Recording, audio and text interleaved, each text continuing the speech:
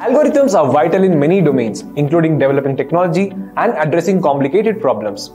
Algorithms play a vital role in our daily lives in various ways, even though we aren't aware of them. Such examples include online shopping, healthcare, entertainment, navigation, and many others. Overall, algorithms are ubiquitous in our daily lives, making them more convenient, efficient, and personalized. They're helping in various ways to shape how we live, work, and communicate. Algorithms are step-by-step instructions to solve a problem or carrying out a specific task. Now they assist programmers in various ways, including problem solving, efficiency, reusability, accuracy, and scalability. Ultimately, algorithms are essential for programmers, helping them write more efficient, reusable, and accurate scalable codes. On that note, hey guys, welcome to the Data Structures Full Course Part 2 video by Simplilearn. In the second part of the data structure video, we will firstly cover what are graphs, and then we'll have a look at graph traversal in a data structure which will include BFS and DFS algorithms. And then we'll move ahead with some of the essential algorithms in data structures such as Prim's algorithm, Kruskal's method, and searching and sorting algorithms. We will conclude this data structures full course by discussing some essential interview question and answers of data structures to help every individual crack an interview. So without any further ado, let's get started. And if you want to become a software developer, then take up the postgraduate program in full stack web development by Simplilearn and master those necessary skills. Check out the course link in the description for more details. Over to our training expert. So without any further ado, let's get started with what is B-tree. A B-tree is a special M-by tree data structure.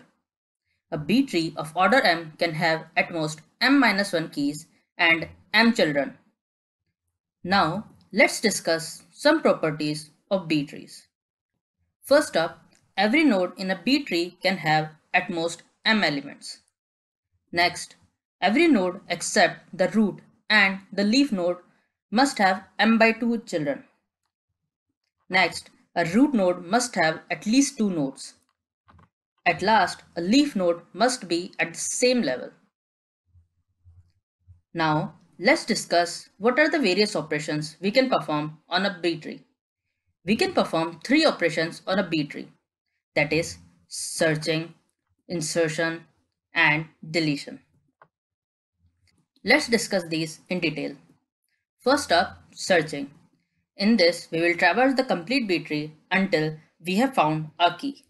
We will start from the left side to go all the way up to the right side. Now, let's try this in a code editor. We will first start by creating a B-tree node.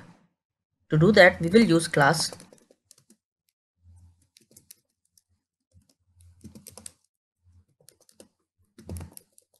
B-tree node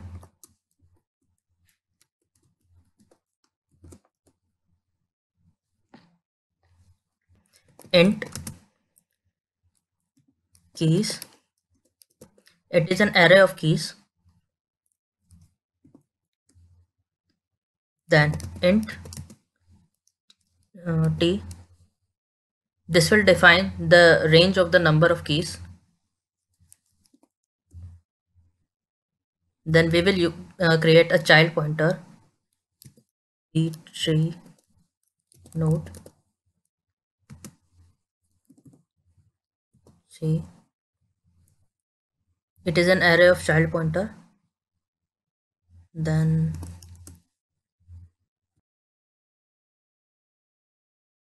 a variable to check the current number of keys, and a boolean variable which will be true when the node is leaf.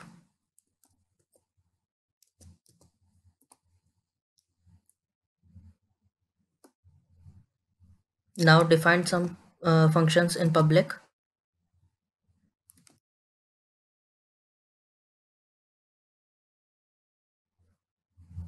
First, constructor.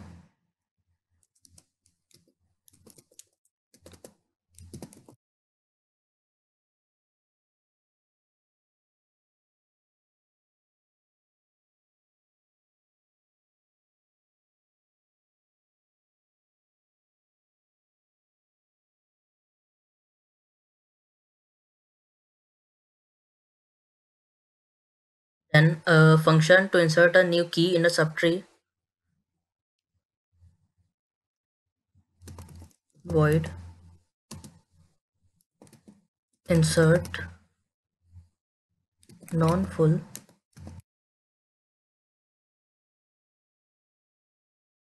argument as int k.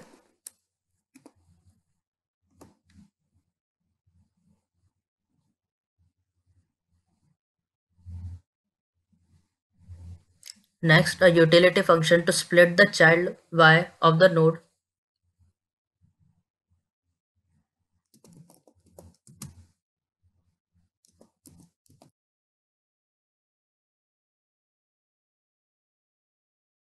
argument as int I, comma, a b-tree node pointer y,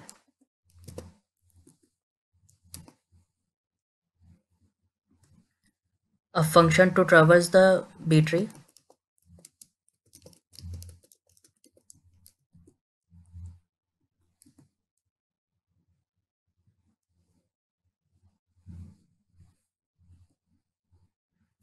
and a function to search a key in the subtree.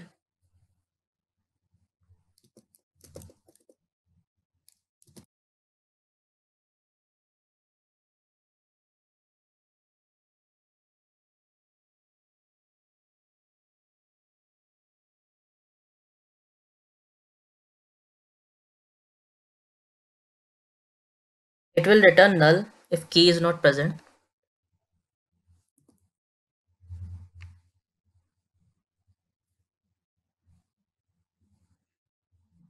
Now we will create another class b-tree and make it a friend of this so that we can access private members of this b-tree of this class in b-tree function.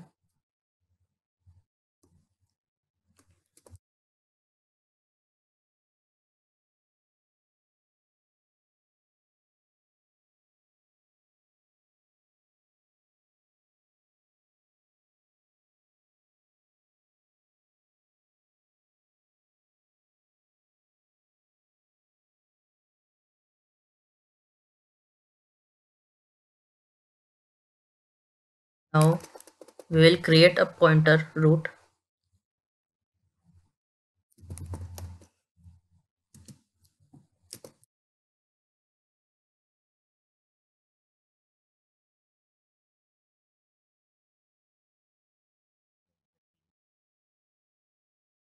minimum degree, then public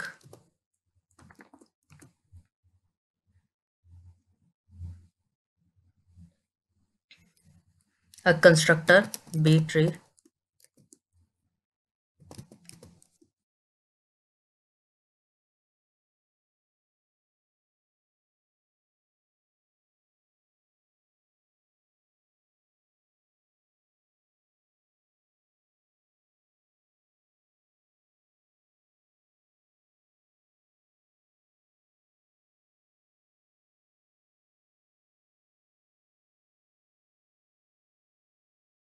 root equals to null,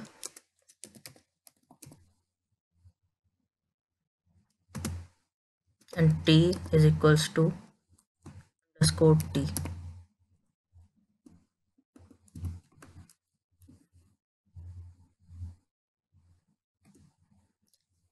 Now we will write a function to traverse this tree,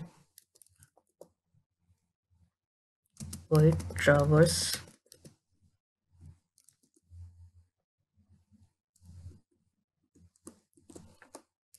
if not null,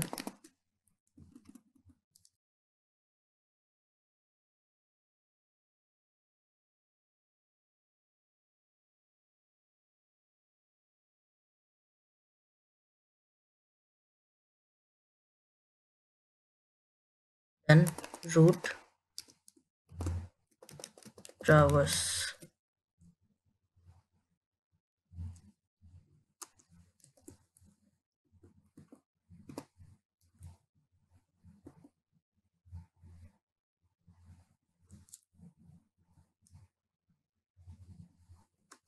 Now we will write a function to search a key in this tree.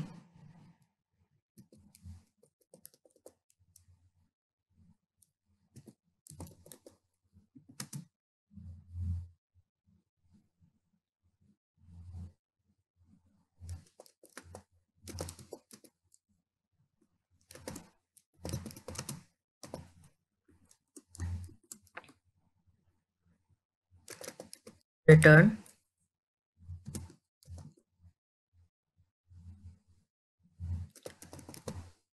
if root is equals to null,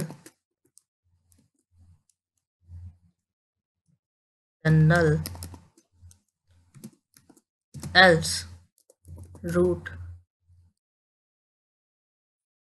search.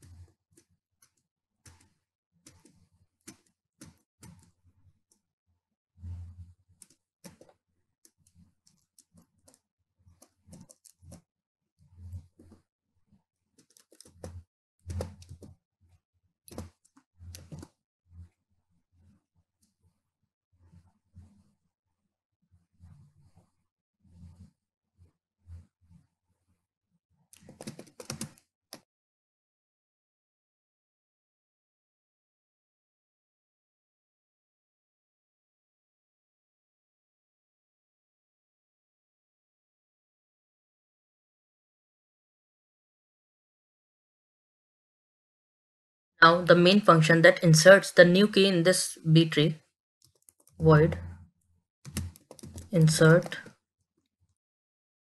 int k.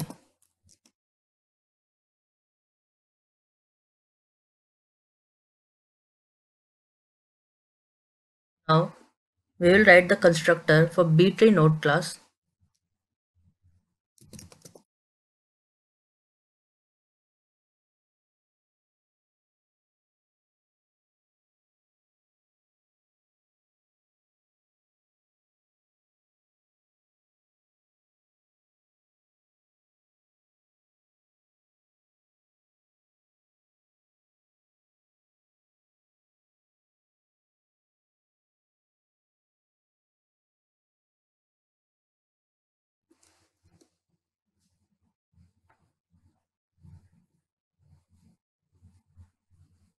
Now we will copy the given minimum degree and leaf property.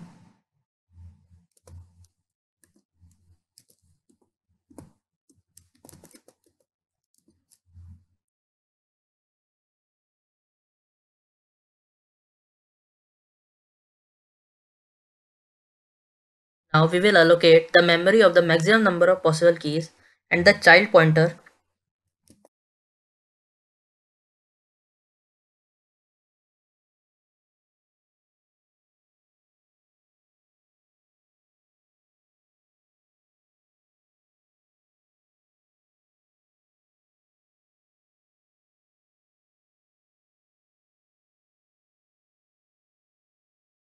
And C equals to new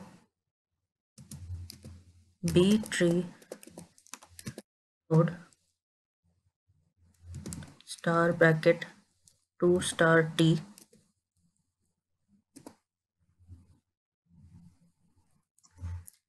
Now we will initialize the number of keys as 0.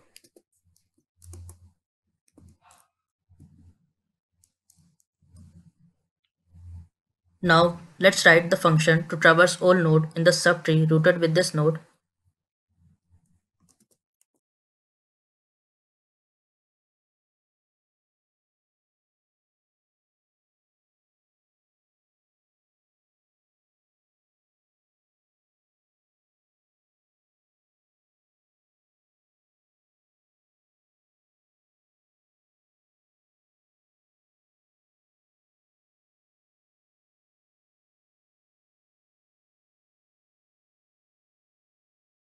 There are n keys and n plus 1 children. To traverse through n keys and first n children's, we need to do int I for loop I is equals to 0, I less than n, I plus plus. If this is not leaf node, then before printing key, traverse the subtree rooted with child ci. So if leaf is equals to false, then c bracket I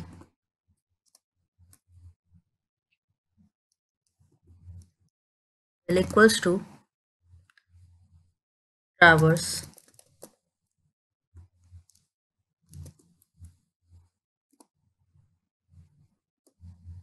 else c out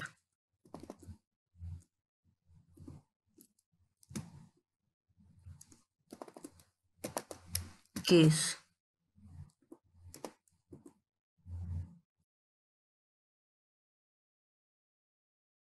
Now we will print the subtree rooted with the last node. So if leaf is equals to false,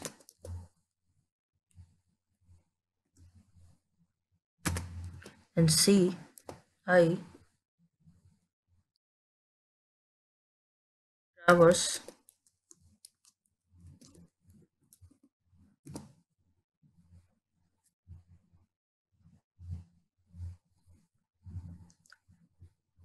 now we will write the function to search key k in subtree rooted with this node.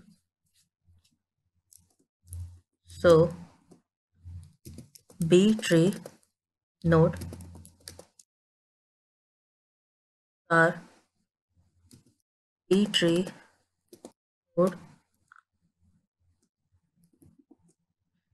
search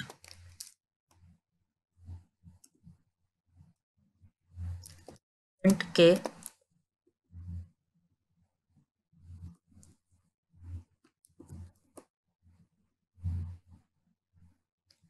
we will first find the first key greater than or equal to k. So while int I is less than n and k is greater than is bracket I, then I plus plus. Now if we found the key is equals to k, then we will return this node. If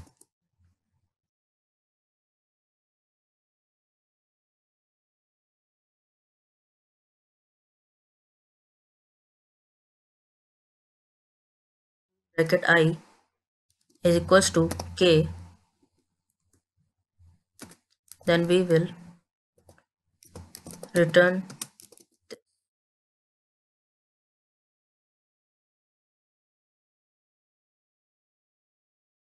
If key is not found here and this is a leaf node, then if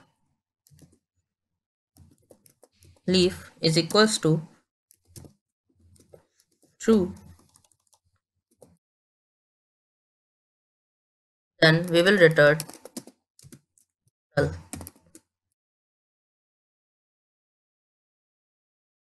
Now we will try to go to the appropriate child. So we will use return c bracket I arrow search.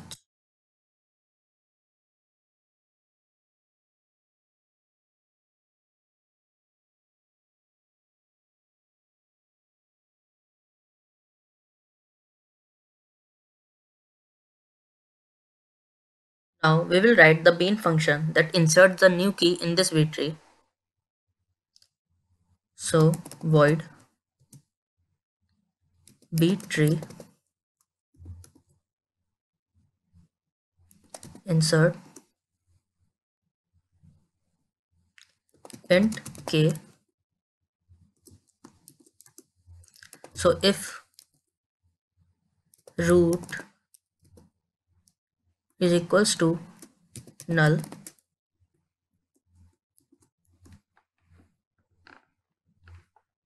Then we will allocate the memory for root.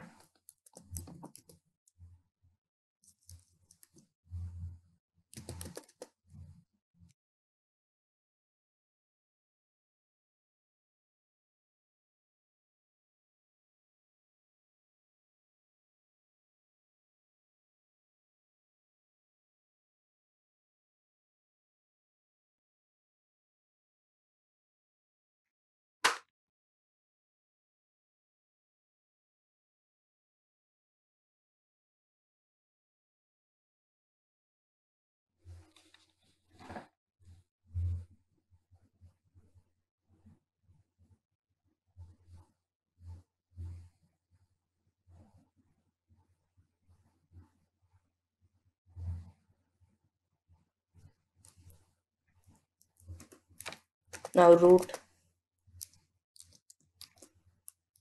keys bracket 0 is equals to k. Now we will change root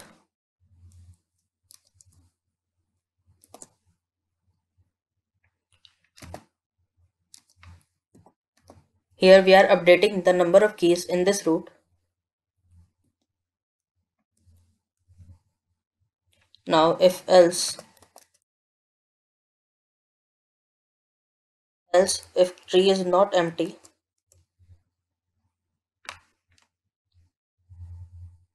then if root is full, then tree grows in height. So if root arrow n is equals to 2 star t minus 1,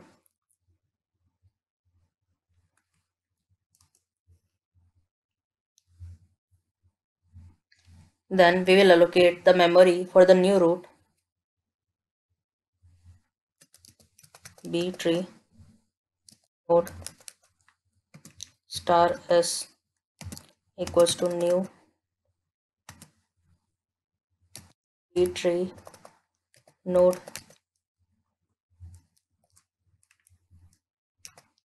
t comma false.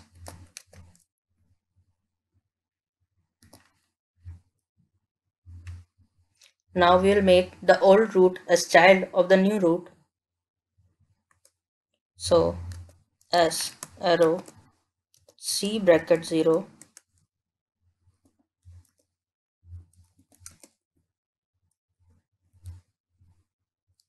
is equals to root. Now we will split the old root and move one key to the new root. So s split child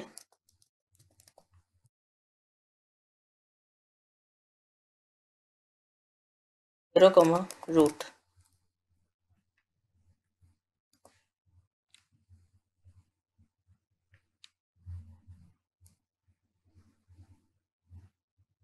Now new root has two children. We have to decide which of the two children is going to have a new key. So int I is equals to 0 if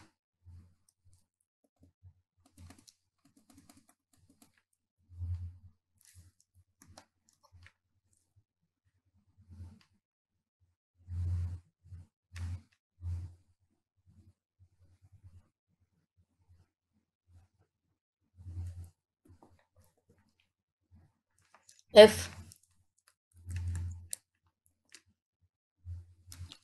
as keys 0 is less than k.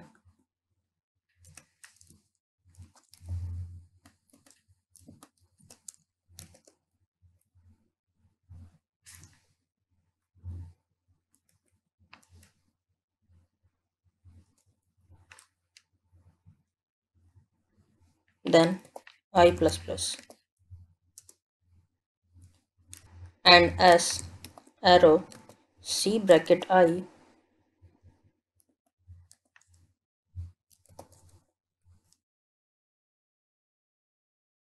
arrow,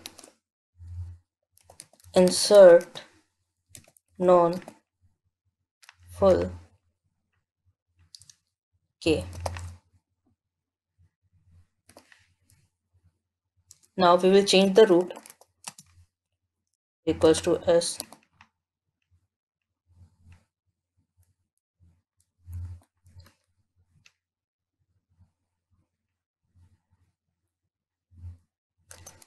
else if root is not full we will call the insert non-full.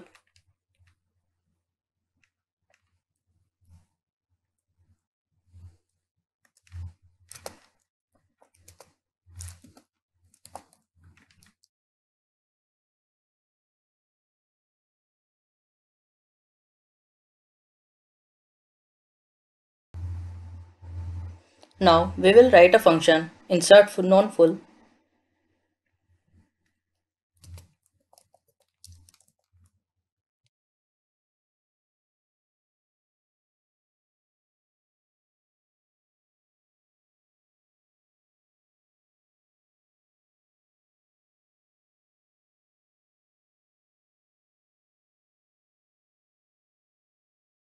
will initialize int I is equals to n minus 1 if if is equals to true,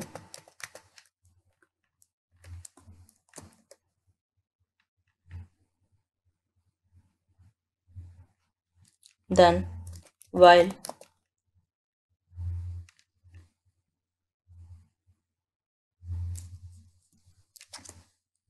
I is greater than equals to 0 and is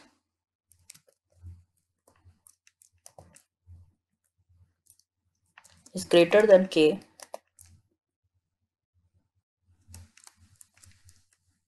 then keys I plus 1 will be equals to keys I and I minus minus.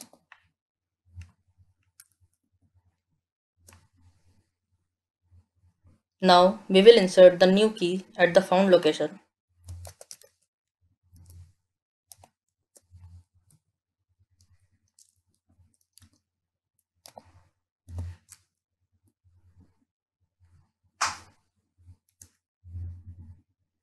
Else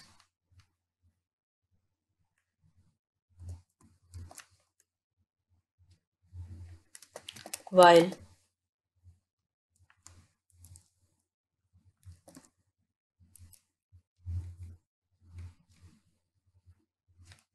I is greater than equals to 0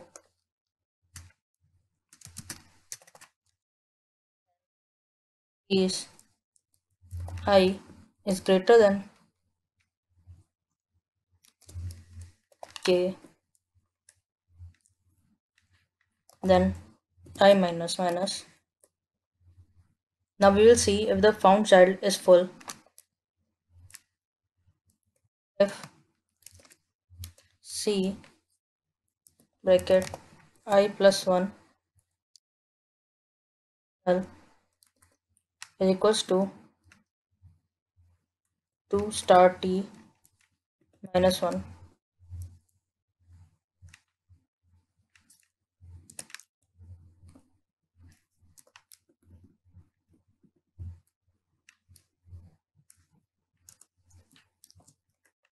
then we will use split child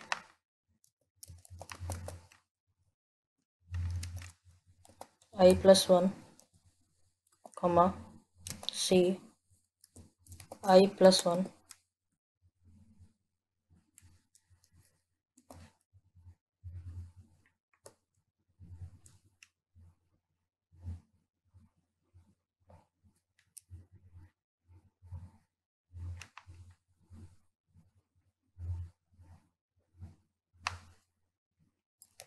Now if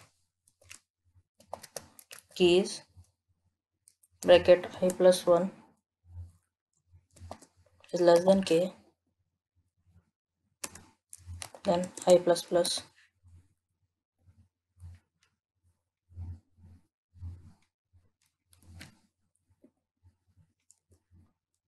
c I plus 1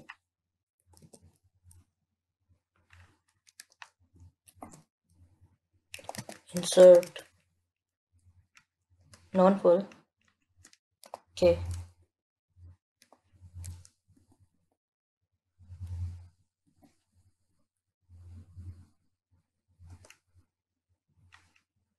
Now we will write the function split child.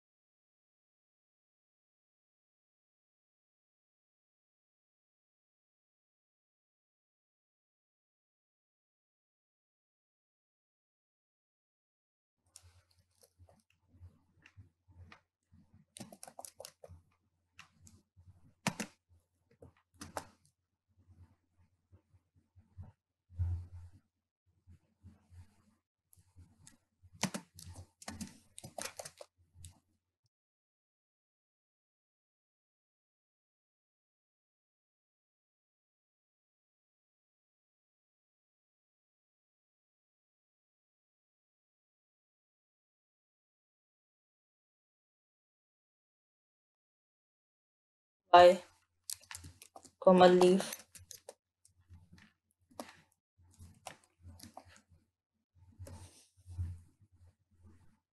then z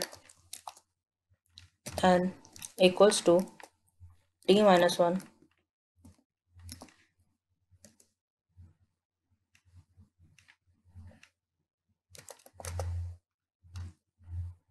Now for loop and j is equals to 0,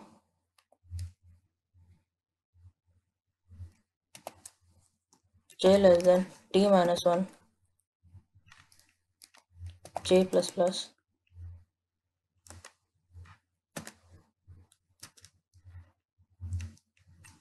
z equals to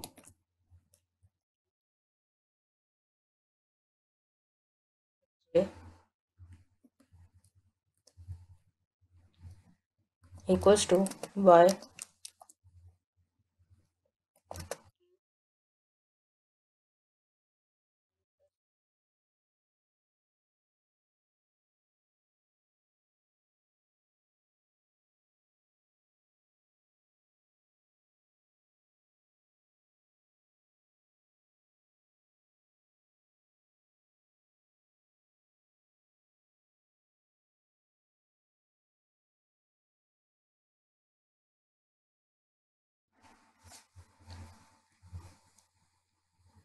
Now we will copy the last t children of y to z.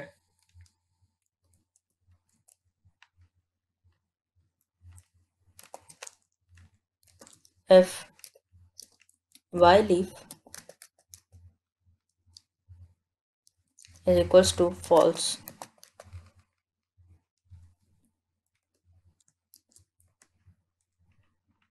then for int j is equals to 0, j less than t and j plus plus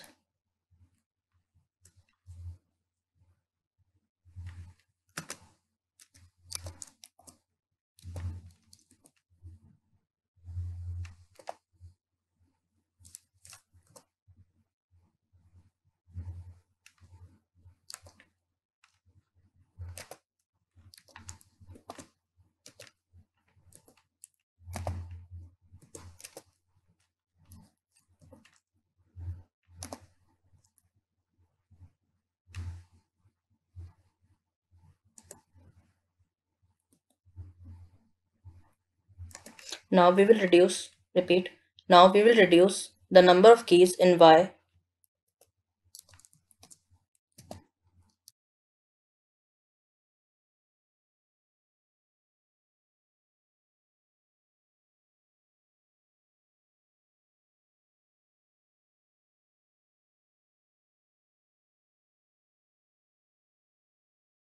Since this node is going to have a new child, we will create a space for the new child.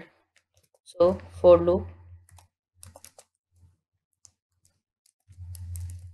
int j is equals to 9, j is equals to n, j greater than equals to I plus 1, j minus minus c bracket j plus 1 equals to c bracket j. Now we will link the new child to this node.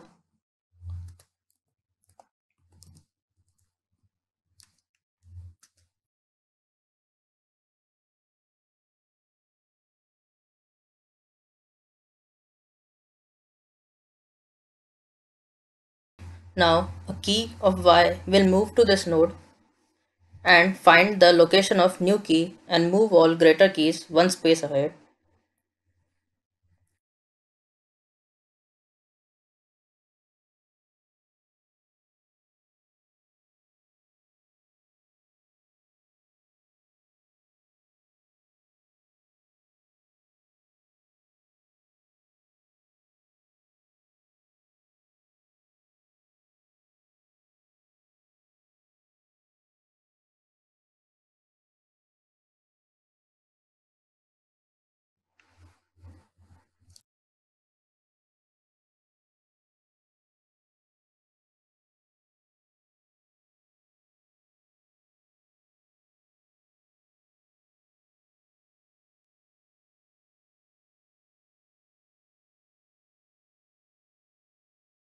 Now we will increment the count of keys in this node.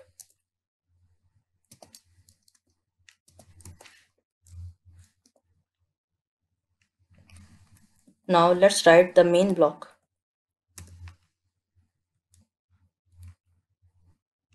We will define a B tree with minimum degree 3.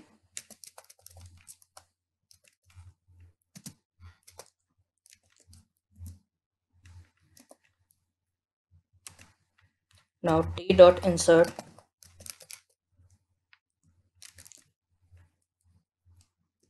ten,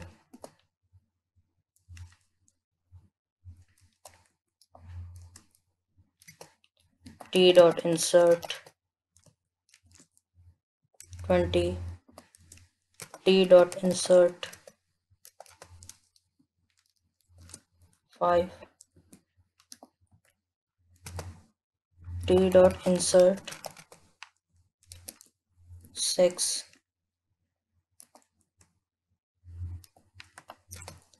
t dot insert 12, t dot insert 30, t dot insert 7, and t dot insert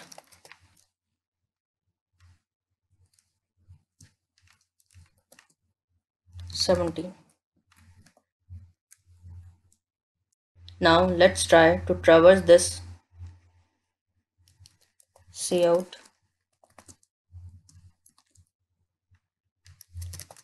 traversal of B tree.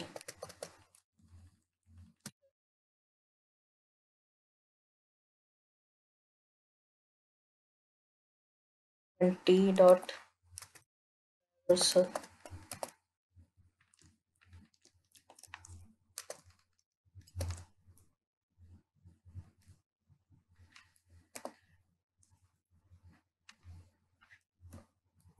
Now let's search some keys. So let's take int k is equals to 6.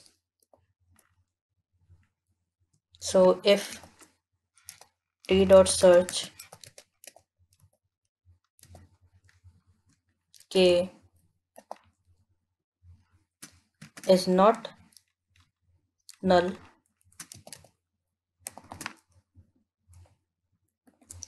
then cout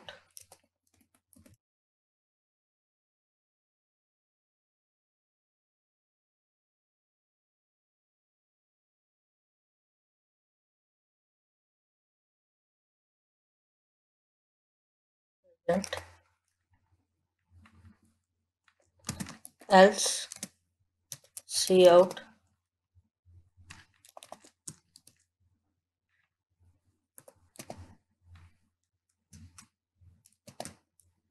not present.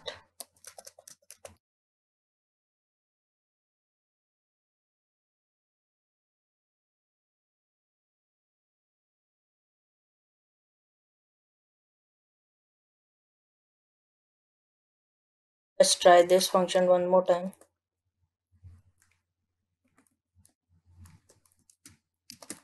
With k is equals to 15. Let's execute this. As you can see, we have successfully traversed this B tree and we have checked two keys if they are present or not. The k is equals to 15 was not present and k is equals to 6 was present. Let's get back to our slides. Next up, insertion. We have to insert an element in such a way so that we won't disobey any properties of B trees. Now let's try this operation in a code editor. We will start by creating a node. To do that, we will use class bTreeNode.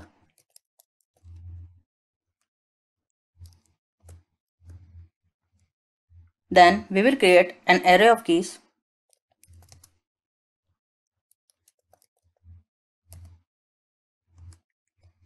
Minimum degree,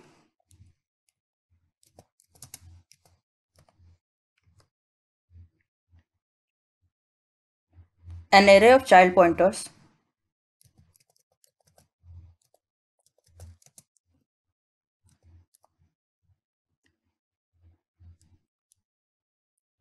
current number of keys, and a boolean variable leaf. This variable will tell if the node is leaf or not. Then we will define some public functions.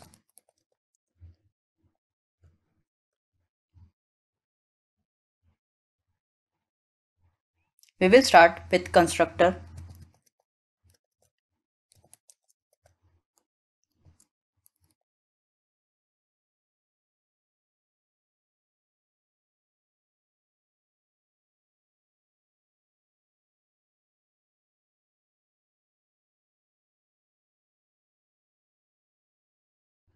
Now we will create a function to insert a new key into the non-full node.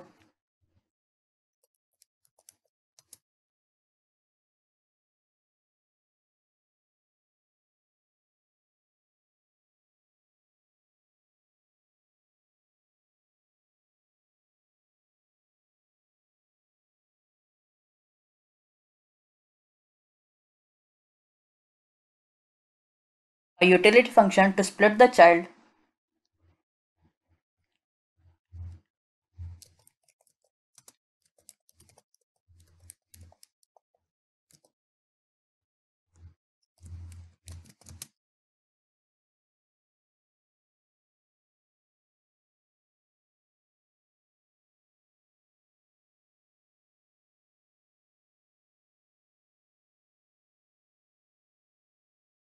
a function to traverse the tree,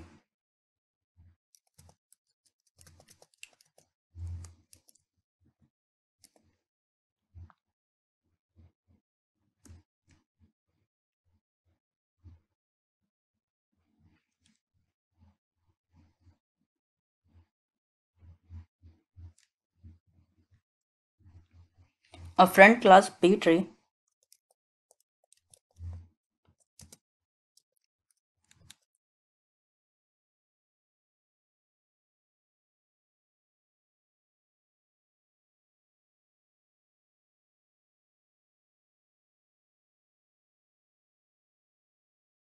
Now we will create this class B-tree.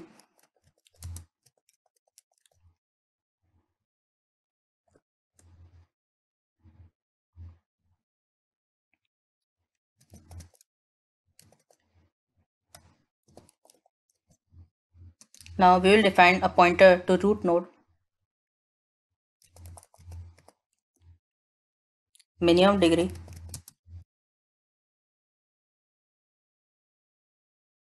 then we will create some public functions. First constructor,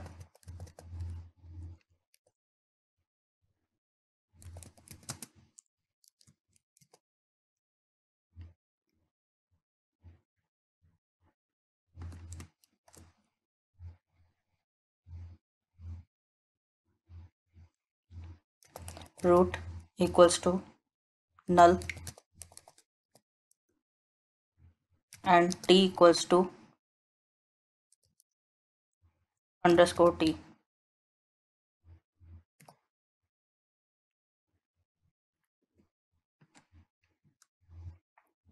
Now void traverse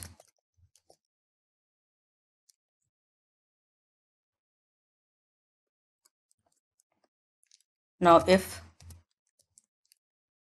root is not equals to null,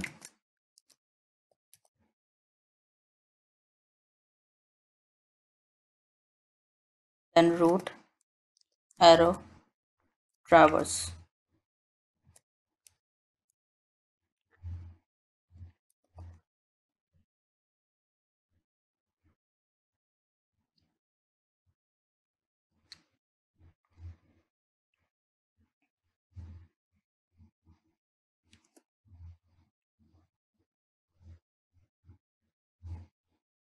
Now we will define a main function that inserts a new key in this B tree.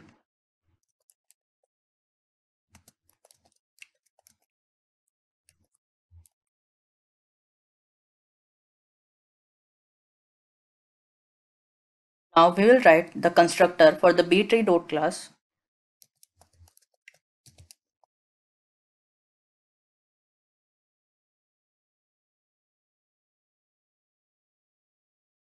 Int t1, comma, boolean leaf 1.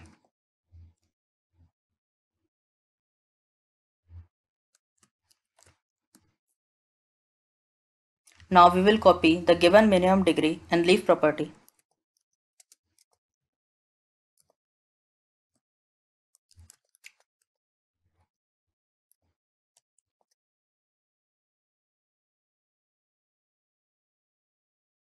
Now we will allocate memory of maximum number of possible keys and child pointers.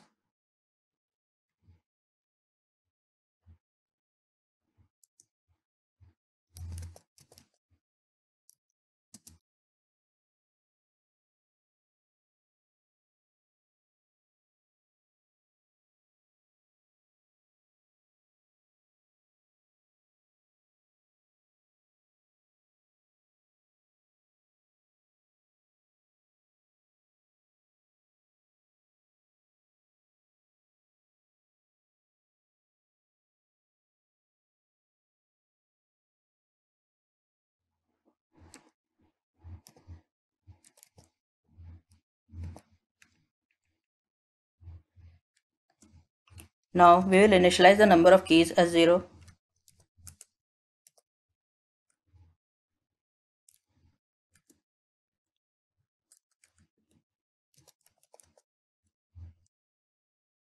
Now let's write a function to traverse all nodes in the subtree.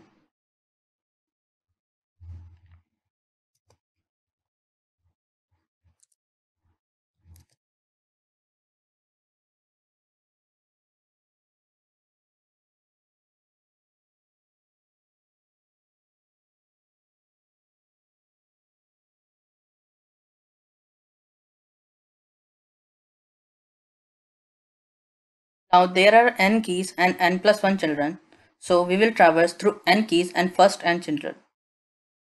So int I for loop I is equals to 0, I less than n, and I plus plus.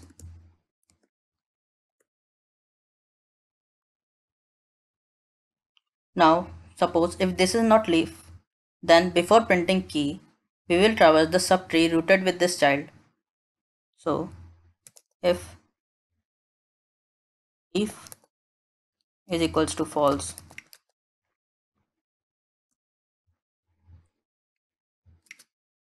then C, I,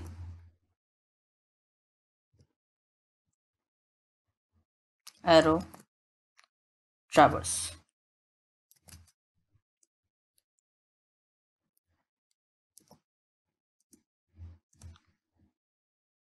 Now, we will print these keys.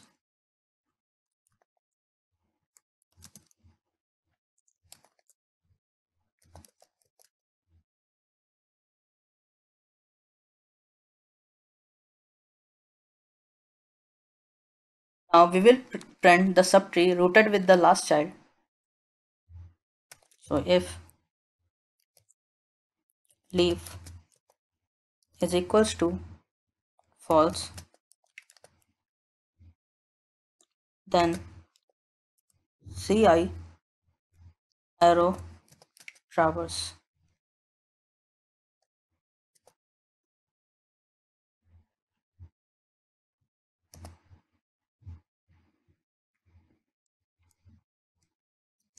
Now we will write the main function that inserts a new key in this B tree. Void B tree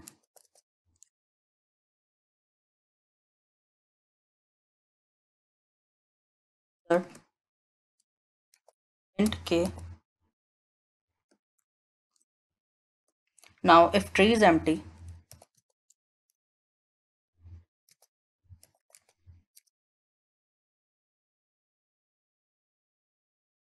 then we will allocate the memory to root.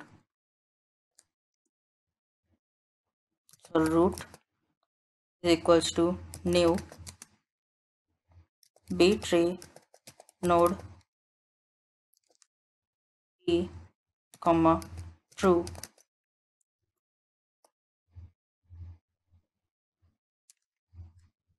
Now we will insert the key, root arrow keys equals to k, and we will update the number of keys in root. So root arrow n equals to 1.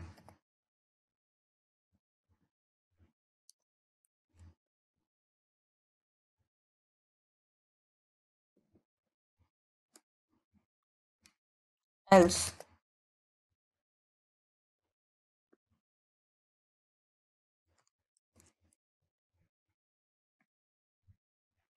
if tree is not empty and if root is full, then tree will grow in height. If root arrow n is equals to 2 star t minus 1,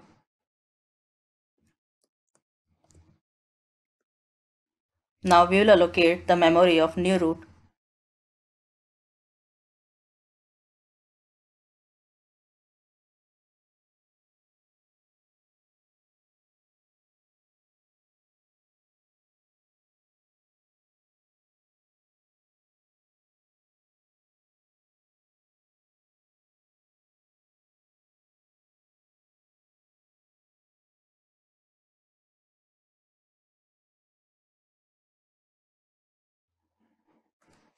Now we will make old root as child of new root.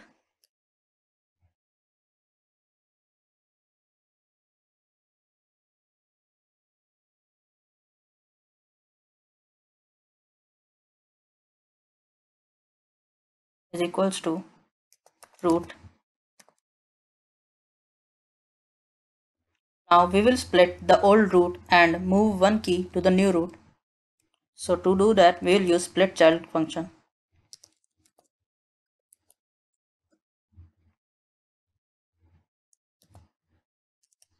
0, comma, root.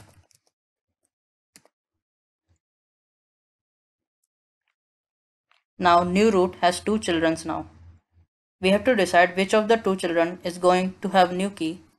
So to do that, we will use int I is equals to 0 if s keys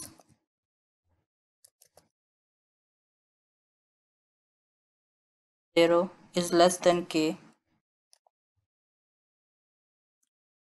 then I plus plus and s arrow ci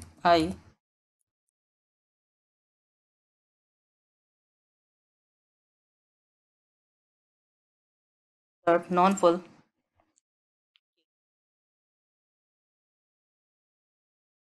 Now we will change the root.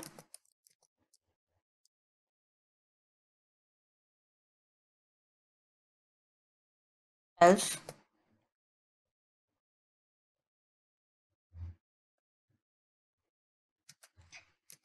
root insert non-full k.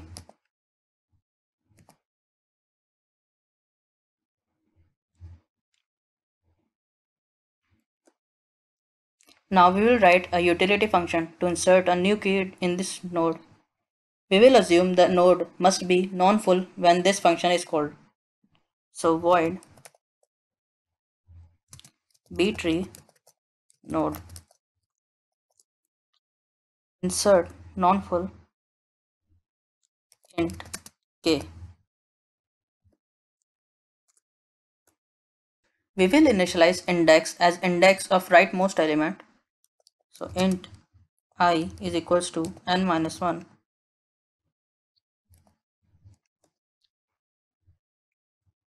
Now if this is a leaf node,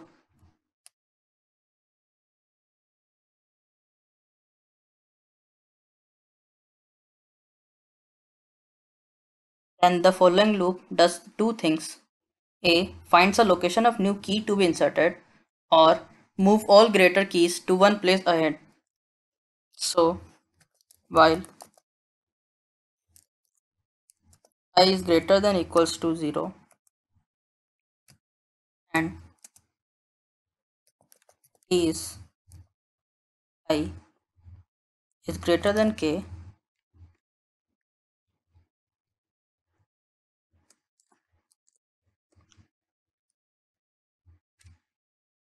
now keys I plus 1 will be equals to keys at I and I minus minus. Now we will insert the new key at the found location. So keys at I plus 1 will be equals to k and n equals to n plus 1.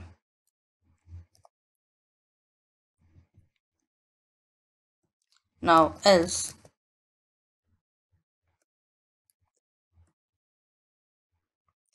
if this node is not leaf, then we will find the child which is going to have the new key. So while I is greater than equals to 0 and keys I is greater than k, then I minus minus. Now we will see if the found child is full. So if ci plus 1 arrow n is equals to 2 star t minus 1,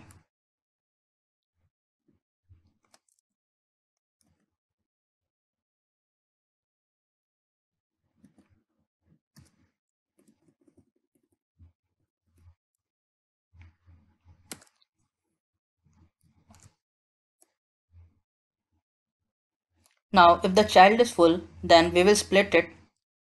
So split child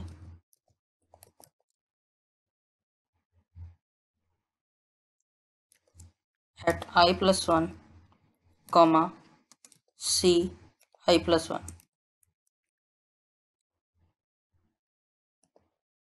After split, the middle key of Ci goes up and Ci is splitted into 2. Now we will see which of the following will have the new key.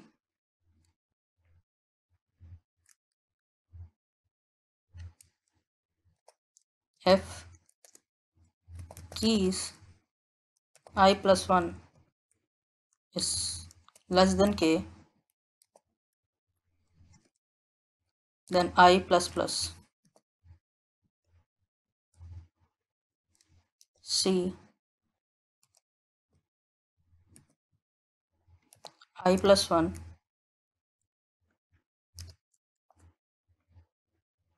insert non-full k.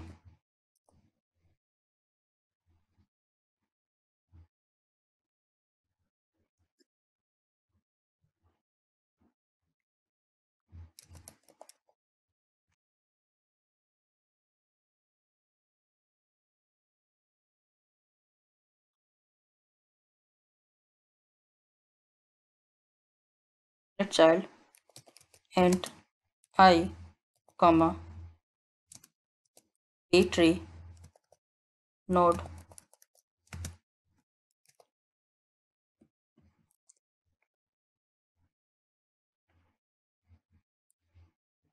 Now we will create a new node which is going to store t minus keys of y.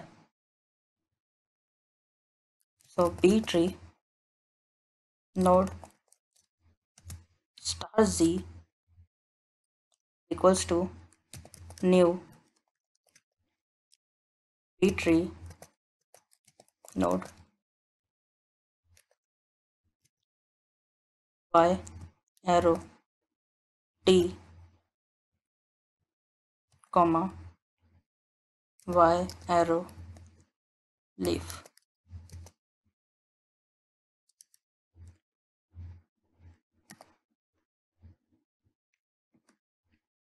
Now z arrow n is equals to t minus 1.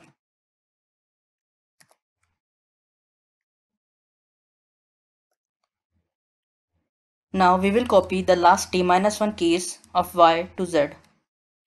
So for loop int j is equals to 0, j less than t minus 1, j plus plus. So z arrow is j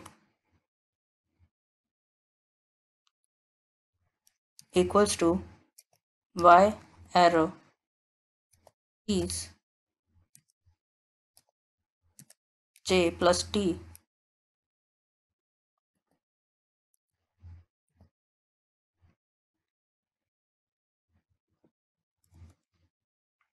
Now we will copy the last t children of y to z. So if y leaf is false,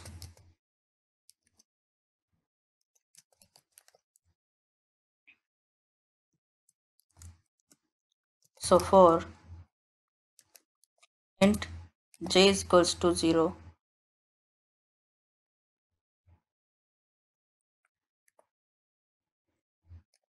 j less than t, and j plus plus,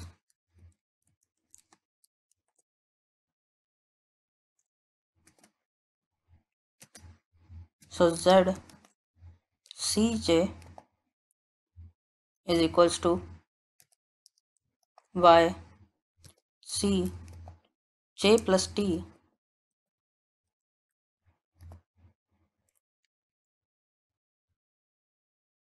Now we will reduce the number of keys in y. So y arrow n is equals to t minus 1. Now, since the node is going to have a new child, we will create the space for the new child. So for int j is equals to n and j is greater than equals to I plus 1 and j minus minus,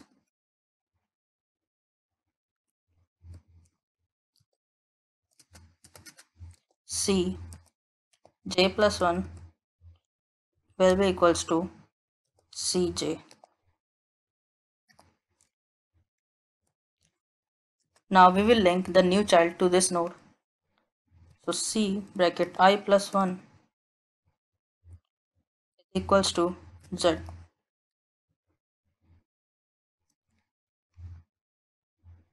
Now a key of y will move to this node. So we will find the location of new key and move all greater keys one space ahead. So for int j is equals to n minus 1, j greater than equals to I, j minus minus,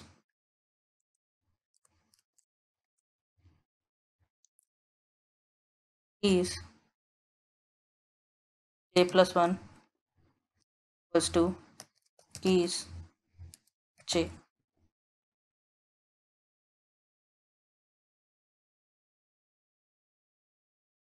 Now we will copy the middle key of y to this node. So keys bracket I is equals to y arrow keys at t minus 1.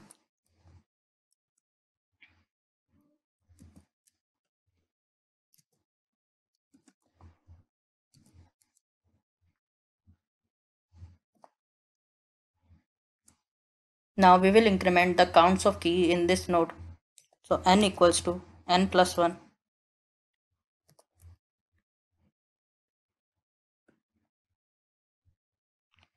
Now we will write a driver program to test above functions.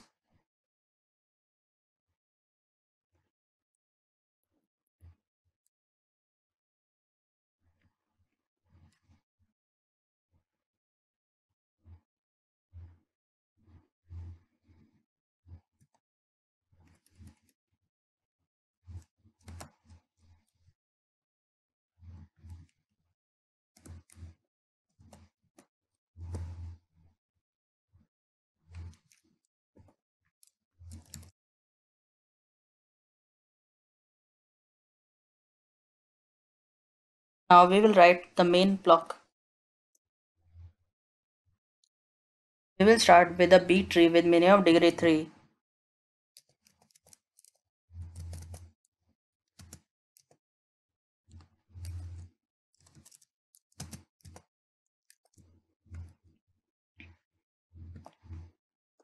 Now we will insert keys in this tree.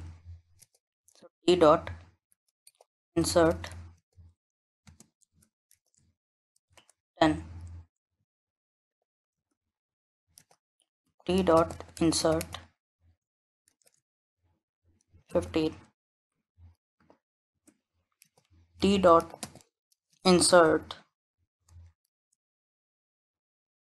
5, t dot insert x, t dot insert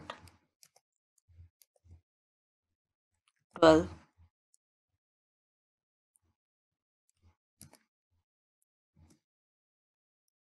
t dot insert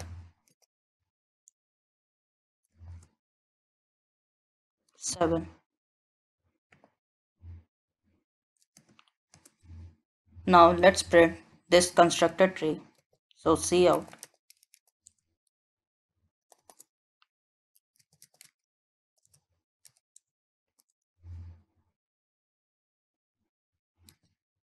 created B tree s.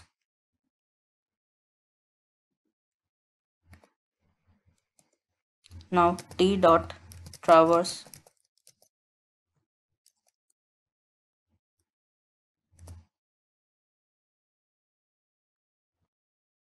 Now let's execute this.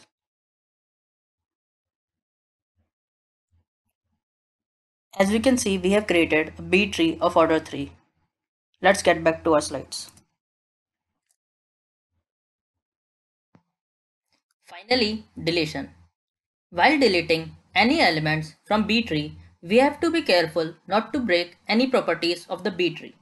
Like all the leaves must be present at the same level or elements must be in ascending order. Now let's try this operation in a code editor.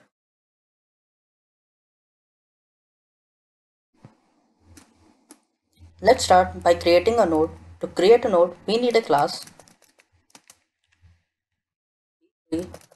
node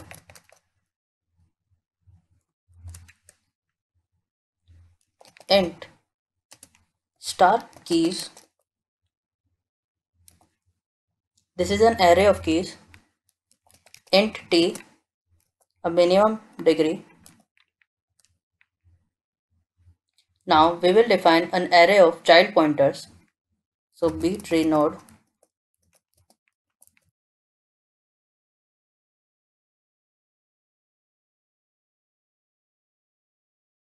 current number of keys int n,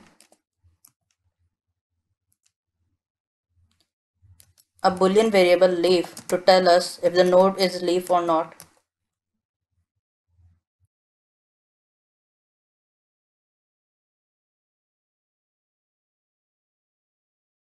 Now we will define some public functions.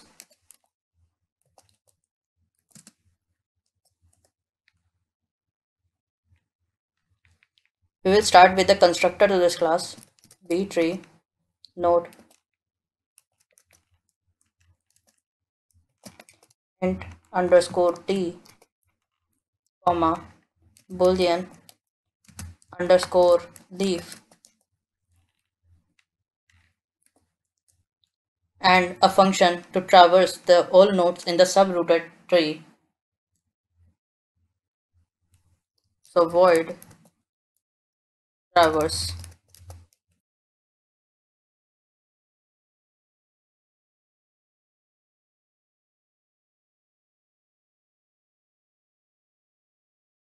Now a function to search a key in the subtree. So B tree node star search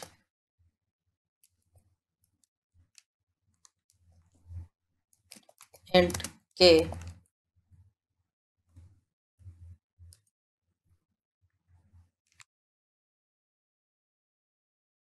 This will return null if k is not present. Now we will write a function that returns the index of the first key that is greater or equal to k. So int find key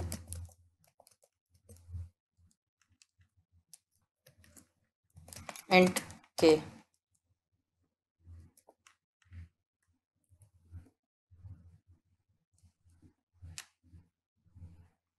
Now we will write an utility function to insert a new key in this subtree rooted with this node. We will be assuming the node must be non-full when this function is called. So void insert non-full as argument as k.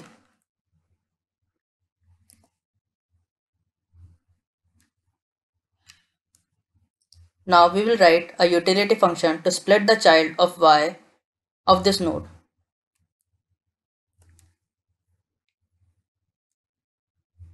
Void split child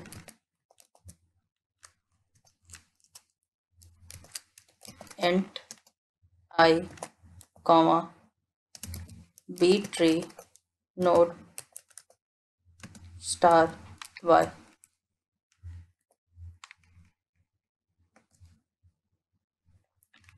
A wrapper function is to remove the keys k in subtree rooted with this node. So void remove int k.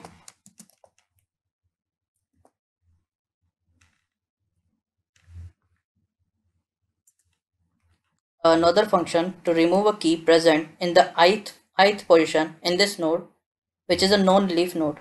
So void remove from non-leaf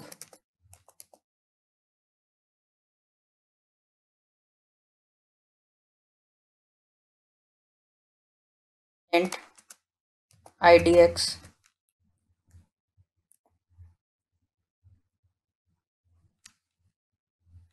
Now we will write a function to get the predecessor of the key where the key is present in the idx position in the node.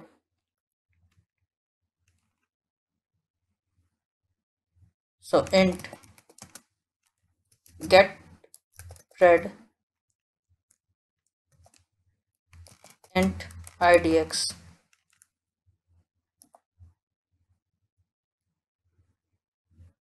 Now we will write a function to get the successor of the key where the key is present in the idx position in the node.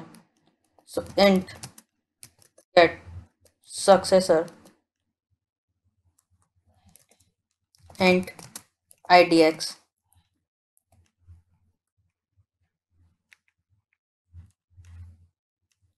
Now we will write a function to fill up the child node present in the idx position in the C array if that child has less than t-1 keys.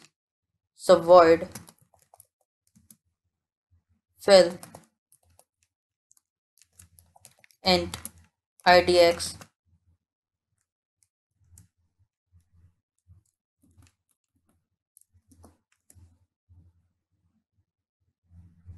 Now we will write another function to borrow a key from the C idx-1th node and place it in C idx node. So void borrow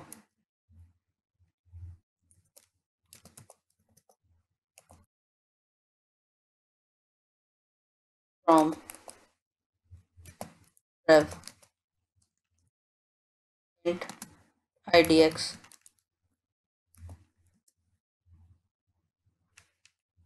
A function to borrow a key from the idx+1 node and place it at the idx node. So void borrow from next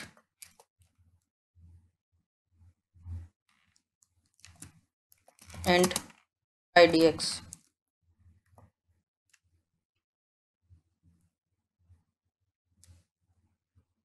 Void merge idx.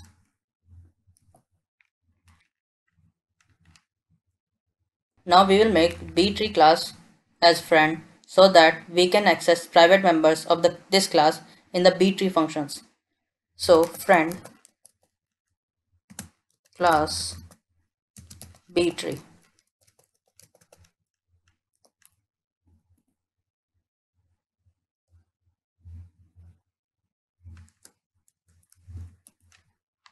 So class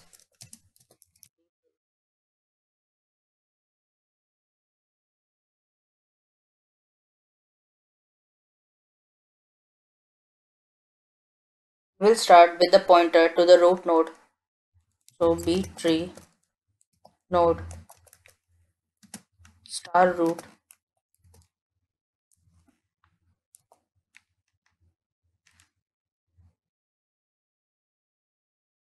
int t. Now we will write some public functions.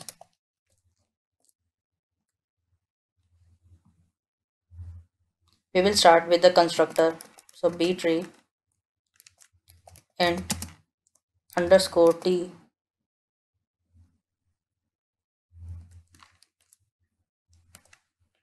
So root is equals to null and t is equals to underscore t. Now a traverse function void traverse.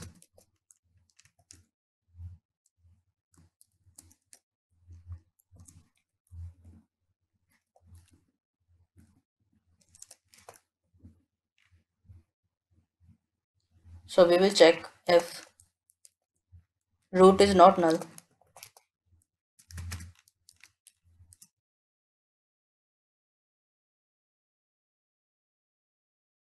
Then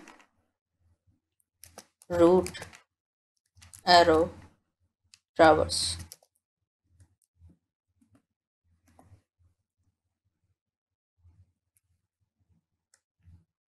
Now we will write a function to search a key in this tree. So B tree node search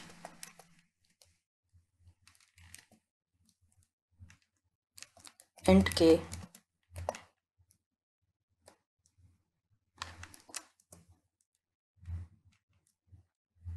We will return if root is equals to null,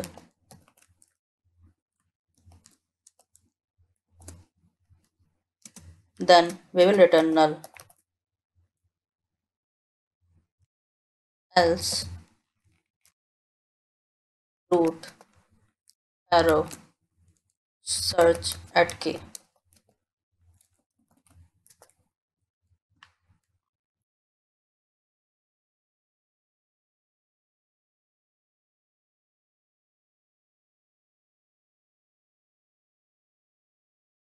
Now we will write the main function that inserts a new key in this B tree. So void insert int k.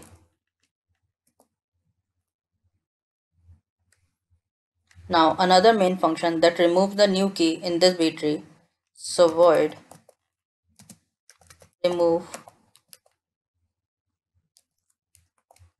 int.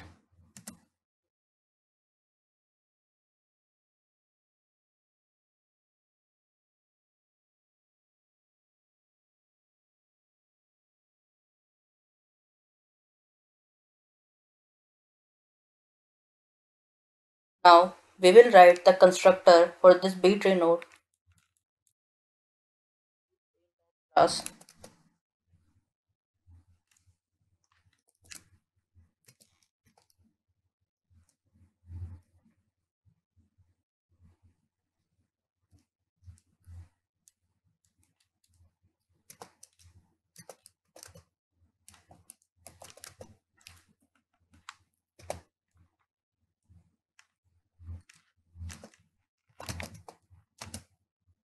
Int t1 comma bool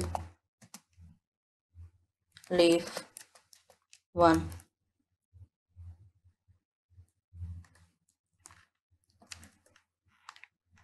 So t will be equals to t1 and leaf will be equals to leaf 1.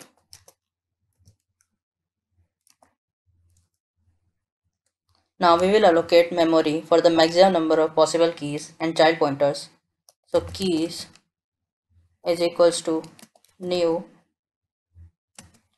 int bracket 2 star t minus 1 and child c is equals to new b tree node star bracket 2 star t. Now we will initialize the number of keys as 0. So n is equals to 0.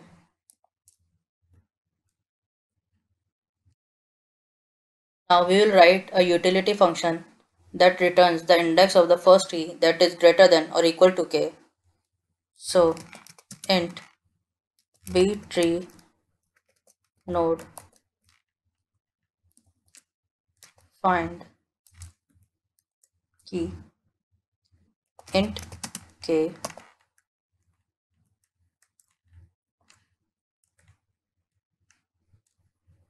Now int idx is equals to 0, then while idx is less than n and keys idx is less than k plus plus idx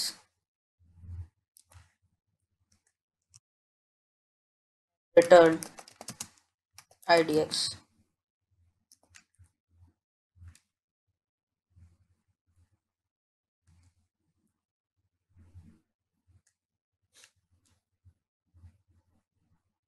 Now we will write a function to remove the key k from the subtree rooted with this node. So void btree node remove int k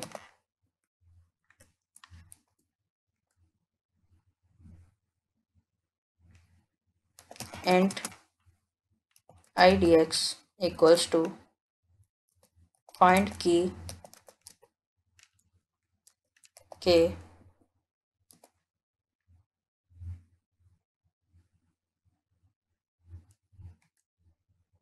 if the key to be removed is present in this node, then if idx is less than n and keys at idx is equals to k,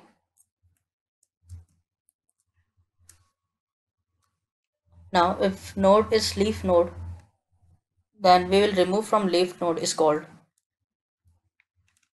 otherwise remove from non-leaf function is called. So if leaf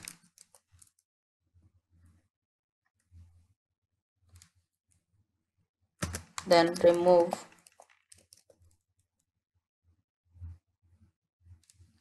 from leaf idx, else remove from non-leaf idx.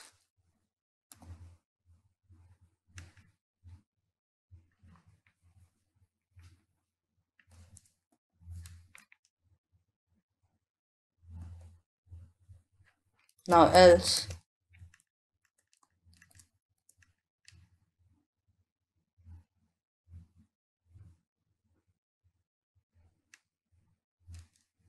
if this node is a leaf node, then the key is not present in the tree. So if leaf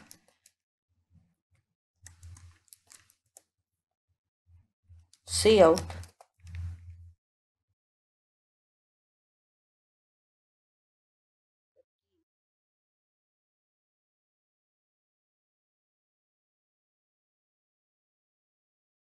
k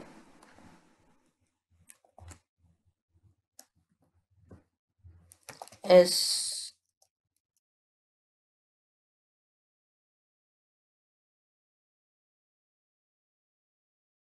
does not exist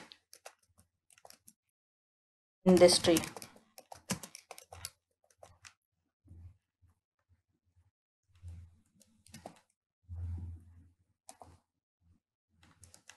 and return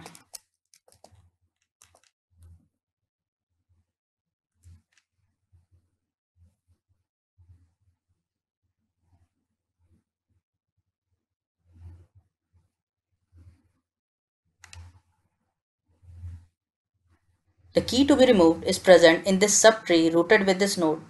The flag indicates whether the key is present in this subtree rooted with the last child of this node. So bool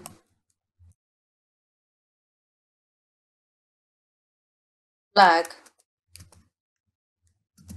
is equals to idx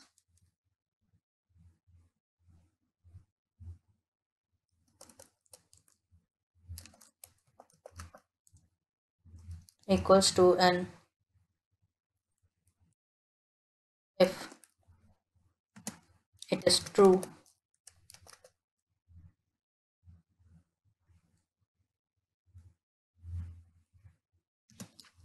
else false.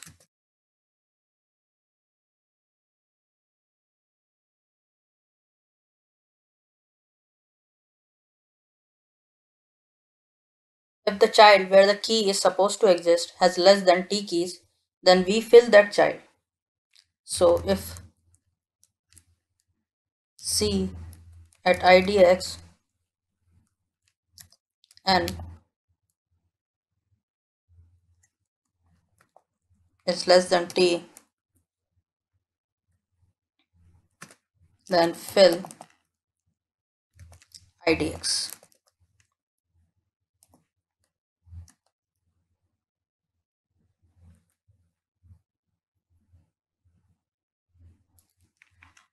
Now if flag and idx is greater than n, then c idx minus 1 remove a, else c idx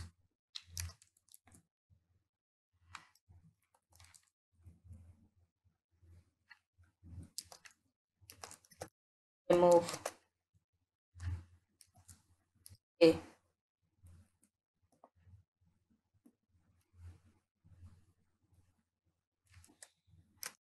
Return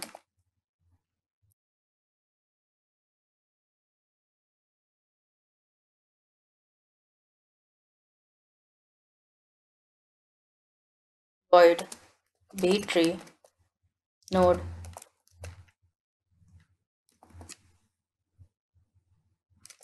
remove from leaf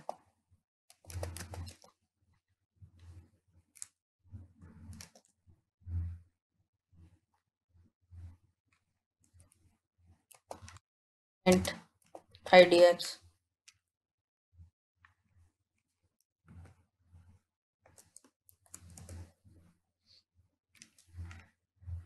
Now we will move all the keys after the idx position one place backward. So for loop int I is equals to idx plus 1,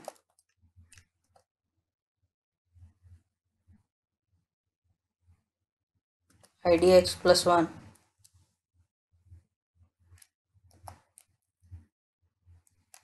I less than n, I plus I.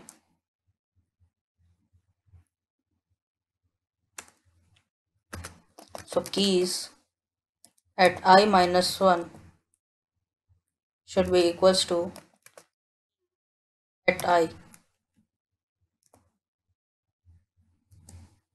and we will reduce the count of keys. So n minus minus,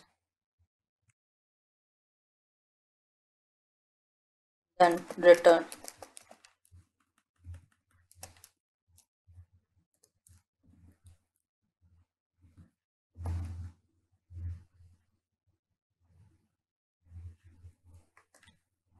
Now we will write the function to remove the idx key from the node which is non-leaf node. So void b tree node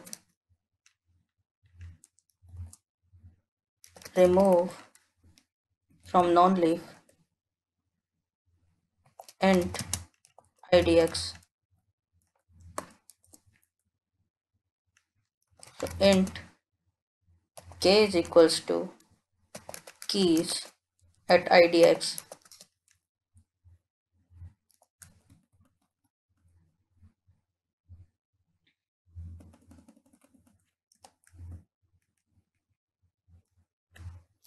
If the child that precedes k at CIDX has at least t keys, then we will find the predecessor pred of k in the subtree rooted at CIDX. We will replace k by predecessor recursively and delete pred in CIDX. So if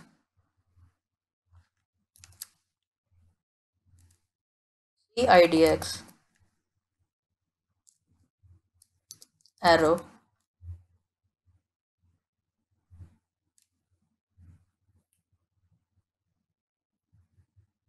n is greater than equals to t,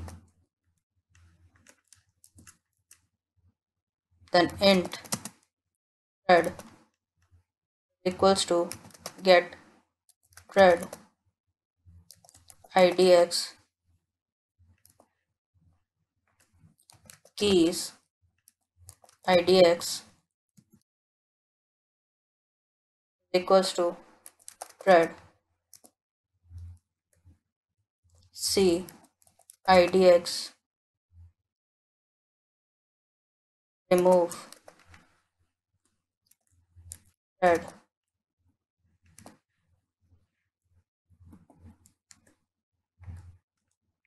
else if c at idx plus 1 arrow n is greater than equals to t,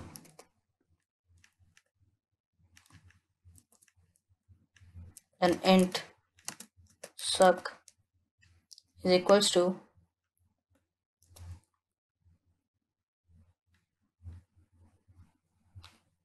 get suck idx. Now keys at idx is equals to suck c at idx plus 1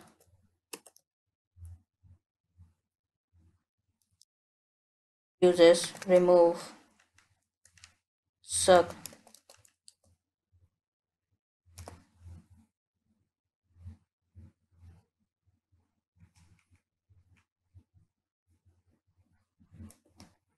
else we will merge idx and c at idx will call remove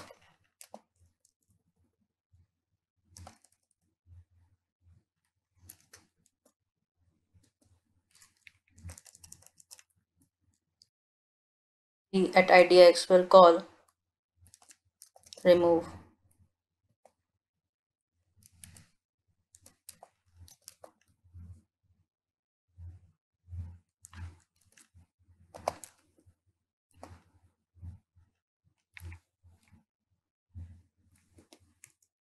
Return.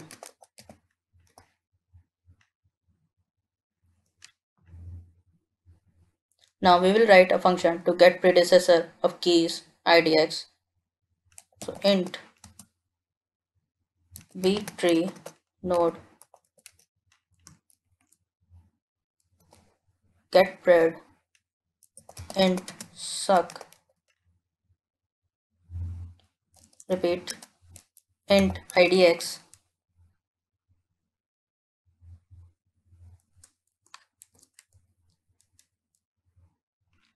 so btree node star cur is equals to c at idx while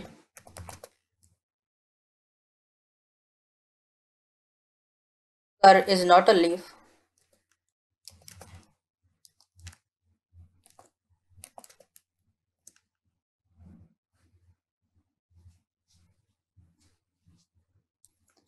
then cur will be equals to cur arrow C cur calls N.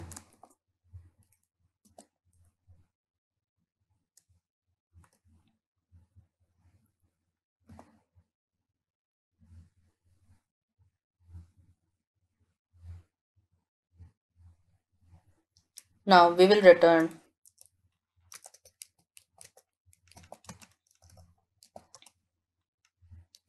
cur key.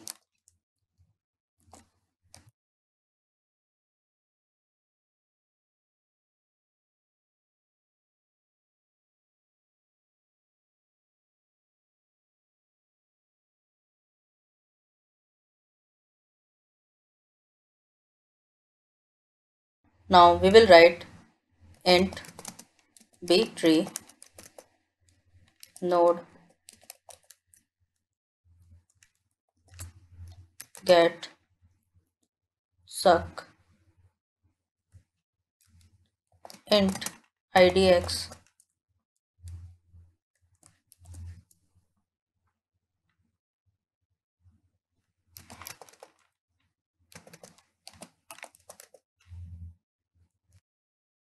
r cur equals to c idx plus 1 while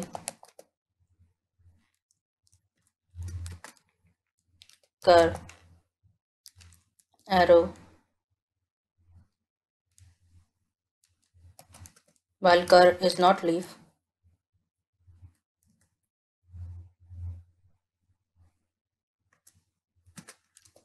cur is equals to cur bracket 0.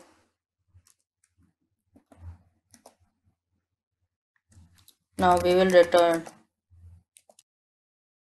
cur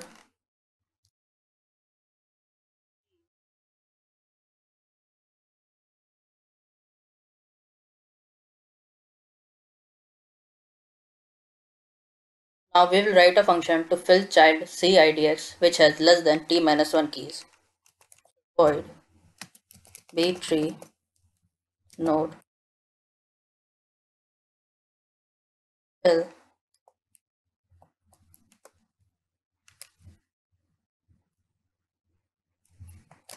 int idx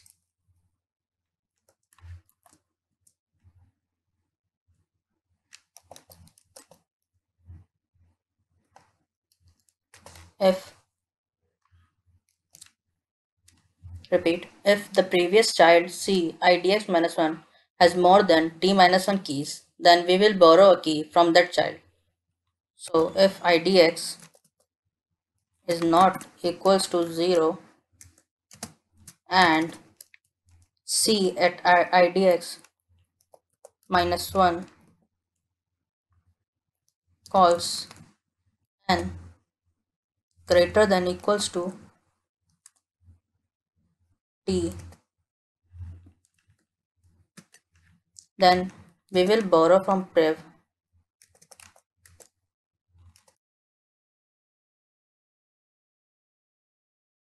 idx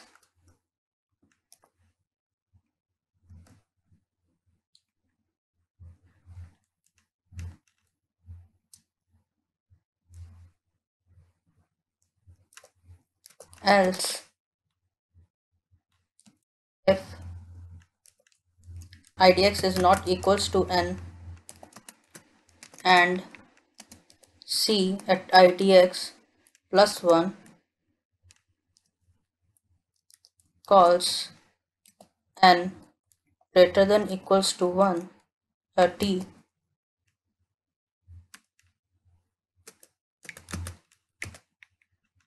then we will borrow from next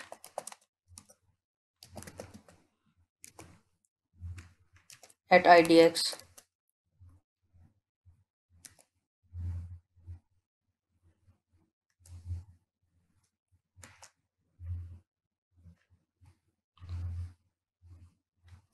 else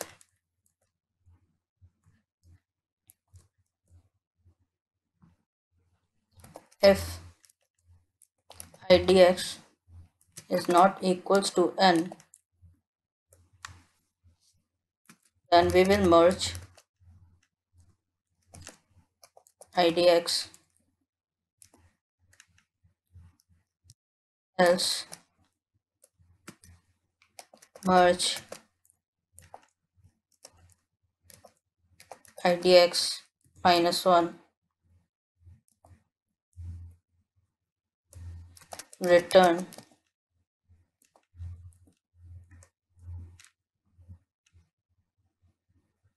Now we will write a function borrow from prev.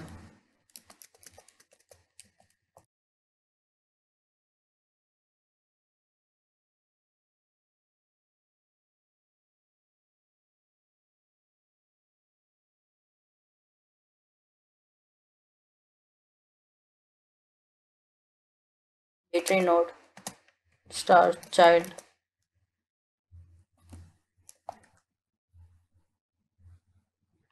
is equals to c idx B-tree node star sibling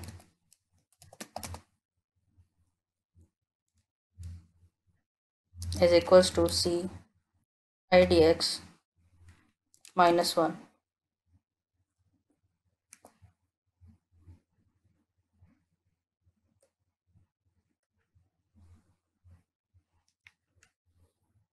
Now the last key from c idx minus 1 goes up to the parent, and key idx minus 1 from parent is inserted as the first key in c idx. Thus the lossless sibling 1 key and child gains 1 key, moving all keys in c idx one step ahead. So for loop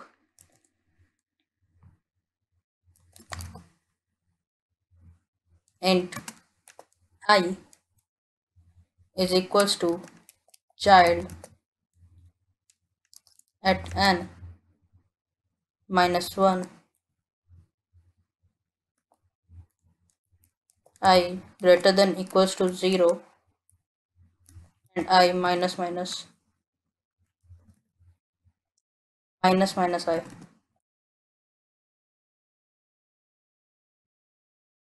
Child calls keys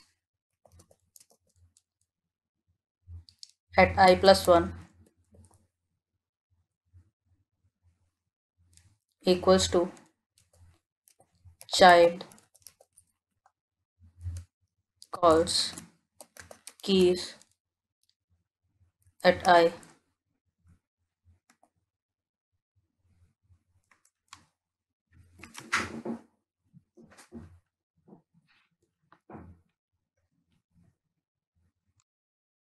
Now if CIDX is not a leaf, then we'll move all its child pointers one step ahead. If underscore child calls leaf,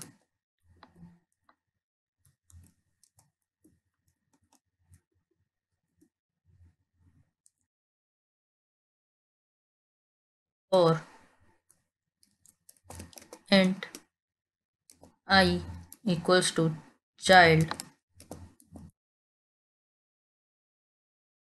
and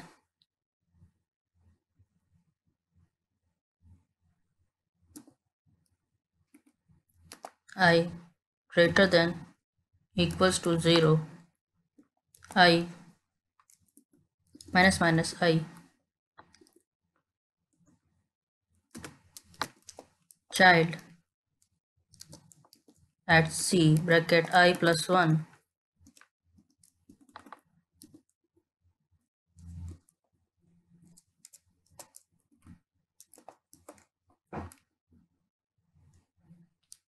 equals to child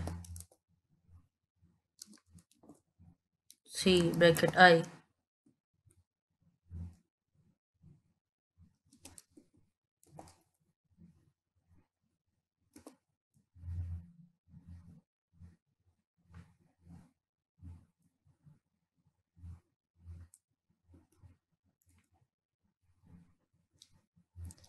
Now we will set the child's first key equal to the key at idx minus 1 from the current node. So child is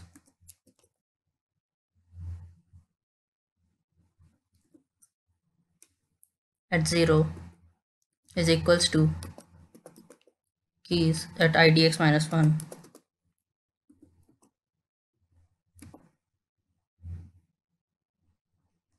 Now we will move siblings last child as CIDX as first child. So if child is not leaf,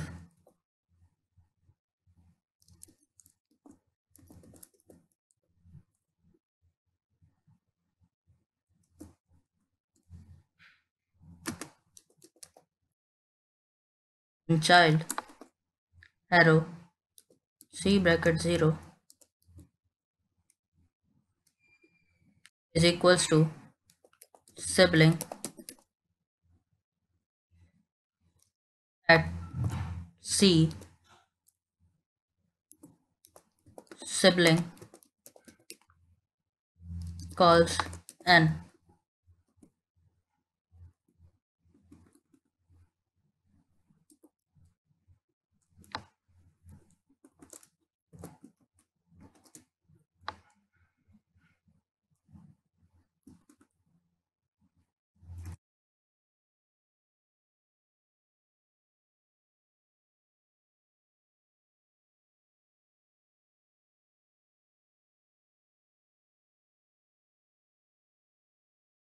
Now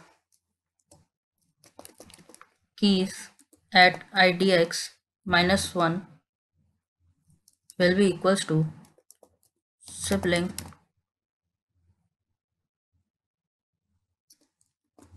keys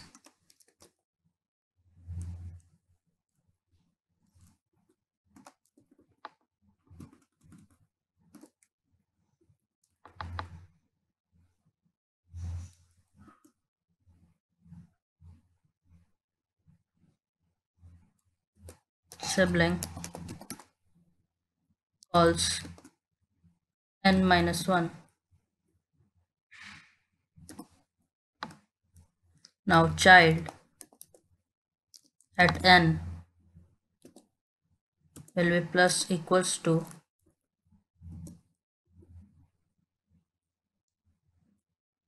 1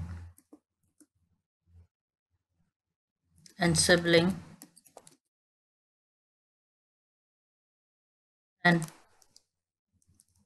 will be equals to minus equals to 1. Return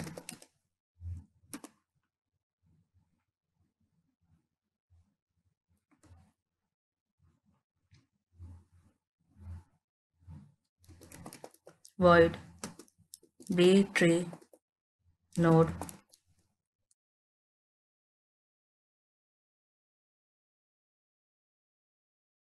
borrow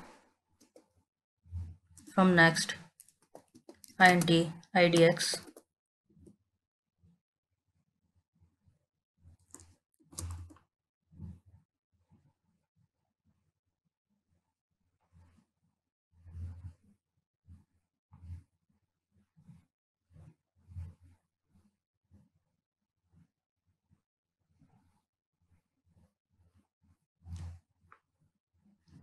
Now we will start by B tree node child is equals to C at idx and B tree node sibling is equals to C at idx plus 1. Now key idx is inserted as the last key in the C idx. So child keys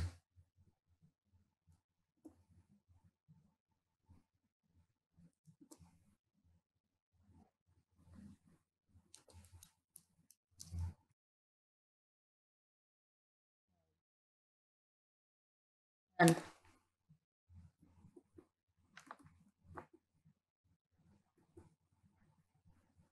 is equals to keys at idx.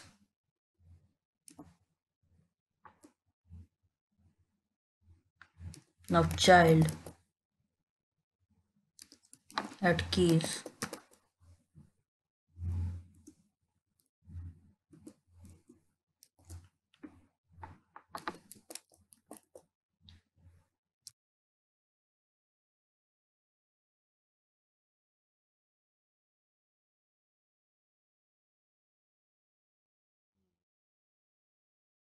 x.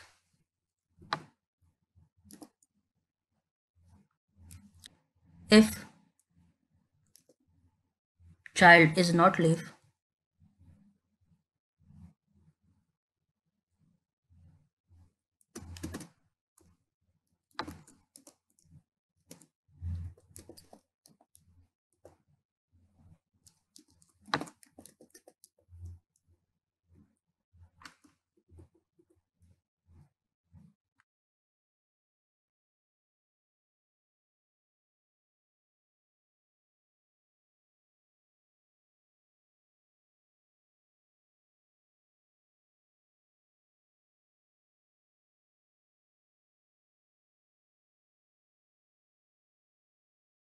child C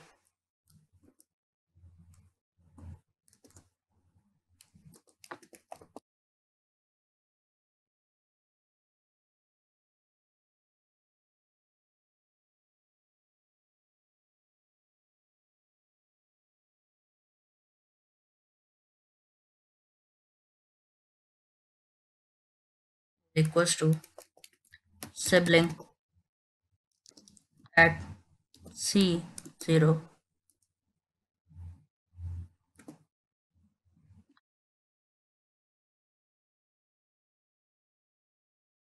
Now the first key from sibling is inserted into key idx.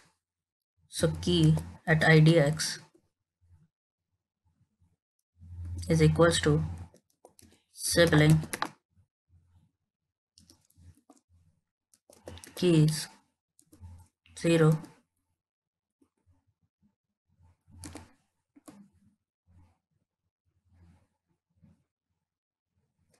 for loop and I is equals to 1.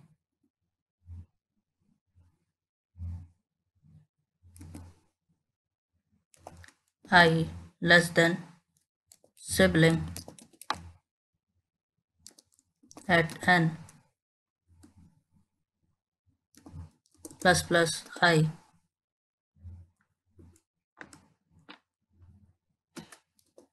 sibling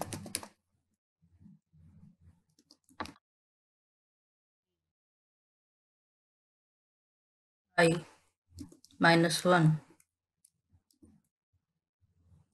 is equals to sibling.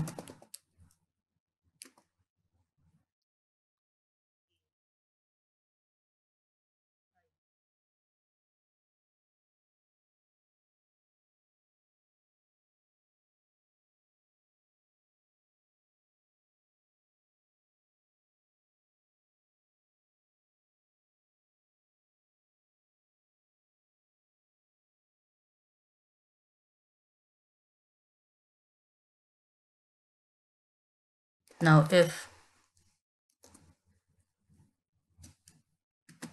sibling is not leaf,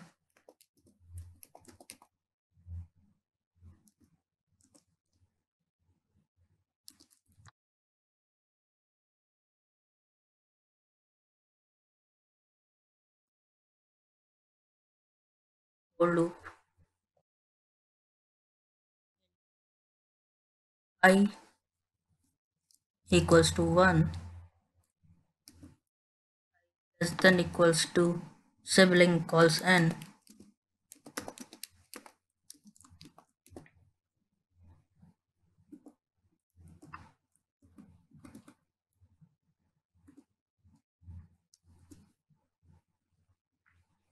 plus plus I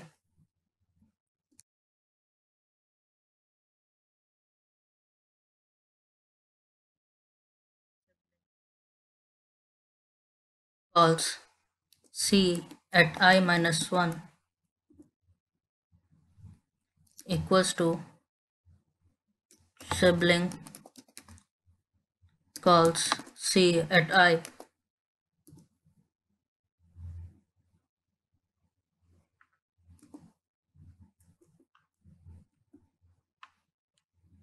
Now we will be increasing and decreasing the key count of CIDX and CIDX plus 1 respectively. So child at n is plus equals to 1. Sibling calls n minus equals to 1. Return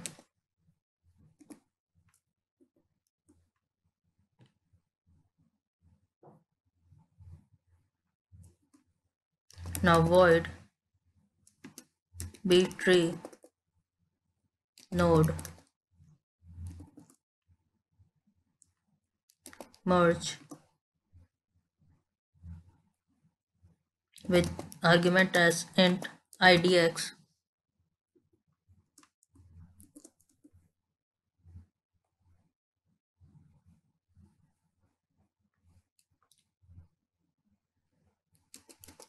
B tree node star child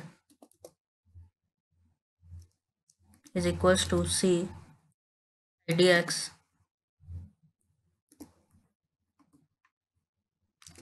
B tree node star sibling equals to C at idx plus 1.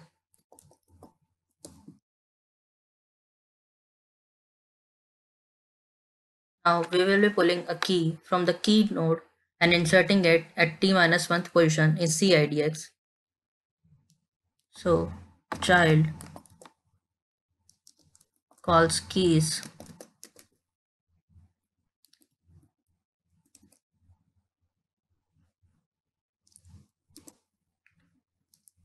t minus 1 is equals to keys at idx. Now we will be copying keys from CIDX plus 1 to CIDX at the end. So for int I is equals to 0, I less than sibling equals n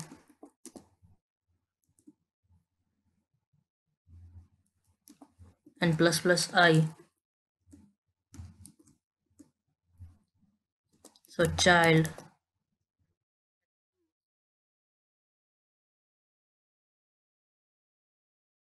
I plus t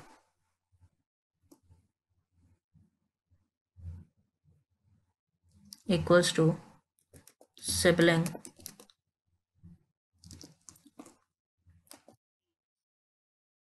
I.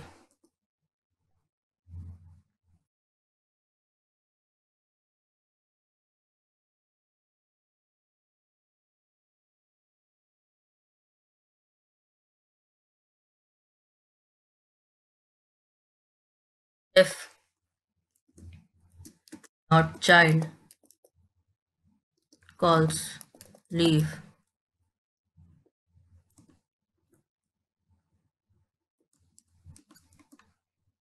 for I is equals to 0, I less than equals to sibling calls plus plus I.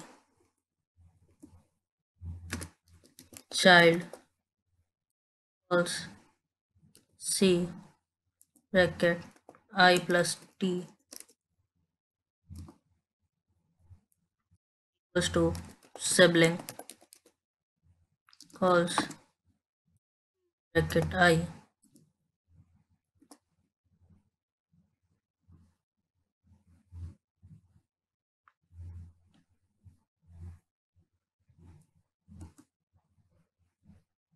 Now for int I is equals to idx plus 1, I less than n, plus I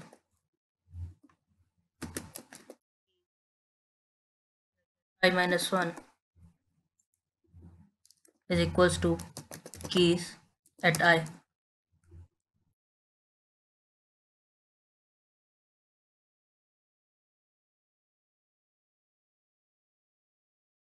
For int I is equals to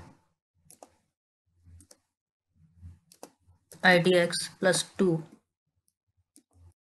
I less than equals to n, and I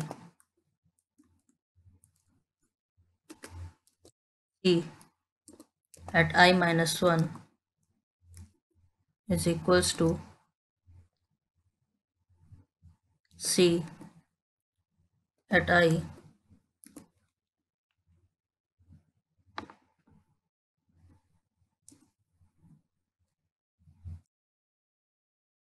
child n plus equals to sibling n plus 1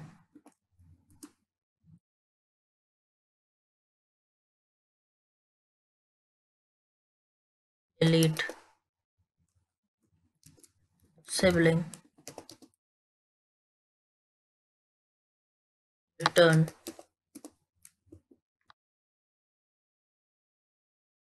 Now we will write the main function that inserts a new key in this B tree. So void B tree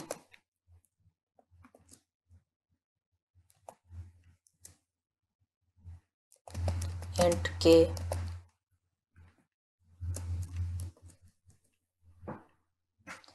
if root is equals to null,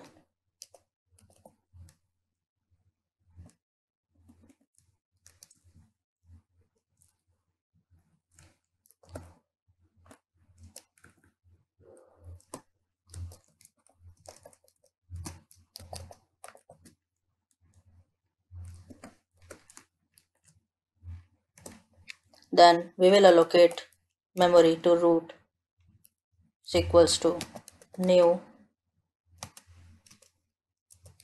B tree node t comma true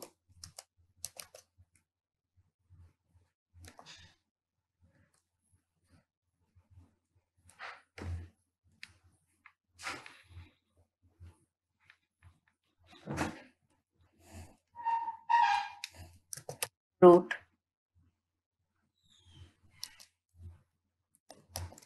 is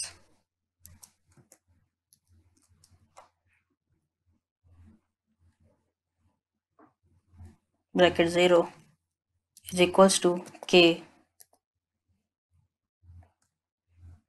and root at n is equals to 1,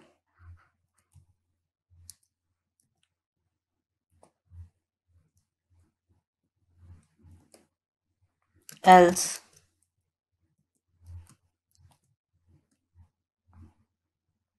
if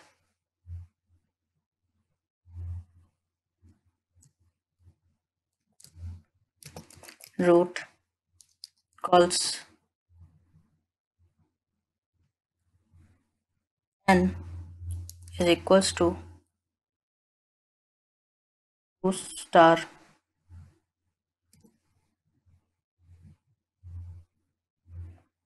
t minus 1.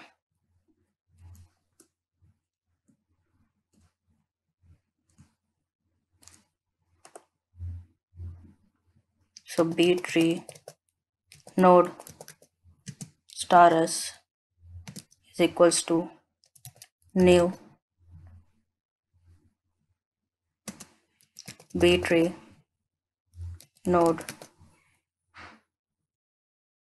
P, comma, false.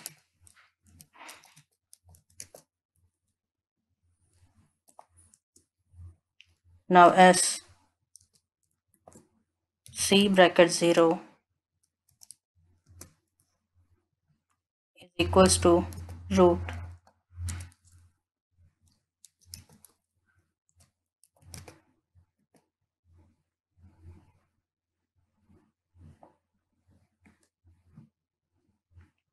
S split child 0 comma root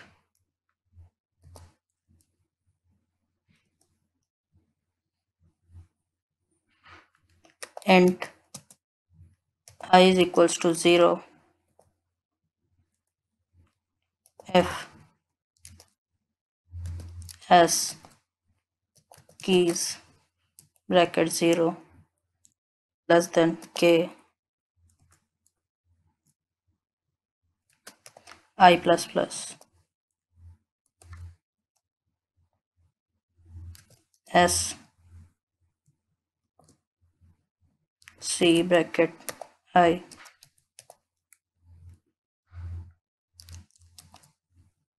insert non-null K. Now we will change the root to S.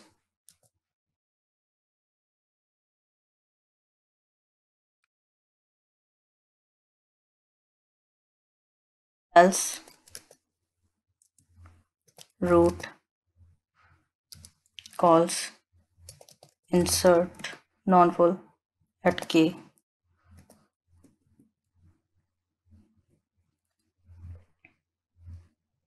A utility function to insert at non-full node.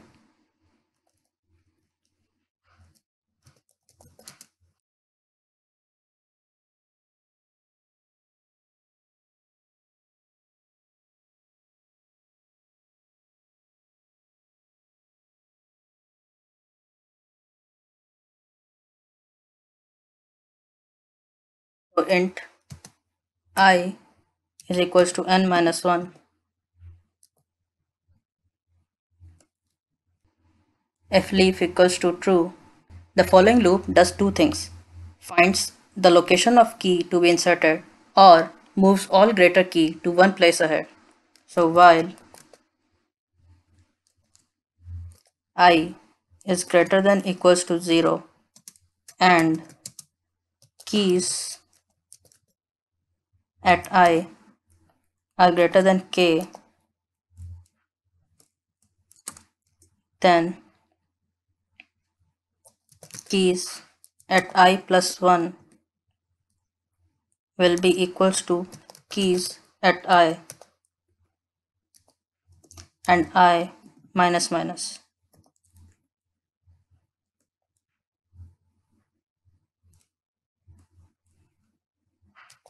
Keys at I plus 1 will be equals to K and n will be equals to n plus 1. Else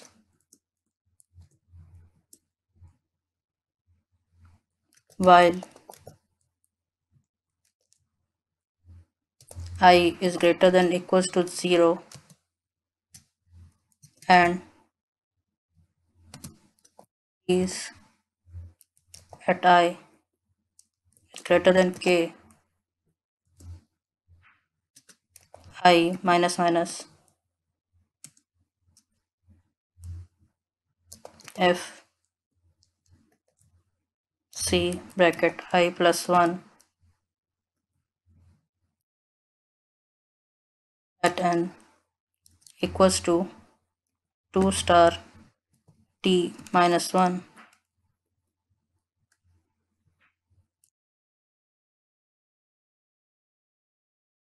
let child I plus 1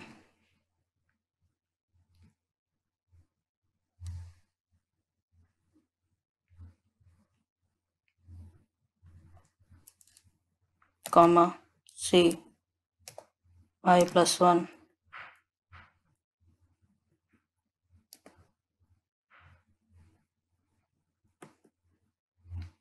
f is bracket I plus 1 k I plus plus c bracket I plus 1 insert non-full k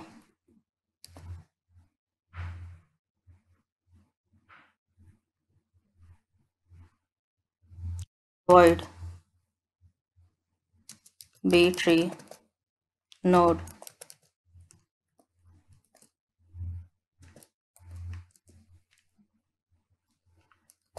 int I comma b tree node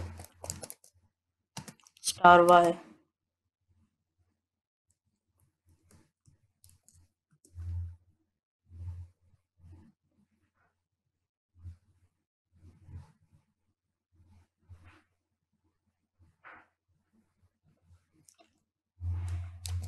b tree node star z is equals to new b tree node argument as y calls t and y calls leaf.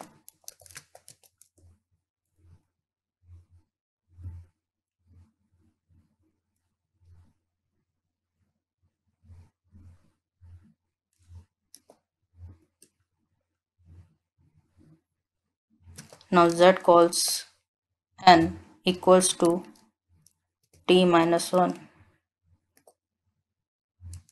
Now we will copy the last t minus 1 keys of y to z. So for loop int j is equals to 0, j less than t minus 1, j plus plus,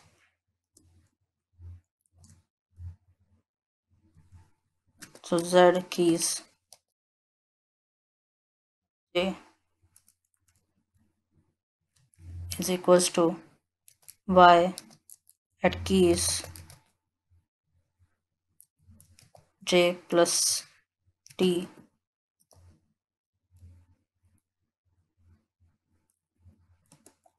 So if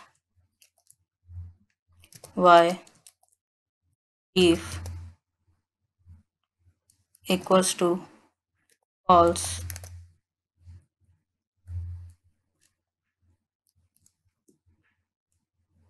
for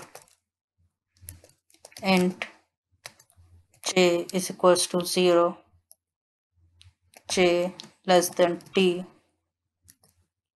j plus plus, j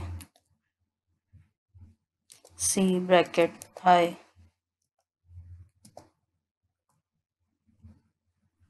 is equals to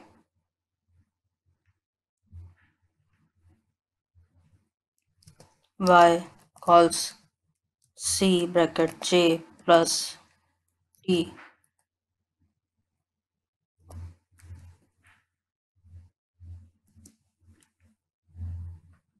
Now y calls n equals to t minus 1.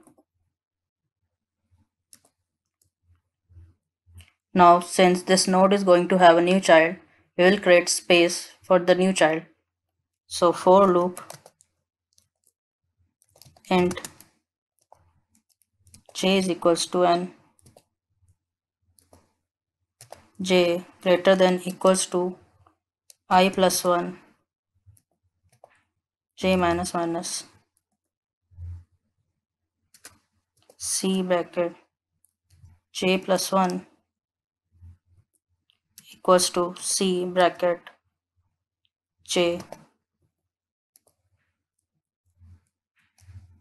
Now c bracket I plus 1 is equals to C bracket J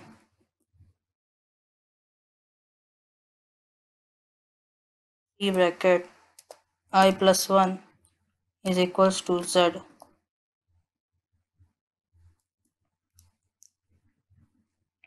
Now for loop int J is equals to N minus 1, J greater than equals to I, J minus minus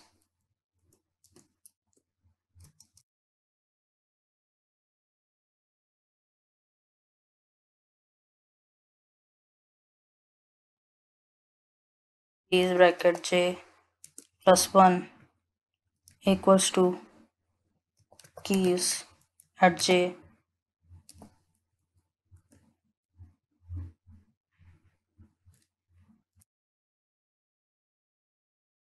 is I equals to Y is bracket T minus 1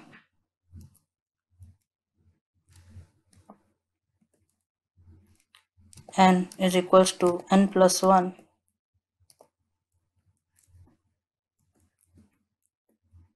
Now we will write function for traverse. So void B tree node traverse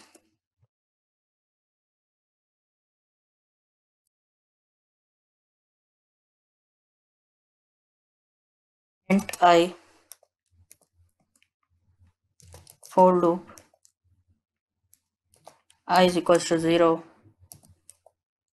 I less than N, I plus plus.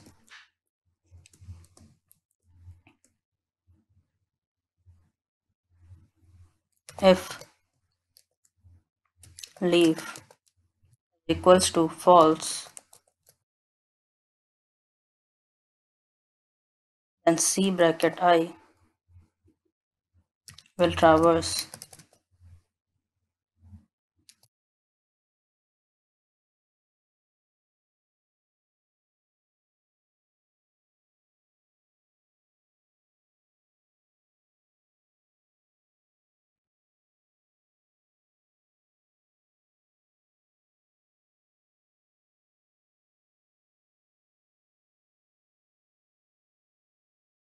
if leaf is equals to false, then CI will call traverse function.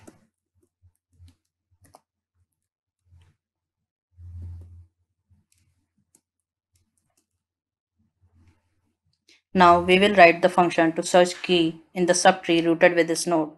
So B tree node star B tree node search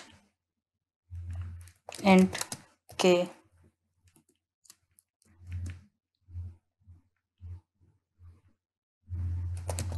int I is equals to 0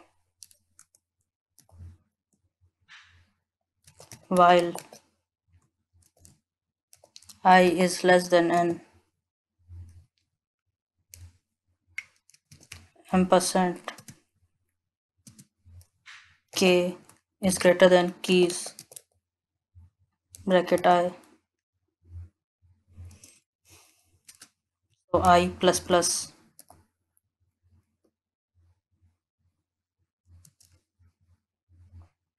Now if keys bracket I is equals to k, then return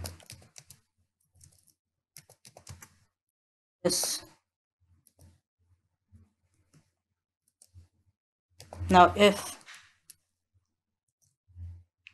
is equals to true, then return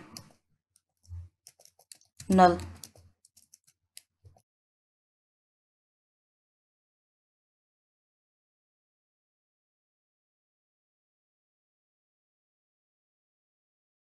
otherwise return C bracket I calls search for K.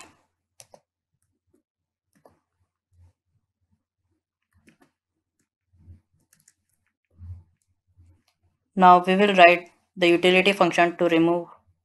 So void btree remove int k.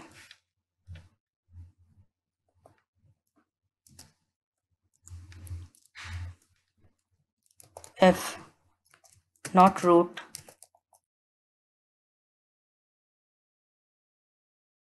then cout the tree is empty.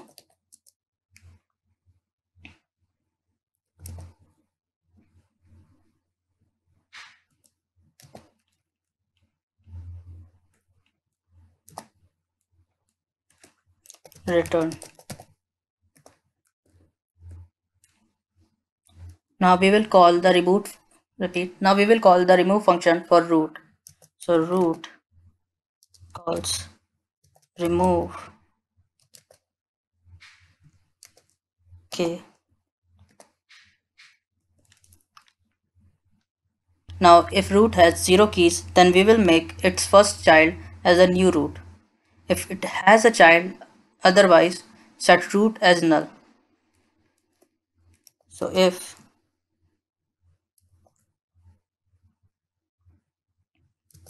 root n is equals to 0, then btree node star tmp equals to root. If root leaf root equals to null, else root equals to root c bracket 0.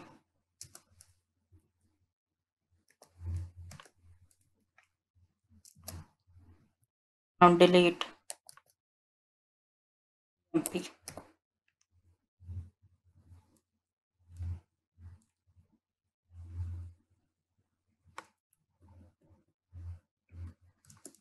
Return.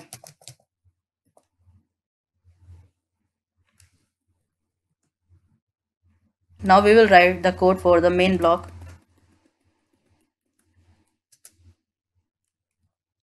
We will start with btree of order 3.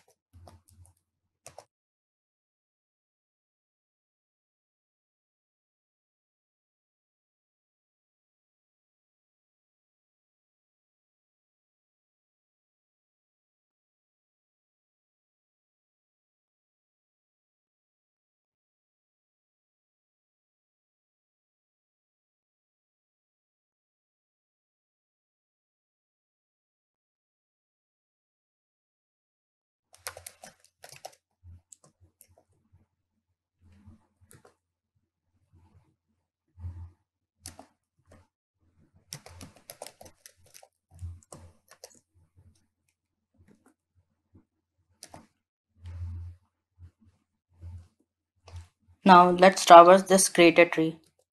Cout created tree.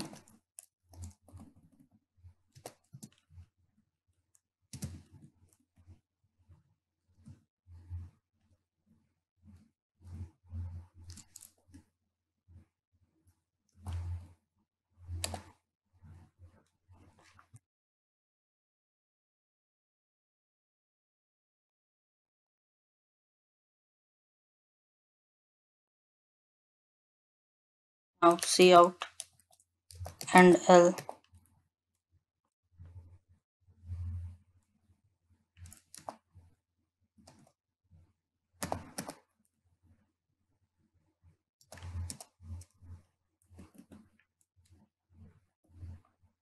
Now we will use T dot remove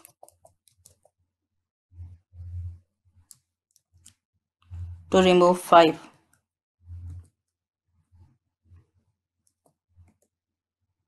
Now C out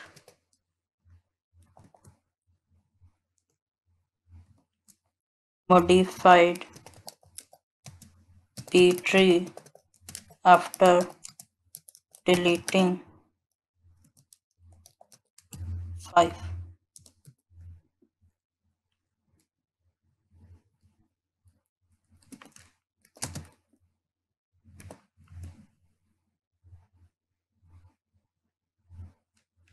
T dot traverse.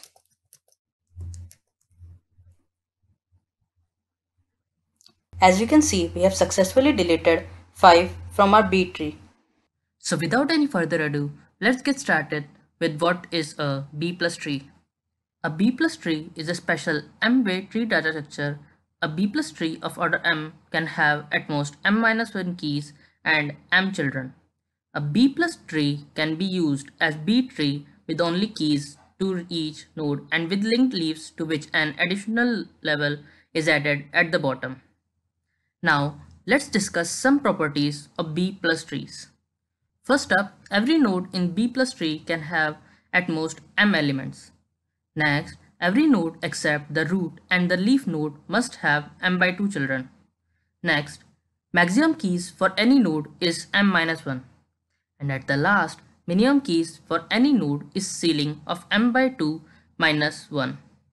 Now, let's discuss what are the various operations we can perform on B plus tree. We can perform two operations on a B plus tree. First up, insertion. Second, deletion. Now, let's discuss these in detail. First up, insertion. We have to insert an element in such a way so that we won't disobey any properties of B plus trees. Now, let's try this operation in a code editor. We will start by creating a node. To create a node, we need a struct B plus tree node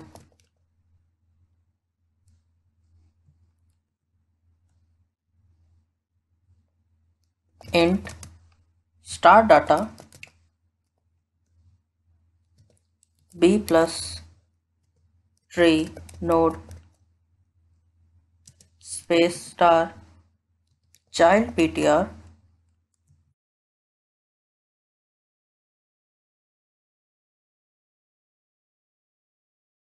boolean leaf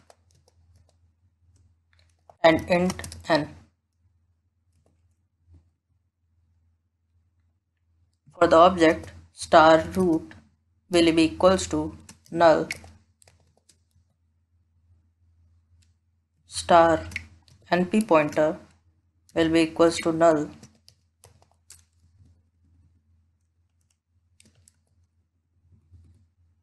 comma star x will be equals to null.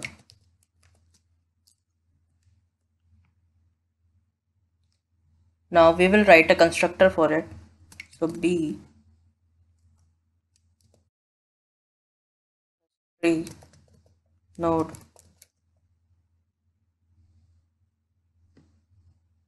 star init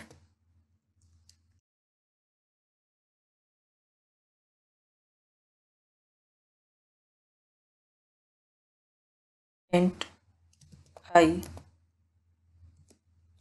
np equals to new B plus tree node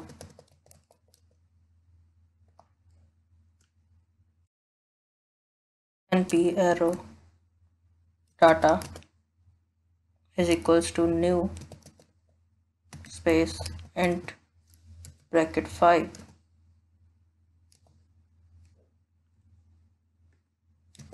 and np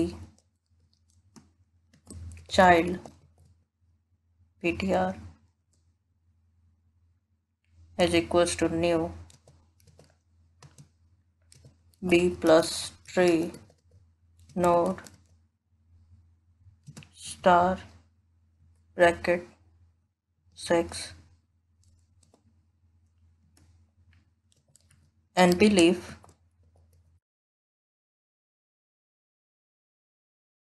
is equals to true and np at the n is equals to 0.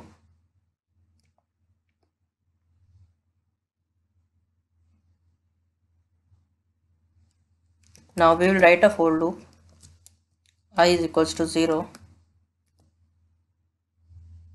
I less than 6, I plus plus,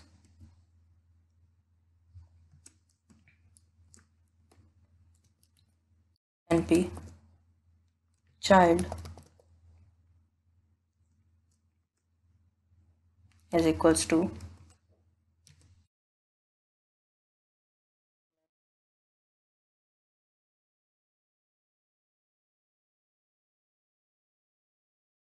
return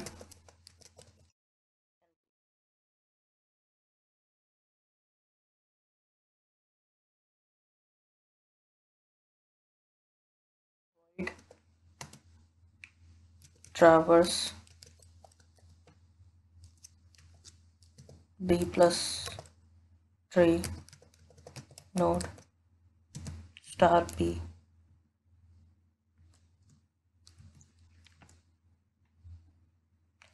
out and I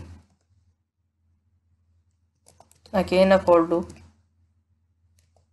from I equals to 0 to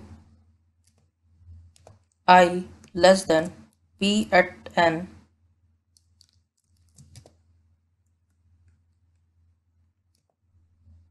I plus plus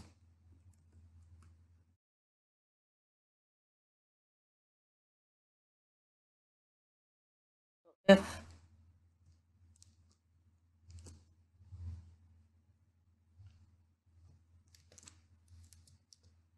p doesn't have leaf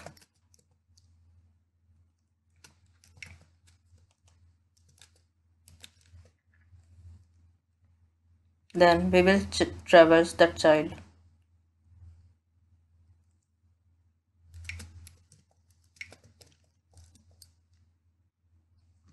traverse p child ptr bracket I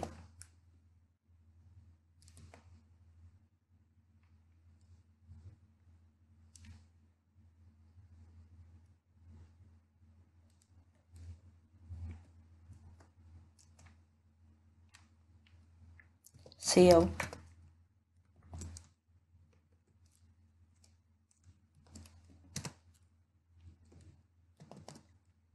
p data at I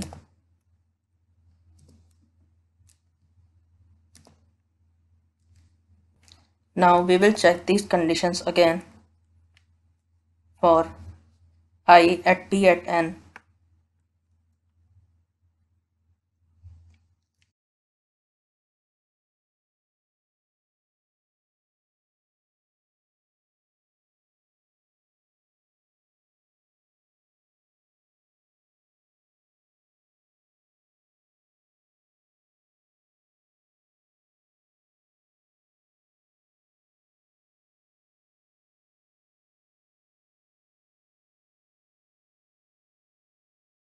we will traverse it again from P child at I.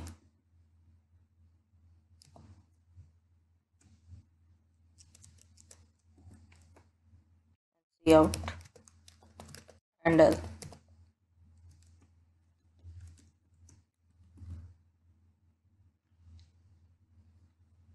Now next function will be used to sort this. So void sort int star P comma int n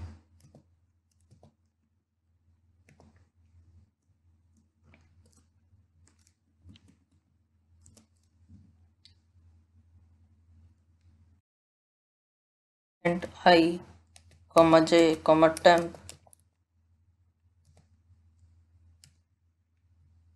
for loop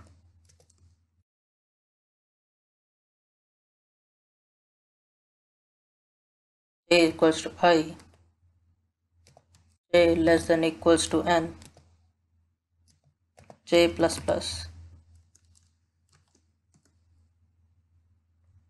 If p bracket I greater than p bracket j,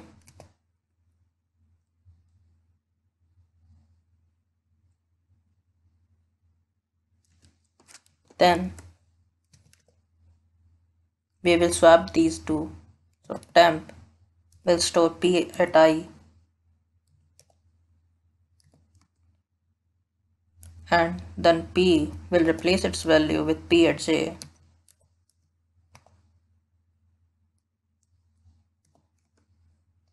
Now we will store the temp value in the p of j.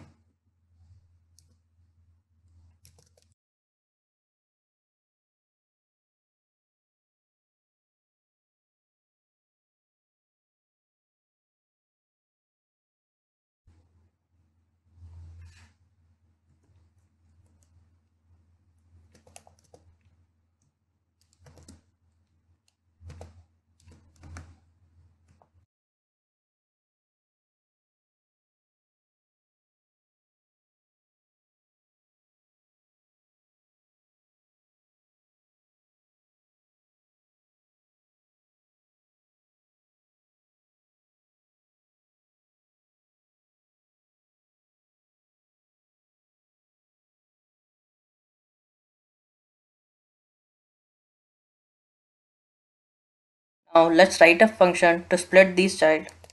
Int split child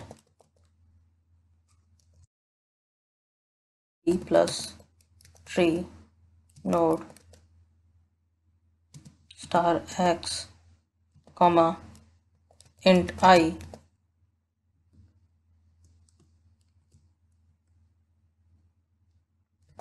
int j mid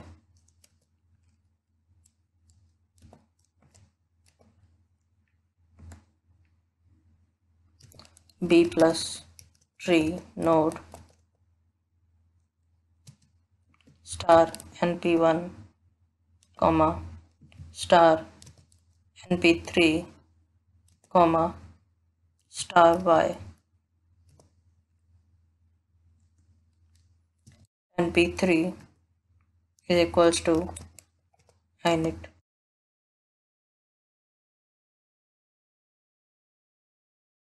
np3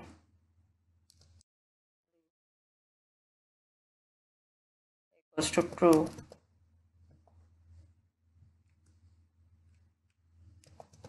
if I is equals to -1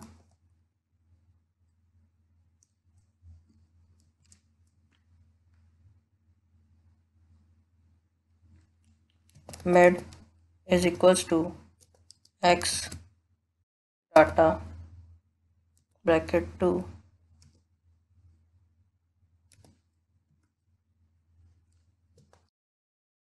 x data bracket 2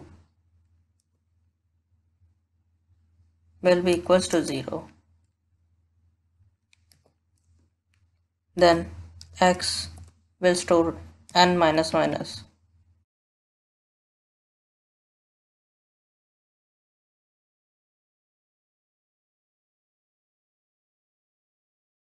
P1 is equals to init.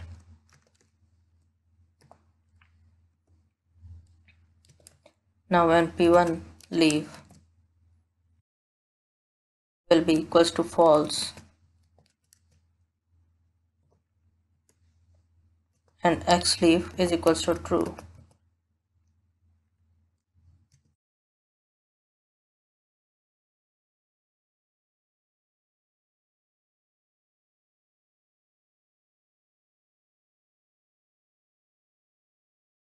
So for loop j is equals to 3, j less than 5, j plus plus.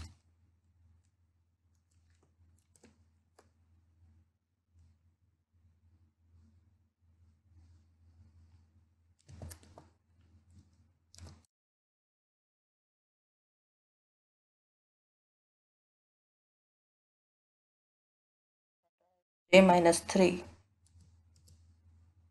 will be equals to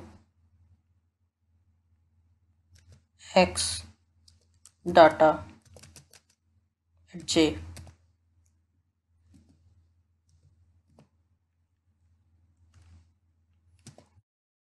NP3 child ptr at j minus 3 is equals to X at child ptr bracket j np3 n plus plus X data bracket j is equals to 0. Now X greater than n minus minus.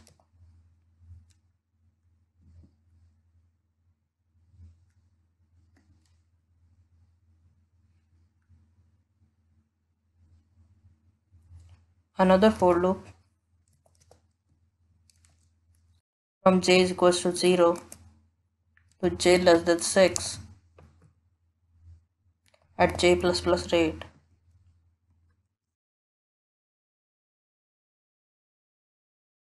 X child ptr at j will be stored at null.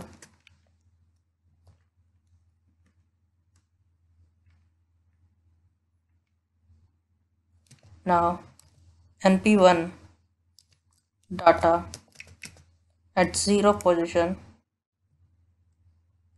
will be equals to mid np1 child ptr at np1 on n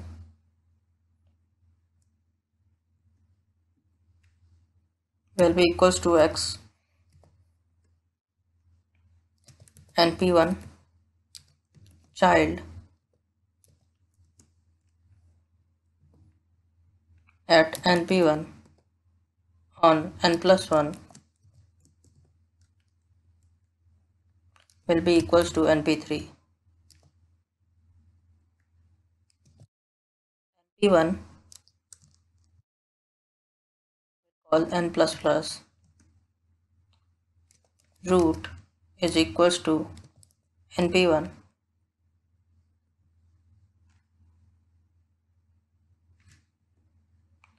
now else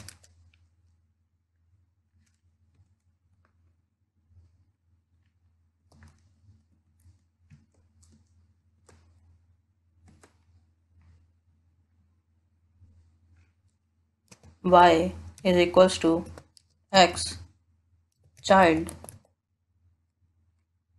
ptr at I and mid is equals to y at data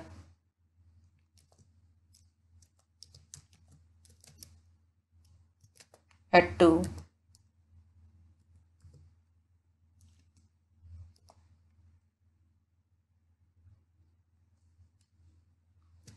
and y on data at 2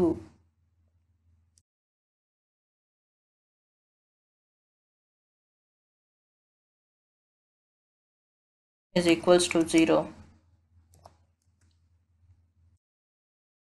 Y will store n minus minus.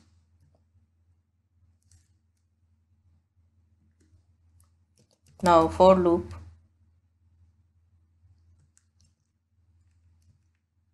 j is equals to 3, j less than 5, j plus plus,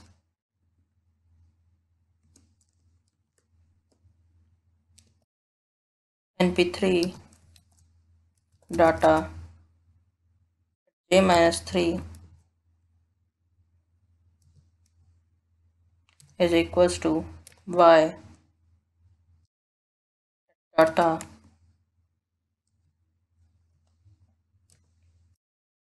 j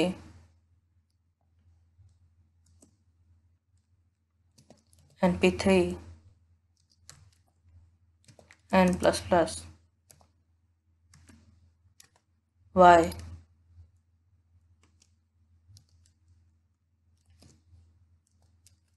data bracket j is equals to 0, y n minus minus.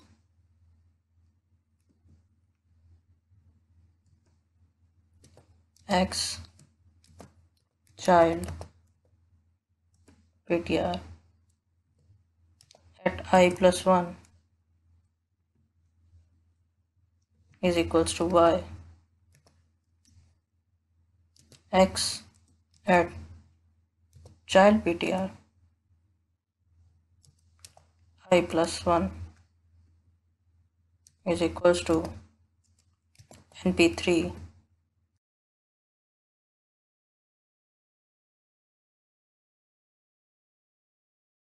return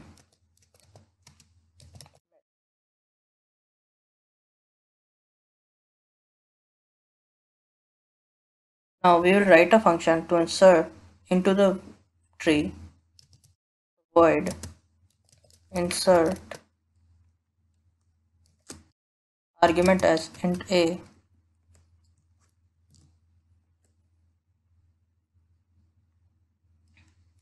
so int I comma temp x is equals to root. If x equals to null,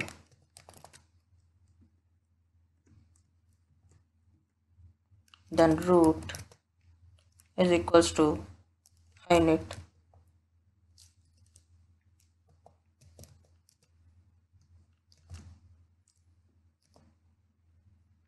and x will be equals to root.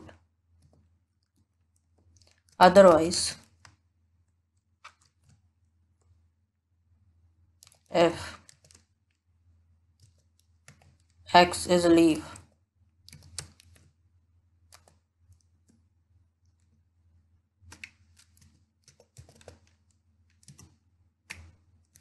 and x at 9 repeat and x at n is equals to 5,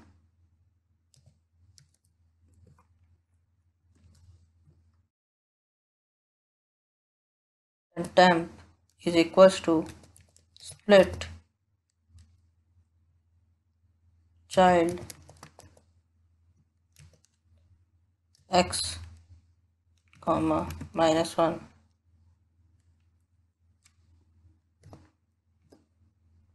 x is equals to root.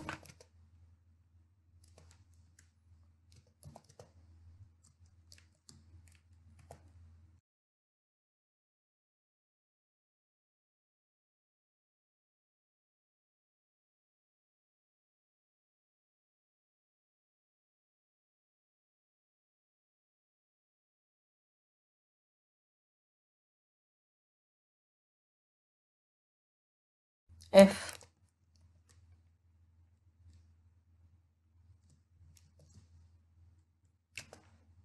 A is greater than X at data at I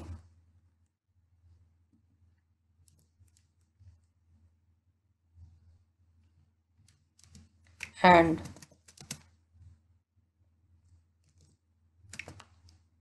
A is less than X at data I plus 1,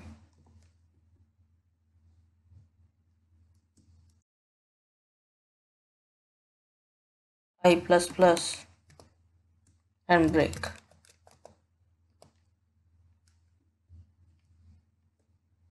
Else, if A is less than X at data 0,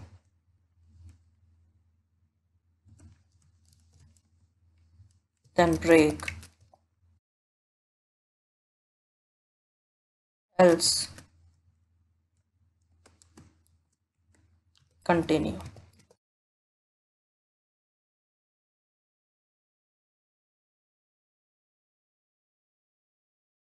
X is equals to X at child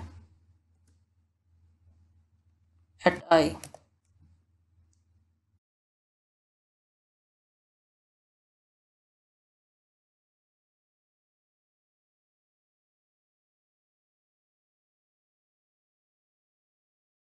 Else,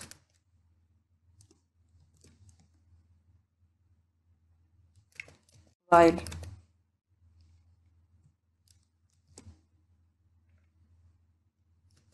X leaf is false,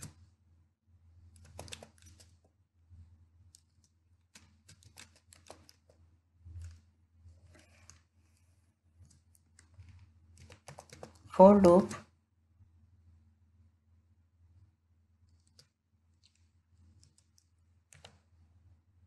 I is equals to 0 when I is less than X at N.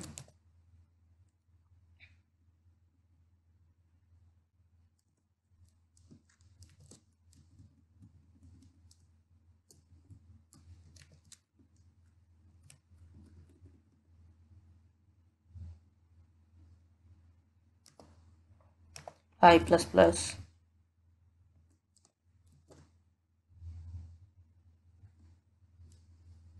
If A is greater than X at data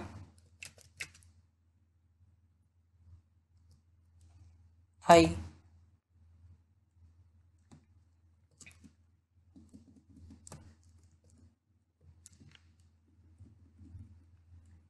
and A is less than X on data I plus 1,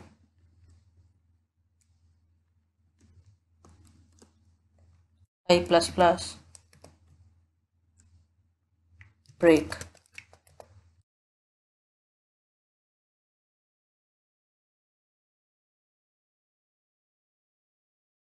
Else, if A is less than X data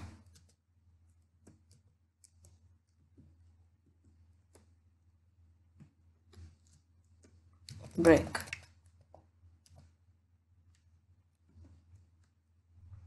Else, continue.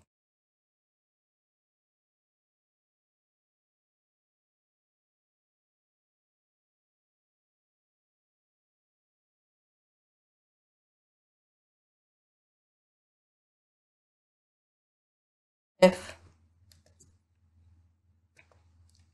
X child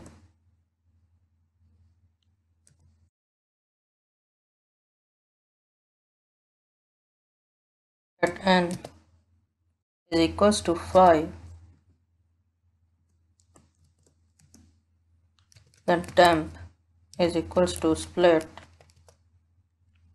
child at x comma I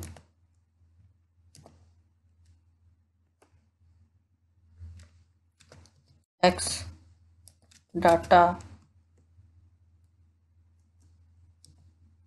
at xn on n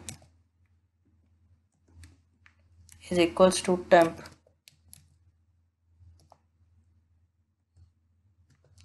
x at n plus plus continue.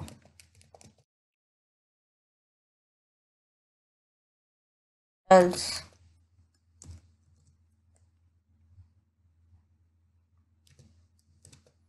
x is equals to x child ptr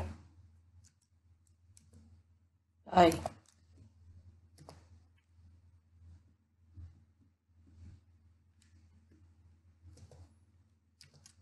x on data at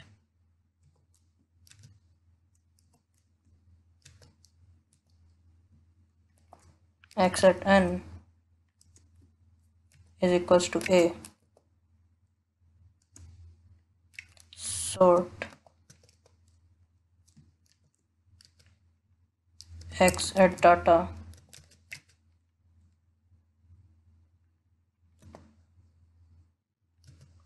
x at n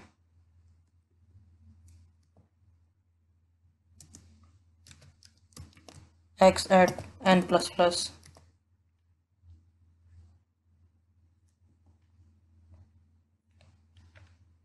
Now let's write the code for the main block.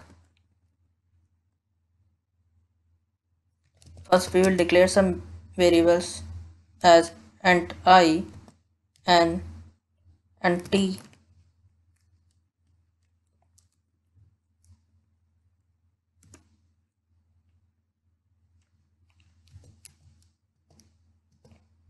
Now we will request enter number of element to be inserted.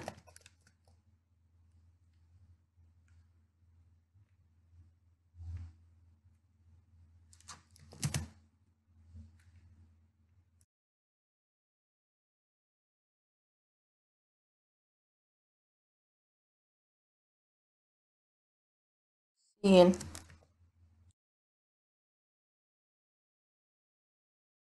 at n. Now see out. Now we will enter the element. So enter the element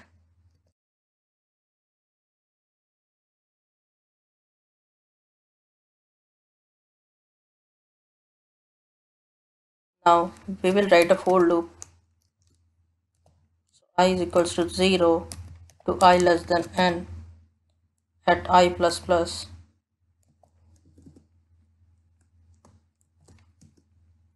So cn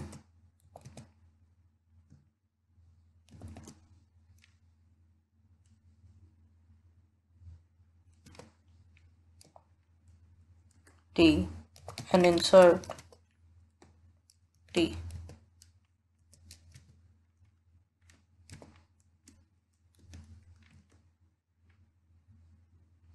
Now we will traverse this tree.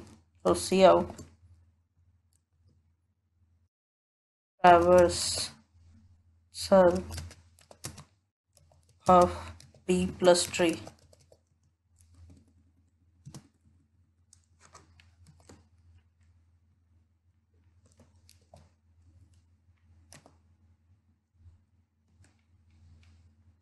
Traverse root.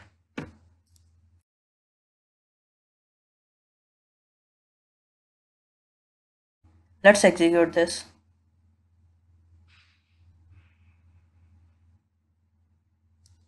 We will enter 5 elements 2, 3, 5, 7, 9. As you can see, we have successfully traversed our first B plus tree. Let's get back to our slides. Next, deletion. While deleting any element from B plus tree, we have to be careful not to break any properties of B plus tree. Like, all the leaves must be present at the same level or elements must be in ascending order. Now let's try these operations in a code editor. Let's start by creating a B plus tree. First, we will declare a global variable int max equals to 3. Then we will create a class bptree and a class node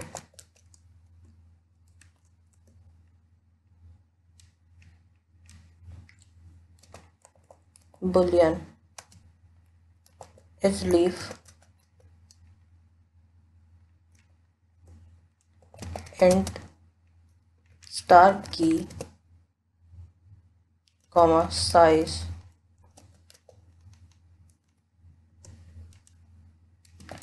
node star ptr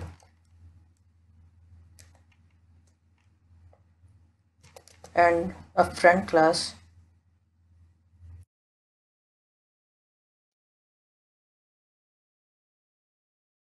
bptree.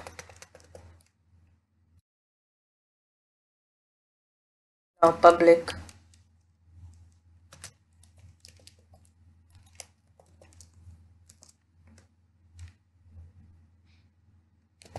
node variable.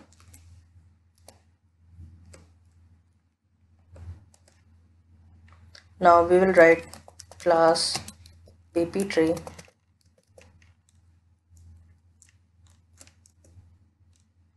so node star root void insert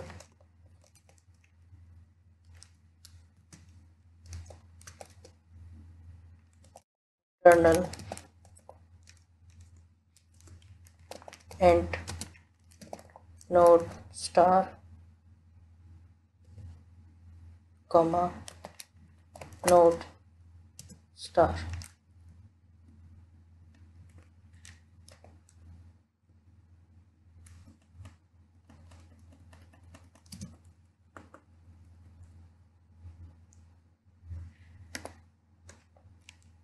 Void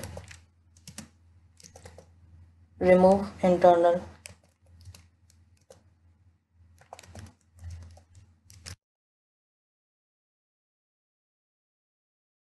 int comma node star comma node star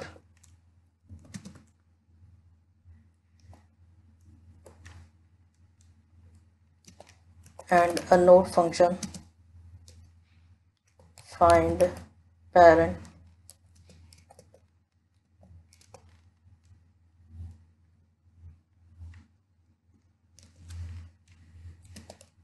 node node star. Now public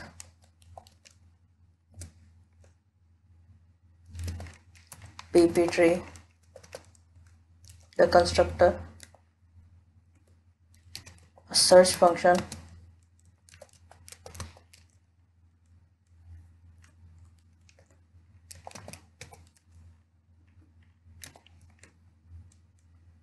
a insert function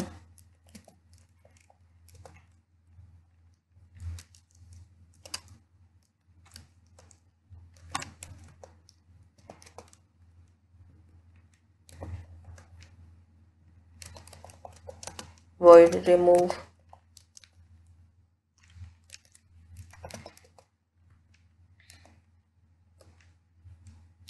void display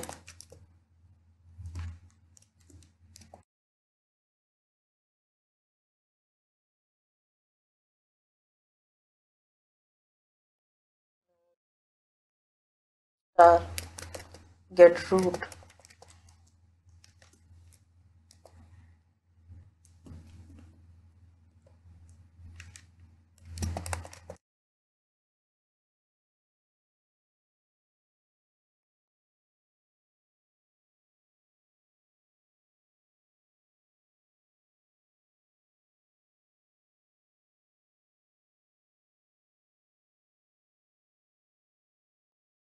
e is equals to new in bracket max r is equals to new node star bracket max plus 1.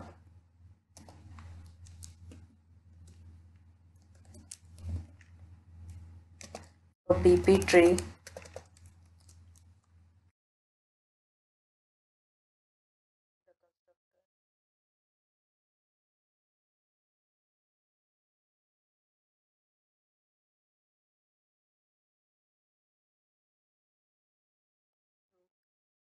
equals to null.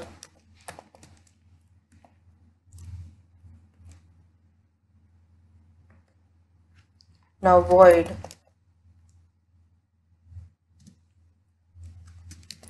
B, BP tree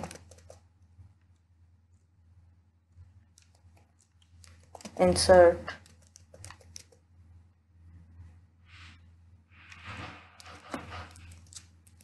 int x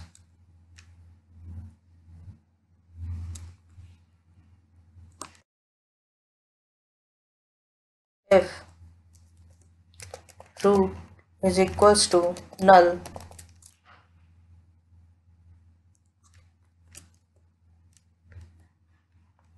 then root is equals to new node.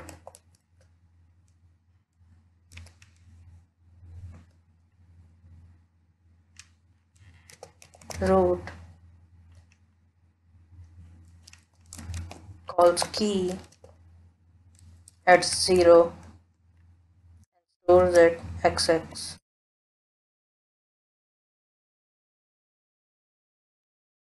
The root checks its leaf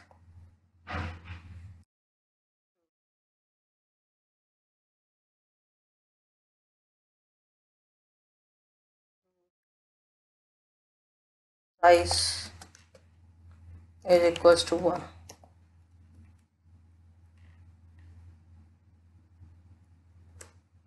Else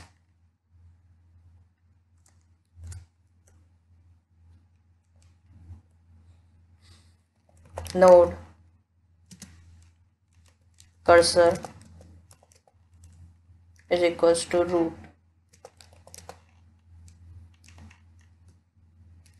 node star parent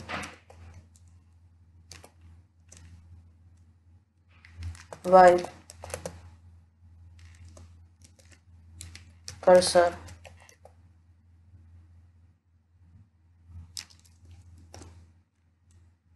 is leaf is equals to false.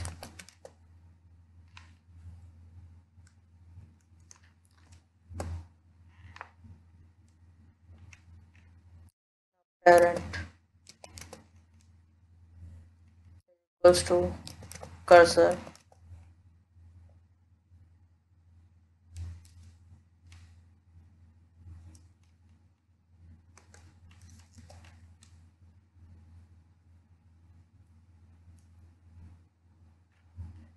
now for loop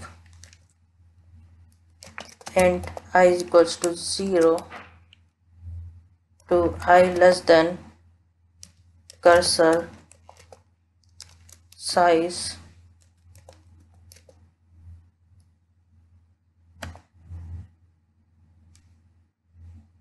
I plus plus.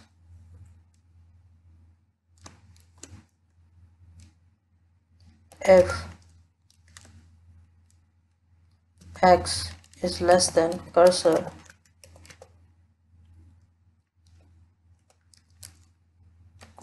key at I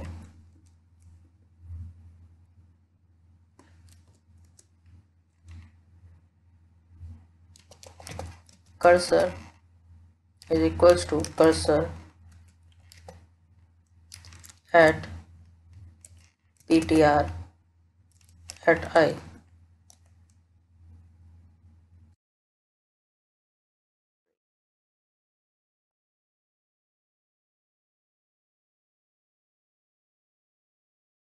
If I is equals to cursor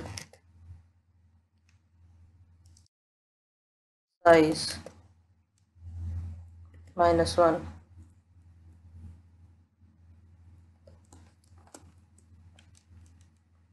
cursor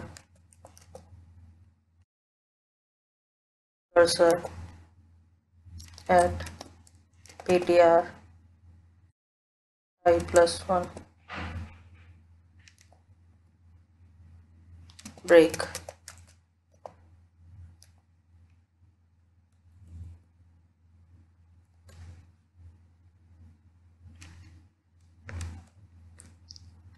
Now if cursor size is less than max, then int I is equals to 0 while x is greater than cursor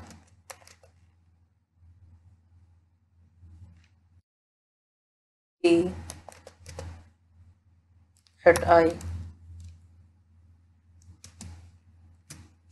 and then I is less than cursor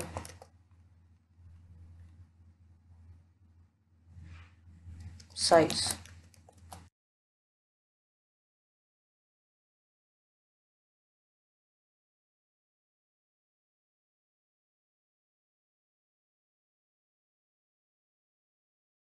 I plus plus. For loop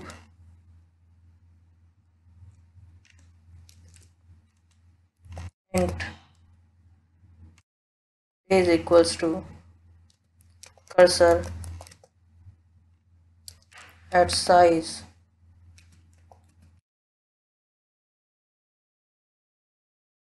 and j is greater than I, j minus minus.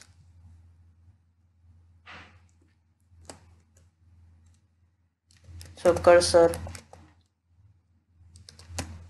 calls key at j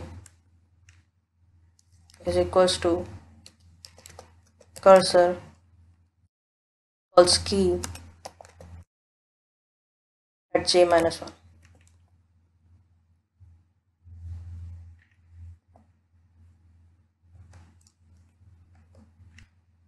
Cursor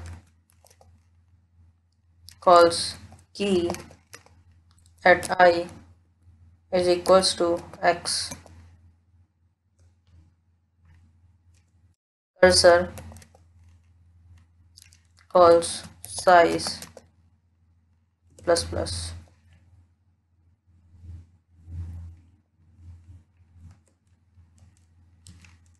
Cursor calls ptr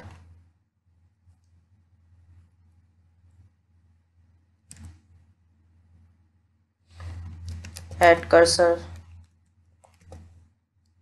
size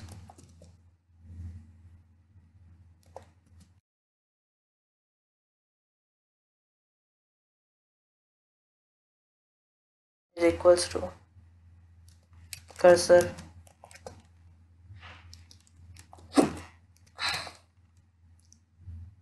ptr at cursor size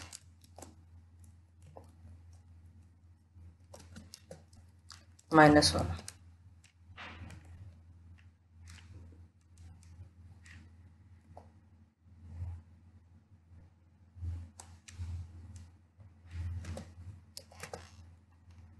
Now cursor at PTR.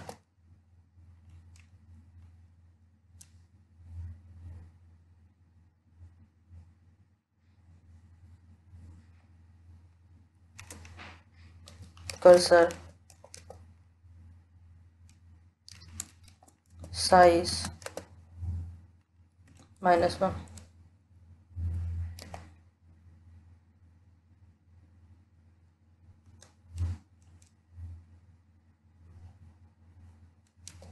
Cursor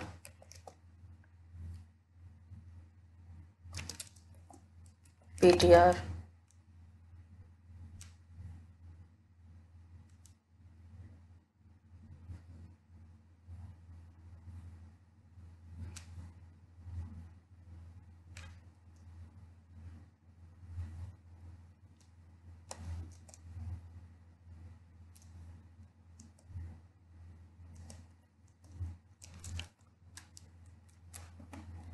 Equals to null.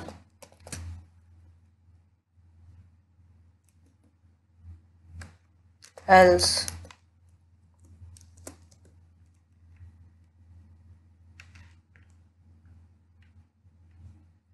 node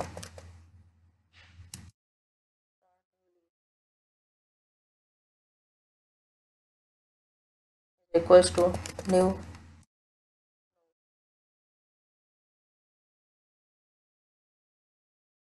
int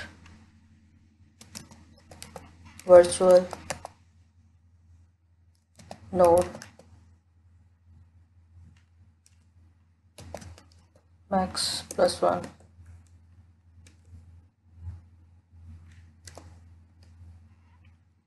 For int I is equals to 0 to I less than max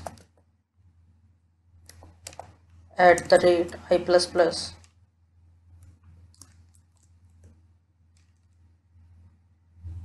So virtual node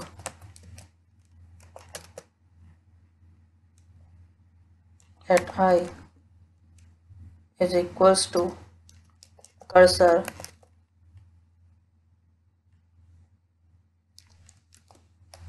E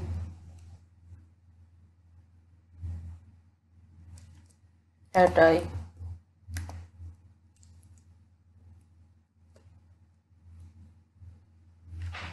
int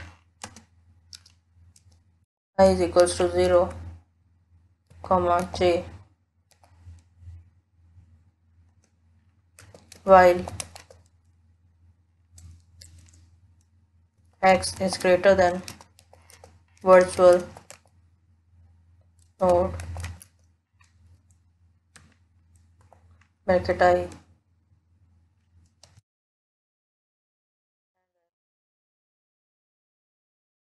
I is less than max I plus plus for int j is equals to max +1 comma j is greater than I j minus minus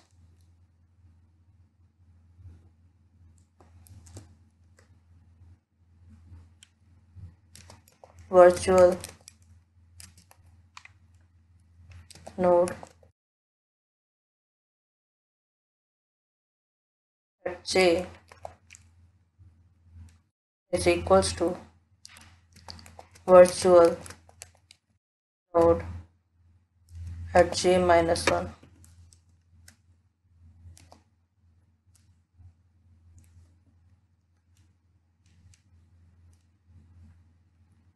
So virtual node at I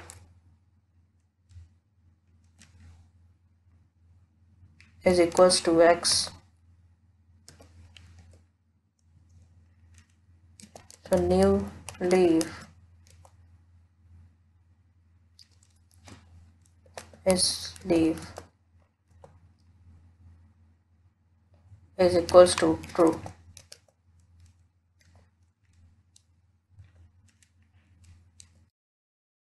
Cursor size is equals to max plus 1 by 2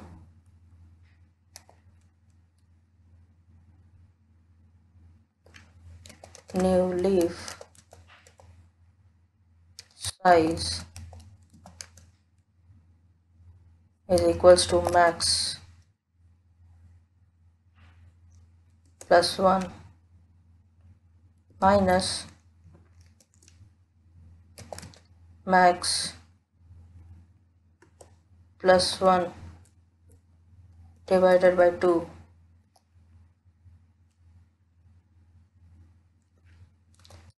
Cursor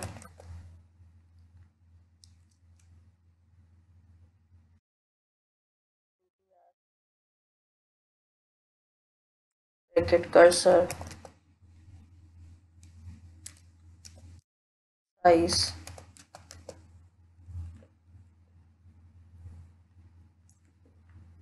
is equals to new leaf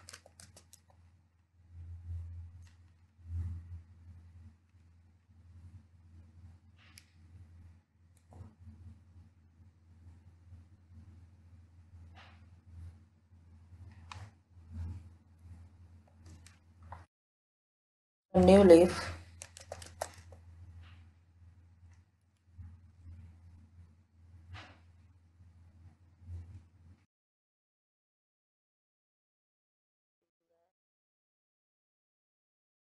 at new leaf size is equals to cursor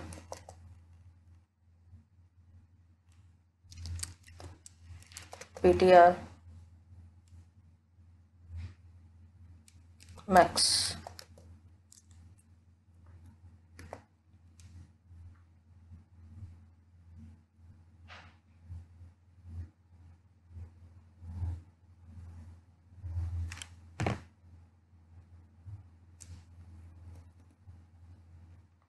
Now void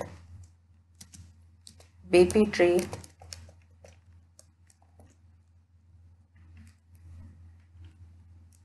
insert internal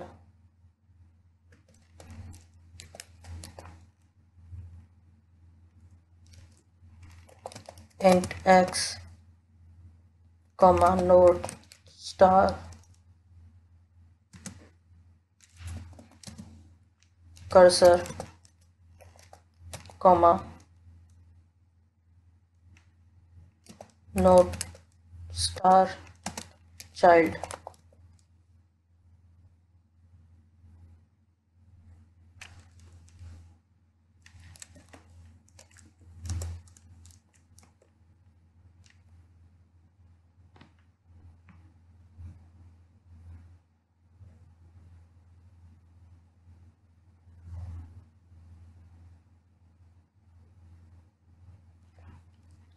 If cursor size is less than max, then int is equals to 0 while x is greater than cursor at key at I and I is less than cursor of size I plus plus. for loop int j is equals to cursor size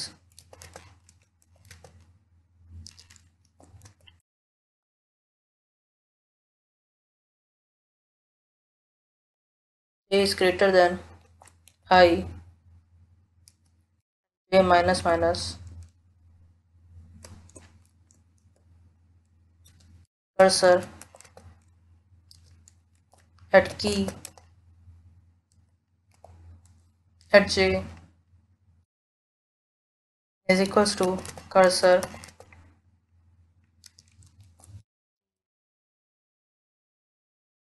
j minus 1.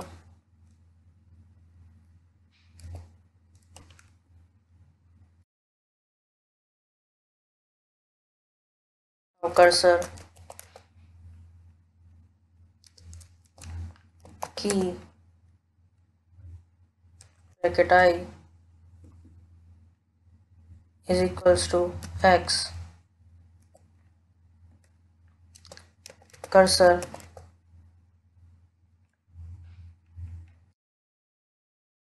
size plus plus cursor at ptr bracket I plus 1 is equals to child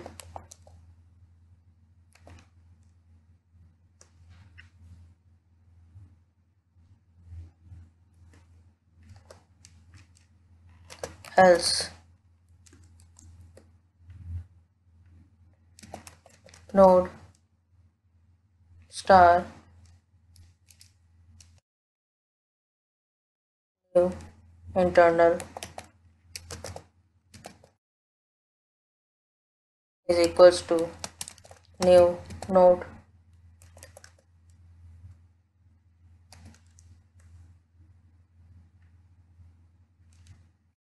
int virtual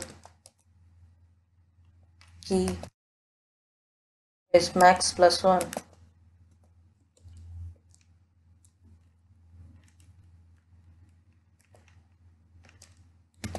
node star virtual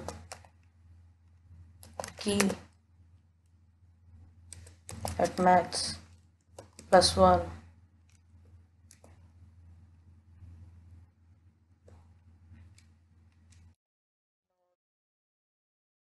star virtual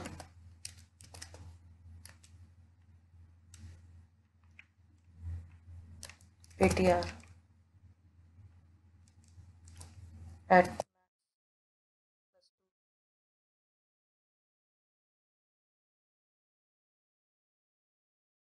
or int I is equals to 0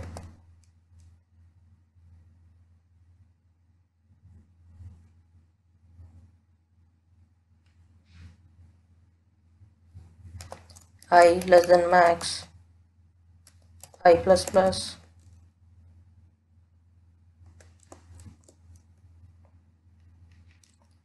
virtual key I is equals to cursor key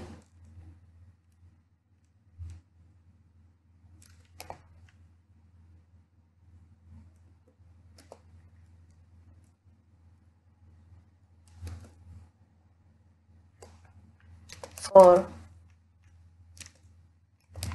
int I is equals to 0 I less than max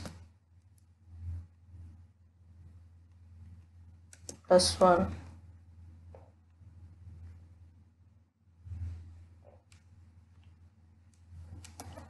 I plus plus virtual ptr I equals to cursor ptr at I.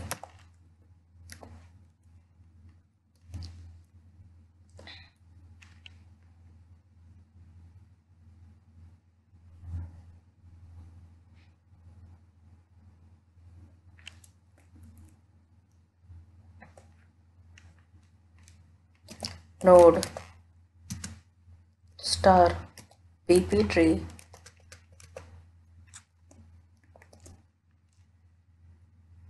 find parent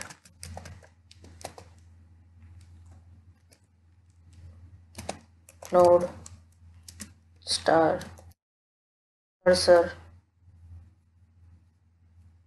comma node star child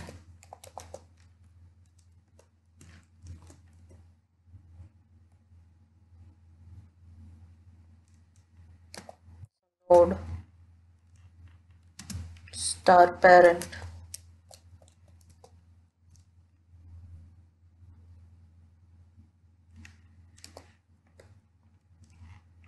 if cursor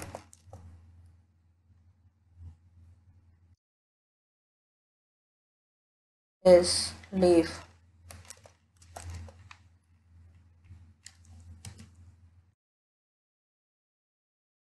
or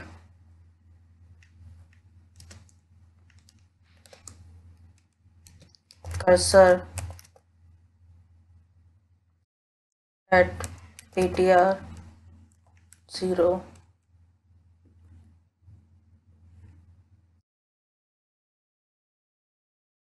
is leaf.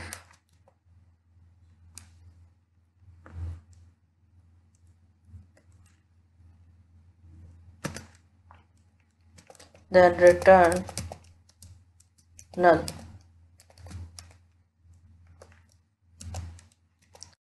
For loop int I is equals to 0, I less than cursor size plus 1 I plus plus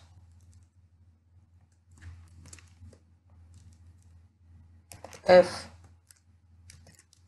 cursor ptr equals to child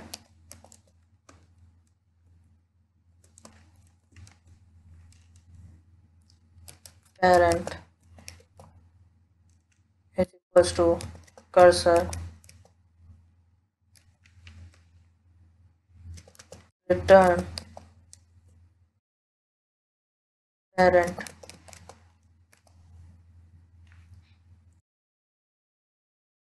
else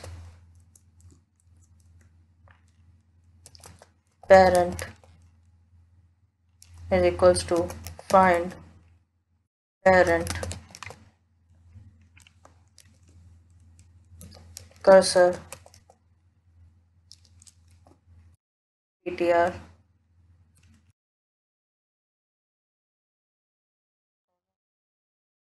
child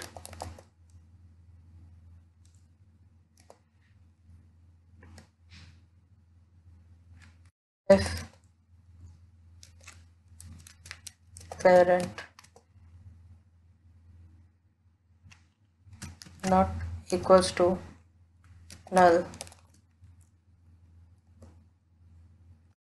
return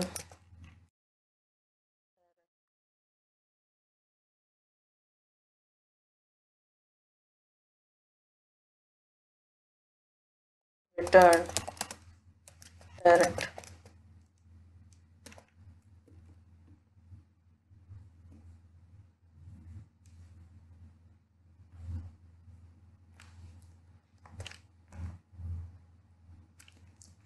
Now void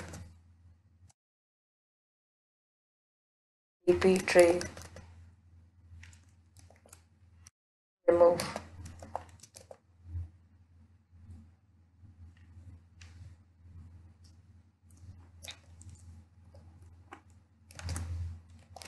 int x,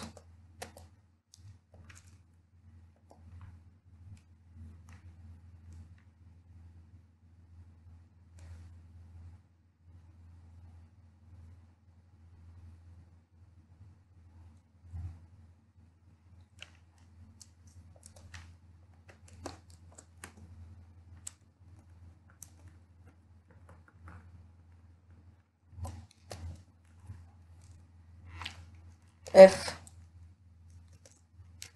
root equals to null, then cout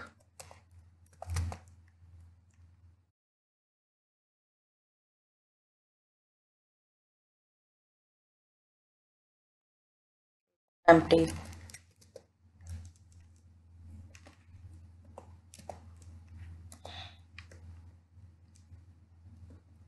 else node star cursor equals to root, node star parent int left sibling, comma right sibling,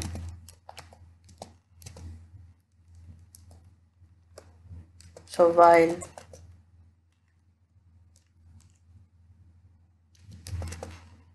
cursor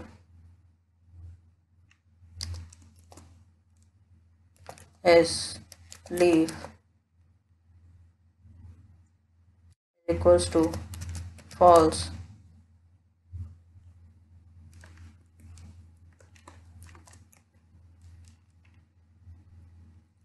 so for int I is equals to 0, I less than cursor size,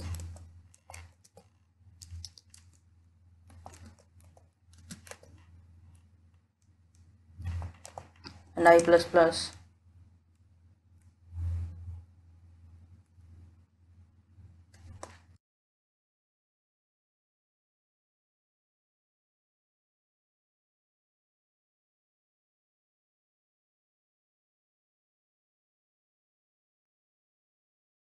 parent is equals to cursor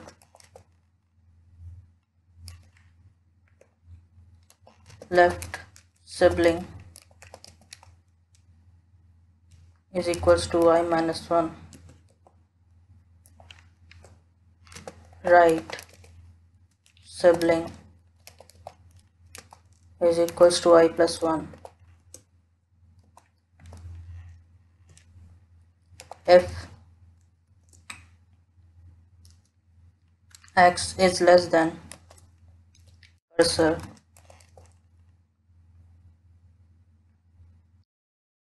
is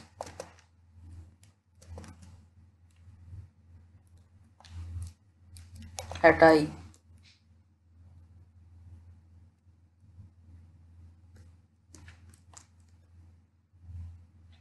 then cursor will be equals to cursor ptr.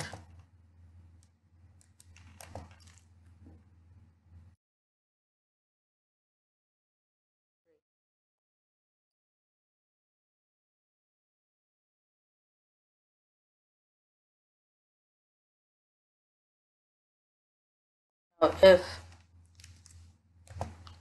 I is equals to cursor size minus 1,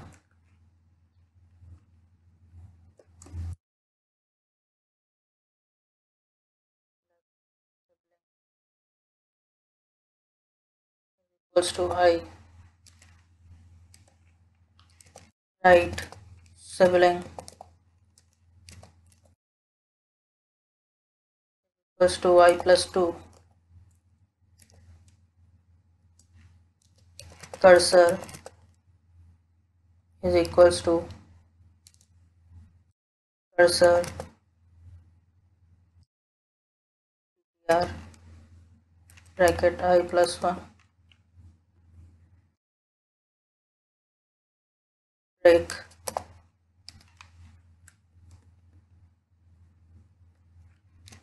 bool found is equals to false. Suppose for pose equals to 0, pose is less than cursor size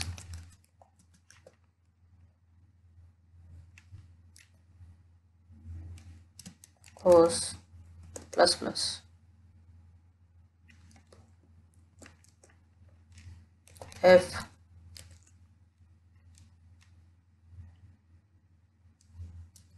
cursor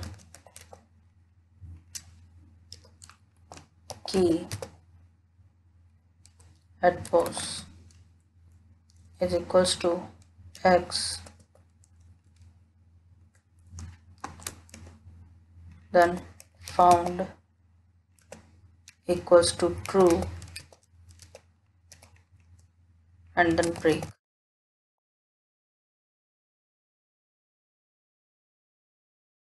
Now if not found,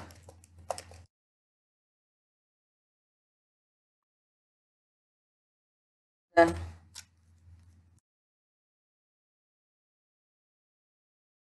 out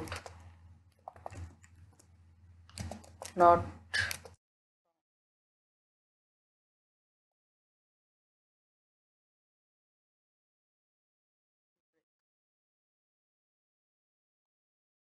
return.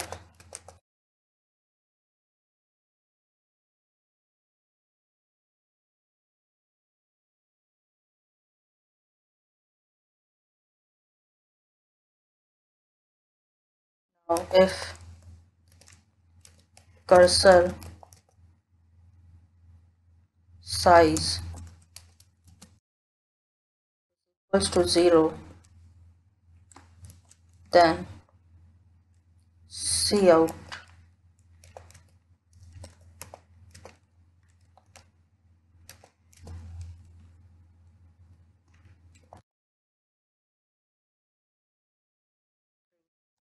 right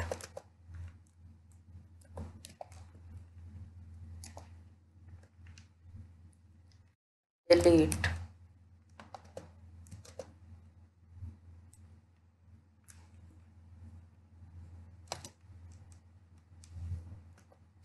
cursor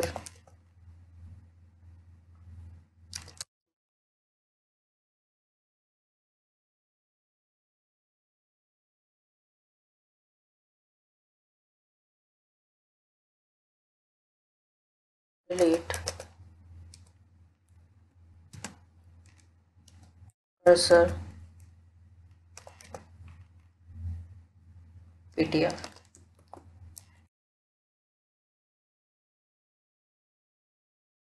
delete cursor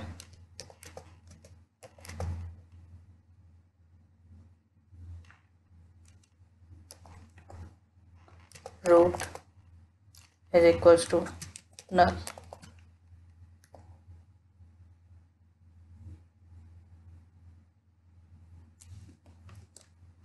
Return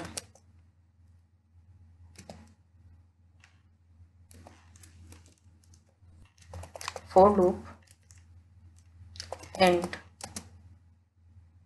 I is equals to cursor size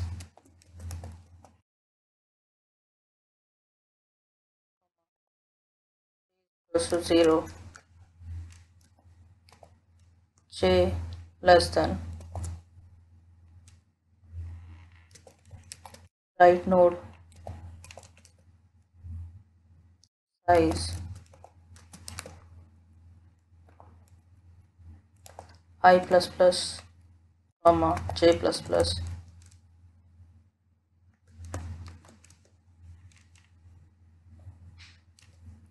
cursor key at I is equals to right node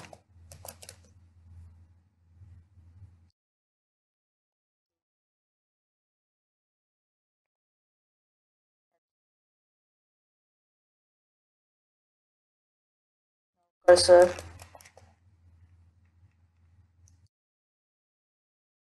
here add cursor size equals to null.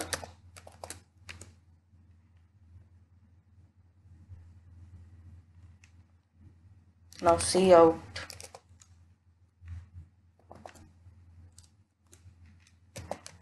merging two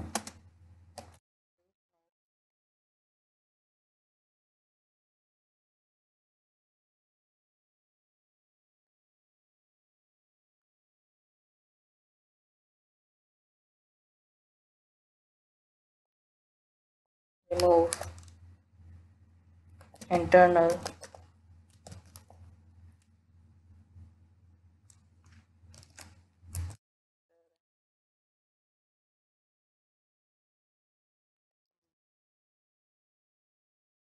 at right sibling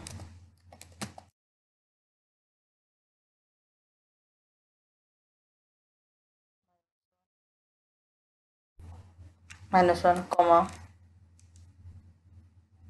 parent comma right node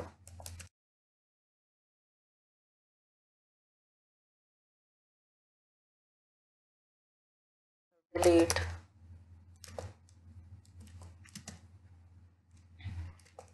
right node key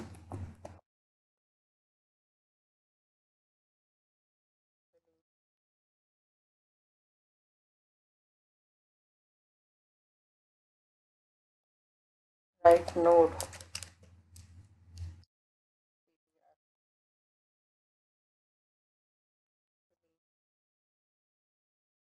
right node.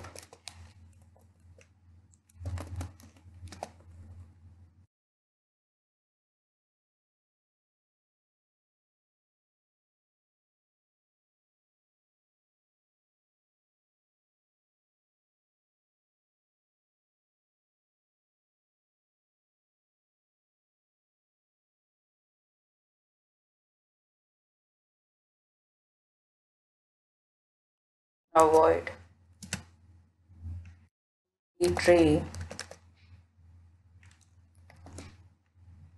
display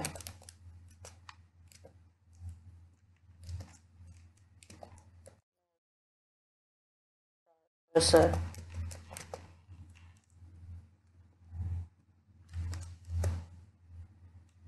if cursor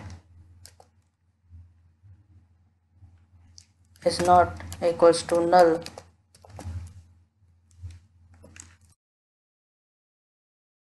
for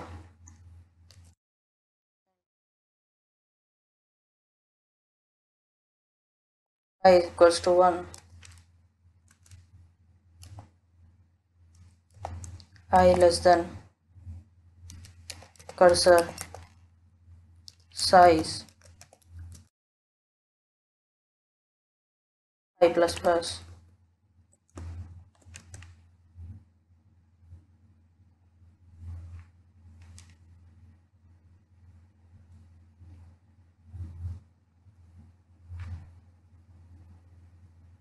see out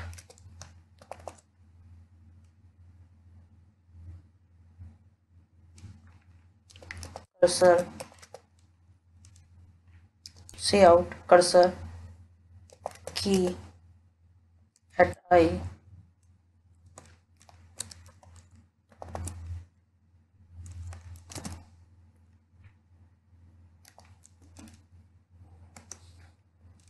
cout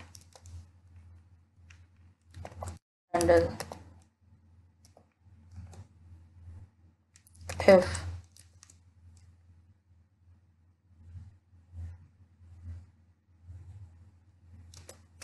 cursor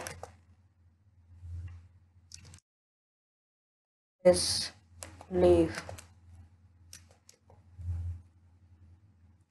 not equals to true,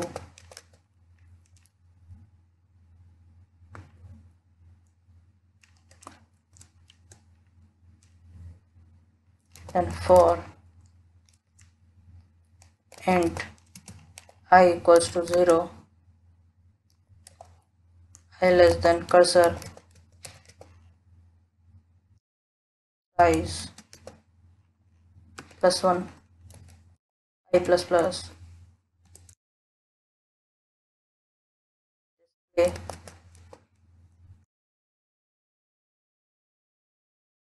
cursor ptr.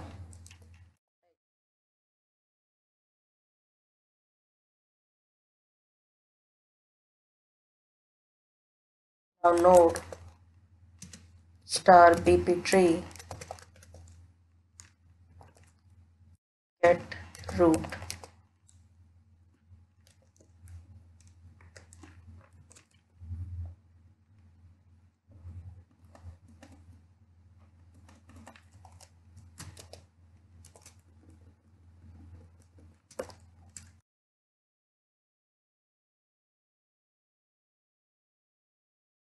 Return root.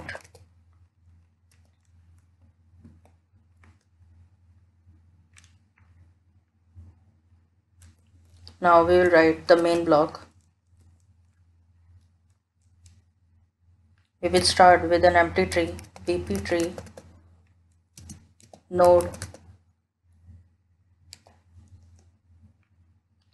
Now node dot insert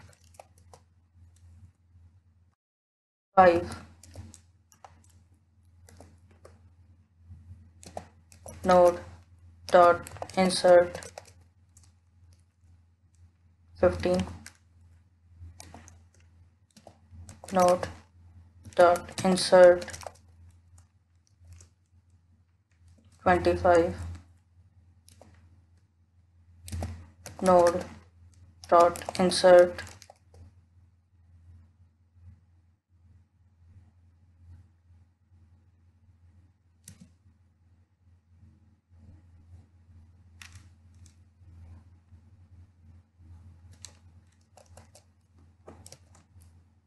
35, node dot insert 45,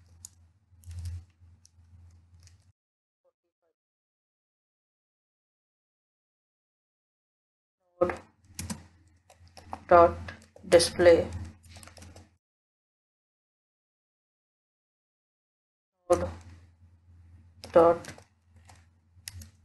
get root,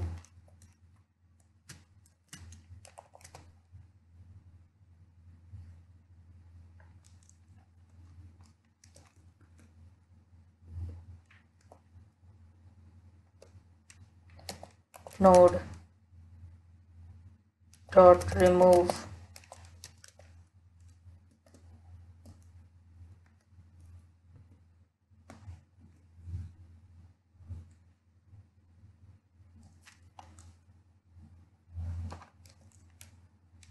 fifteen,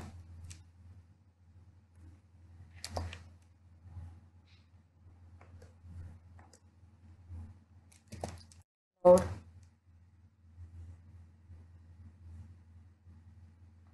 dot display,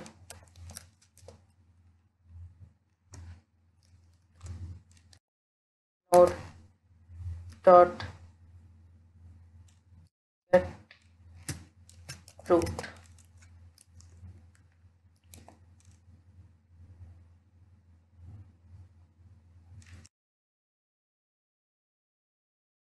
Let's execute this.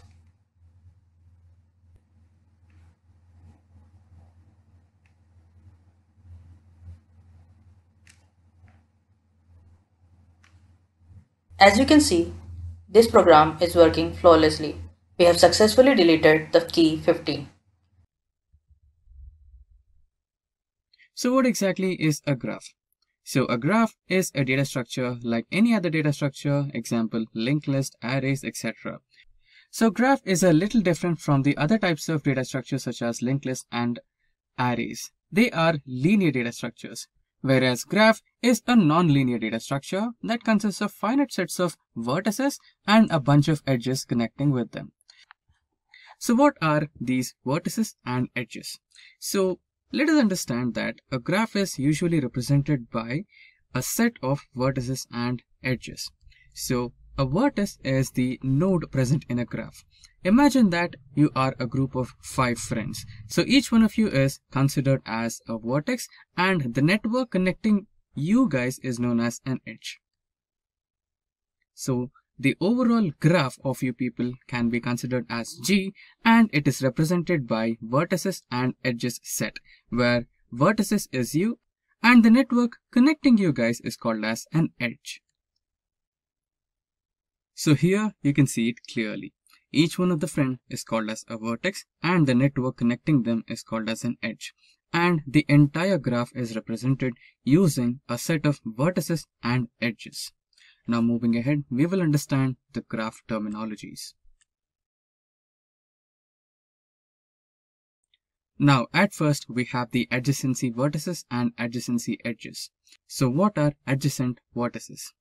If there is an edge between two vertices, that is one vertex or one node is connected to another node directly using just one single edge, then those vertices are called as adjacent vertices. Now what are adjacent edges? If there is one common vertex between two edges, then those two edges are called as adjacent edges. Let's imagine this way. Let us imagine that we have 3 vertices and these 3 vertices are connected using 2 edges. So here we have one vertex which is common between these 2 edges. So such type of edges are called as adjacent edges. Next we have the degree. In an undirected graph, number of vertices adjacent to the vertex is called as a degree. Next is the path. The path is considered as a sequence of distinct vertices such that 2 consecutive vertices are adjacent to each other. Up next we have the cycle. A path that has only one repeated vertices are called as first and last vertices. Followed by that we have the walk. The term walk is self-explanatory. A walk is the sequence of vertices and edges in the graph which is used to traverse through one vertex to another vertex. Now we have entered the next segment of this particular tutorial where we will be discussing the different types of graphs available. So at first we have the finite graph. So what exactly is a finite graph? A graph is said to be finite when the number of vertices and the number of edges are in a finite number or in a countable number. Now the next type of graph is the infinite graph. So what exactly is the infinite graph? So the infinite graph is a typical opposite of the finite graph. So this particular graph will not have countable number of edges and countable number of vertices. The image here is an example for a typical infinite graph. Now followed by the infinite graph, we have the trivial graph. So what is a trivial graph? A graph is said to be trivial if there is only one single vertex without any edges. So this particular type of graph will only have vertex, that is only one single vertex, not more than one, and there will be no edge. If you have just one vertex, then there is no possibility of having an edge, unless if you have one single loop type of edge, which is connecting to itself. But in a trivial graph, we don't even have that. We just have one single vertex. So followed by trivial graph, we have a simple graph. So what exactly is a simple graph? A graph is said to be simple if there is only one and one edge between each vertex. So this particular example can be considered as a simple graph. So here, each and every set of vertices have one single edge between them. Now followed by the simple graph, we have the multigraph. So if there are multiple edges between the pair of vertices, then this particular type of graph is known as a multigraph. So here you can see that we have two vertices A and B, and we have two edges connecting them, not one but two. But in a simple graph, we were supposed to have just one edge connecting the vertices. So this is the difference between simple graph and a multigraph. So followed by multigraph, we have a null graph. So what is a null graph? A graph is said to be null if there are only vertices and no edges between them. So remember the trivial graph, right? We just had one single vertex but no edges. But here we do have multiple vertices but no edges connecting them. So this type of a graph is considered as null graph. So followed by null graph, we have the complete graph. So what is a complete graph? A graph is called as a complete graph where each vertex must be connected with the other vertices using the edges. So the meaning of this particular type of graph is all the edges are connected to all the other edges using at least one single edge. So here you can see A is connected to B, D and C all together with at least one edge, and similarly all other vertices are connected to each other with at least one single edge. Now followed by the complete graph, we have the pseudo graph. So what is a pseudo graph? A pseudo graph is a graph where at least one vertex will have self-looping type of edge. So remember the self-loop or self-edge we have discussed in the trivial graph type. So this particular type of an edge where it connects to itself is called as a loop or kind of self-connecting edge. So any graph that has this kind of a edge is called as a pseudo graph. So followed by the pseudo graph, we have the directed graph. So what is a directed graph? Any graph is called as a directed graph where each edge has a direction associated with it.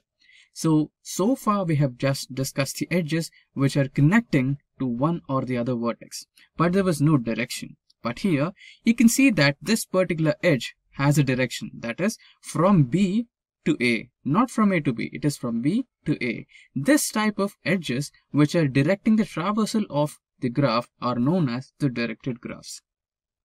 Now followed by the directed graphs, we have the regular graph. So a graph is a regular graph where each vertex of the graph has the same degree. Now here you can see all the vertices have the same amount of degree, that is the connection between all the other vertices. So the degree of A is 3, so the degree of B is also 3, and the degree of D is C, and similarly the degree of C is also 3. So what I mean to say is all of these vertices have the same degree, that is 3. Now we have the weighted graph. So what is a weighted graph? A weighted graph is where each edge holds some weight that denotes the traversal cost through those edges. Now here you can see that all the edges have a different weight. The edge from A to B has the weight 5, and the edge from A to C has the weight 9, and the edge from C to B has 2, and the edge A to D as 8, and finally C to D as 7. So all these values are the weight or the cost to traverse from A to another vertex. So from A to B we have the cost 5, and A to C we have the cost 9, and similarly C to D we have 7, and so on. Now followed by the weighted graph, we have the connected graph. So what exactly is a connected graph? A graph is said to be connected where each pair in the graph is connected.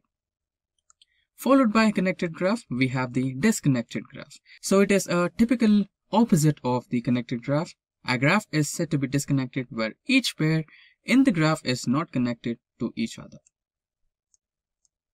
Now next we have the cyclic graph. So a graph is said to be cyclic if it contains at least one cycle in a graph, that is one complete traversal connection. So A can be traversed again from traveling A to C, C to D, D to B, and B to A again. So this type of a graph is called as a cyclic graph. Now next we have the acyclic graph. So it is the typical opposite of the cyclic graph. So here you cannot traverse to A again by traversing from A to C, C to D, and there is no connection between D to B. So the complete cycle is not available here. This type of graphs are called as acyclic graphs. So moving ahead, we have the graph representation. So generally, there are two different ways to represent the graph data structure. They are using adjacency matrix and adjacency list. So what is adjacency matrix?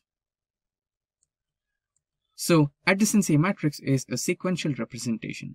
Adjacency matrix is used to represent which nodes are connected to which node.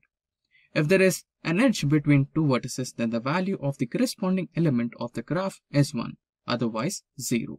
If there is any weighted graph besides, then zeros and ones, we can store the weight of the edge as that particular number. Suppose that there is a connection between A and B and it is represented as a weight of 5. Then there is a connection, so we will use the connection as true, but we will not represent it as 1. Instead, we will use the weight, that is 5, to represent it as 5, not as 1. If there is no weight, then we will represent it as 1. And if there is no connection, then we will represent it as 0. Now, undirected graph representation. So here, you can see how we have represented a graph. So there is no connection between A to A, that is, there is no loop, so the value will be 0. If there was a loop and if it was represented with a weight, then we could have written a weight here. Since we do not have weight, then the no connection is represented as 0 and a connection is represented as 1. We have a connection from A to B, so we have represented it as 1, and similarly to A to C, so and so on. Now, directed graph representation. So the simple difference between the directed and undirected graph representation is we did not have a direction in the previous segment, but here we do have directions. So B is connected to A, but A is not connected to B. So we will write it as 0 because the control is traversing from B to A, but not from A to B. So we need to take care of the traversal of control. So we are representing as 0, and you can see from D to B, we have one connection and the traversal is in the direction of D to B. So we will have 1 there. So here we have D and B. So we have 1. So in that way, we represent the directed graphs. Next, undirected weight graphs. So this was what we discussed before. Instead of zeros and ones, we will represent the weight here. So we do not have a connection between A to A, so that is 0 as usual, but we do have a connection from A to B, so we have represented it with a number that happens to be the weight of the edge. And remember, we do not have the direction here. This is undirected weighted graph. Now, if it were the directed weighted graph, then we could have seen the direction and represented the number with the weight. Now, after this, let us look into the adjacency list. So what is adjacency list? Adjacency list is a linked representation. In this representation, we maintain the list of its neighbors for each vertex in the graph. Every vertex of the graph contains the list of adjacency vertices. Array of vertices which have vertices indexed by each vertex number for every vertex. The array element points to the linked list of the neighbors of the vertex. So this might be a little complicated to understand, so let us understand this using an example. So directed graph representation implemented using linked list. So this is the directed graph we are using. So you can see that A is not connected to anything, so we have ended the address of next location as X, but B is connected to A and C is connected to A. Similarly, D is also connected to A. So that is how we represent the directed graphs using linked list. Next, we have directed graph representation using array. So A is not connected to anything, so we have represented as 0, and B is connected to B as well as A, so we have 1 there, and C is connected to B, so C is also connected to A, so we have 2 there. D is connected to A, C and B, so we have 3 there. Now we have the graph traversal. So graph traversal refers to the process of examining each edge and vertex in a graph. Graph traversing can be performed in 2 ways. The first one is breadth first search or BFS algorithm. BFS starts traversing the graph from root node and explores all the neighboring nodes. Then it selects the nearest node and explores all the new nodes. Queue data structure can be used in BFS algorithm. So the following image depicts the BFS algorithm working. It chooses the nearest node first, then it traverses to all the other nodes. So followed by BFS algorithm, we have the DFS algorithm, that is the depth first search algorithm. DFS starts traversing a graph from the initial node of the graph, and then it goes deeper and deeper until it finds the node has no child. Then backtrack from the dead end towards the recently explored nodes. Stack is used for BFS algorithms. So this particular GIF image can be considered as the graph traversal which is performed using DFS algorithms. So if you don't know much about DFS and BFS algorithms, don't worry about that. Those particular tutorial videos are added in the description box below. You can go through it and understand BFS and DFS algorithms in a much better way. Now we will go through some of the applications of graphs. So some of the major applications of graphs are used in the websites, Google Maps, and social media websites like Facebook, and some security systems, and also software programming. At first, we will discuss breadth first search algorithm. So what exactly is breadth first search algorithm? So breadth first search algorithm visits every node efficiently and marks all the nodes which are adjacent to that particular node. The critical nodes in the graph are in a breadth-wise manner. Breadth first search starts traversing from root node and then selects all the unvisited adjacent nodes of the selected node. Queue data structure is used to implement BFS algorithm. So here you can see a GIF which is explaining about BFS algorithm. So let us consider that we have selected the root node as 1. Then it will check for all possible adjacent nodes. So it will traverse to 2, then it will traverse to 3. After that it doesn't have any adjacent nodes. So the control moves to either one of the child nodes, that is 2 or 3. So let us consider that we go to 2, and from 2 it will check for all the adjacent nodes, that is 4 and 5, and there are no other adjacent nodes from 2. Then it will go to 4. It can also go to 5, but here let us consider that it goes to 4. So from 4 it does not have anything to traverse, so it gets back to 2, then it goes to 5, and from 5 it checks for the traversal. There is only one possibility, that is 7, and no other explorations. Then it goes to 7, and there is no other possibility for 7 as well, so it comes back to 5, then to 2, then to 1, and then it enters the second child node, that is the 3. From the 3, it moves to another possibility, that is 6, and it checks for another possibility, but there is no possibility. So now the control moves from 3 to 6. From 6, it tries to visit the adjacent nodes. So 6 has only one adjacent node, that is 8, and no other adjacent nodes. And now from 6, it goes to 8. And from 8, it checks for any other adjacent nodes, but there is no other adjacent node, so it gets back to 6, then 3, then to 1 back. So this is how the control traverses when you are implementing breadth first search algorithm. Now here, let us look into an example for breadth first search algorithm. As discussed in the previous example, here the root node is selected first. Then it goes to B. Then it goes to C. And it checks for any other adjacent node. But there is no other adjacent node other than B and C. So the control moves to B. And from B, it starts traversing to all its adjacent nodes. First, it traverses to D, then to E. And it checks for any other possibility, but there is no other possibility. So the control goes back to B, then to A, and from A, it traverses to C. And from C, it checks for all the adjacent nodes, that is F and G. So it checks for other possibilities. Since there is no other possibility, it goes through F, and from F it checks for other possibilities, but there are no other possibilities from F. So the control gets back to C and then finally to G. And in G, it checks for any adjacent nodes. Since there is no adjacent node from G, it stops there and we have the queue output here, that is A, B, C, D, E, F and G. So this is how the breadth first search algorithm works. Now to understand this in a practical way, let us try to execute a program in Dev C++. So now we are on Dev C++ and the program on my screen is an example for BFS algorithm. In this program, we have a queue first, as BFS is executed using queue data structure. and there are two variables, that is rear and front, and there is one array named as size, and the size is defined here as 50.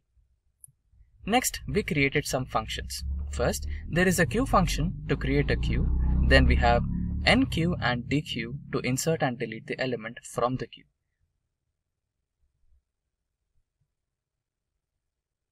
So this is the enqueue function and this is the dequeue function to insert and delete the elements from the queue. Then we have a function to display, and after that we have the empty function to check whether a queue is empty or not. So this particular code segment is to check whether the queue is empty or not, and this particular function is the print function, which is used to print the elements inside the queue. After that, we defined node and made a function as creating a node, and in node there is a one variable named as vertex and one pointer next to it.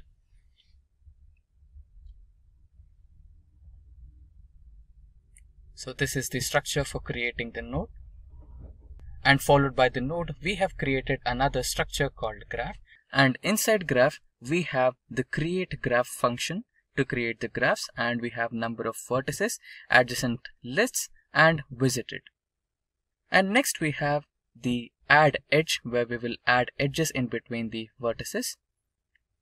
And finally, we have the BFS algorithm. So here we will check if the queue is empty or not first, then we will call the dequeue function and we will execute the BFS algorithm. And now finally we have the main function where we will add all the edges to the graph and call the BFS algorithm. Now let's try to run this program and see the output.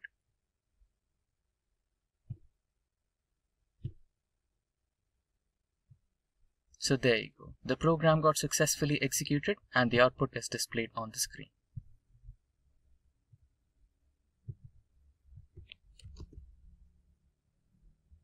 So queue contains the values, that is 0 queue, reset node is visited to 0, and then queue contains values 2 and 1, now the node is visited to 2, followed by that the queue has values 1 and 4 and node has visited 1.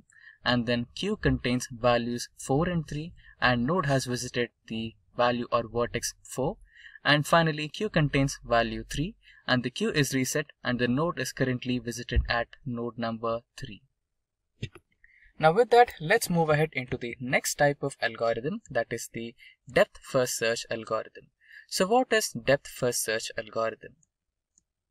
So DFS algorithm is used for traversing trees using the depth-wise direction. The execution of this algorithm begins with the root node and explores each branch before backtracking. Next, DFS uses stack data structure to remember to get a subsequent vertex and start a search whenever a dead node appears or the dead end appears at any iteration. Now we used to have queues in BFS algorithm, but in DFS algorithm we will be using stacks. Now to understand the working of depth first search, let's go a bit more detail. So here we have a graph. So how depth first search algorithm works? Now here we can choose the root node first. So once the root node is chosen, it sees the possibilities of traversal. It starts from the left side tree first. It first visits B, and now it will not stop at B. In BFS, it used to stop at B and used to check all the possibilities. But here it is not like that. It will first visit B, then it will not stop at B. It directly sees the depth of the B, that is, it has another child node. So it will enter the left child node and checks D. And now here it will not stop at D. It will check for possibilities at D. So since there are no possibilities from the left or right side of D, it will get back to B. And now it will check for another possibility from B, that is right side. First it finishes the left subtree. On completion of left subtree, only then it will enter the right subtree. So here it checks for the possibility. It found E, and from E it will check for another depth search. So there is no depth search from E, and not on left and not on right, so it comes back to B. From B it visits the root node again. From here, it checks for the right subtree now. Here we have C.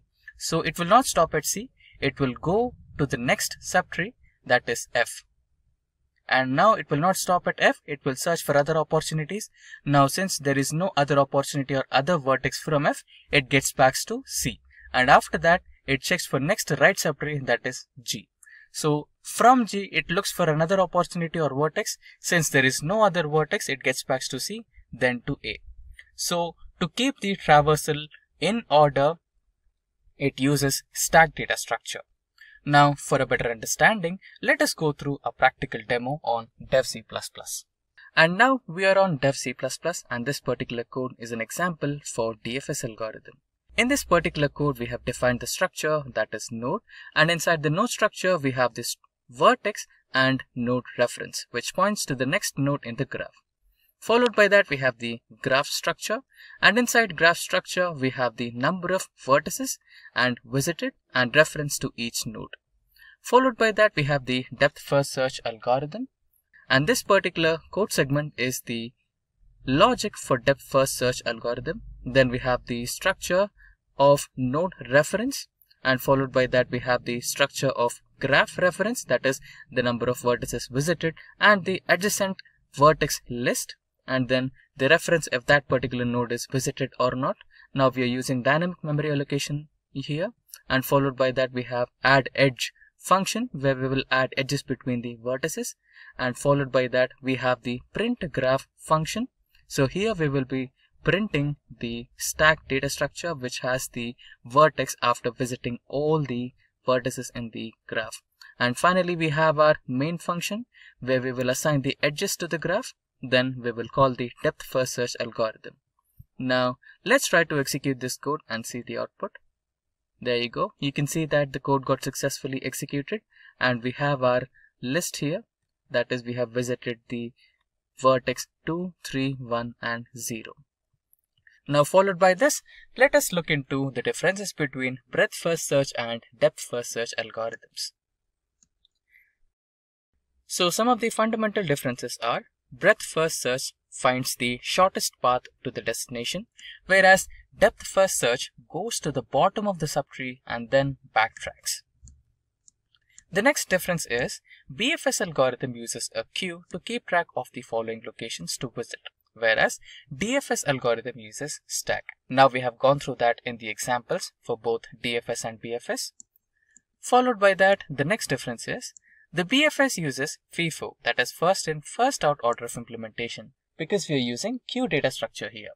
Whereas DFS uses last in first out order of implementation, because we are using stack data structure.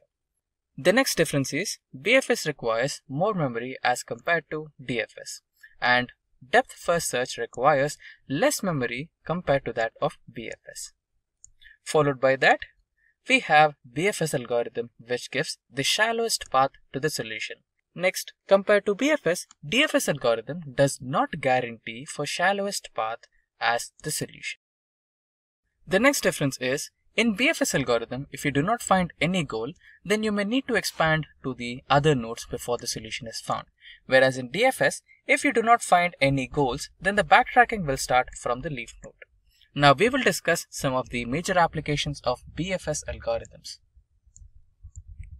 So BFS algorithm can be easily used to create the shortest path and the minimum spanning tree to visit the graph vertices in the shortest time possibly with high accuracy. BFS algorithm is implemented to locate all the neighboring nodes in peer-to-peer network, and this will find the required data faster. Search engine or web crawlers can quickly build multiple levels of indexes by employing BFS algorithm and start implementing from the source, and then it visits all the links from the source.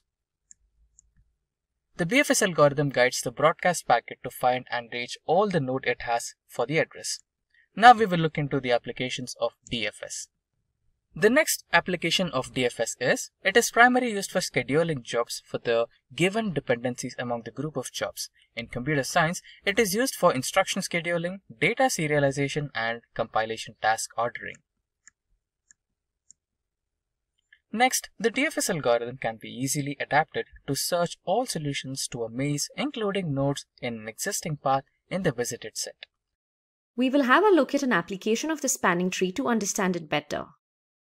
Meet Patrick. Patrick works as a head of the network administration department in an IT solution company named as Gray Solutions. Being the head of network administration department, Patrick is responsible for managing his team to keep the organization's computer network up to date and operate it as intended. Network administration department coordinates and connects multiple systems in the company to a single network using multiple routers. This network is called as Local Area Network or LAN, which is created for the sole use of an IT company. But in the last few days, something went wrong in the network management system which came to Patrick's notice. He observed that the network loop is formed in a routing system. A network loop occurs when multiple routes carry information from the same source to various computing devices. And due to this formation of a network loop, the network connectivity started slowing down initially. After a few hours, the network connectivity completely went down and all the operations of the company stopped abruptly. Now Patrick and his team needed to do something in order to resolve this problem permanently. So Patrick started brainstorming to find out an optimal solution to fix this problem. One of Patrick's teammates was good at data structures and he came forward with an idea to implement a spanning tree data structure for managing the routing connections. He suggested replacing the old naive routing strategy with a minimal spanning tree routing. After listening to this idea, the whole network administration team started working on implementing a spanning tree. While doing that, they treated the network connection as a graph. The routers and end devices like computers, fax machines were treated as the nodes of the graph, where the connecting wires carrying network signals were treated as the edges of a graph. But before understanding how Patrick's team was able to solve this problem using a minimum spanning tree, let's first understand the basics of this data structure. This will allow us to get a clear insight into how spanning tree solves network routing problems. So let's start with graph and its different types. Basically, a graph is a structure made of nodes and edges connecting them. And there are three types of these graphs based on the types of edges. The first is the undirected graph, the second is the directed graph, and the last is the connected graph. Let's understand these types completely in the upcoming slides. The first type of graph that we are going to discuss is the undirected graph. It is termed as a graph in which all the edges does not point to any specific direction. In simpler words, all the edges of this graph will be bidirectional. As you can see in this particular graph, you can move from any node to any other node and retrieve back as well. Next up is the directed graph. It is a graph in which the edges point to a specific direction. By this, I mean in this type of graph, you can only move towards a single direction. For example, you can traverse this given graph starting from A, then B, then C, then D, and finally E. But here, you cannot traverse back from E to A as this graph is unidirectional. The last type of graph, depending on its edge, is a connected graph. It is defined as a graph with a path from any vertex to any other vertex in the graph. In this particular type of graph, you can reach any vertex from any other vertex in a graph. For example, you can go to node B or D from node A and arrive back at A from either vertex B or D. Now moving ahead, we will understand what a spanning tree is and how we can create it. Mathematically, the spanning tree for any graph G having vertices V and edges E can be represented using superscript notation G' having vertices V' and edges E'.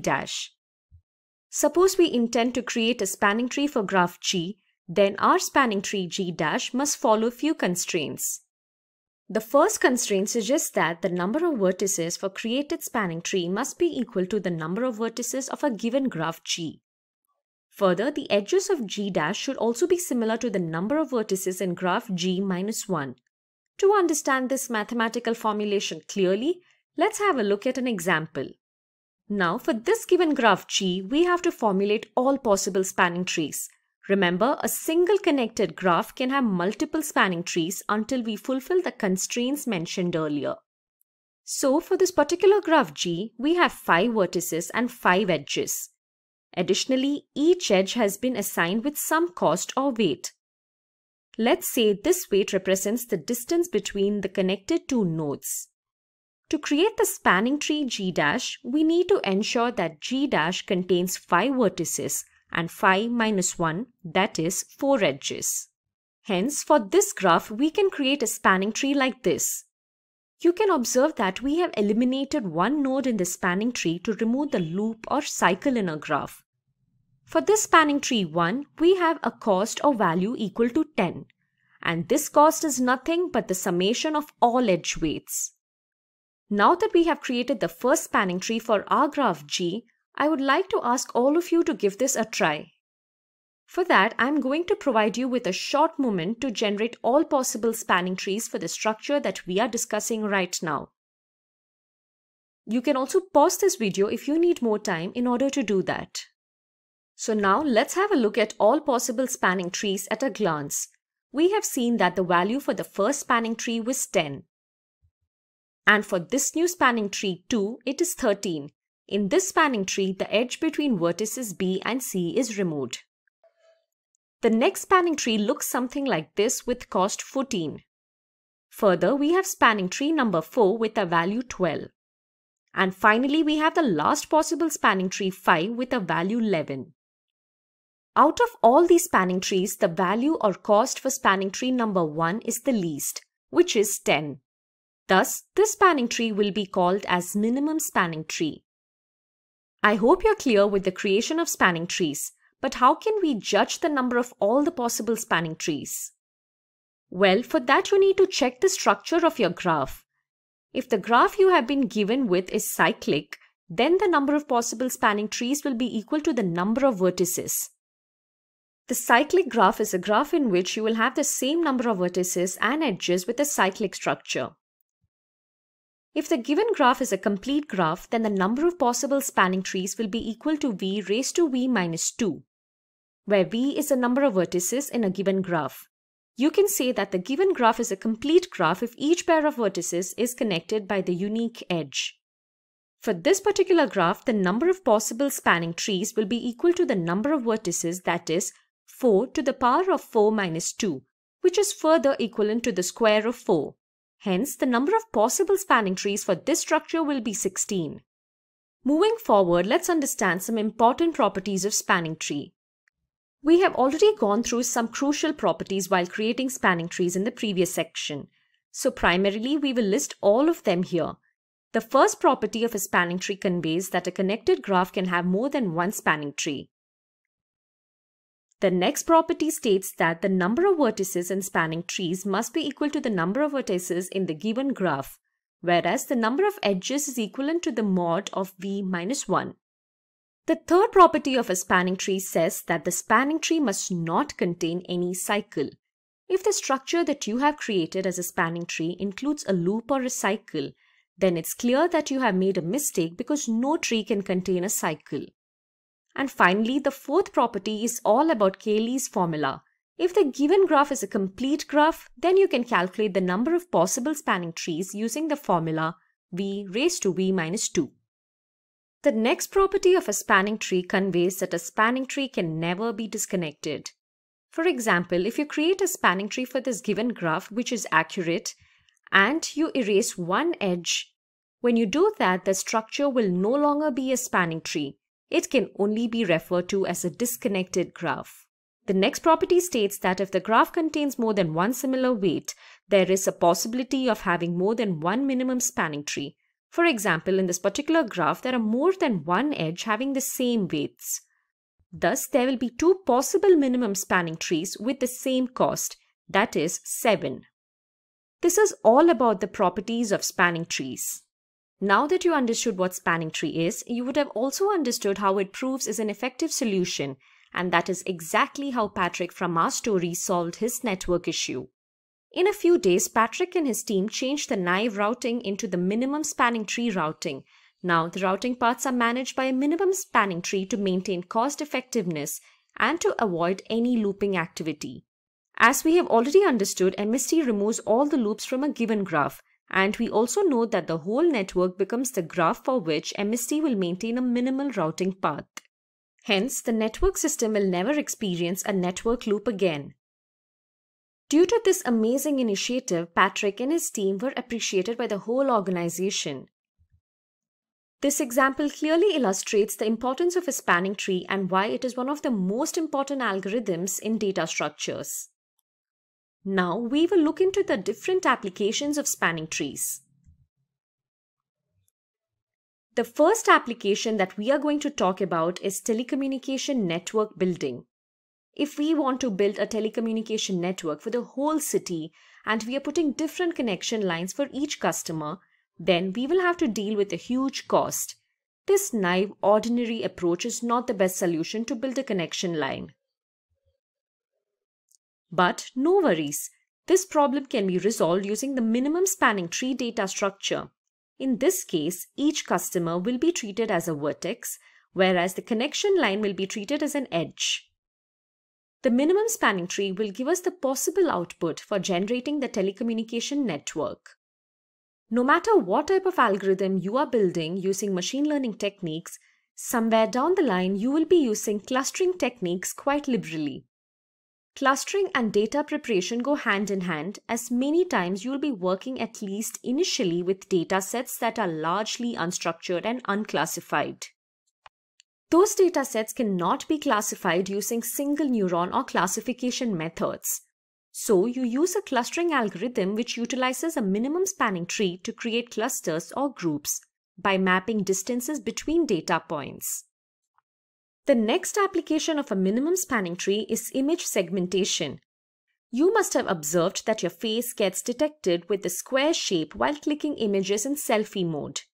This scenario is happening due to the image detection algorithm developed in the camera system.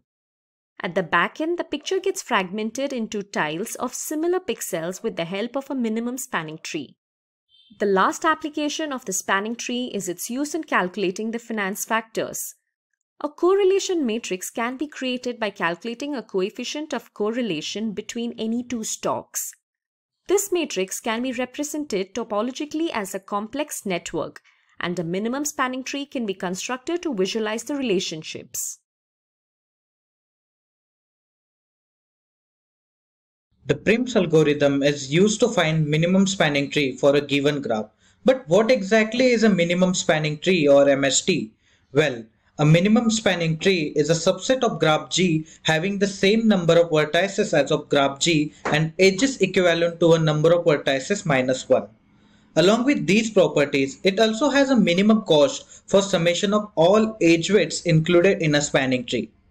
Prim's algorithm starts with a single node and explores all the adjacent nodes at every step. The edges with minimal edge weights causing no cycles in the graph get selected. Hence, we can say that Prim's algorithm makes a locally optimal choice intending to find global optimal choice. That is why it is called as greedy algorithm. Moving ahead, let's understand how we can find out the minimum spanning tree using Prim's algorithm. Now, given a graph G consisting of vertices V and edges E, we need to construct a minimum spanning tree G' with vertices V' equal to V and edges E' equal to V minus 1, having the summation of edge weights minimal. This particular graph G contains 9 vertices and 12 edges. That means our MST G' will have 9 vertices and 9 minus 1 edges, that is 8 edges. So, with this in mind, let's create an MST for this graph G using Prim's algorithm. The first step in Prim's algorithm is to choose an arbitrary starting vertex. Here, we'll select node A as our starting vertex. Now, the next step in Prim's algorithm is to add new vertices with a minimum edge weight. In this case, from vertex A, we have 2 possible edges for traversal. The edge weight for edge AB is 1, whereas the edge weight for edge AC is 6. So obviously we'll choose vertex B here. Since we have reached vertex B, we will look into the possible edges for adding an edge with minimum weight to our MST. Edge BD have the minimum edge weight, so we'll add it to our MST. Now from vertex D, there is only one edge. Hence, we'll directly add that edge DH into our spanning tree. Now from vertex H, there are two possible paths, out of which the path HI has minimum cost. Thus we'll add it to our MST. From vertex I, there is only one edge, so we'll directly include it in our MST. Now that I have included vertex G, I am going to check what connected edges I have from vertex G. But since there is only one edge from vertex G, we'll just insert it in our MST. From vertex E, two edges are going to different vertices. So we will choose the one with least edge weight, and that edge is edge EC. Now that I have included node C, I am going to examine what connected edges I have to consider from vertex C. Currently, out of these two highlighted edges, I want to pick that edge which has not yet been included in MST and has the minimum edge weight. But the question that arises here is, can I add this edge AC into our MST? Well, we cannot. If we add edge AC to our MST, then it won't remain a tree structure due to the creation of cycle or a loop, which we cannot allow to happen according to the Prim's algorithm. Thus, in this particular case, we'll choose edge CF for insertion in our MST. And finally, the summation of edge weight for this MST will become 30. Also, till the time, you must have observed that this algorithm chooses the next vertex that offers the most prominent or immediate benefit. It started with an empty spanning tree for maintaining two sets of vertices. The first set was for the vertices included in the MST, and the other one was for the vertices that haven't been included in the MST. At every step, this algorithm considered all the edges that connected the two sets and picked the one with minimum edge weight from the adjacency matrix.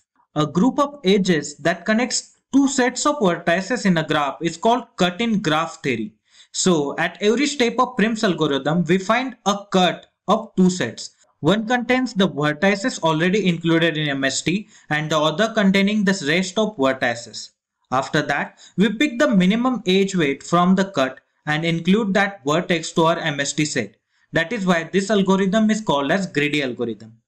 Having said that, let's dive into the implementation strategy for developing code for Prim's algorithm. The idea behind Prim's algorithm is simple. All the vertices of a spanning tree must be connected. Hence, the two disjoint subsets of vertices must be connected in order to create a spanning tree. And further, these vertices should only be associated with the minimum edge weight to make it a minimum spanning tree.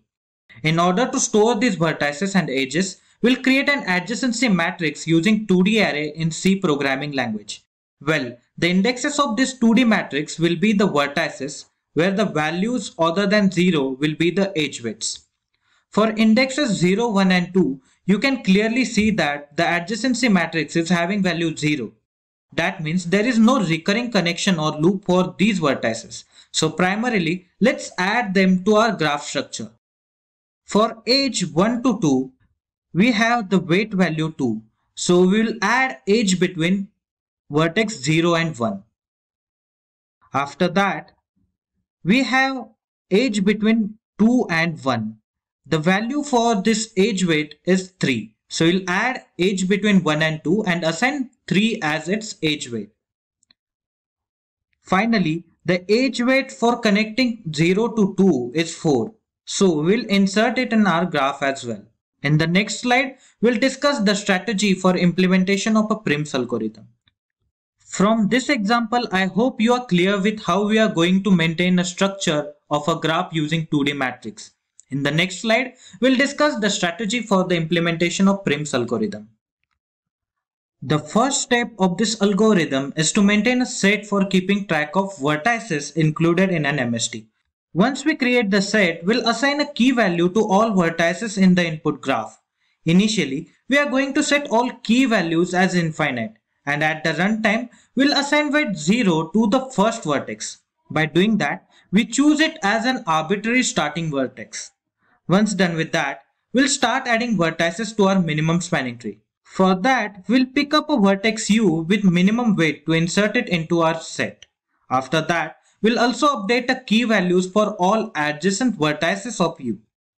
On that note, let's visit a code editor to implement Prim's algorithm using C programming language. If getting your learning started is half the battle, what if you could do that for free? Visit SkillUp by Simplilearn. Click on the link in the description to know more. Now, in order to begin with coding implementation, we'll need to load some dependencies. For this implementation process, we are going to need a Boolean set in order to keep track of vertices included in our MST. That is why we'll include a standard Boolean library in our program. So, #include std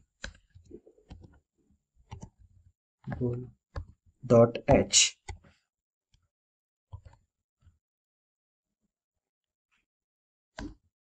Once done with this addition, we'll define a number of vertices that we are going to use in our graph. I'm going to set the number of vertices to 5. So let's do that. #define vertices 5. And if you want to implement MST for a larger graph, then you must set the number of vertices to a more significant number. Now let's move to the main function. The graph that I'm going to use for generating a minimum spanning tree is supposed to be stored inside a 2D matrix. So first let's have a look at that graph. This is the graph for which we want to develop a minimum spanning tree. The first step that we must take to do that is converting this graph into 2D matrix. As discussed earlier, the diagonal values will be null or 0 and other values will be the edge weights between two nodes. So without wasting any time on this, I will directly create adjacency matrix for this graph inside our code editor. This part is about maintaining our graph in form of 2D matrix. Now after this, we are calling primsMST function which is responsible for generating a minimum spanning tree. So let's do that here.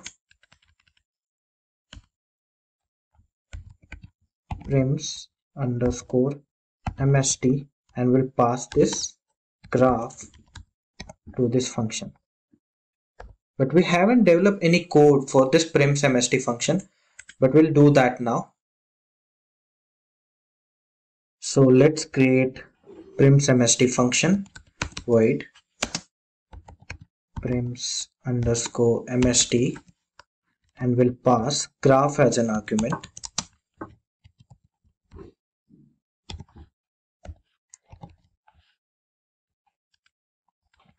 Should be vertices and vertices to make it a 2D matrix. Now inside this function, we'll create an array named key to store key values of all vertices. Int key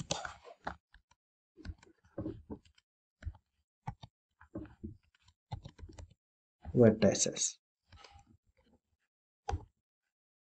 Along with it, we'll also initialize the parent in which we'll store our actual MST and Boolean set to keep track of each and every vertex of our graph. So let's create that parent array.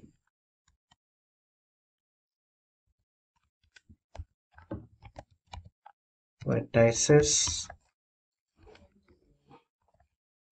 and we'll create Boolean set for maintaining track of all vertices.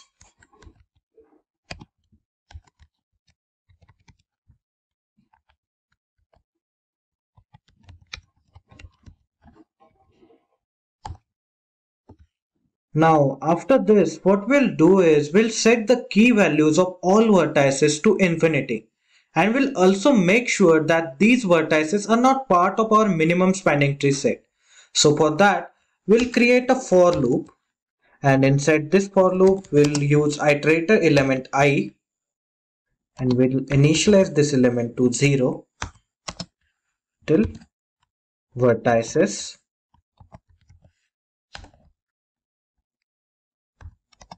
and we'll increase the iterator element I for each loop.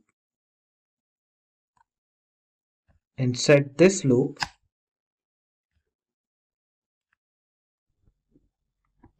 we will set key I to the possible integer maximum value, and in order to use this value we'll need to add one library which is called as limits.h. So we'll add it here, hash include limits.h.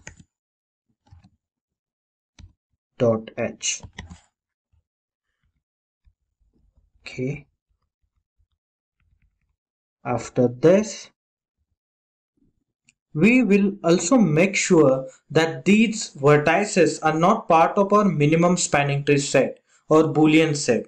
So for that, we'll write statement min underscore span underscore tree I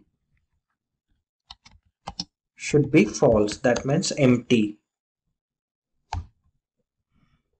and we'll add indentation. Okay.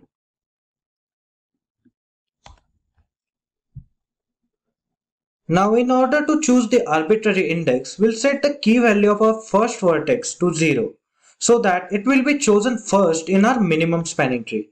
For that, we'll write statement key 0 should be equal to 0. And as we have chosen vertex 0 as our first arbitrary vertex, so we'll also set the index 0 of the parent array to -1.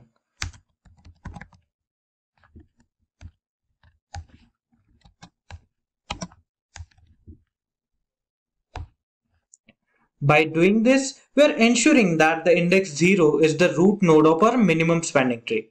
Now, to choose vertices with the minimal key value, we'll create a new function named least key. So let's do that.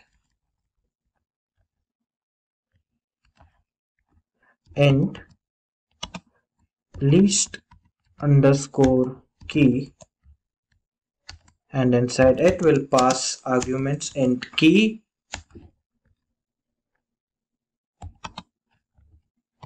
boolean set,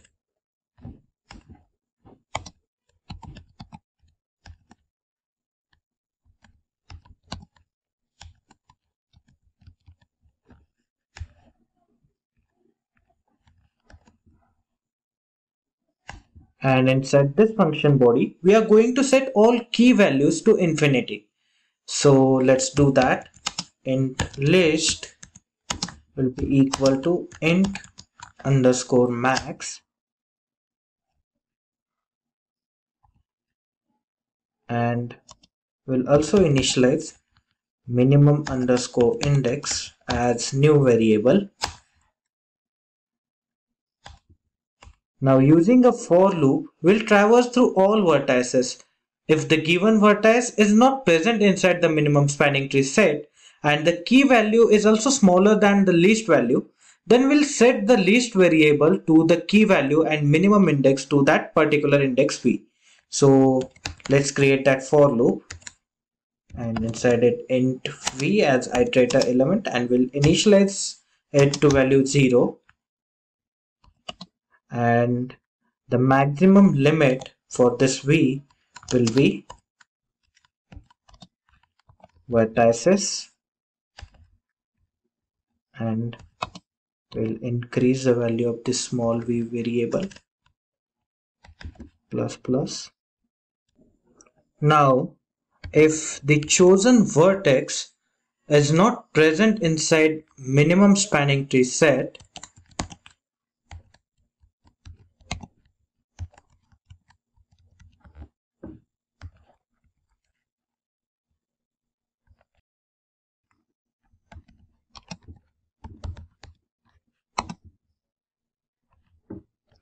and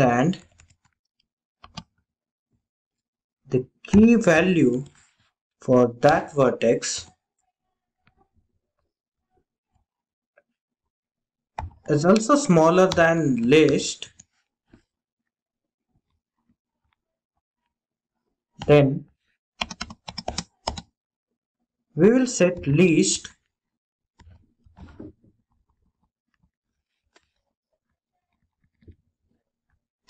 equal to key of V and minimum index to V, and we'll get out of this for loop and we'll return the minimum index value. On that note, let's arrive back at our primsmst function. Here, using a for loop, we'll fetch the minimum index that we have generated inside a list key function. So let's create for loop. We'll use count variable here and we'll initialize it to 0, and we'll move this count variable till vertices -1, which is nothing but the number of vertices in our minimum spanning tree.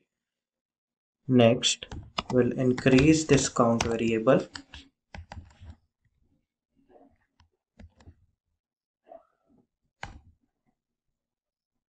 Now we have arrived inside this for loop body.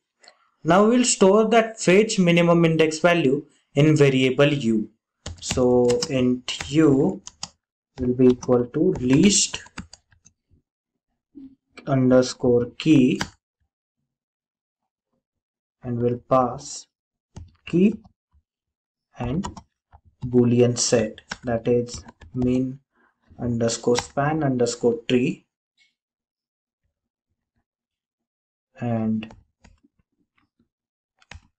we will include this least node, that is u, to our minimum spanning tree set or boolean set,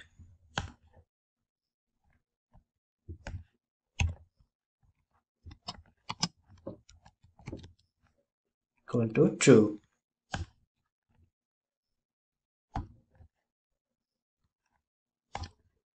Now here we'll use a nested loop in order to insert a complete edge which is initiating from node 0. Inside this loop we'll further call if log to validate some conditions. So let's create that nested for loop first.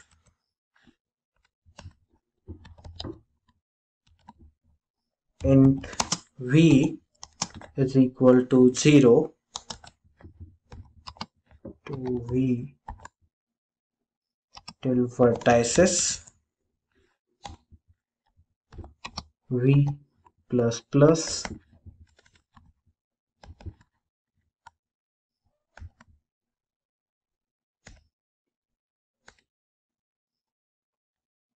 and inside this for loop we'll add if log and we'll check graph u to v and mean span tree v is equal to false, and graph u v is minimum than key of v, then what we'll do is we'll set parent of v to u and key of v to graph u v.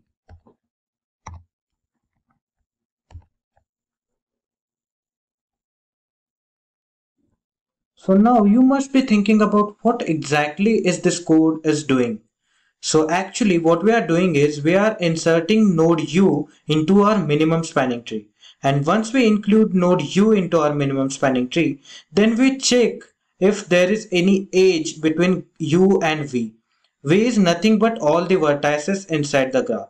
If there is edge between u and v, then we check if that v is included in our spanning tree or not. If it is not included, then we check the key value of v. If the key value of v is greater, then what we do is we set parent of v is equal to u and key value of v is equal to graph uv, which is nothing but the weight between edge u and v. So that's what this code is doing. After this, what we'll do is we'll write one printf statement. So for that, we'll need to get out of this for loop and we'll write printf statement. Printf created spanning tree for given graph edge \n, so that this next part comes inside the next line, and we'll also make a call to print underscore prims mst function, which is not created yet, but we'll write code for it once done with this call, and we'll pass parent and graph to it. Well, now let's create a code for this print prims mst function. Int print underscore prims mst, and we'll pass int parent, we'll pass int graph with vertices and vertices.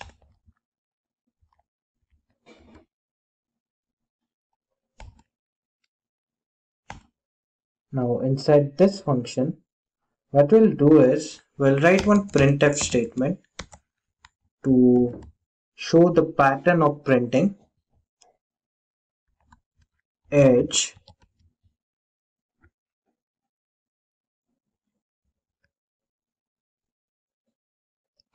/t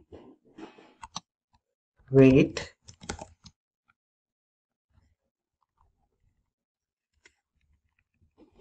/n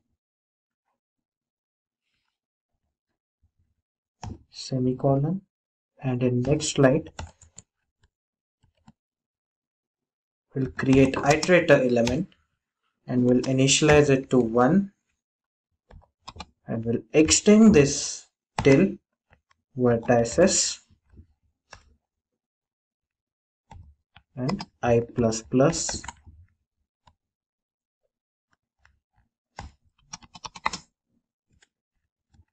printf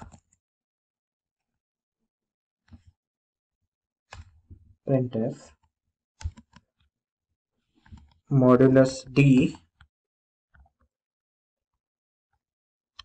dash modulus d /t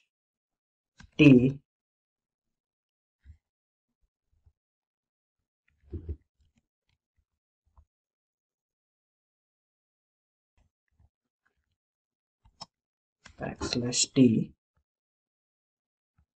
modulus d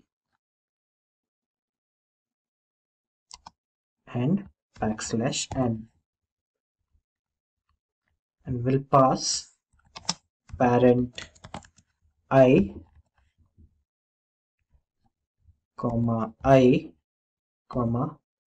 graph I and parent of I. This statement will print the graph on our screen, but here is one mistake. that I have made. I haven't added the indentation for this for loop. Okay. I think this should be fine now. We can say that our coding implementation is finished. Now let's run our code and check if it is working or not.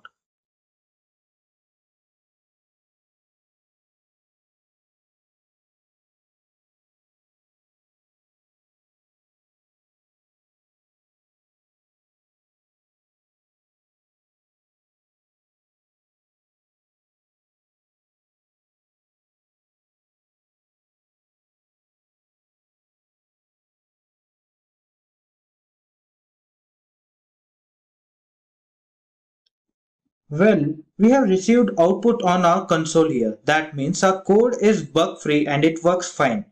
You can verify this result by drawing the spanning tree of output on your notebook, and further you can compare it with the graph that we have shown previously. The Kruskal's algorithm is used to find the minimum spanning tree for a given graph. But what exactly is a minimum spanning tree or MST? Well, a minimum spanning tree is a subset of graph G having the same number of vertices as of graph G and edges equivalent to number of vertices minus 1. Along with these properties, it also has a minimum cost for the summation of all edge weights included in a minimum spanning tree. If you want to learn more about spanning trees, then please consider watching our video, which you can find in the I button section right away. Now coming back to the Kruskal's algorithm, the Kruskal's algorithm sorts all edges in increasing order of their edge weights and keeps adding nodes to the tree only if the given edge does not form a cycle.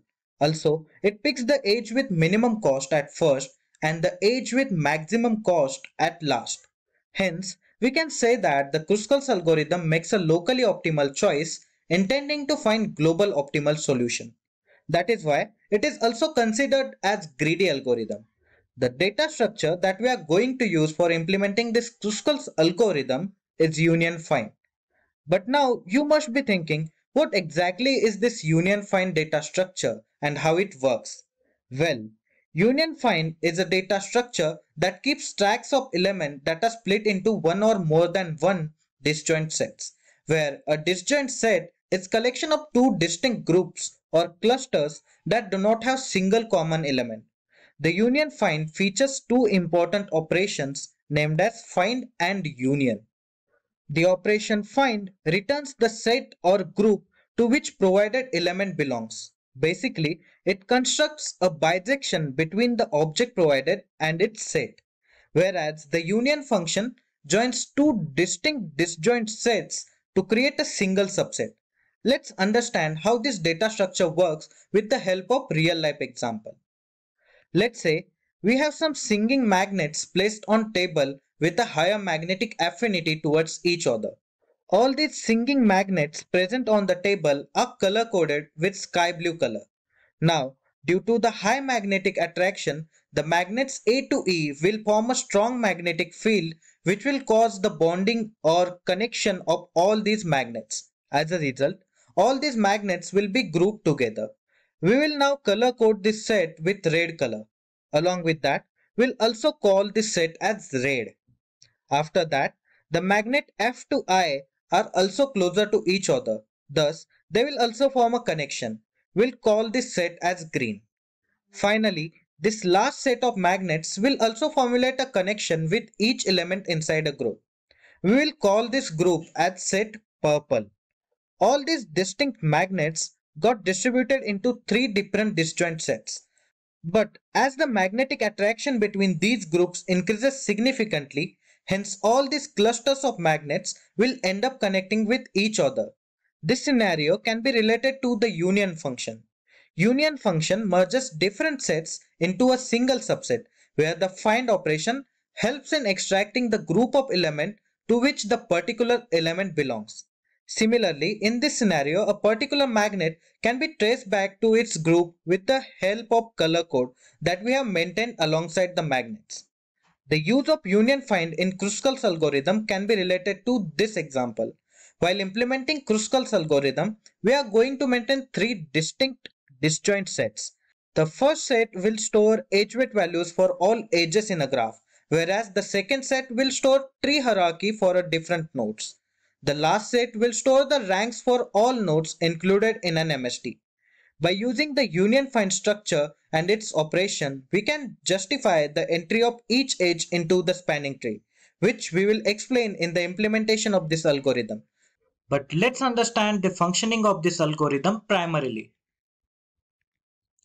The Kruskal's algorithm begins with sorting all edges into increasing order of their edge weights. This sorting is done to include edges with the least edge weight primarily into the tree structure. After that, we'll pick the first smallest edge and we'll check if it generates any cycle in the tree structure or not. If it does not form any cycle, then we will include that edge into our spanning tree. Otherwise, we will discard it.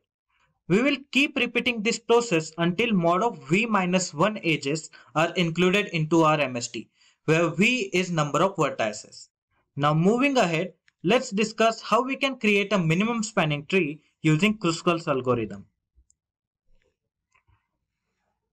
This given graph GVE contains 12 edges and 6 vertices, and we are supposed to find out G dash such that the number of vertices is equal to 6 and the number of edges is equal to v-1, that is 6 minus 1, which is equal to 5. The one more condition that the formulated structure must abide by is that the summation of all included edge weights must be the minimum possibility for this spanning tree. Going forward, we'll discuss how we are going to create MST for this graph using Kruskal's algorithm. The first step that we need to perform is removing all the loops or parallel edges from our graph. Hence, primarily, we'll remove these two present loops. The next step that we are going to perform is arranging all the edges in increasing order of their weights. The reason behind maintaining the sorted list is to make sure that the first edge for insertion is of a minimum cost. Here, I have maintained the sorted list for all the edges that are part of our graph. So according to this sorted list, the first edge that we are going to insert in our MST is edge EF, as it has minimum weight cost, that is 2. The next edge that we have in our sorted list is edge FD. It also has an edge weight equal to 2. Hence, we'll include it in our spanning tree. The third edge in our sorted list is edge BC with weight 3. The inclusion of this edge does not formulate any circle in our tree structure, hence we'll add it to our MST. The next edge is edge CF, having an edge weight 3. So we'll include it in our MST structure.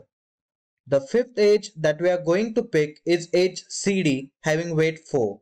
But the inclusion of this edge inside our spanning tree will create a loop, and the structure that contains a loop can never be considered as tree. Hence, we have to exclude this edge. The next edge is edge BF, and the inclusion of this edge will also generate a cycle in our spanning tree structure. So, we will exclude this edge as well.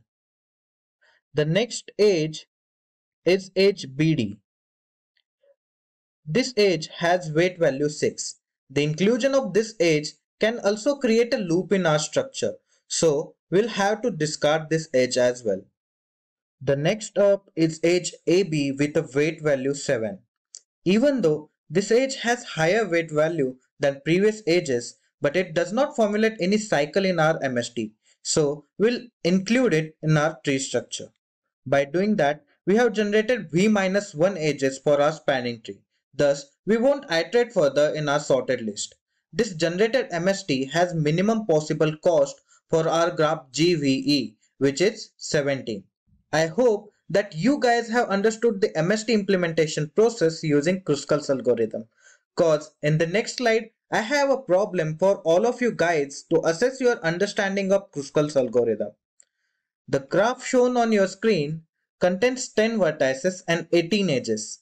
And for this graph, you are supposed to generate a minimum spanning tree such that it contains 10 vertices, 9 edges and minimum construction cost. In order to do that, you can take out your pen and paper to draw the spanning tree structures based on the step that we have discussed till the time. I'm aware that this graph is quite strangely structured.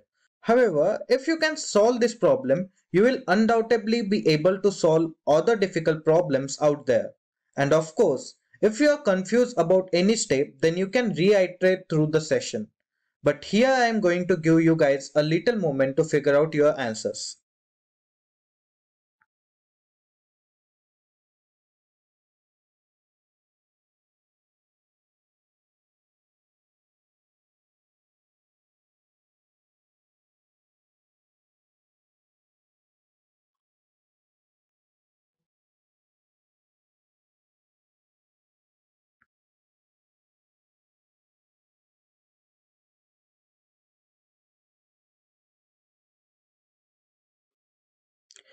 Well, now that you guys must be ready with your solution, so let's check if it is true.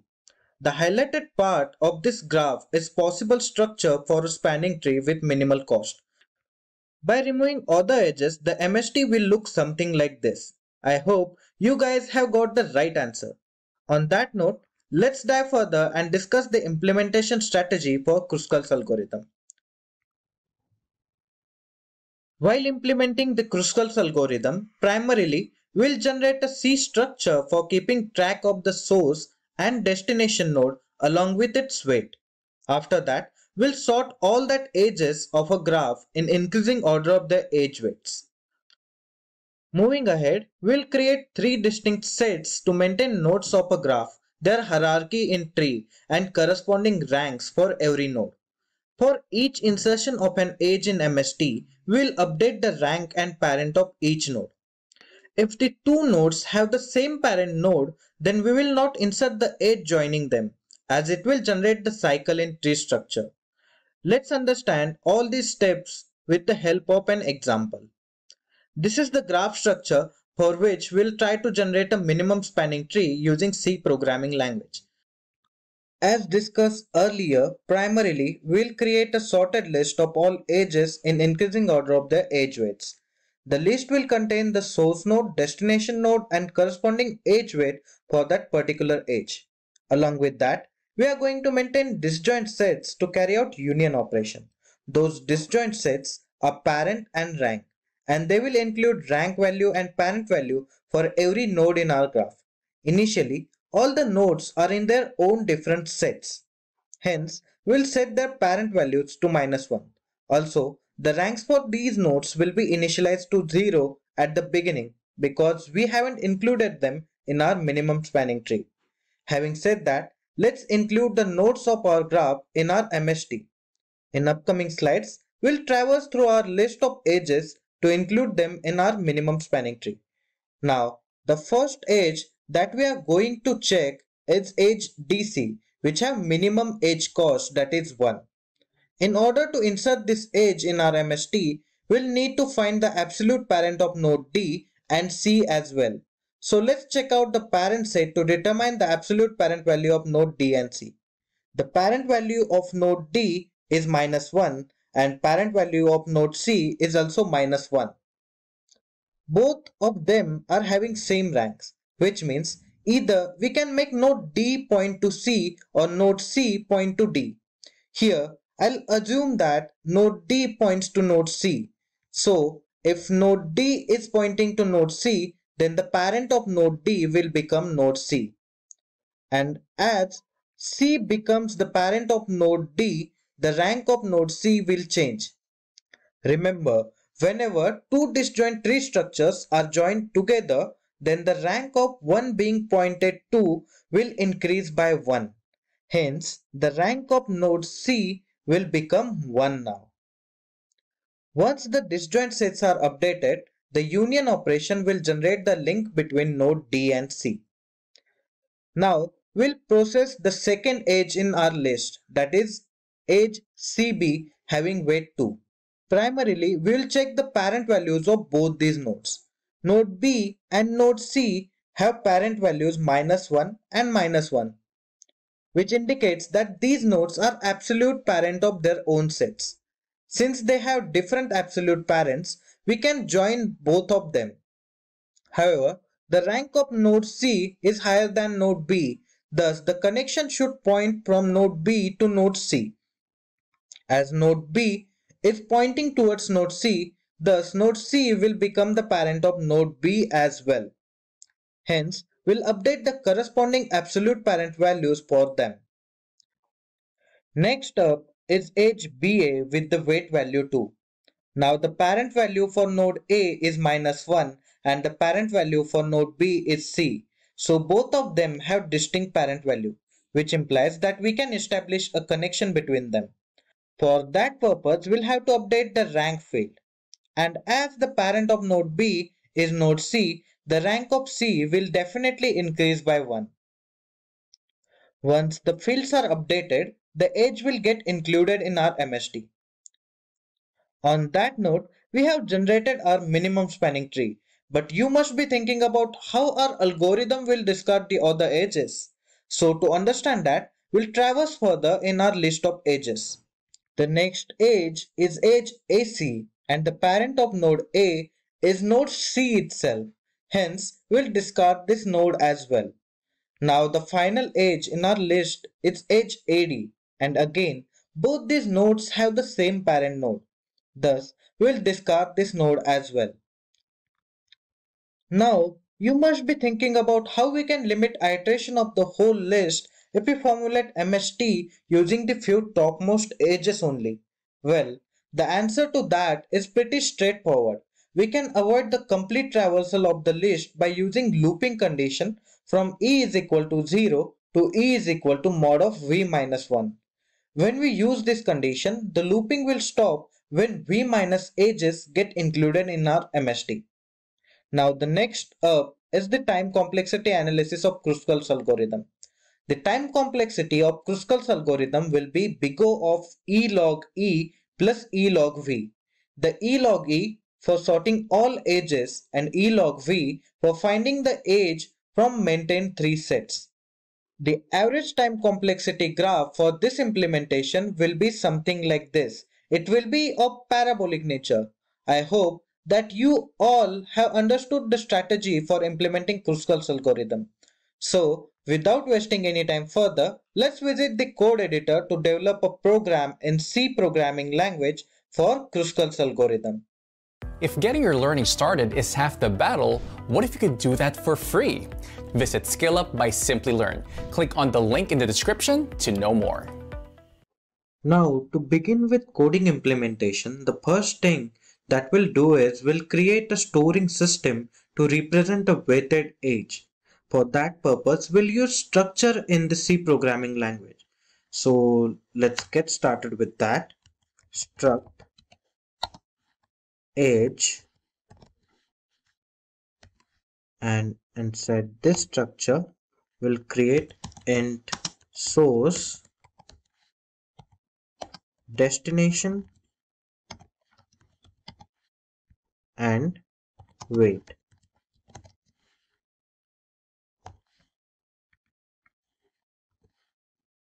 Now what we'll do is we'll utilize this structure to store the edges of the graph. Moving ahead, we'll also initialize the structure for storing the complete graph. So let's create one more structure and we'll name the structure as graph, and inside this graph structure we'll create node.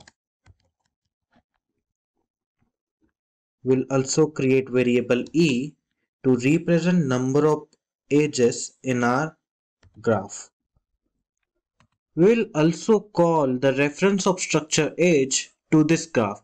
By doing this, we'll be able to include all the edges into our graph structure as well. So let's create that reference struct edge star edge. Now we have successfully created the structure for graph. Now moving forward, what we'll do is we'll assign dynamic memory to the reference of graph structure.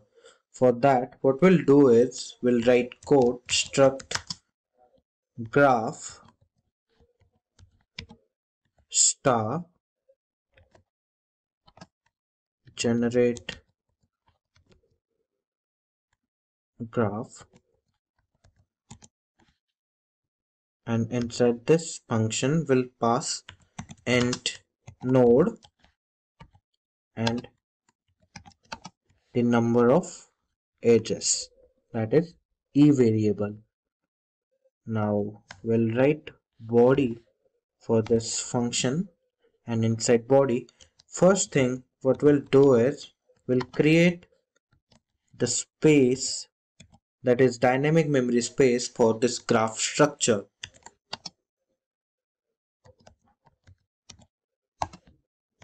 Equal to struct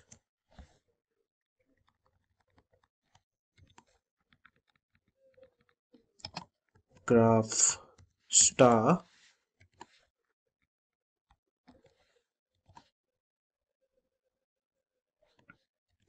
malloc size of struct graph.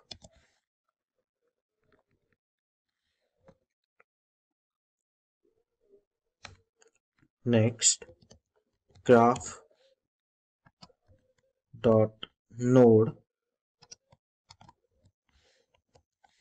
will be equal to node and graph dot number of edges will be equal to e itself. Next, what we'll do is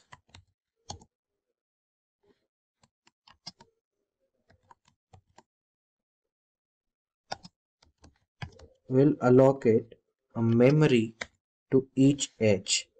Okay, add an underscore here.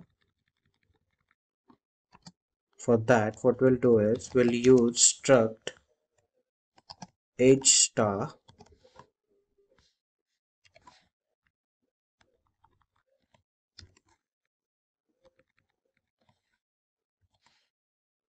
malloc size of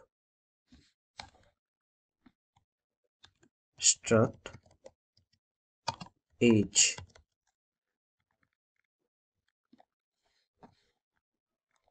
and finally we'll return the graph.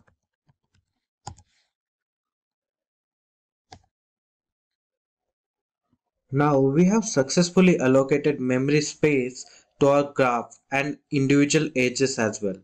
So moving forward, what we'll do is we'll initialize one more structure to store the parent array and rank array.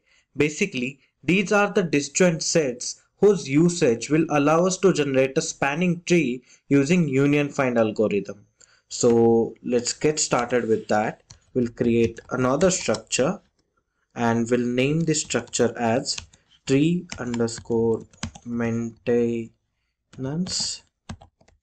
underscore set, and inside this structure we'll create parent array and rank array.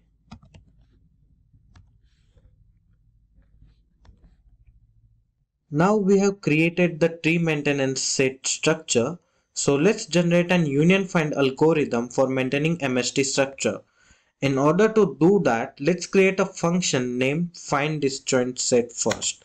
So this find disjoint set function will be of int data type find underscore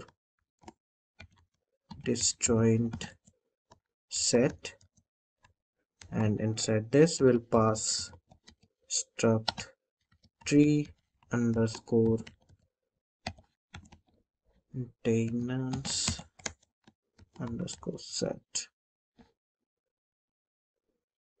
and its object subsets and a variable int I.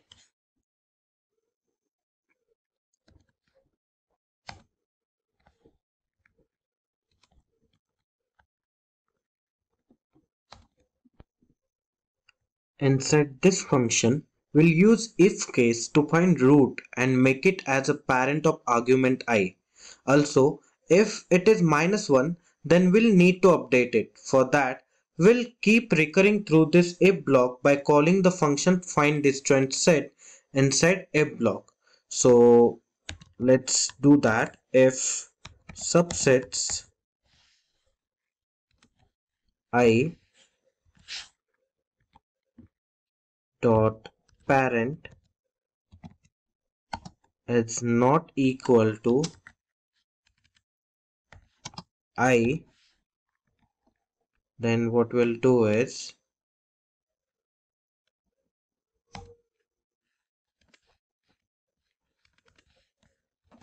we'll get inside this if block and we'll execute subsets I dot parent is equal to find underscore disjoint set, and will again pass same argument subsets comma subsets I dot parent.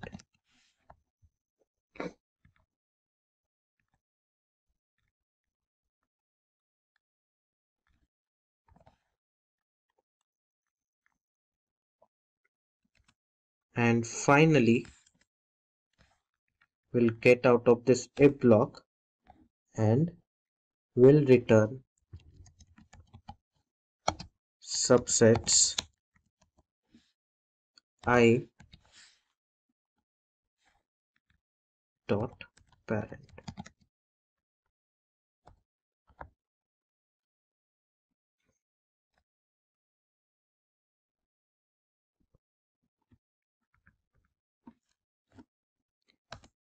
Now we'll create a function for union operation. Let's name this function as void union underscore disjoint set, and inside this we'll pass struct tree underscore maintenance underscore set and its object subsets, and we'll pass argument x and argument y.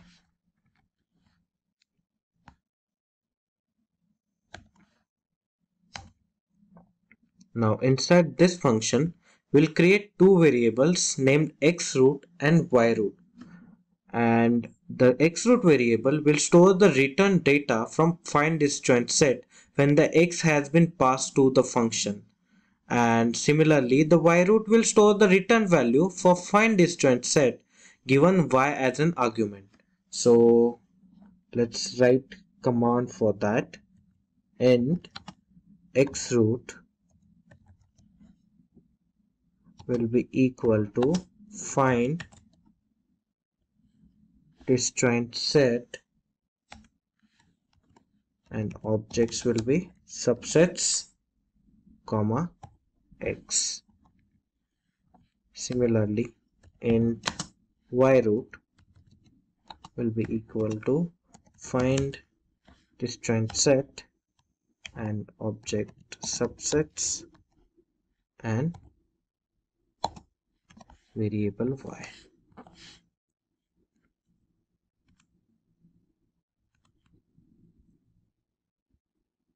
Now, in order to build connection between these nodes, as discussed previously, the node with lowest rank value should always be pointing to the node with highest rank value and vice versa.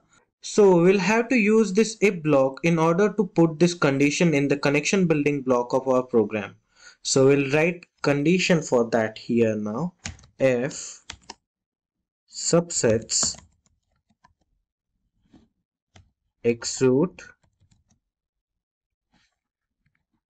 dot rank is less than subsets yroot dot rank, then what we'll do is we'll set subsets xroot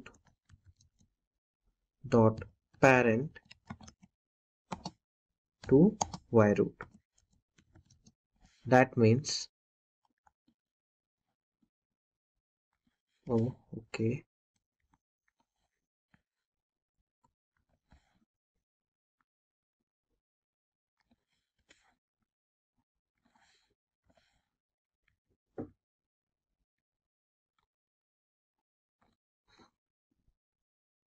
So what we are doing here is we are checking the rank value of xroot. If the rank value of xroot is smaller than yroot, then what we'll do is we'll simply set the yroot as parent of xroot. I hope you guys are clear with this. Now moving forward, we'll write else if part of this condition, else if subset xroot dot rank, sorry, I'll have to add s here, and if subsets xroot dot rank is greater than subsets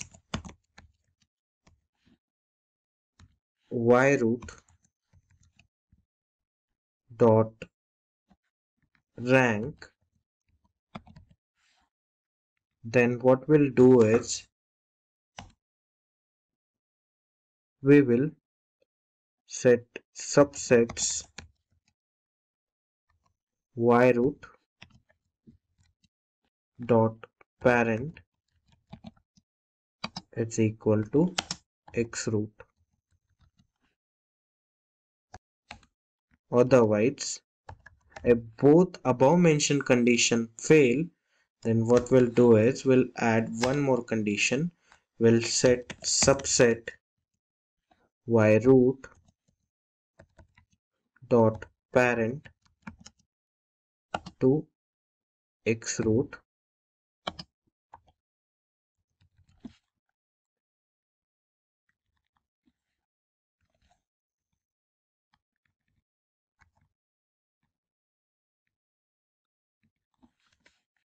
and then we set subset xroot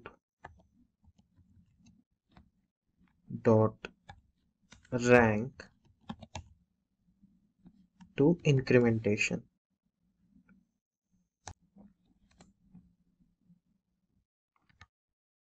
There is one mistake over here, subsets, okay. So now we have implemented the union find algorithm for this Kruskal's implementation.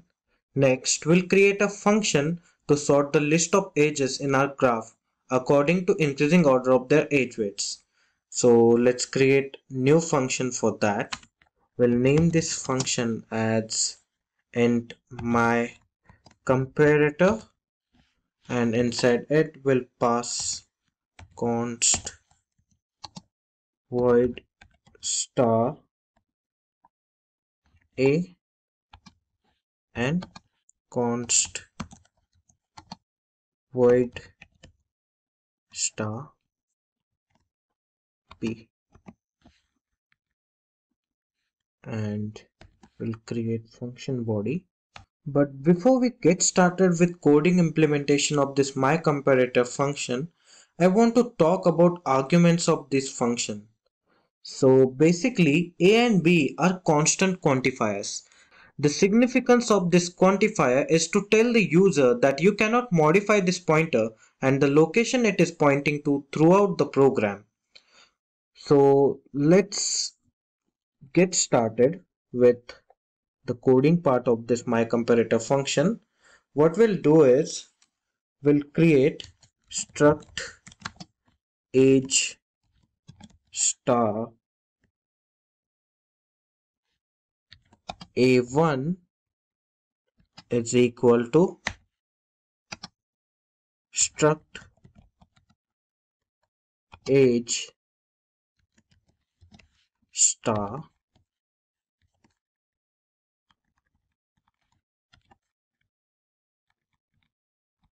A semicolon, and similarly struct age star B1 will be equal to struct age star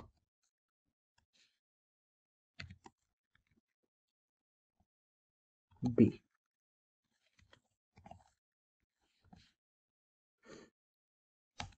Next, we'll return the output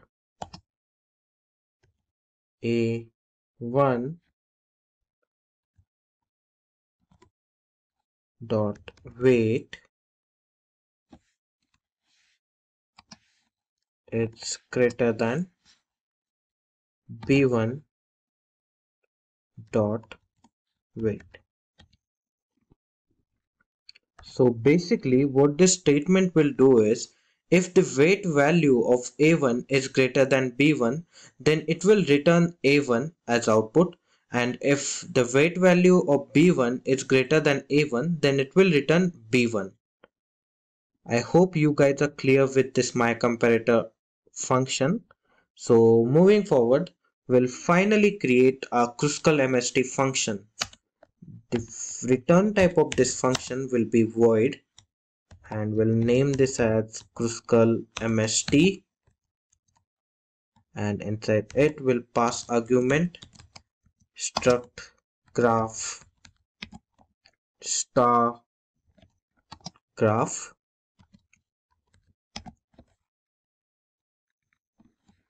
and we'll create function body. Now the first thing that we'll do here is we'll assess the value of number of nodes in a graph, and after that we'll generate a new reference of structure age for storing our MST. So the first thing, we'll get the node to graph dot node and struct age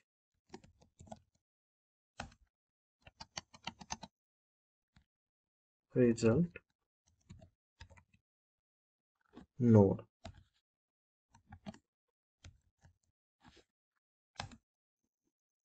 Along with it, we'll also initialize variable e and variable I equal to 0. So int e is equal to 0 and int I is equal to 0. We'll need to break the indentation here and here as well, and semicolon. So basically these variables will store index values for result and index variable for the sorted list simultaneously. Now moving forward, we'll sort all the edges of a graph. If we are not allowed to change the given graph, then we can create a copy of the given graph. The function named qsort allows us to do that. So let's create that qsort function here. Qsort graph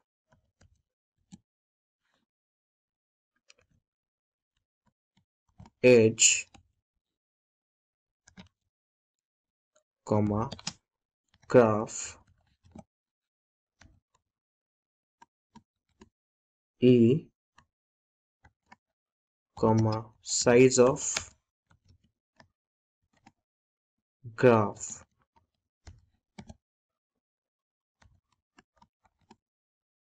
edge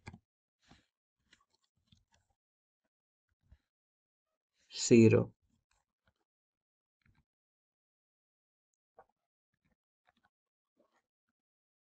So this qsort is nothing but C standard library function that implements a polymorphic sorting algorithm for arrays of arbitrary objects according to a user provided comparison function. And that comparison function is nothing but this my comparison function. And I guess you guys must be clear with this qsort term. So let's add comma here and we'll give call to a my comparator function.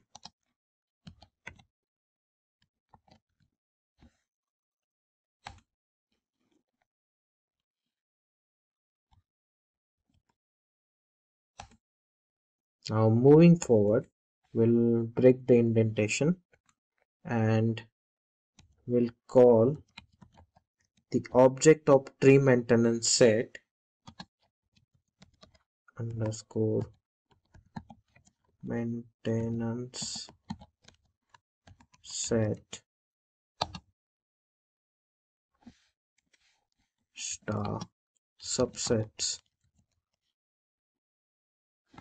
equal to struct tree underscore maintenance underscore set star malloc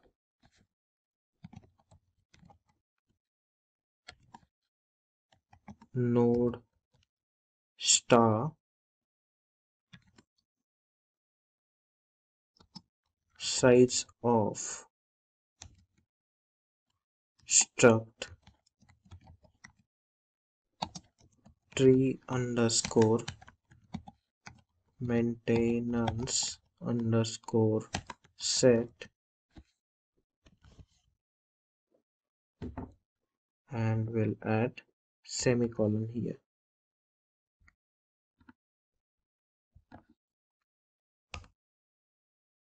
So next we'll create subsets equal to number of nodes, and after that we'll make sure that all the elements have the rank value equal to 0, and to do that we'll initialize new for loop.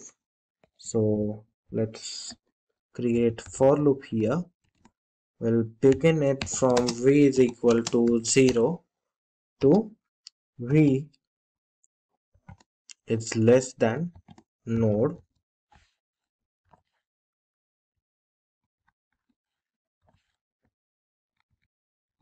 and we'll set this v to incrementation. After that we'll make body for this for loop and inside it we'll set subsets v dot parent is equal to v and subsets v dot rank is equal to 0. Now moving further, we'll traverse through all the edges in the graph, but we want to limit our traversal to the number of vertices minus 1, and to achieve that we'll create while loop here. While e is less than node, capital node, then node minus 1 and I it's smaller than graph e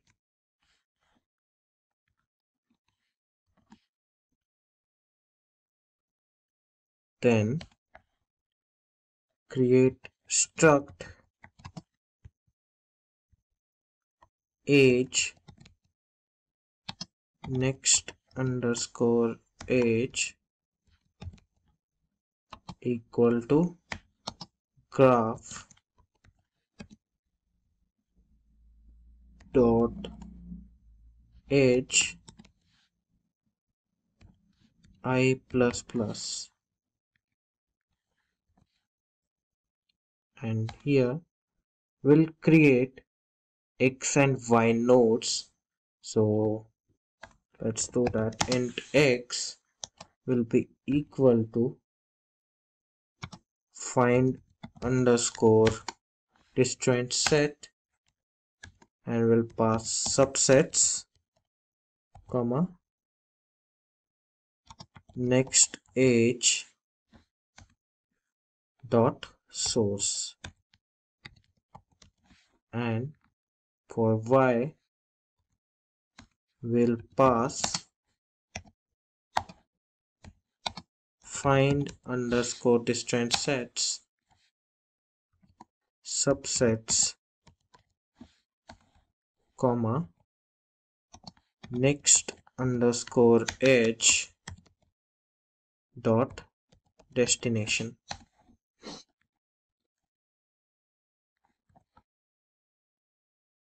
Now if including the edge between x and y does not create the cycle in our graph, only then we can include that edge in our MST.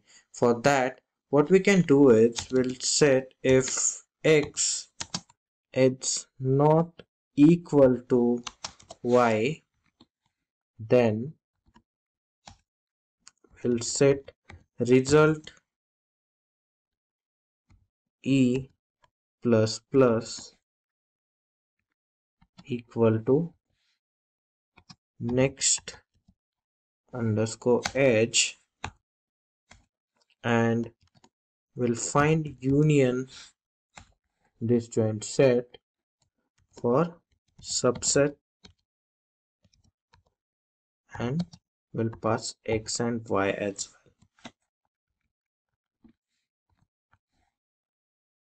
With this, we have successfully created our Kruskal's MST function. Now what we'll do is we'll also print the structure of our minimum spanning tree. For that, we'll need to create pattern using printf function. So let's do that. The first statement that will print on screen is edges created in MST are as below, and we'll add \n so that our output gets to the next line. We'll add semicolon, and to that we'll add int minimum cost variable, and we'll initialize it to 0. So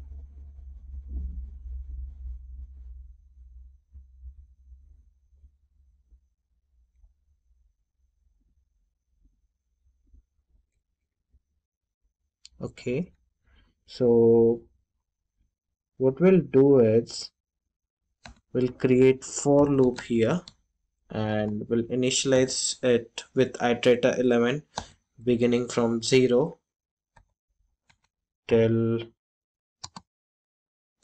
I less than equal to e, and we'll iterate this I element.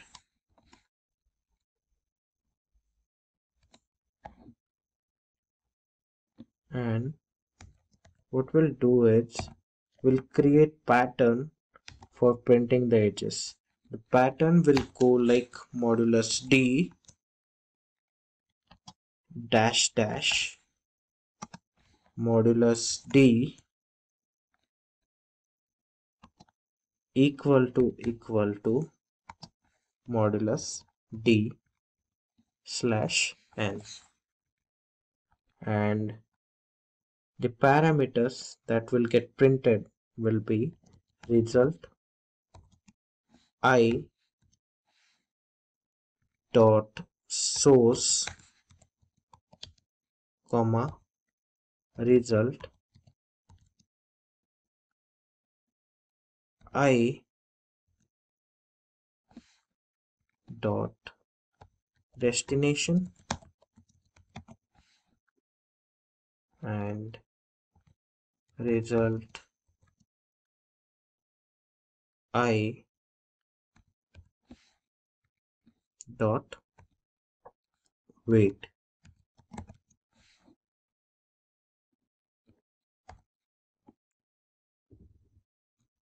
Okay.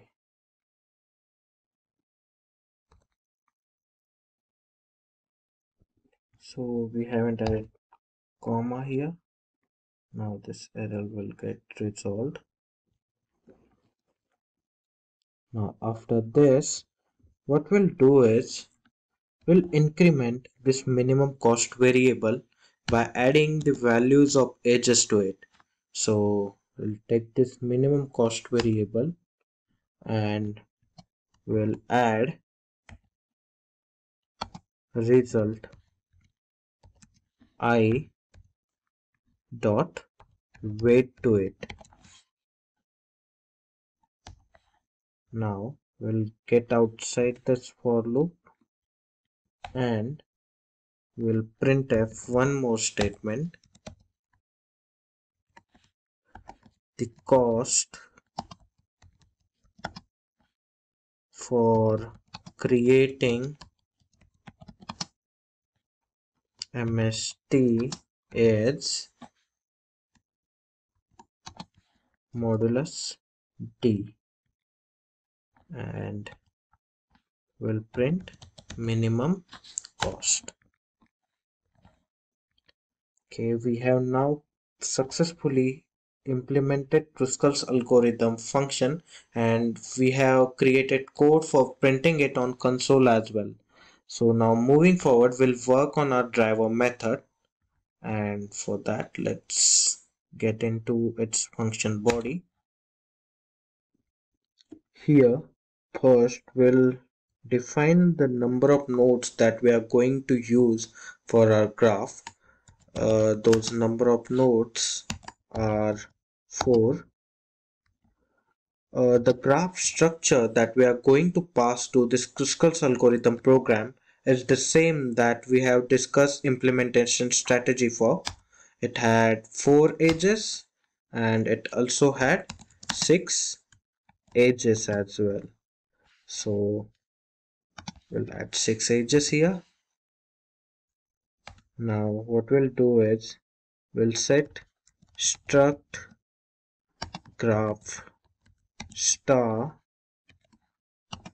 graph equal to generate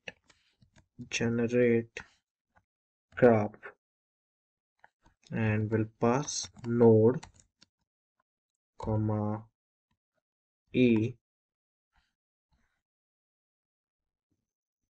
and we'll add semicolon. Now next we'll create graph structure by implementing the edges.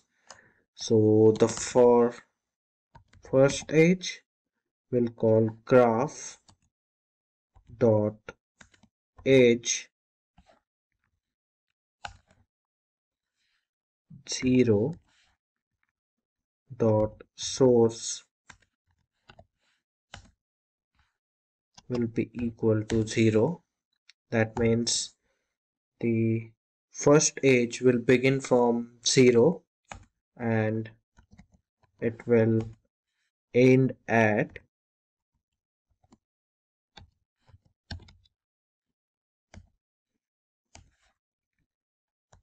destination node and that will be 1. And the weight for this edge will be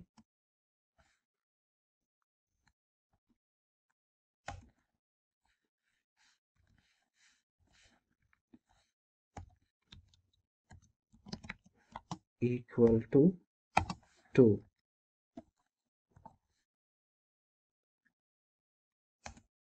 Now we'll copy this pattern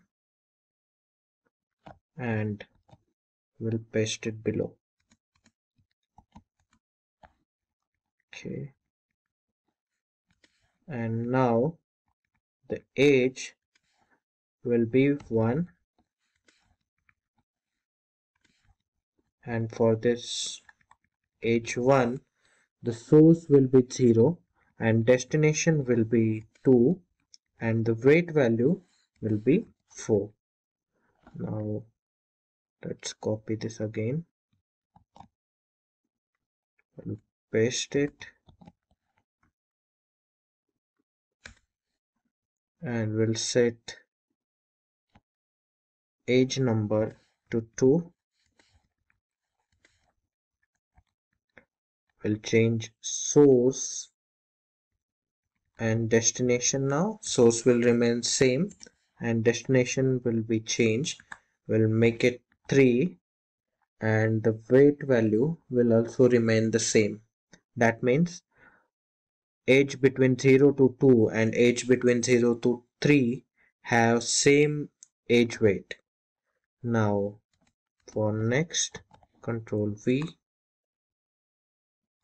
we'll remove this indentation and now we'll change the node number, age number.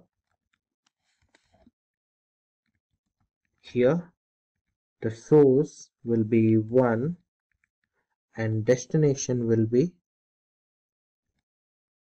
3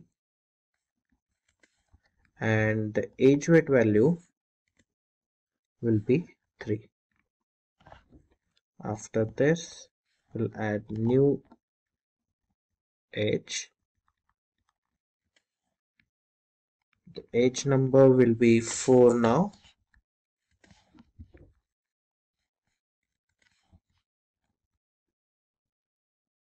The source will be 2 and destination will be 3 and age weight will be 1 and the last age will be age 5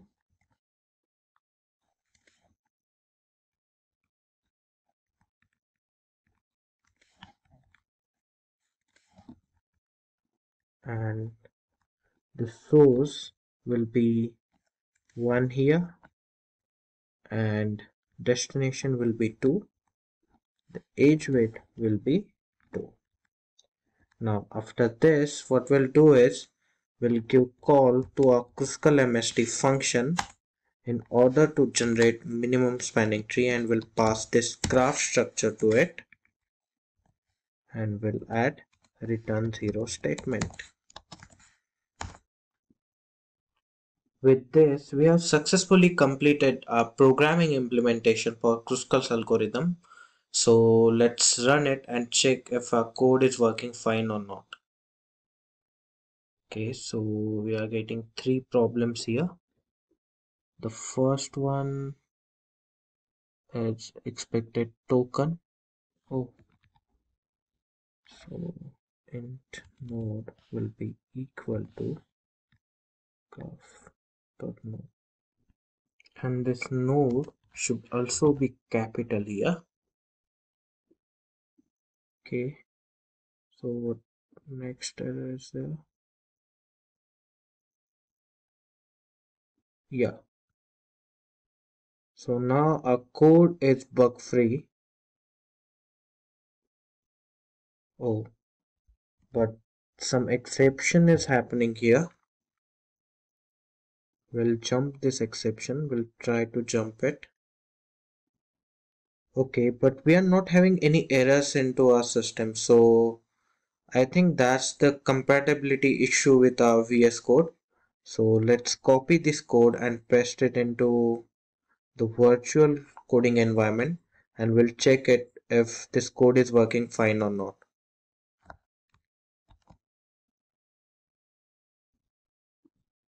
So we'll copy the code and we'll go back to the Google Chrome. We'll go to the online compiler tool and here We'll paste our code and we'll run it. Okay, so here we are getting our output. So there will be only 3 edges that will get formed in our minimum spanning tree, and the cost for all those edges will be 5. Let's try to understand what is a bubble sort algorithm. The bubble sort algorithm is one of the fundamental and simplest forms of algorithm used to sort a collection of elements. The collection of elements can be either a set of numbers or characters.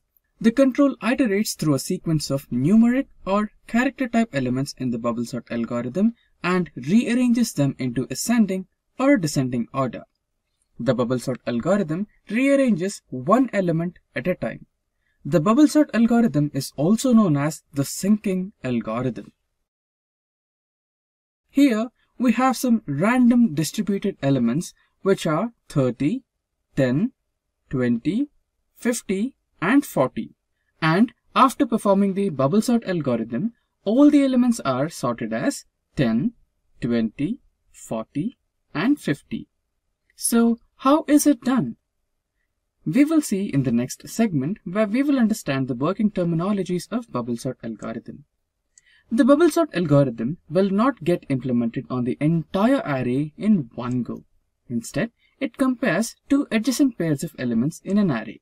If the elements are not in the correct order, then they are swapped, so the largest of the two moves towards the right. And this process continues until the most significant element, or bubble, is moved towards the highest position. After the first process is finished, the search for the next most significant object starts. And the swapping continues until the whole array is in correct order. This process is employed when you want to arrange the elements in ascending order. To understand the logic in a better way, let's go through an example.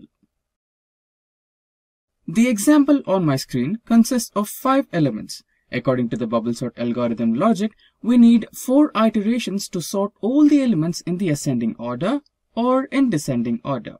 The elements in the array are as follows. They are 3, 8, 4, 2 and 12. So in this array, the index begins with 0 and ends with 4. And each time, the bubble sort algorithm goes through the data element list and it is known as a pass. Let us analyze the total number of comparisons required to sort the array in the correct order. According to the formula, if n is the total number of elements in an array, then the total number of comparisons needed to sort the entire array can be calculated by a simple formula shown on my screen. That is, n is equals to n minus 1. So in this scenario, we need 5 minus 1, that is 4 comparisons or passes to sort the entire array. In the first pass, there are 4 steps. Let us select the first 2 elements, that is 3 and 8. According to the requirement, we need to sort this array in the ascending order. Hence, when we compare 3 and 8, clearly we get 3 as the least number, so we do not need to swap them. Next is the step 2. Comparing the second and third elements, which are 8 and 4. Here, we need to swap these 2 elements because 8 is always greater than 4 and it requires placing the elements in the ascending order. Now moving ahead, we have step 3. Moving on to the third and fourth elements, which are 8 and 2. And here again we need to swap 8 with 2 because 8 is greater than 2. And in the step 4, we have the last elements, which are 8 and 12. There is no need to swap because 8 is already less than 12, so you can see it clearly. So now we enter into pass 2, and in pass 2 we need 3 steps. So the first step, in the second pass, let us select the first 2 elements, which are 3 and 4. No swapping is necessary as they are already in order. Next we have step 2. In step 2, we need to select the elements 2 and 4. As you can see, 2 is always less than 4, so there is no swapping required. Next we have step 3. In step 3, we need to compare the elements 4 and 8. And here, we may not need any switching because 4 is already less than 8. Now here you can see that we are not comparing 8 and 12 because the last element is already sorted. Now, we have come to the last pass. And here there is only one step. The step is to compare the first two elements, 2 and 3, and then swap them as 3 is greater than 2. Now the array is finally sorted and we do not need to do any more comparisons. After understanding the working process of the bubble sort algorithm, we will see its pseudocode. In this pseudocode, there is a function named as bubble sort. The bubble sort function includes an array of collections of sortable elements. Let us consider n as the length of the array. After that, we have to repeat comparisons for the first element to the last element of the array. If the first element is greater than its next consecutive element, then we must swap both the elements and place them correctly. We do not need to switch after closing this repeated statement and getting out of the loop. This bubble sort function will end. After understanding the pseudocode of the bubble sort algorithm, let's learn about the optimized bubble sort algorithm. So we can optimize the algorithm's inner loop by programming it to avoid the comparison at n-1 position after every iteration, since the nth element is already sorted in the previous iteration. More generally, more than one element may be placed in their final position on a single pass. All the elements after the last swap are sorted in every pass and do not need to be rechecked. Optimized bubble sort algorithm allows skipping over many elements. This results in a worst case, that is 50% improvement in comparison count, and adds little complexity because of the new code subsums the swapped variable. Next, we will learn variations of the bubble sort algorithm. So, there are two variations of the bubble sort algorithm. They are odd even sort and cocktail shaker. So, odd even sort is a parallel version of bubble sort for the message passing system, whereas cocktail shaker is a sort of bidirectional bubble sort that first goes from beginning to the end and ends to the beginning. After knowing the variation of the bubble sort algorithm, now we will see the complexity of bubble sort algorithm. So the best case of the bubble sort algorithm is big O of n, where n is the number of elements being sorted, and worst and average cases of the bubble sort algorithm are big O of n into n, and lastly, the space complexity of the bubble sort algorithm is big of 1. Here, n is the number of data elements being sorted. Let us understand when this complexity occurs, the best case of bubble sort algorithm is O of n, which occurs at all the data elements in an array are already sorted. Here we have an example with some data elements in an array which are already sorted, that is 10, 20, 30, 40 and 50. Next, talking about the average and worst case, the worst case and average case of the bubble sort algorithm is O of n to the power 2, that is n squared or n into n. It occurs when all the data elements in an array are reversely sorted. Again, we have an example that consists of data elements that are reversely sorted, that are 50, 40, 30, 20 and 10 in an array. Lastly, we have space complexity. The space complexity of bubble sort algorithm is O of 1 because only one additional variable is required to implement bubble sort algorithm, that is temporary variable. We came to the last topic where we will understand 4 main applications of bubble sort algorithm.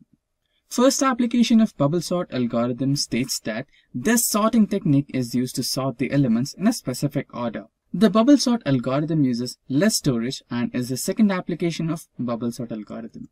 Third, the real-life application states that the bubble sort algorithm is used to sort the students based on their height in a line. Lastly, bubble sort is used to create a stack, pile up the elements based on their height. After covering all the bubble sort algorithm topics, we will now see a practical demonstration of bubble sort algorithm. Now, on my screen, we have an example for bubble sort algorithm. So, let us get started with the code. In this code, at the first position, we have some header files, that is standard input, output, standard library, etc. After that, we will define the main function. In the main function, we will declare an array with maximum size of 50. So here, you can see that we have the first array variable that size is 50. Size will be defined with declaration only because we cannot change the array size in the runtime. After that, we will declare 4 variables, that is a, b, num and temp. Num variable will store the number of elements of an array. After that, we will ask the user how many elements are required for the array using printf function. So here is the printf function where we will be asking the user to enter the number of elements in an array. And the user will enter the elements, and this will be done using scanf function. Then finally, we will print all the elements that the user wants to store in an array using another printf function. We will have 3 loops. Firstly, there will be a loop from the first element to the last element of the array. So this is the first for loop we need. Then second, the for loop will use the variable a for the rotation purpose. As we know, rotation equal to number of elements minus 1. So it will make a loop from index 0 to number minus 1. The last loop is used for how many passes will be required for the implementation. And we already pass equally to the number of elements minus number of rotations minus 1. So there is the loop from index 0 to number minus a minus 1. Then there will be the if condition, stating that if the first element of an array at index b is greater than the element at the index b plus 1, then we will make swap. Then we will come out of the loop and we will print all the array elements after performing the bubble sort algorithm. Now let's quickly execute this program and see the output. So you can see the program got successfully executed. Now let us enter the number of elements. Let me choose 5. Now let us enter the elements in a random order.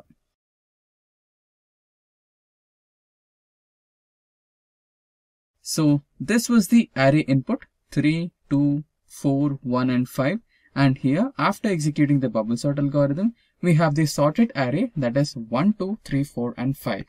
Let's get started with an introduction to quicksort. A quicksort is a highly efficient sorting algorithm, and it is based on partitioning an array into smaller subarrays, and then we will sort these two resulting subarrays in the same manner. This algorithm is quite efficient for large size data sets, as its average and worst case complexities are big O of n square. Now let's discuss algorithm of quicksort. Let's say we have an array. First, we have to select a pivot. We can select either the first element or the last or medium or any random element as pivots. This pivot will dissect the array into two subarrays. Then we will shift all smaller elements than the pivot element to the left. Then we will again apply the same operation for the left subarray and take pivot like we did for the main array. We will perform the same for the right subarray as well.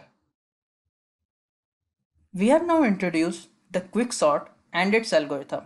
Now let's implement this algorithm in the code editor.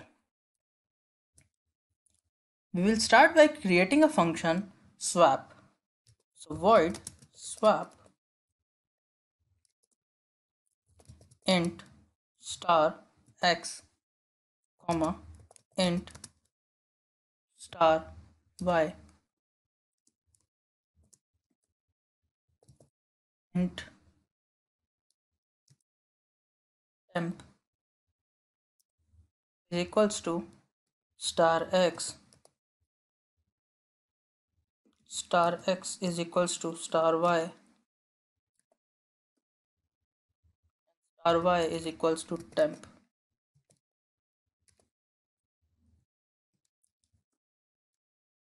Now we will write a function which will partition this array. This function will take the last element as pivot and the pivot element at its correct position in sorted array, and places all smaller elements to the left of the pivot and all greater elements to the right of the pivot. So int partition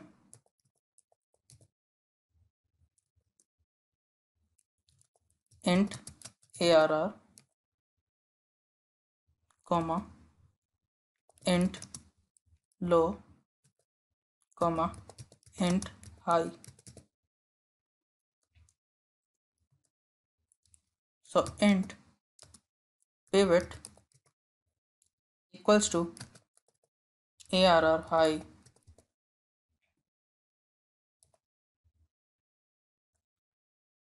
Now int I is equals to low minus 1.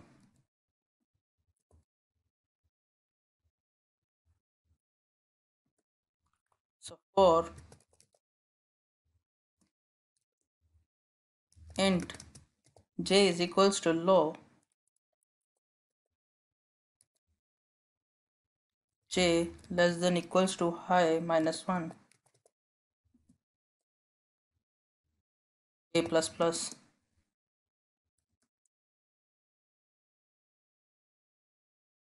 Now if current element is smaller than the pivot, so if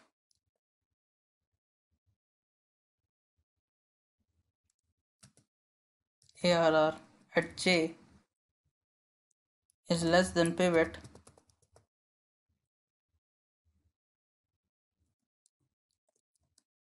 then we will increment the I. Then we will swap ampersand array at I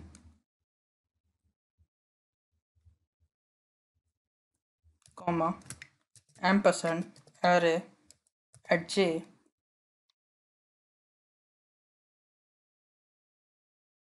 then we will swap ampersand array at I plus 1 comma ampersand array at high.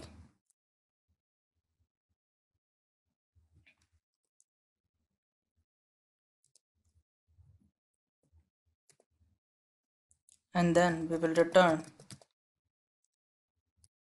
I plus 1.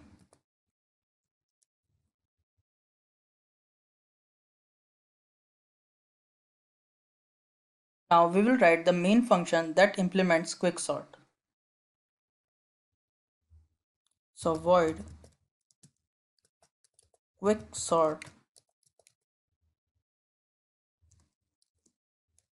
int arr bracket comma int low comma int high.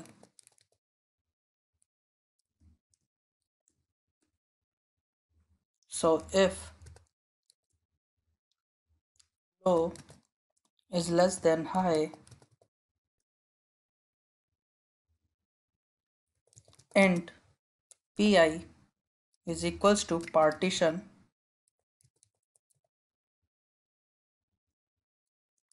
arr comma low comma high. Now we will separately sort elements before partition and after partition. So quicksort arr comma low comma pi minus 1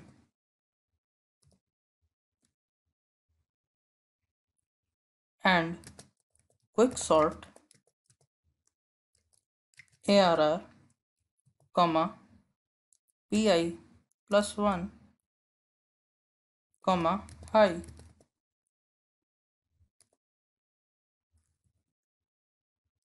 Now we will write a function to print this array. So void print array int arr comma int size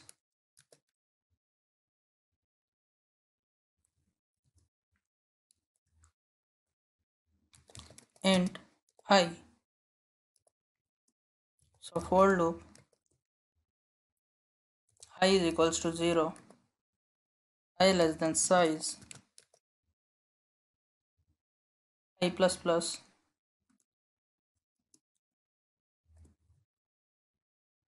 cout array at I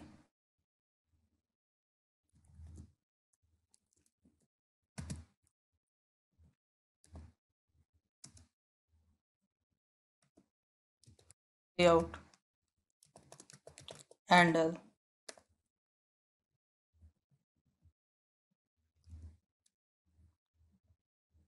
Now we will write the main block. So int array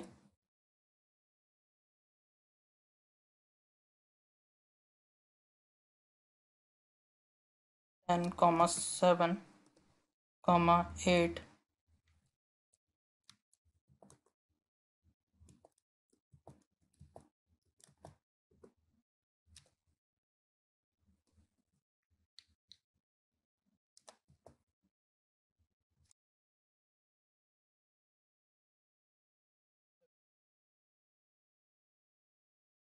Now we will find the size. So int n is equals to size of array is divided by size of array element at 0.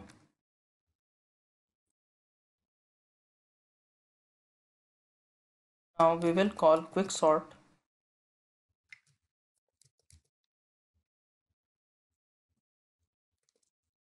for array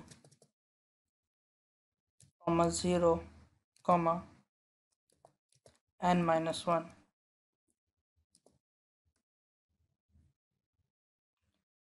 Now we will print this.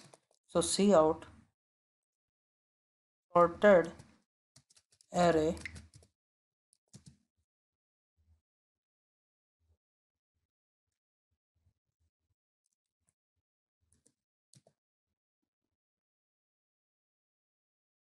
now print array arr comma n. Now let's execute this.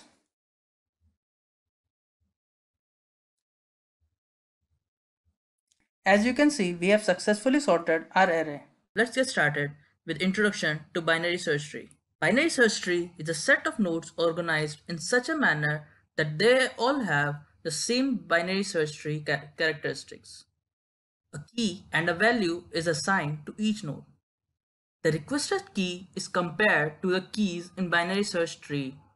So during search, if the key is found, then the corresponding value will be retrieved. Next up, properties of binary search tree.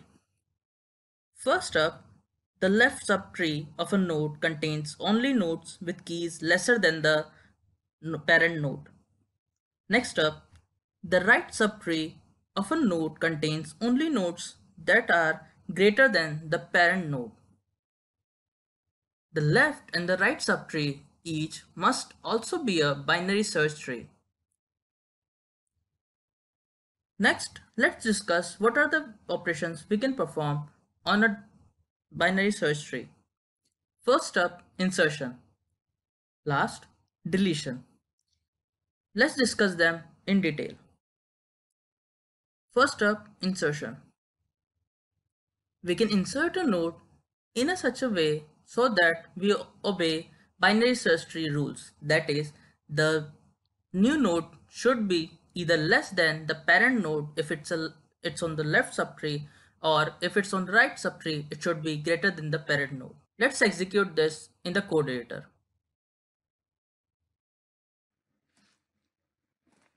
We will start by creating a class for the binary search tree. So class bst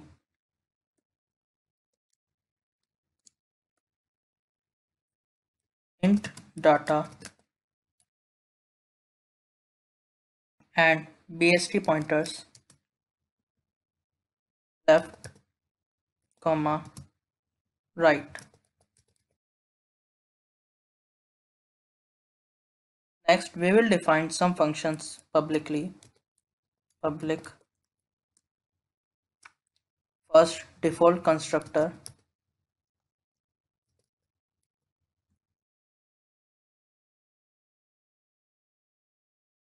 and a parameterized constructor.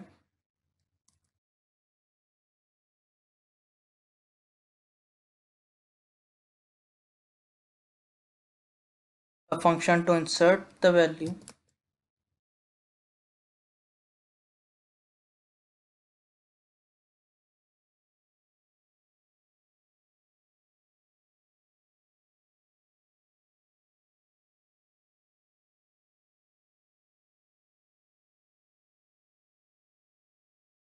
and a function to traverse the node.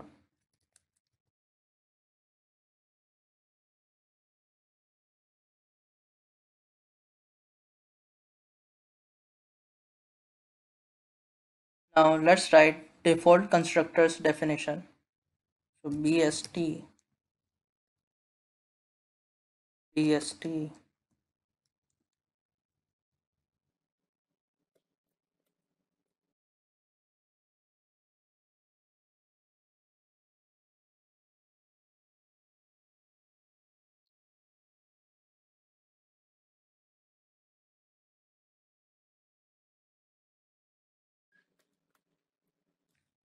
Now let's write the parameterized constructors definition. Bst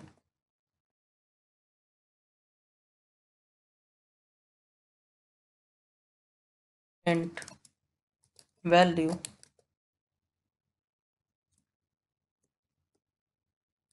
data is equals to value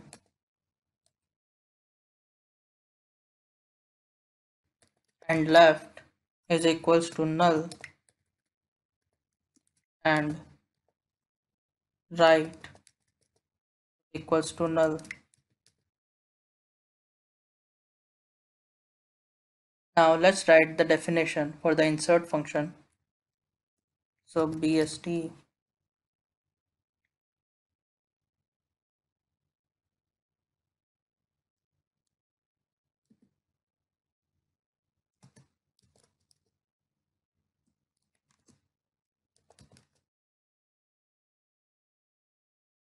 bst star root comma int value.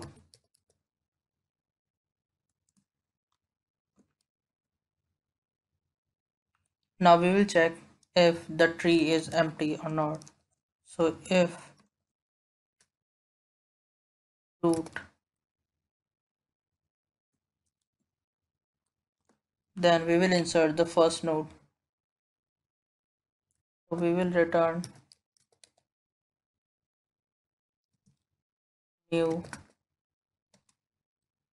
bst value.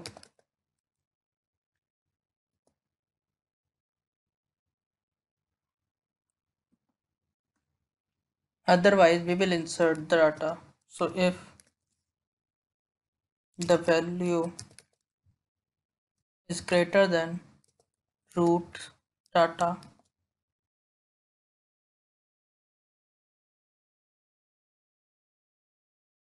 then we have to insert it in the right subtree. So root right is equals to insert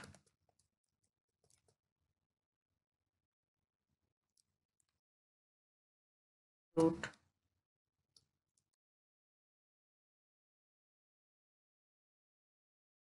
right comma value.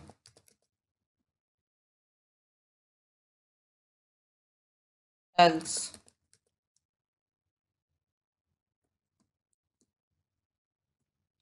the value should be inserted in the left side. So root left is equals to insert root left comma value.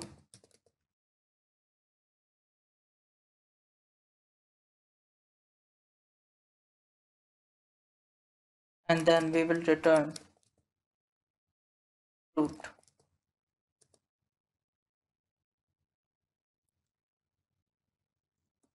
Now let's write the traverse function. So void bst traverse bst star root.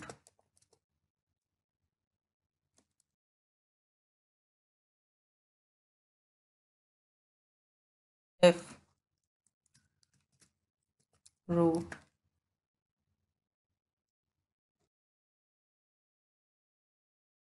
then we will return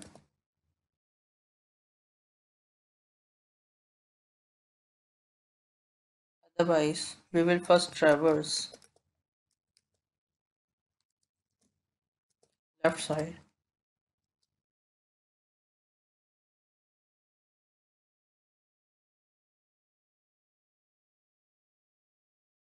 then we will print the root data.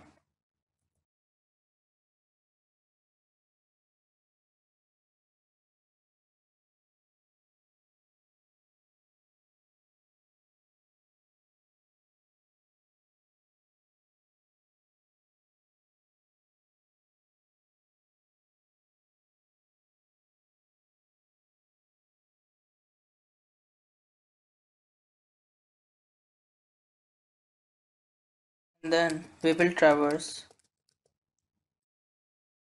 the right side root, right.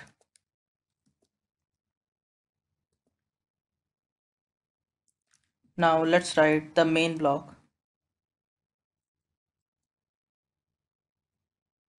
So we will start with an empty tree.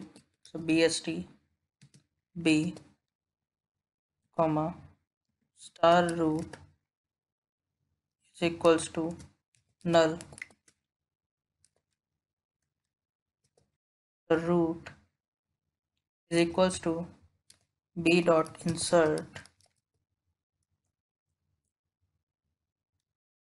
root comma 50.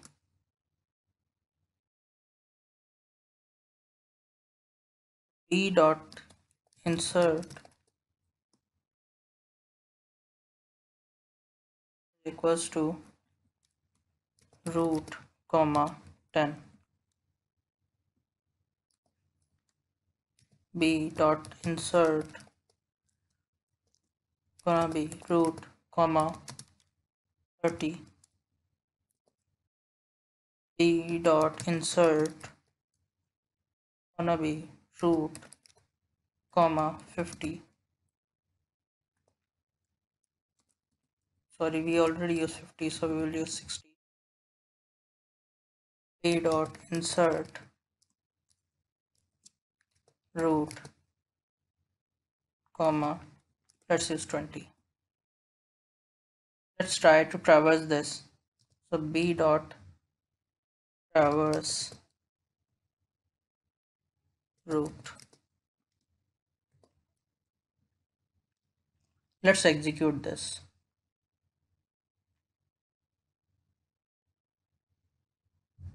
As you can see, we have successfully created and traversed our first binary search tree. Let's get back to slides. At last, deletion.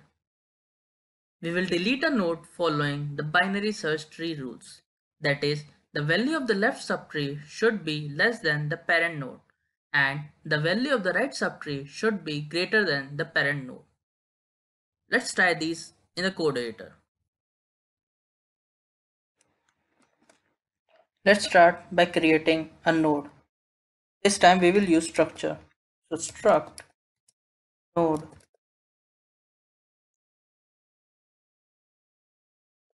int key struct node star left comma star right.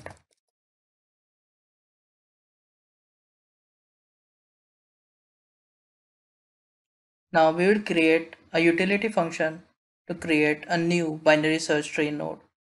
So struct node star new node int item.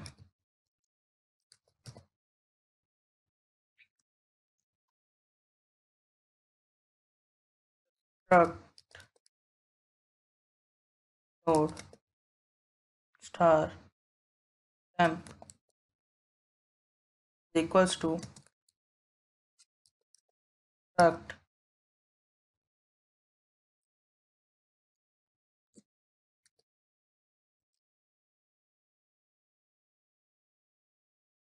node star malloc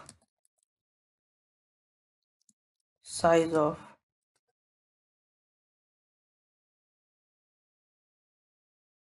struct node.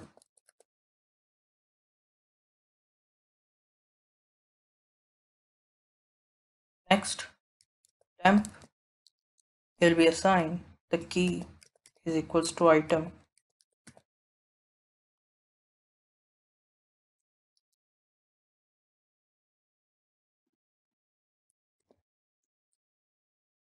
Temp left equals to null and temp right is equals to null.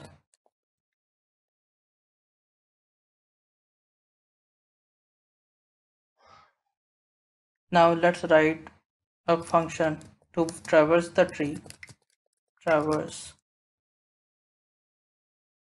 struct node star root. So if root is equals to null, so traverse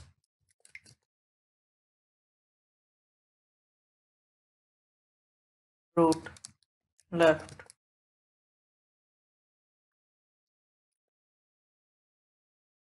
cout root e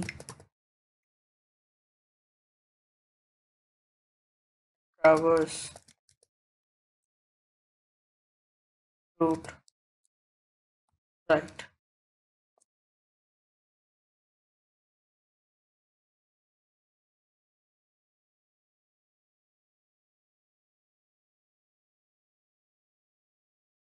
Now let's write a utility function to insert the new node with the given key in the binary search tree. So struct node star insert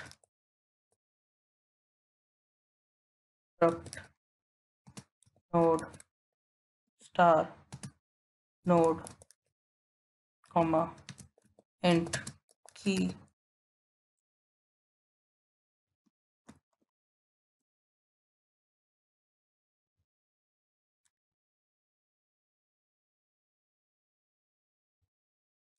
So if node is equals to null, then we will return new node key. Otherwise, we will recur down the tree. So if key is less than the node key, then we will insert in the left subtree. So node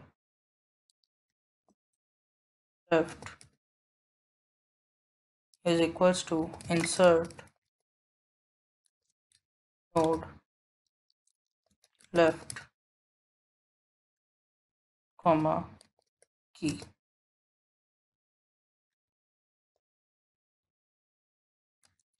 Else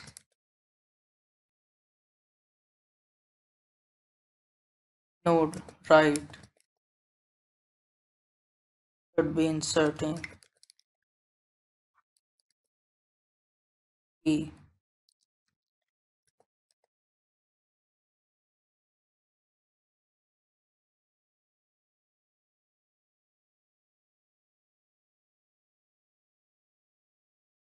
Now let's return the node.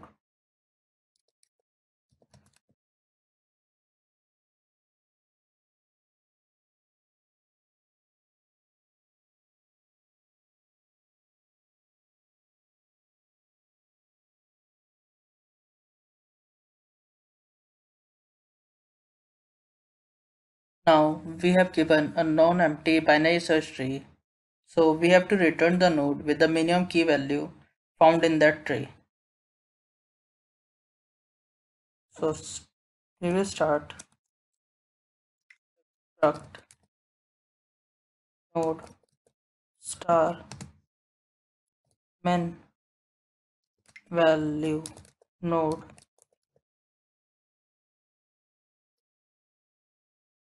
struct node star node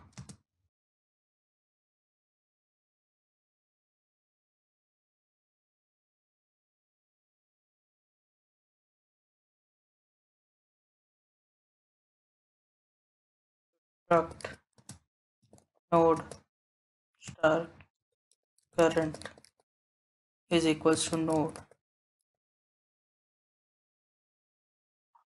So we will loop down to find the leftmost leaf. So while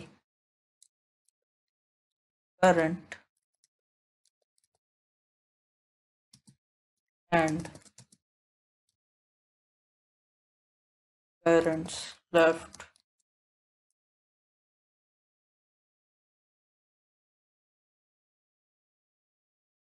is not equals to null,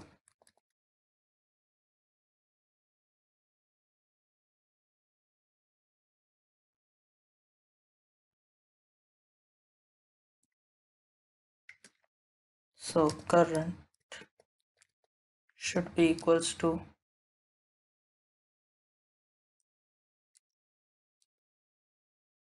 current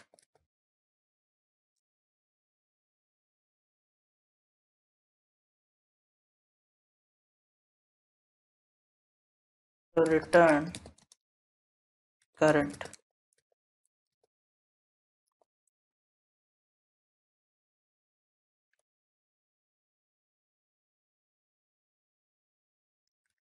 Struct node star delete node struct node star root comma int key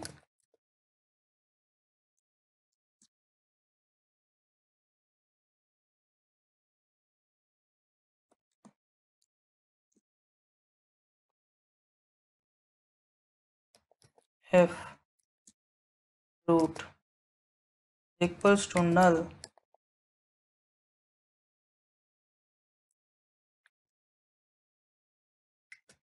return root.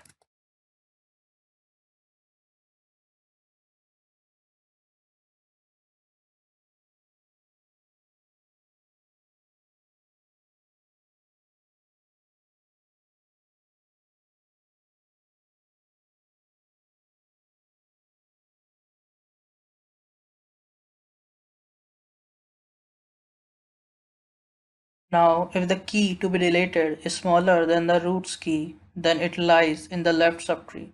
So we will check if key less than root key,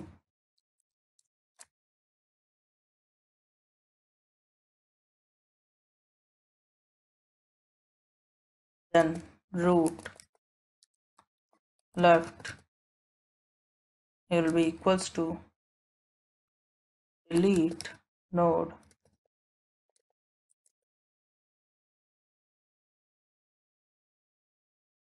root left key.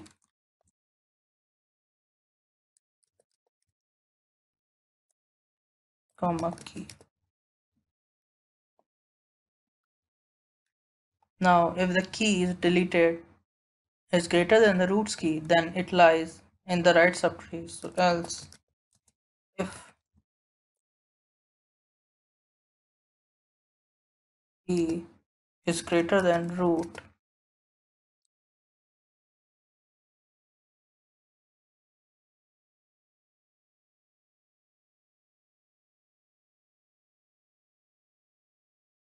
root right is equals to delete node root right comma key.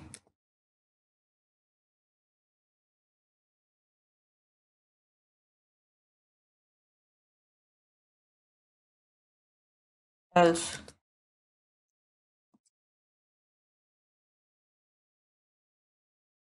if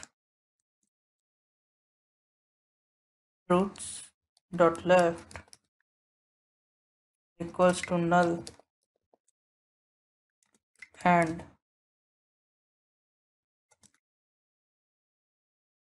root dot right is equals to null,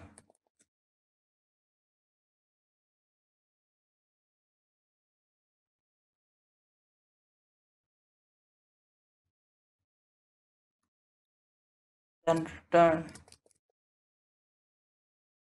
null.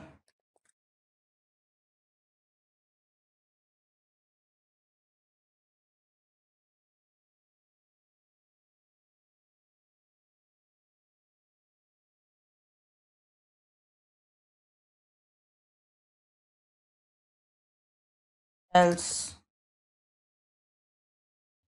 if root left equals to null,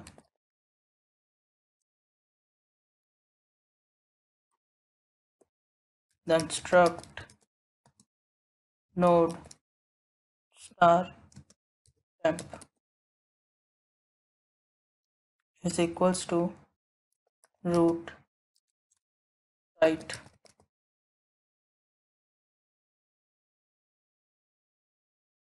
and free root. Return temp.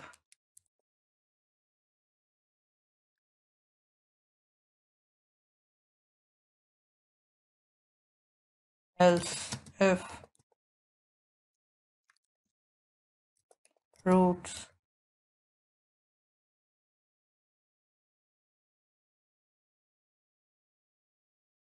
right is equals to null,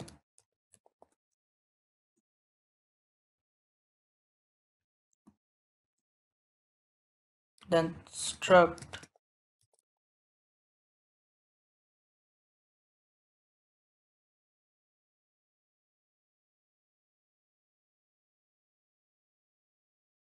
node star temp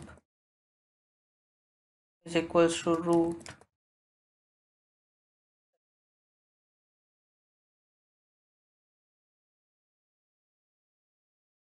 free root.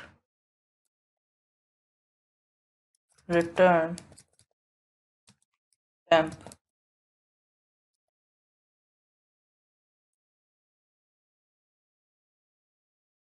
Now node with the two children get the in-order successor smallest in the right subtree. So struct node star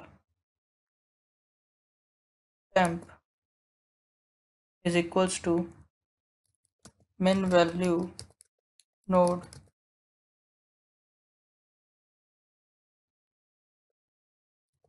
root right.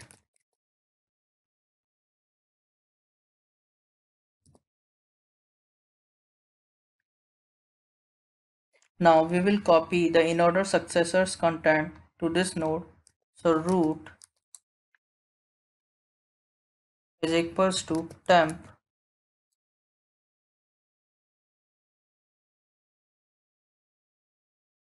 now we will delete the in-order successor. So root right equals to delete node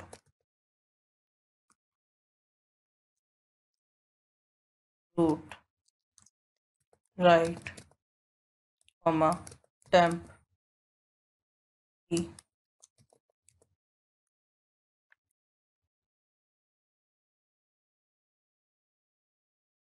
Now we will return root.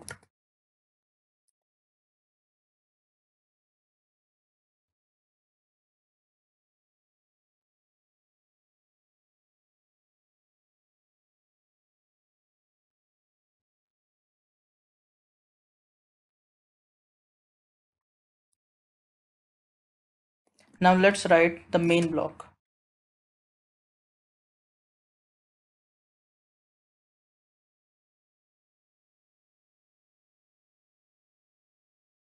We will start with an empty tree.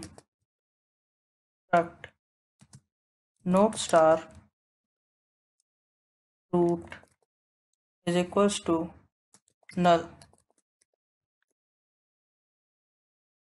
Now root is equals to insert root comma 2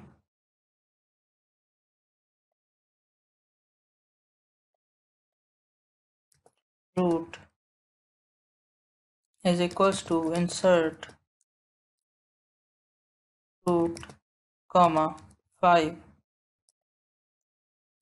root is equals to insert root comma 3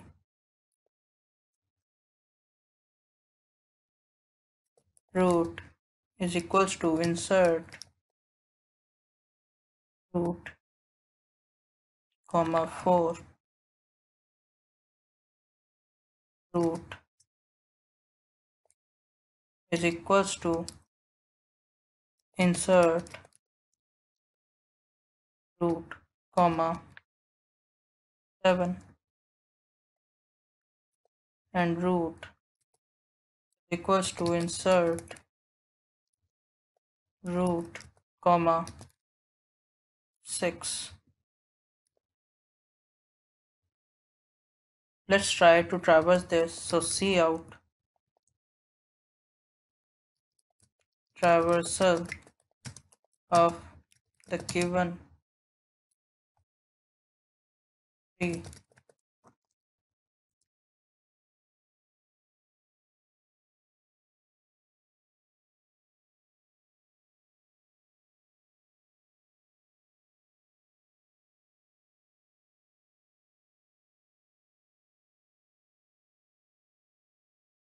traverse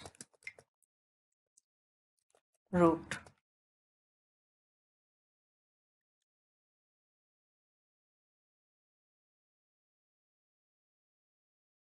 Now first we will delete a value. So cout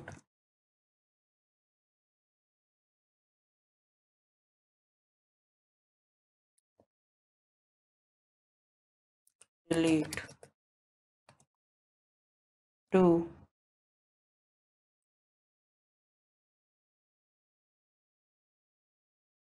now root is equals to delete node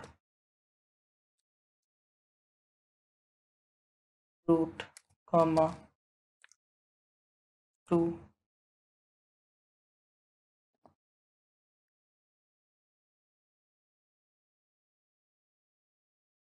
now cout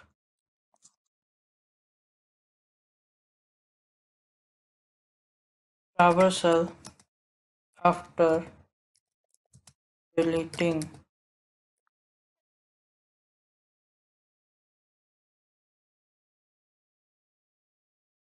the traverse root. Let's execute this.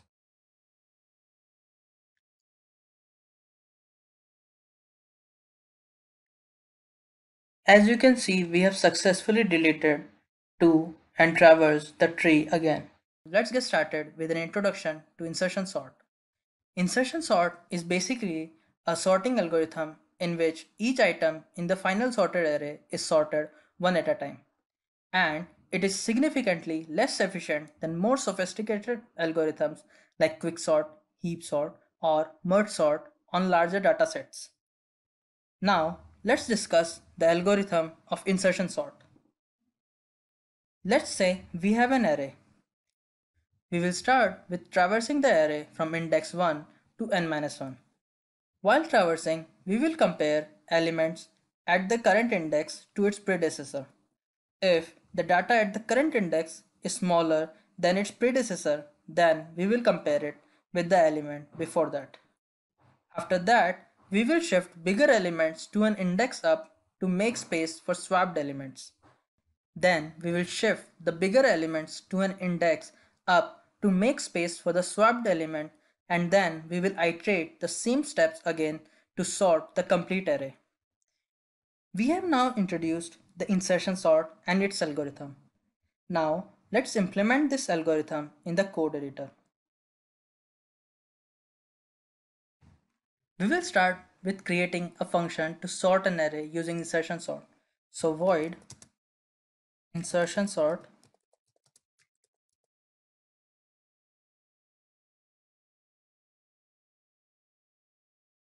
we will give it argument as int array arr comma int size.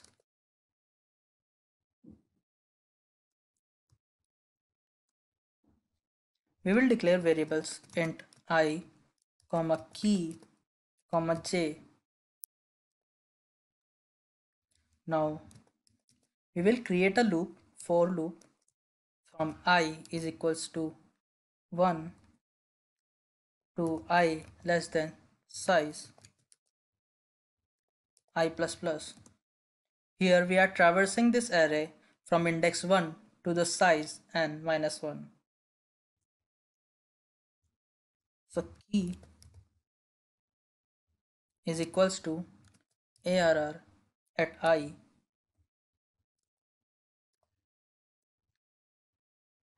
and j is equals to I minus 1. Now we will move the elements of arr 0 to I minus 1 that are greater than the key to one position ahead of the current position. So while j is greater than equals to 0 and arr at j is greater than key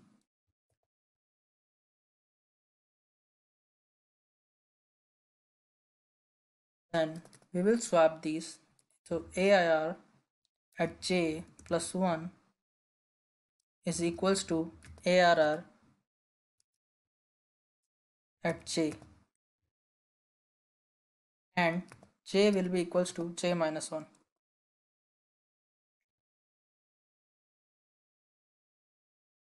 And then we will assign arr j plus 1 is equals to key.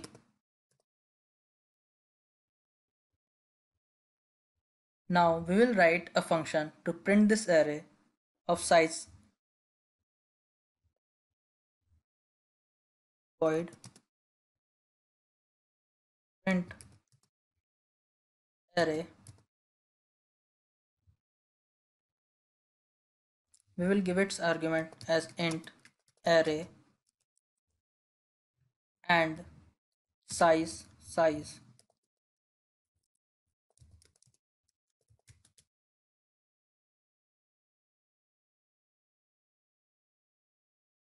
We will declare int I is equals to 0. For loop I is equals to 0, I less than size I plus plus. Cout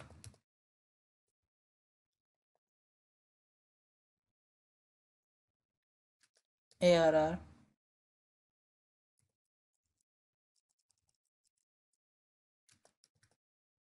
arr bracket I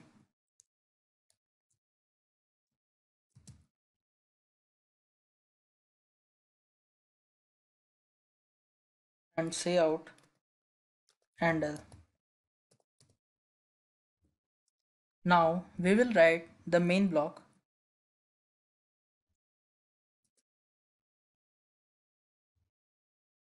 So int ARR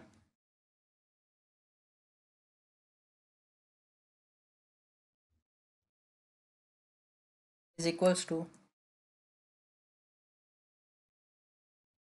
12, 11, 15, 9, 6, 7. And size is equals to, we will find the size using size of, so size is equals to size of ARR divided by size of ARR at index 0. Now we will print this array without sorting. So cout unsorted array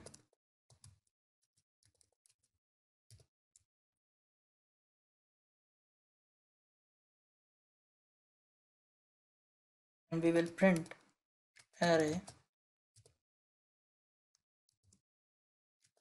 ARR, size.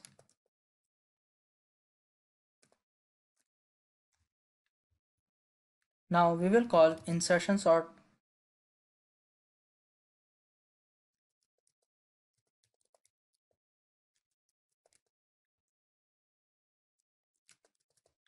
ARR, size. Cout, we will print this array sorted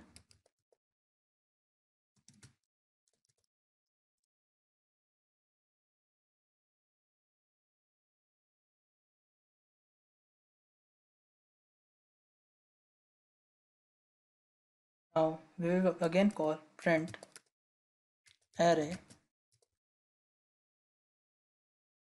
argument as ARR, size.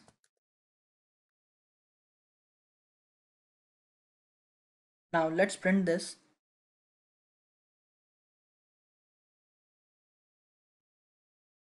As you can see, our function is working flawlessly. It has sorted this array. Now let us try to understand what exactly is searching. Searching in data structure refers to the process of finding the desired element in the set of items. The selected item is called the target element. Any data structure such as an array, linked list, tree, or graph can be used for searching a set of elements. In data structures, searching can be categorized into two types. First type is the sequential search, in which we check the elements in a data list or an array one by one. In data structures, searching can be categorized into two ways. The first type is a sequential search, in which we check the elements in a data list or an array one by one. An example for sequential search is linear search. Now, let us learn about the next type of searching approach. The next type of searching approach is the interval search approach. Interval search divides the search in half by repeatedly targeting the center of the dataset. The binary search algorithm can be an example for interval search. We will go over the binary search algorithm in detail in our upcoming video. After understanding the logic of search and the types of search, we will get into understanding what is linear search algorithm. The linear search method is a simple search technique. In this type of searching approach, we perform a sequential search across all objects one after the other. Every element is examined, and if there is a match found, then the specific element is returned. Otherwise, the search will continue until the data gathering is complete. Let us go through an example for better learning experience. On my screen, we have the following elements: 50, 10, 20, 30, 70, 40, 90, 60 as randomly distributed elements. Let us imagine that our target element is 70. We found that our target element was 70 using linear search strategy. So, how does it work? In the next segment, we will look into the working terms of linear search algorithm. The simplest method of searching the data collection is the linear search. Starting from the beginning of the dataset, each element is examined until no match is found. The linear search is completed after the item has located. In the first stage, we compare the first element. that is 50, to the searched element, that is 70. We will go on to the next element because 50 and 70 are not matched. We will compare the second element, which is 10, to the search element, that is 70, in the next step. And once more there is no match found. Then we have the element 30 as the next comparison, and 70 and 30 are not matched. We have the next element, that is 20, in the fourth phase, and there is no match when we compare 20 with 70. Moving on to the following stage, we have the data element 70, and after comparing 70 with the search element, there is a match. We will now have the searching and display index as 4, and this index contains the searched element. We now comprehend the pseudocode of the linear search algorithm after learning the working terminology of linear search algorithm. First, we have a function called linear search which has two variables in its parameters, the array's name, which is an array, and the search variable, which is the value. Then, using a for loop, we must search for our target variable by analyzing all the data elements in the dataset with the condition that is the searched item is identical to any set's value. We must return its index value. Now, we must stop searching once the searched value has been discovered. Then we will close our if and for loop as well as the linear search function. We will now look into the complexity of linear search algorithm after comprehending the pseudocode. The complexity of linear search algorithm is divided into three categories. The best case, which is the big O of 1, the average case, which is the big O of capital N, and the worst case scenario, which is same as the average case, which is the big O of N. Here, N is the number of data items to be sorted. Let us look into how all these complexities of linear search algorithm play out in detail. First, we have the best case, which is big O of N. As a result, the best case scenario happens when the searched element is found in the dataset's first block. As a result, the search takes a constant amount of time. Here is an example of an array with 50, 10, 40, 20, 30 as the elements. Now, our search element is 50, which is located in the first location of the array. Then, there's the typical case of linear search algorithm, which has big O of N and occurs when the search element is in the middle of the dataset or any point of the dataset. With the array containing the same search element 50, we can easily see that the element 50 is present in the center of the array at the location number 2. Finally, we have the worst case, which is big O of N, which is same as that of the average case of the linear search algorithm and happens when the search element is in the last block of the dataset. As a result of the number of searches required is proportional to the number of elements. As demonstrated in this example, the searched element 50 is found in the last block of the array index, which is 4. In the next segment, we will look into some real-world instances of linear search algorithms. According to the first application of the linear search algorithm, linear search is particularly efficient when it comes to discovering a particular string. Next, we will look into the second application of linear search algorithm. When a data set has only few elements, linear search is the simplest to implement. The final real-world application of the linear search algorithm is with the help of telephone directory. You may find out the name of a person with the phone number 123. This can be implemented easily using linear search algorithm. Now, let us have a look at the linear search algorithm working in practical demonstration. So on my screen, we have an example for linear search algorithm. We have included 3 libraries: standard input-output, standard library, and console input-output library. Then we have entered the main function where we have declared an array with maximum size of 50 elements, a counter variable I, a variable named target where we would store our searched element, and finally num variable where the number of elements in the array is recorded. Then we have a printf function to ask the user how many items are there in the array, and then we use a scanf function to allow input from the keyboard. So we have added %d format specifier to the scanf function, which is used for numeric values and num variable. Then using a for loop, we will try to print all the items in the array starting with 0 and ending with num variable, which is the last element. Then we will enter our search element, which we want to find among all the elements of the array. And as previously said, we'll store the found element in the target variable. Following that, we will use the for loop to examine all the elements in the array. Then we use the if statement to check for the element is identical to our searched element or not. If the element is found, we exit the for loop and we will break the keyword.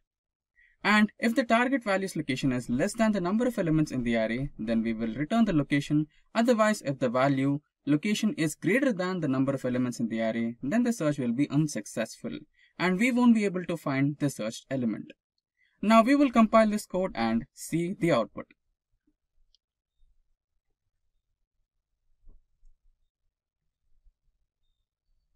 So there you go, the code got successfully compiled.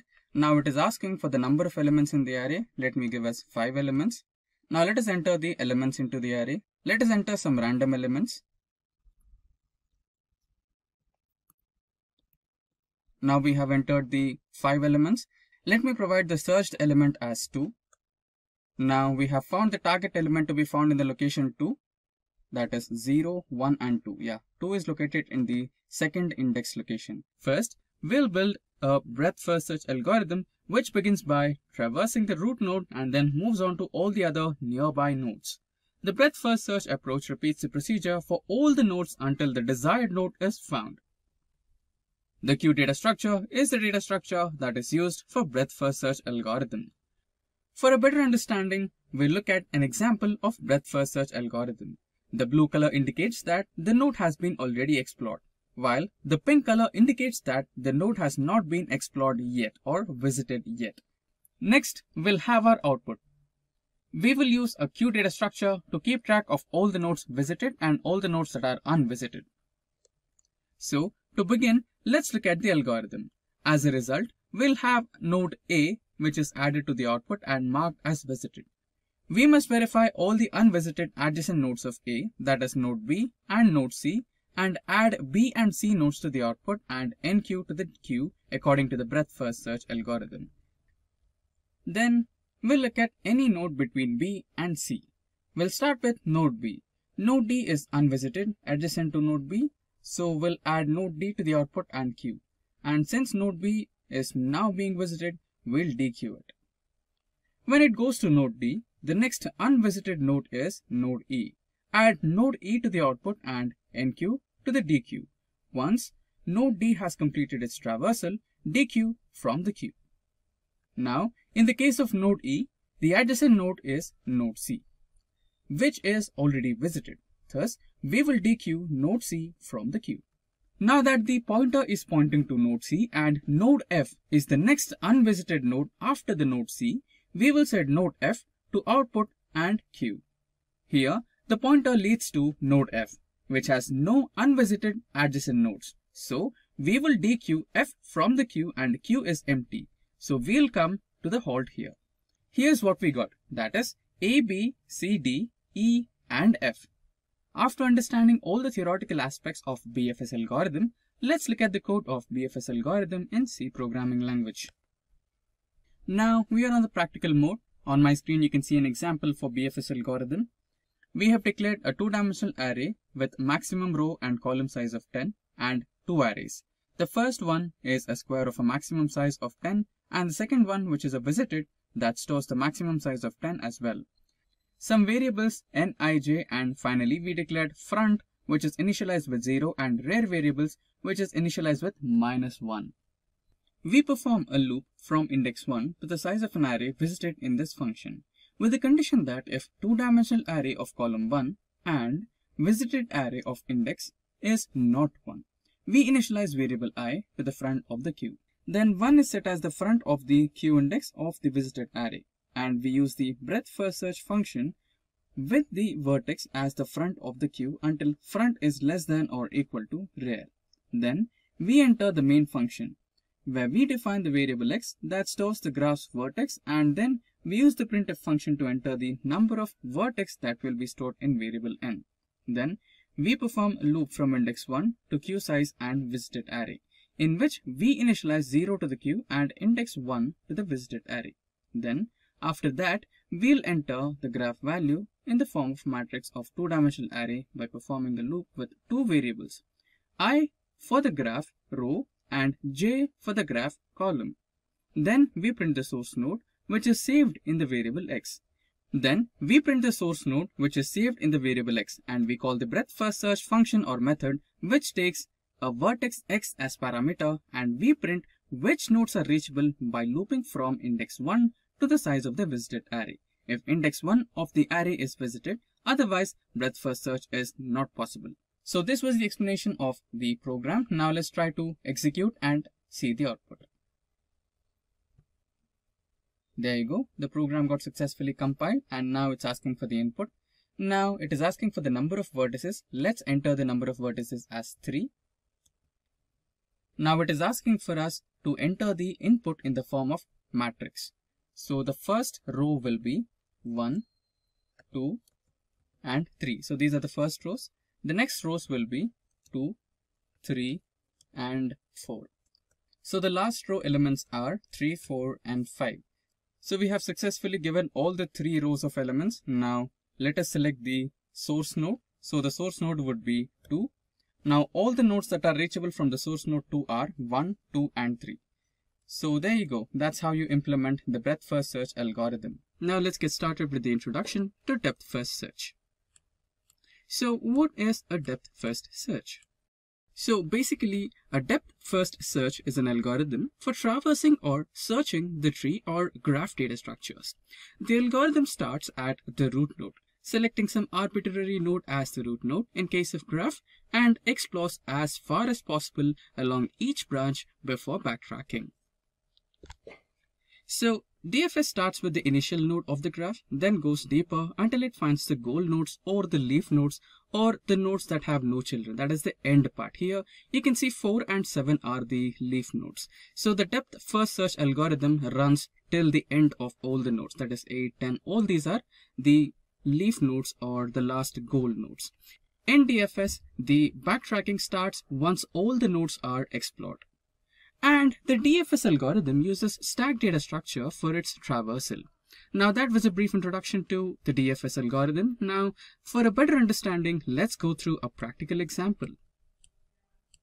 So here we have a graph data structure with elements A, B, C, D, E, and F. So we will be running the DFS algorithm and we will be traversing through all the nodes of this particular graph. And the traversal will be recorded using a stack data structure. And we have 2 different colors which will be used to indicate the element's color. So the black color is for the nodes which are not visited yet, and the blue color will indicate the nodes which are being traversed already. Now this is the stack data structure that we will be using for the traversal, and we have another part which declares or which gives out the output of the traversal of the nodes of this particular graph. Now we will begin with the first one, that is A. Now followed by that we will move ahead to B. Then after B we will go through D. Then after D we have E. Next we have C, and last we have F. So that's how we traverse through the graph using the DFS algorithm. Now for a little more understanding, let's go through a practical example where we will be executing a program for implementing the DFS algorithm. So this particular program on my screen is an example for DFS algorithm. So here we have the structure node. So followed by that we have also the methods which will create the edge and which will also print the graph elements. And finally, we have the main class.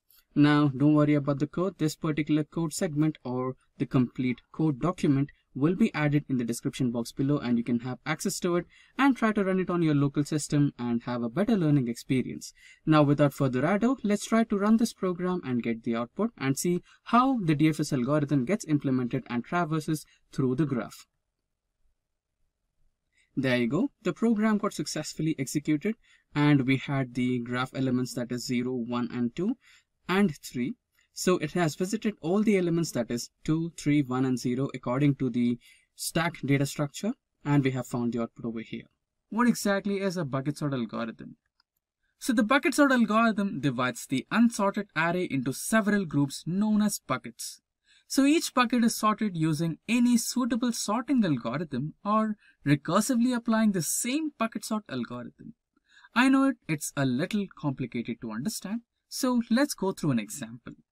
So on my screen, we have an example of an array consisting of numerical elements, that is 12, 6, 37, 29, 11, 35, 21, and 22. Now, we will create some buckets with different ranges. So here we have different buckets ranging from 0 to 7, 8 to 15, 16 to 23, 24 to 31, and finally the last bucket with range 32 to 39. So 6 will be stored in the first bucket, followed by that 11 and 12 will be stored in the second bucket, followed by that we have 21 and 22 stored in the third bucket, followed by that we have 29 in the fourth bucket, and finally the last two elements, which are 37 and 35, stored in the last bucket. In the next stage, all the elements are sorted according to an order that might be ascending or descending. In our case, we have the ascending order. So the final result will be 6, 11, 12, 21, 22, 29, 35, and 37. So this is how the bucket sort algorithm works in real time. Now the next topic, that is working of a bucket sort algorithm in a detailed way. So now we know the briefing of a bucket sort algorithm. Now let's learn the working of bucket sort algorithm in depth. Suppose we have an array consisting of decimal values or floating values as the input. So the first element is 0.47, next we have 0.39, 0.23, 0.55, 0.29, 0.41, 0.59, and finally 0.31. Then we will create an array of size 10 and store 0 in each block. And each block of an array is used as a bucket for sorting the elements. Next we have step 2. Insert the elements into buckets from the array, and all elements are inserted as per the range of the bucket. Buckets ranging from 0 to 1, 1 to 2, 2 to 3, up to n-1 to n. Here, n is the number of elements in an array. So, for our example, 0.23 will be multiplied by 10, which is the size of an array, and that gives us 2.3, approximately equal to 2. So finally, we will insert 0.23 into the bucket number 2. In exact, we will insert other elements into other respective buckets. Followed by that, we have step 3. Elements of each bucket are sorted using the stable sorting algorithms. And finally, the step 4. In step 4, all the sorted elements of each bucket will be gathered and represented in the form of an array. As pseudocode is an informal programming description that does not require any strict programming language syntax, similarly, we will understand it effortlessly. So, in the pseudocode, first we will create n empty buckets. Next, we will insert all the array elements into buckets by multiplying the size of an array. We have to keep doing this for every array element, as we understood this in working of the bucket sort algorithm. After that, we have to sort individual buckets using insertion sort, and finally, we will concatenate all the sorted buckets. Next, we will learn about the complexities of bucket sort algorithm. First, we will see about time complexity. So talking about the time complexity, we usually have 3 cases to summarize the time complexity. So first we have the best case. So that the best case is O of n plus k. Next we have the average case, that is O of n into n. And finally we have the worst case, that is O of n. Here n is the total number of elements to be sorted and k is the number of buckets. So let us understand all the 3 cases one by one. So first we have the best case. So the best case occurs when all the elements are uniformly distributed in the bucket with an equal number of elements in each bucket. If insertion sort is used to sort the bucket sort algorithm, then overall time complexity is O of n plus k. O of n complexity is for making the buckets and O of k complexity is for sorting all the elements. After understanding the best case, now we will see how the worst case occurs in the bucket sort algorithm. The worst case occurs when there are elements of close range in the array. They are likely to be placed in the same bucket.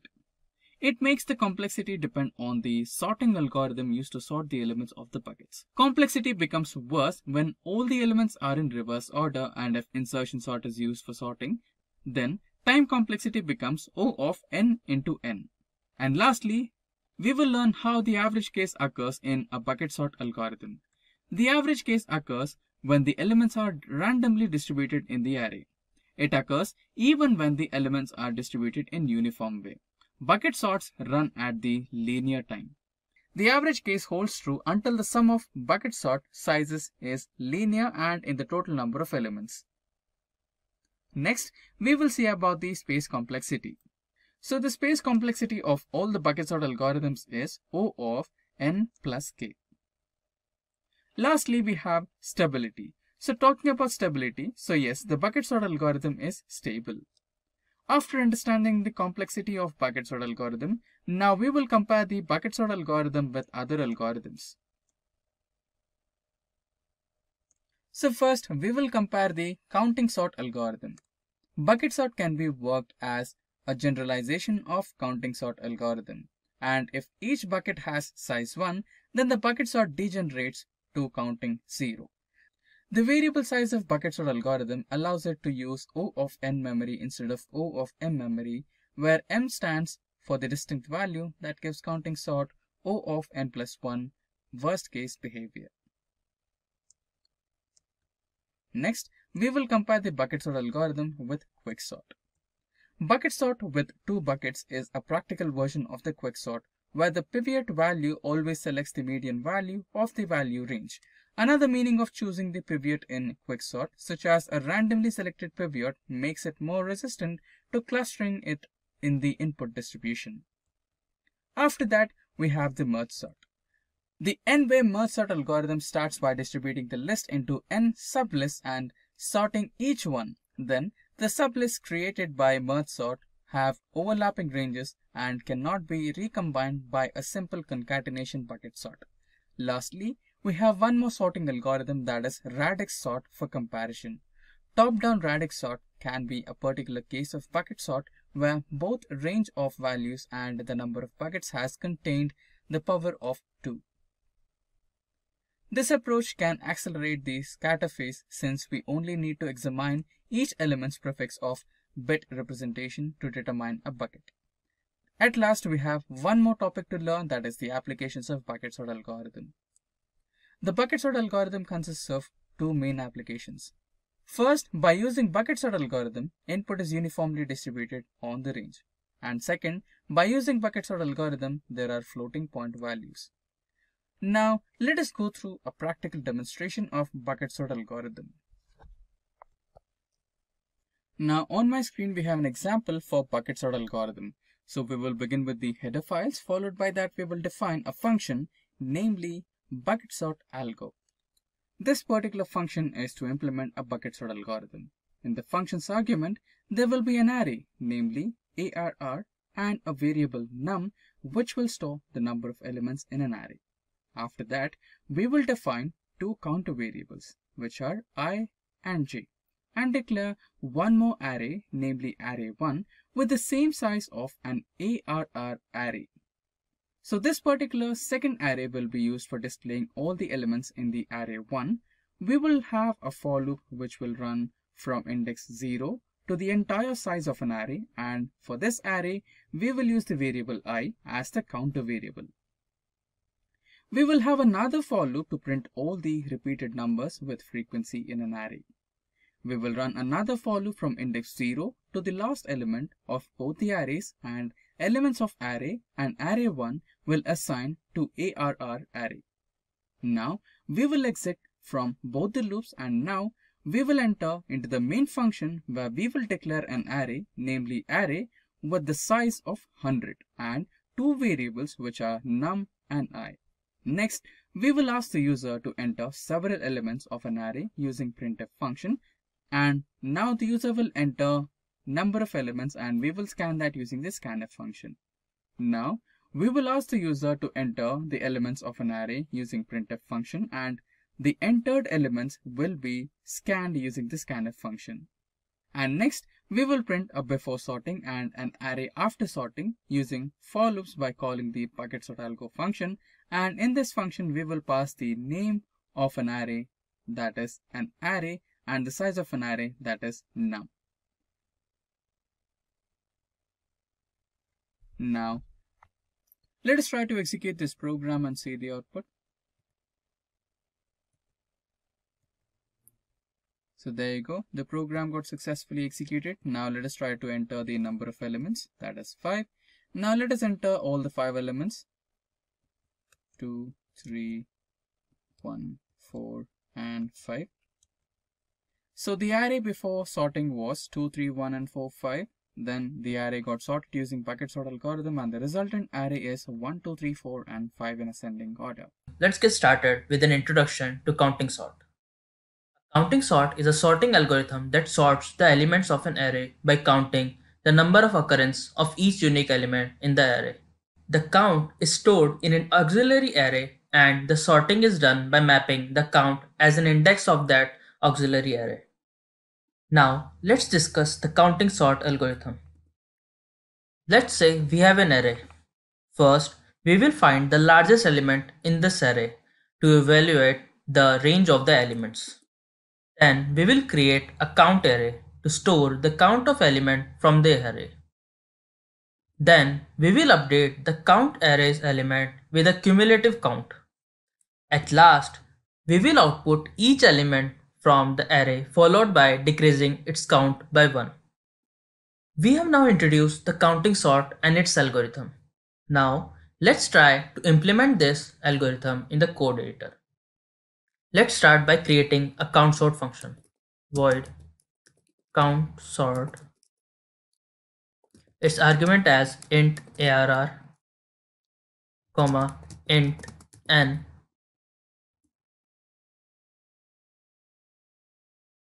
We will declare an array output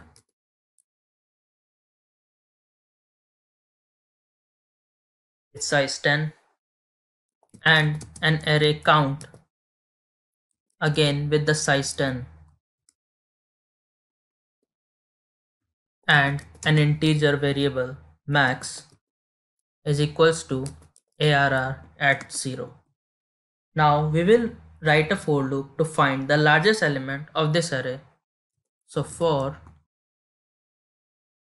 int I is equals to 1, I less than n, I plus plus, if arr at I is greater than max, then max will be equals to arr at I. Now we will initialize the count array with all zeros. So for int I is equals to 0 to I less than equals to max plus I, count at I is equals to 0. Now we will store the count of each element in this array. So for loop int I is equals to 0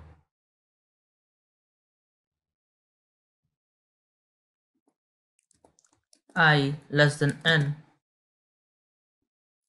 I plus plus, count at arr bracket I is plus plus. Now we will write a for loop to store the cumulative count of each array. So for int I is equals to 1, where I is less than equals to max, at I plus plus, count at I is equals to plus equals to count at I minus 1. Now we will find the index of each element of the original array in count array and place the elements in the output array. So for int I is equals to n minus 1, I greater than equals to 0, I minus minus.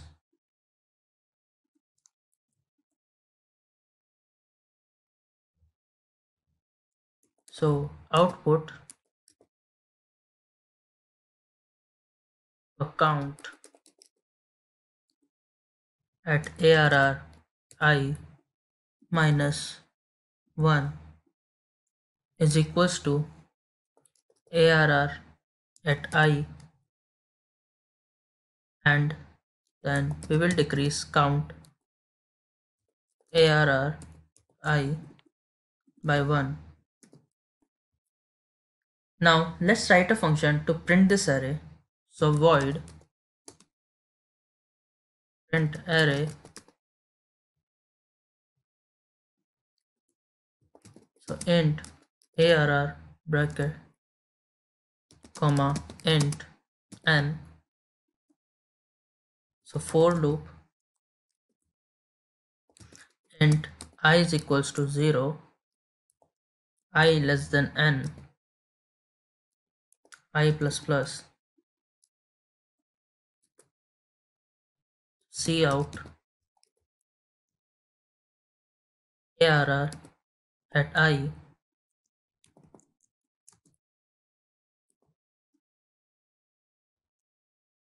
out and L. Now let's write the main block int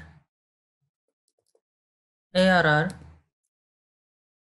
is equals to, we will write the element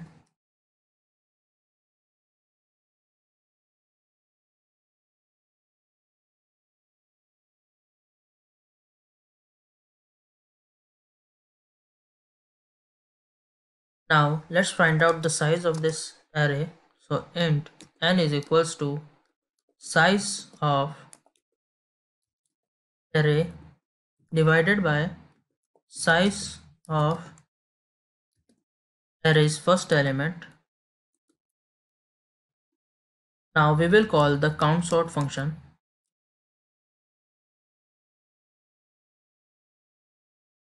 Arr comma n. Now we will print this array. So print array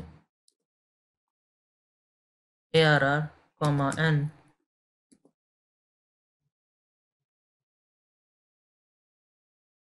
Now let's try and execute this.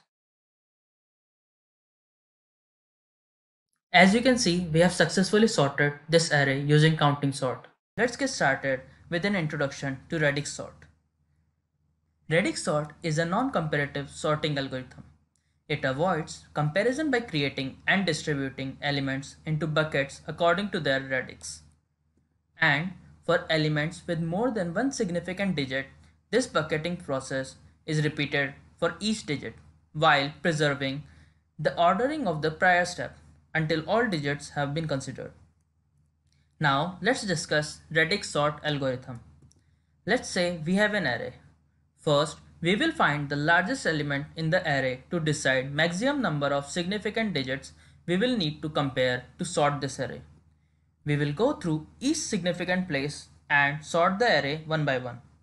First, we will sort the array according to the units place.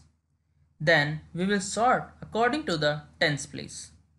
And then we will sort according to hundreds place, and so on till the array is sorted. We have now introduced the radix sort and its algorithm. Now let's implement this algorithm in the code editor. We will start with an utility function to get maximum value in this array. So int get max with an argument as array arr comma size n.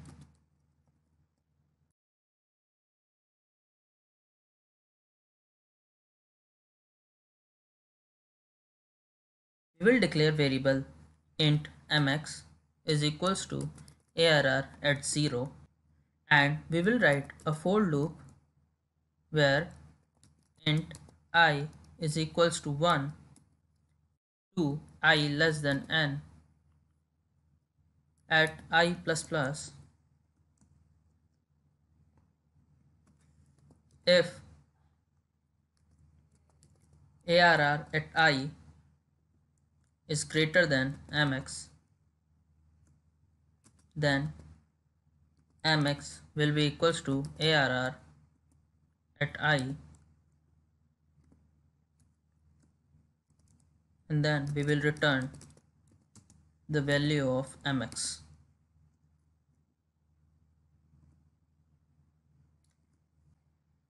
Now we will write a function to do counting sort of array ARR according to the digits represented by exponent.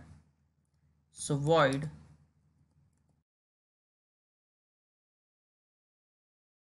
count sort at int ARR, comma int n, comma int exp. We will declare an integer array output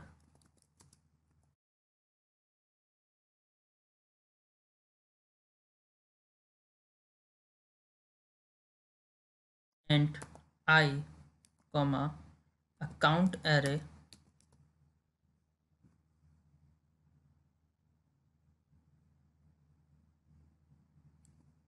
of size 10 where all elements are 0. Now we will store the count of all the elements of the array ARR. So for loop I is equals to 0 from I less than n to I plus plus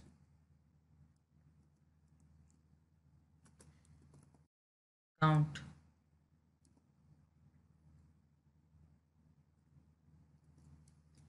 ARR at I divided by exp modulus of 10 plus plus.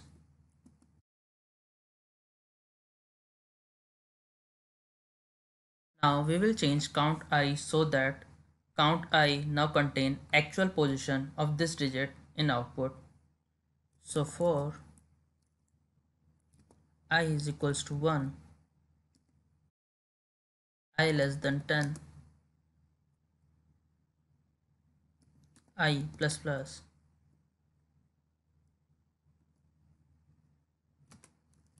count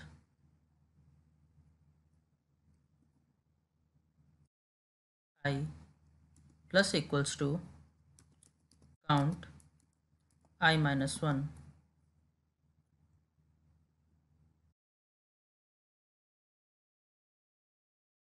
Now we will build the output array. So for loop at I is equals to n minus 1 to I greater than equals to 0,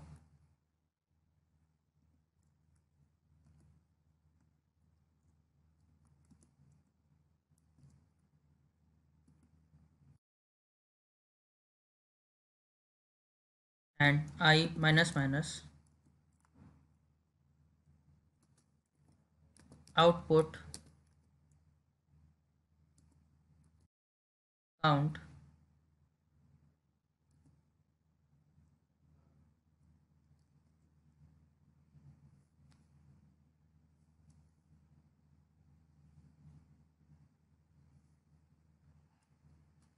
ARR at I divided by exp modulus 10 minus 1 is equals to ARR at I.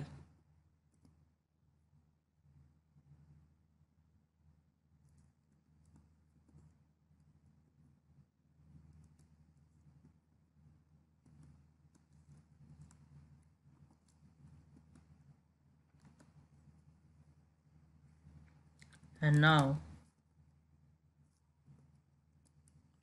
count ARR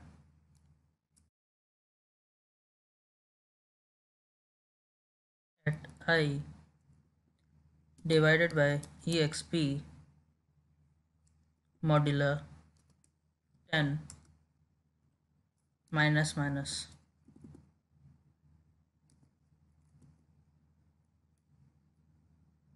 Now we will copy the output array of ARR so that ARR now contains sorted numbers according to the current digit.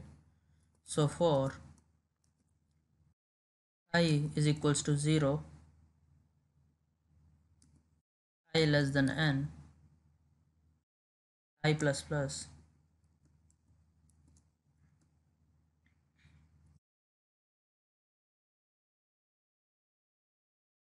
ARR at I is equals to output at I. Now let's write the main function that will sort the ARR using radix sort. So void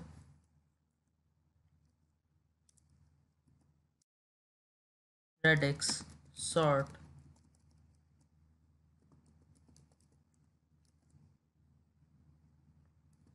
int ARR comma int n.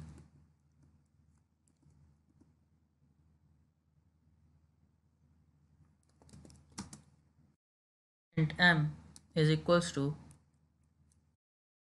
get max ARR comma n.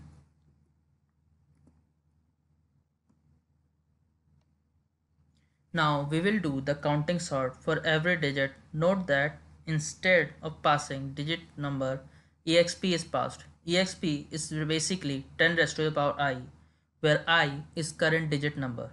So for int exp is equals to 1 and m divided by exp is greater than 0, while exp is multiplied equals to 10,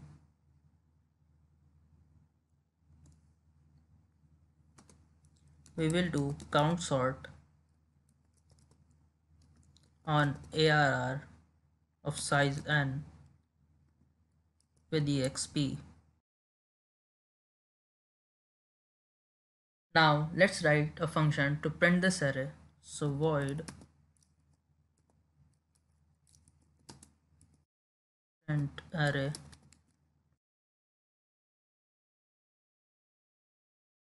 int ARR comma int n for int I is equals to 0, I less than n, I plus plus, see out array at I.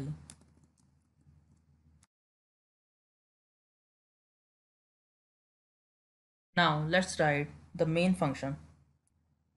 We will declare int ARR bracket with values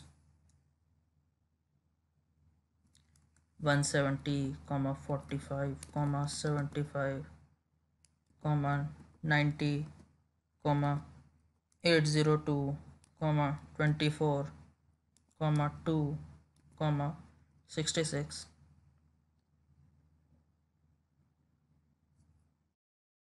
Now we will find out the size of this array ARR.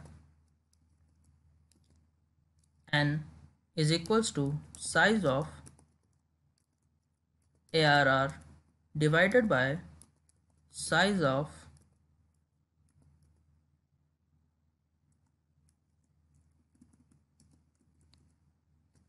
ARR first element. Now we will call the radix sort function.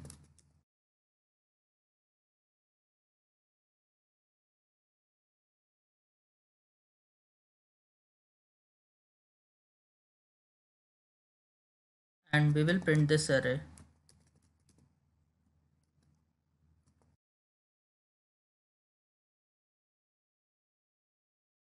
Now let's try and execute this.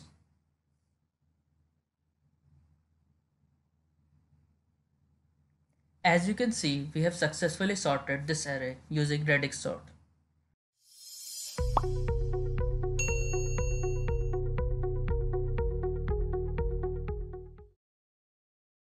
Hey everyone, I'm Bebo Khandelwal and I welcome you all to Simply Learn's YouTube channel. In this session, we will discuss heap sort. We shall begin our session by introducing what is a binary heap. Then, we will discuss the implementation of the heap sort. After that, we will check out various applications of heap sort. Finally, we will sum up what we have learned from this session. But before we begin, make sure you have subscribed to our YouTube channel and clicked on the bell icon below so you never miss an update from Simply Learn. Let's get started with what is a binary heap. It's a complete binary tree with all levels completely filled except the last level, where all leaves are to the left as far as possible. A binary heap can be either min heap or max heap. In a min binary heap, the elements at root must be minimum among all elements present in the binary heap. Max binary heap is like min heap, where root must be maximum among all elements. Now let's discuss implementation of heap sort. First, we will start with creating a max heap of elements present. Next up, we will remove the elements at the root and put it at the end of the array and put the smallest element at the root. After that, we will reduce the height by 1. Finally, we will heapify the root element again and repeat the process from step 2. Now let's try to implement this algorithm in the code editor.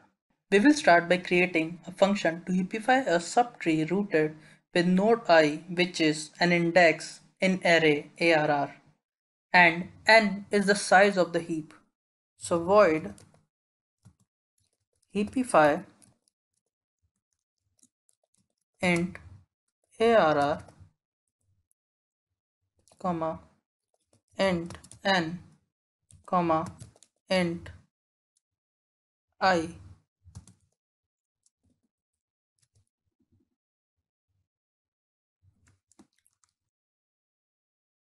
Now we will initialize largest as root, so int largest is equals to I. Now we will define the left and the right subtree, so int L is equals to 2 into I plus 1 and int R is equals to 2 multiply with I plus 2. Now if the left child is larger than root, then if L is less than n and ARR at L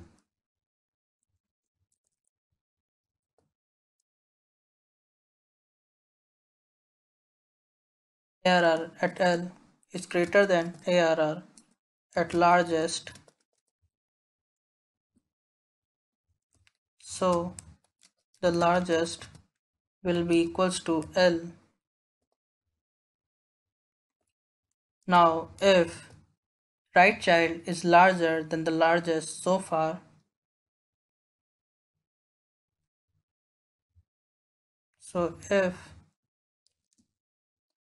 R is less than n and ARR at R is greater than ARR at largest.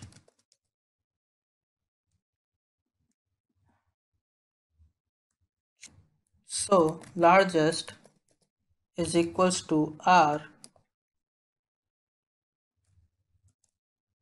Now if largest is not root, so if largest is not equals to I,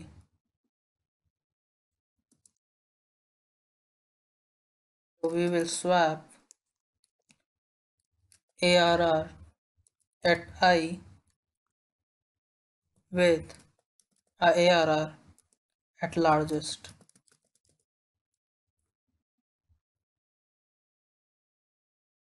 And then we will recursively call heapify for the affected subtree.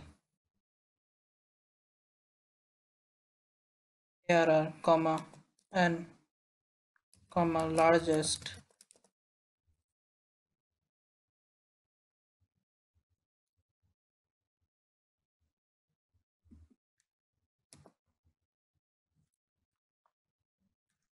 Now we will write the main function to do heap sort. So void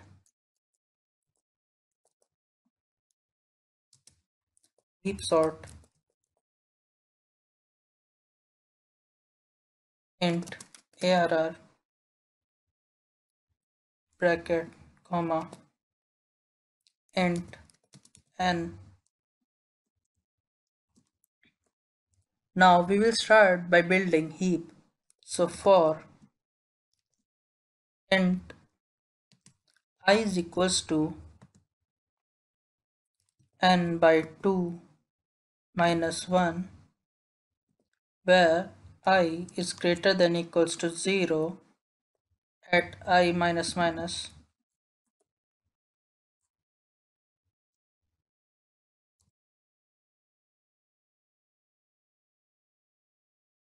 We will call heapify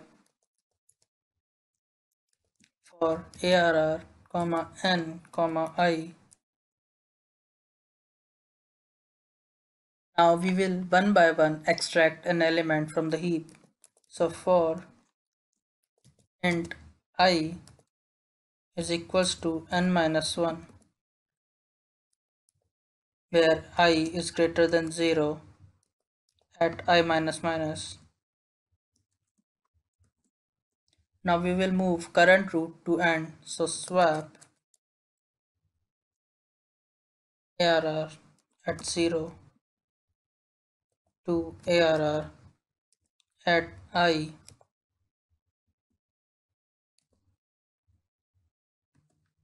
And we will call max heapify on the reduced heap. So heapify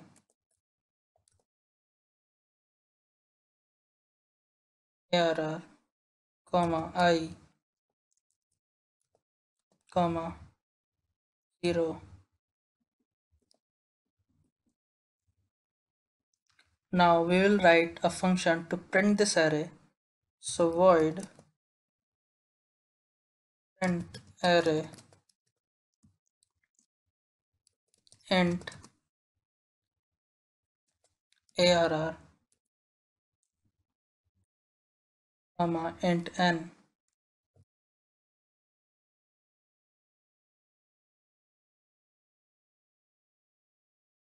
So for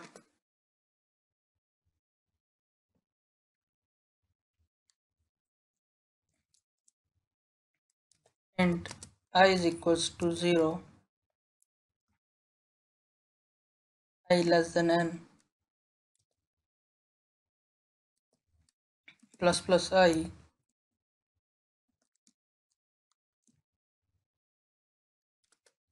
we will do cout ARR bracket I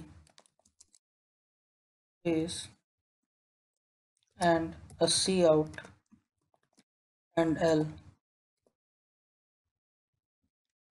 Now let's write the code for the main block. So int ARR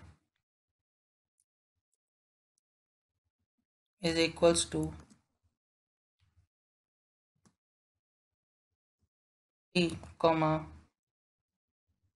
18, 12, 14, 5, 6, 2.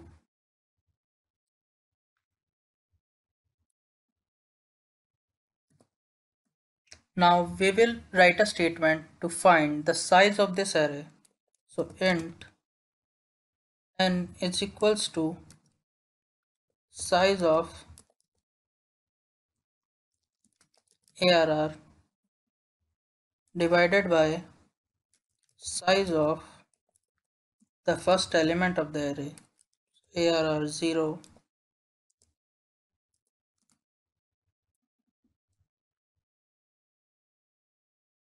Now we will call heap sort function. So heap sort for ARR, n. Now let's print this array.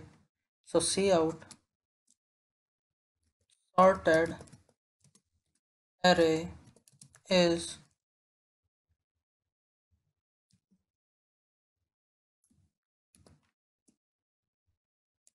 print array at ARR, n. Now let's try and execute this program.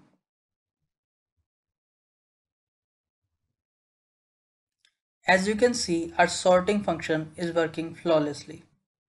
Let's get started with what exactly is divide and conquer algorithm. A divide and conquer algorithm iteratively divides a problem into two or more subproblems of the same or relative type until they are simple enough to be solved directly. The subproblem solutions are then integrated to solve the original problem. There are three steps involved in the divide and conquer principle, that is, divide, conquer, and combine. The first step is to divide the significant problem into smaller subproblems. The second phase is to conquer the solutions to all divided subproblems. Then, the final step is to combine and merge all of the solutions to create a definite solution. We will understand this by an example right here on my screen. Suppose we have a large problem. We can use divide and conquer technique to divide it into n number of subproblems such as problem 1, problem 2, problem 3, problem 4 and so on until we reach the problem n. Then we conquer all the solutions to the specified subproblems as solution 1, 2, 3, 4 and so on. And finally, we merge all the solutions to get one definitive solution. Now that was divide and conquer algorithm. Followed by that, let us get into merge sort algorithm. So merge sort is one of the most efficient sorting algorithms. It is based on divide and conquer strategy. Merge sort continuously divides a list into numerous sublists until each sublist contains only one entry. Then merges all those sublists into a sorted list.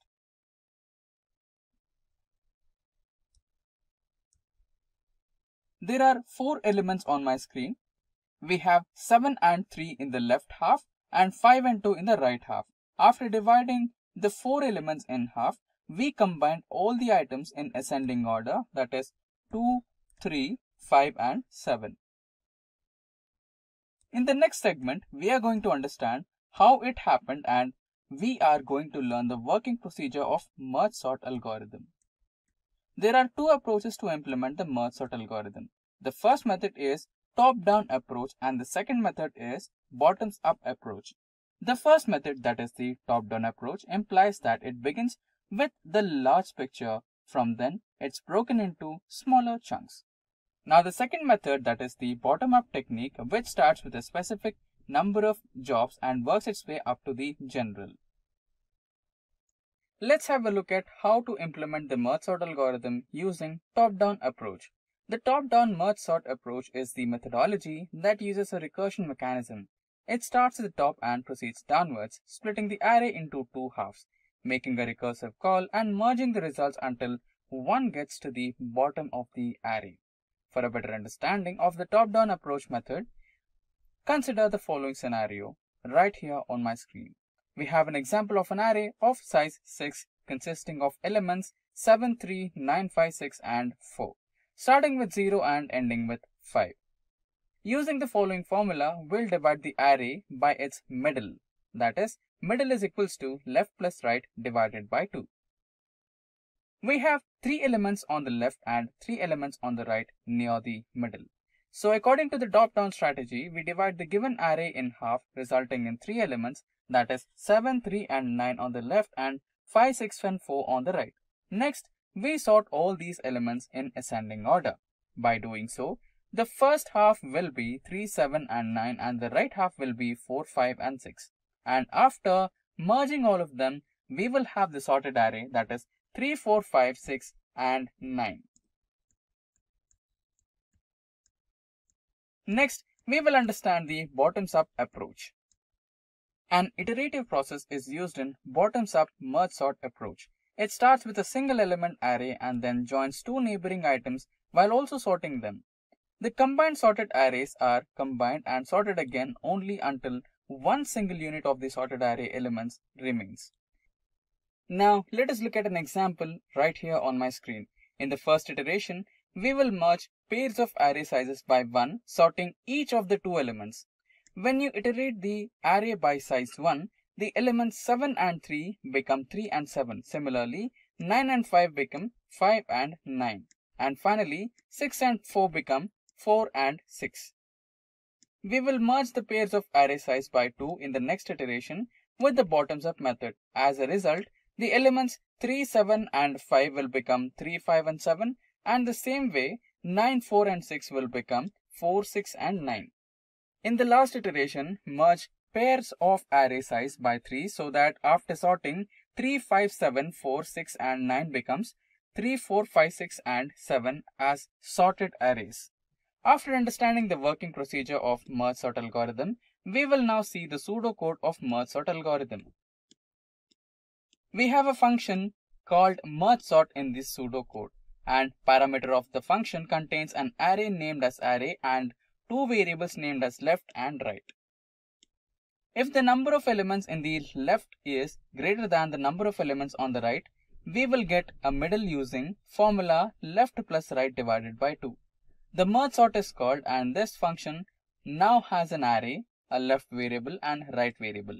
By calling merge sort, we have array left as middle plus 1 and right variable. And finally, by calling merge sort, we have left, middle and right variables. In our upcoming segment, we will implement the merge sort method in a practical demonstration. In the next section, we will discuss the complexity of merge sort algorithm. First, we will look into the time complexity of merge sort algorithm. As we all know, time complexity in data structures is divided into best case, average case and worst case. The best case of merge sort algorithm is big O of n into log n.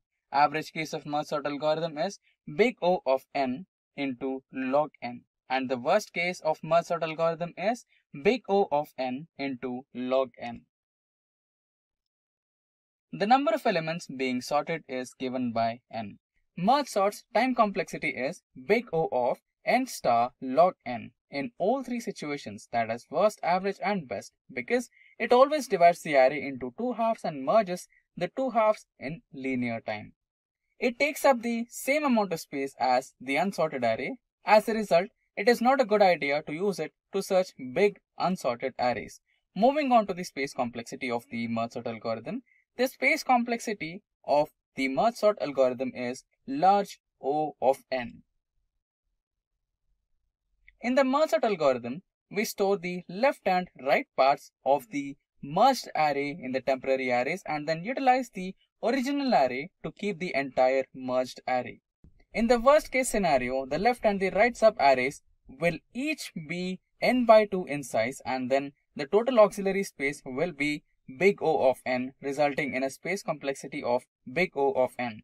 Following that, we will look into several applications of the merge sort algorithm. So the first application is merge sort is an efficient way to sort linked list in big O of n log n time. Subsequent application of the merge sort algorithm is for linked lists. merge sort implemented without taking up more space. Followed by that, the merge sort method is used to count the number of inversions in a list. Last application states that in internal sorting, the merge sort is employed. Now let us look into some of the drawbacks of merge sort algorithm. So some of the drawbacks of merge sort algorithm are, for smaller assignments, merge sort algorithm is slower than the other sorting algorithms. For temporary array, the merge sort technique requires an additional memory space, that is, space of big O of n. Now, let us look into a practical demonstration of merge sort algorithm. On my screen, we have an example for merge sort algorithm. To define constants or micro substitution, we use the hash define as preprocessor directive with a constant variable max of 10. Following that, two arrays, array1 and array2 are declared.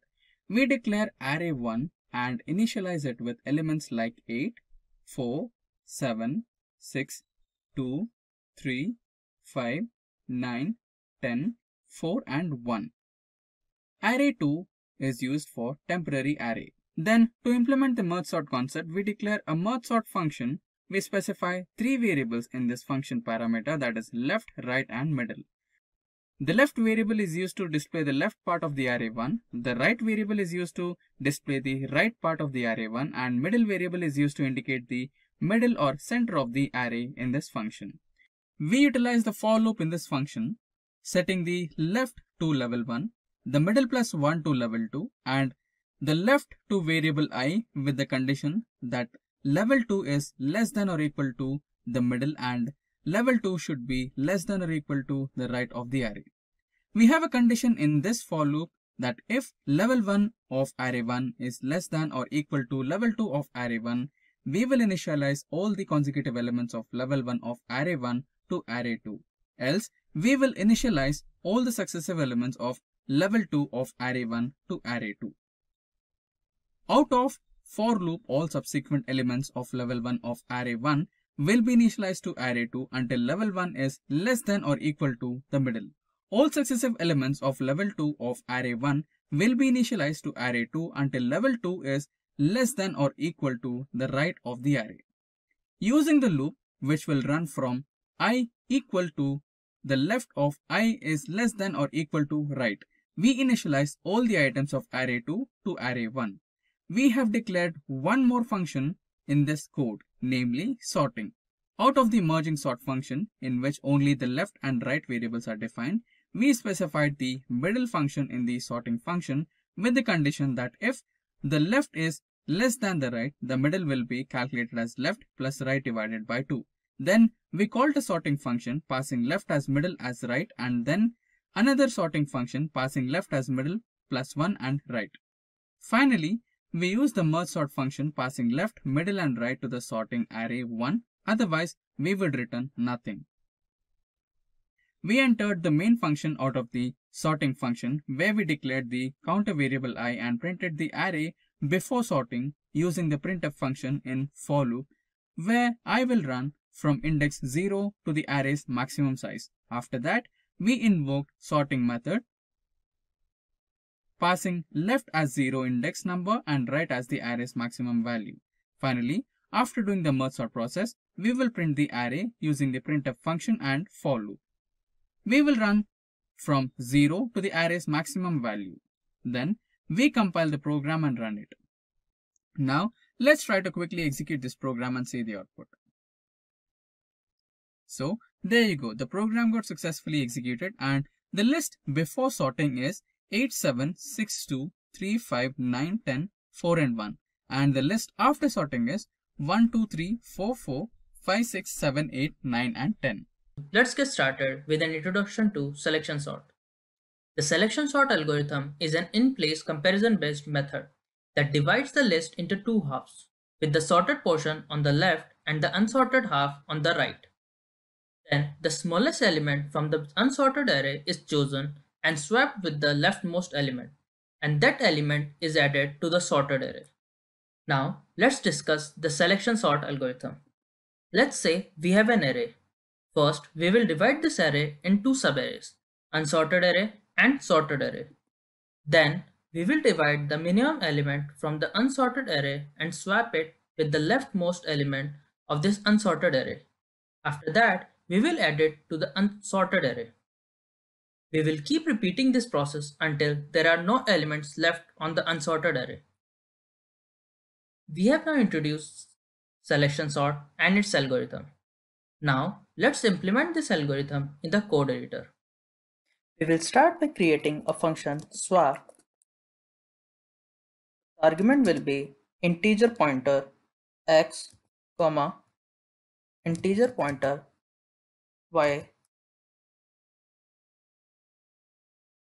We will declare an element temp to store the value of pointer x. Then we will store pointer y's value in x.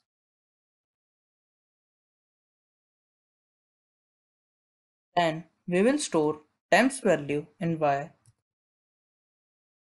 And that's how we can swap them.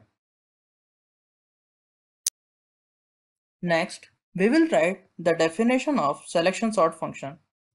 Void selection sort. Its argument will be int array arr, comma, int n. We will declare variables int I, j, and a min underscore idx variable to store the minimum index.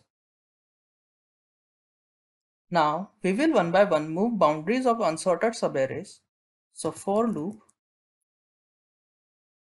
I is equals to 0, where I is less than n minus 1, I plus plus.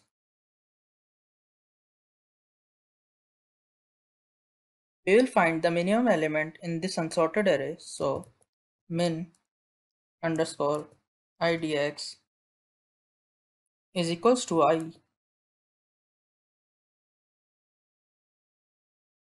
Now for j is equals to I plus 1, j less than n, j plus plus. If array element at jth location is less than array at the min index,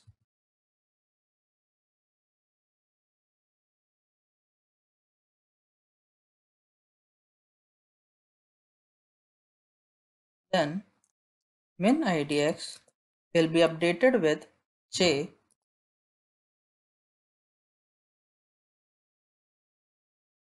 Now we will swap the found minimum element with the first element. So we will call swap function with argument as ampersand arr at min idx, comma, ampersand arr at ith location. Now we will write a function to print this array. So void print array, argument as int arr, and its size int n.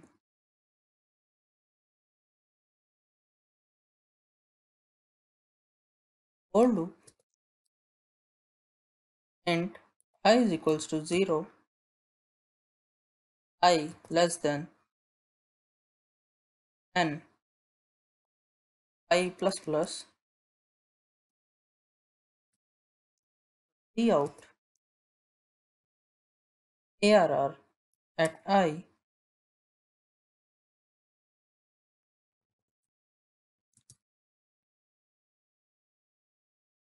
cout and L. Now we will write the code for the main block. So int arr is equals to 4, 2, 1, 8, 3. We will find the size of this array. So int n is equals to size of array ARR divided by size of this array's first element. Now we will call selection sort function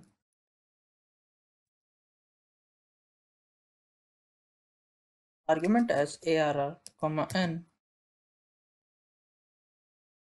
Then we will try to print this. So cout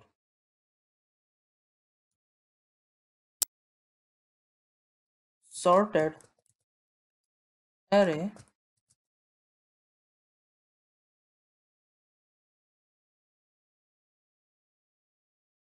and we will call the function print array to print this array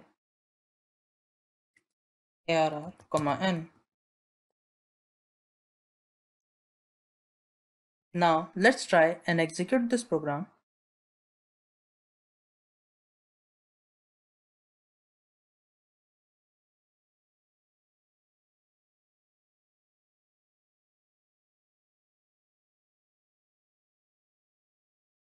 As you can see, we have successfully sorted this array using selection sort algorithm. Let's get started with an introduction to shell sort. Shell sort is a sorting algorithm that is based on insertion sort algorithm, and it is very efficient. When the smaller value is on the far right and must be shifted to the far left, then this method avoids significant shifts as in insertion sort. Now let's discuss the algorithm of shell sort. Let's say we have an array. We will initialize a variable h. This h will represent intervals. Then we will divide this array into h intervals. It will create some subarrays. Then we will apply insertion sort on these subarrays. After that, we will reduce the interval h by 1. Then we will repeat this process recursively until h counts down to 1. We have now introduced shell sort and its algorithm. Now let's try to implement this algorithm in the code editor. First, we will start with a function to sort an array using shell sort. So int shell sort, we will write argument as int arr bracket comma int n. We will start with a big interval, then we will reduce this interval by 1. So for loop int interval equals to n by 2 interval greater than 0 and interval divide equals to 2.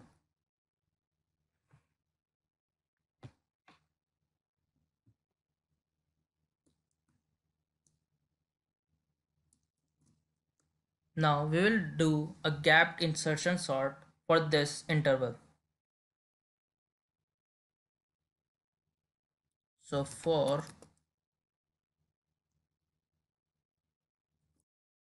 int I is equals to interval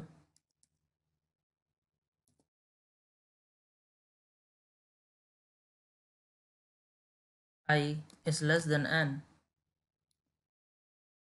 I plus equals to 1,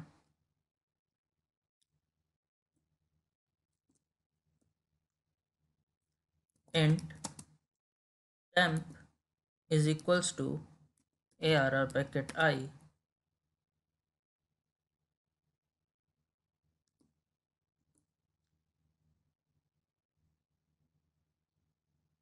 Now we will shift earlier gap sorted element up until the correct location for arr I is found. So int a. So for j is equals to I, and j greater than equals to interval and arr bracket j minus interval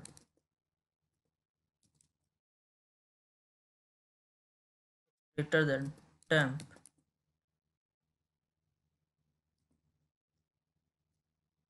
and j minus equals to interval.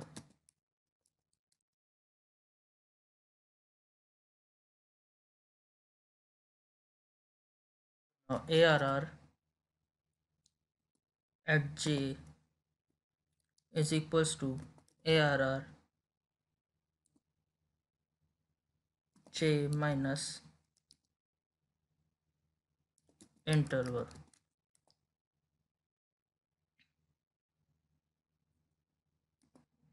Now we will put this temp in its correct location. So arr bracket j is equals to temp. Now I will return 0.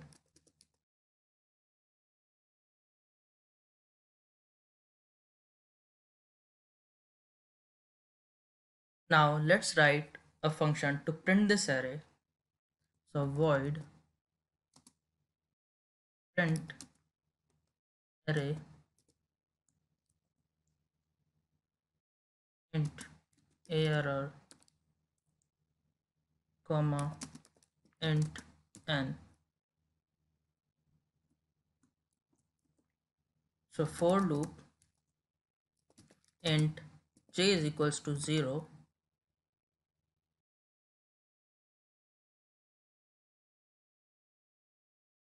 j less than n j plus plus cout arr bracket j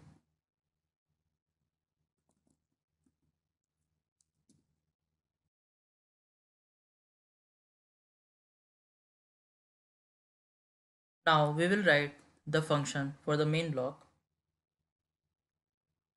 So int arr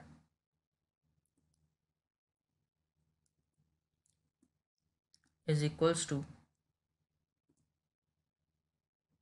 12, 34, 56, 85,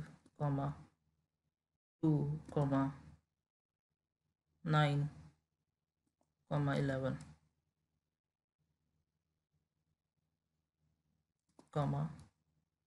5.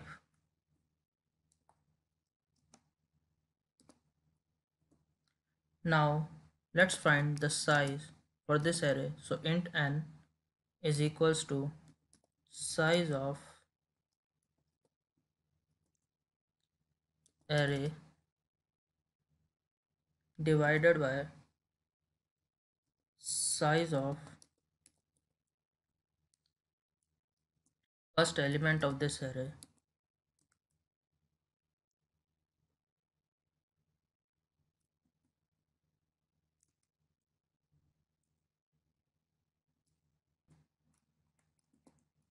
Now cout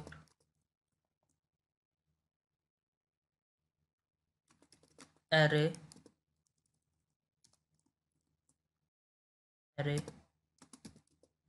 before sort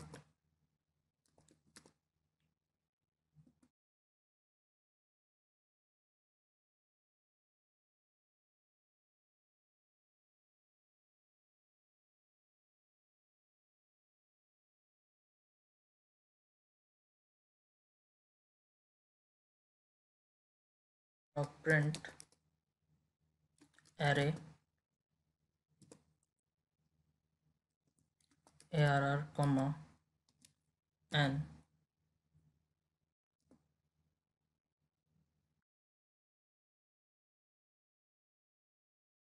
shall sort arr comma n.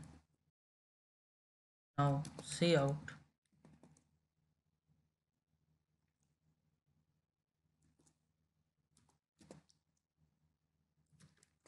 arrays after sorting.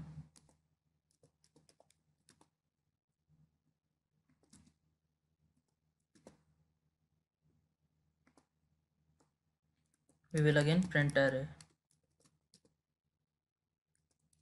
ar, m. Now let's try and execute this.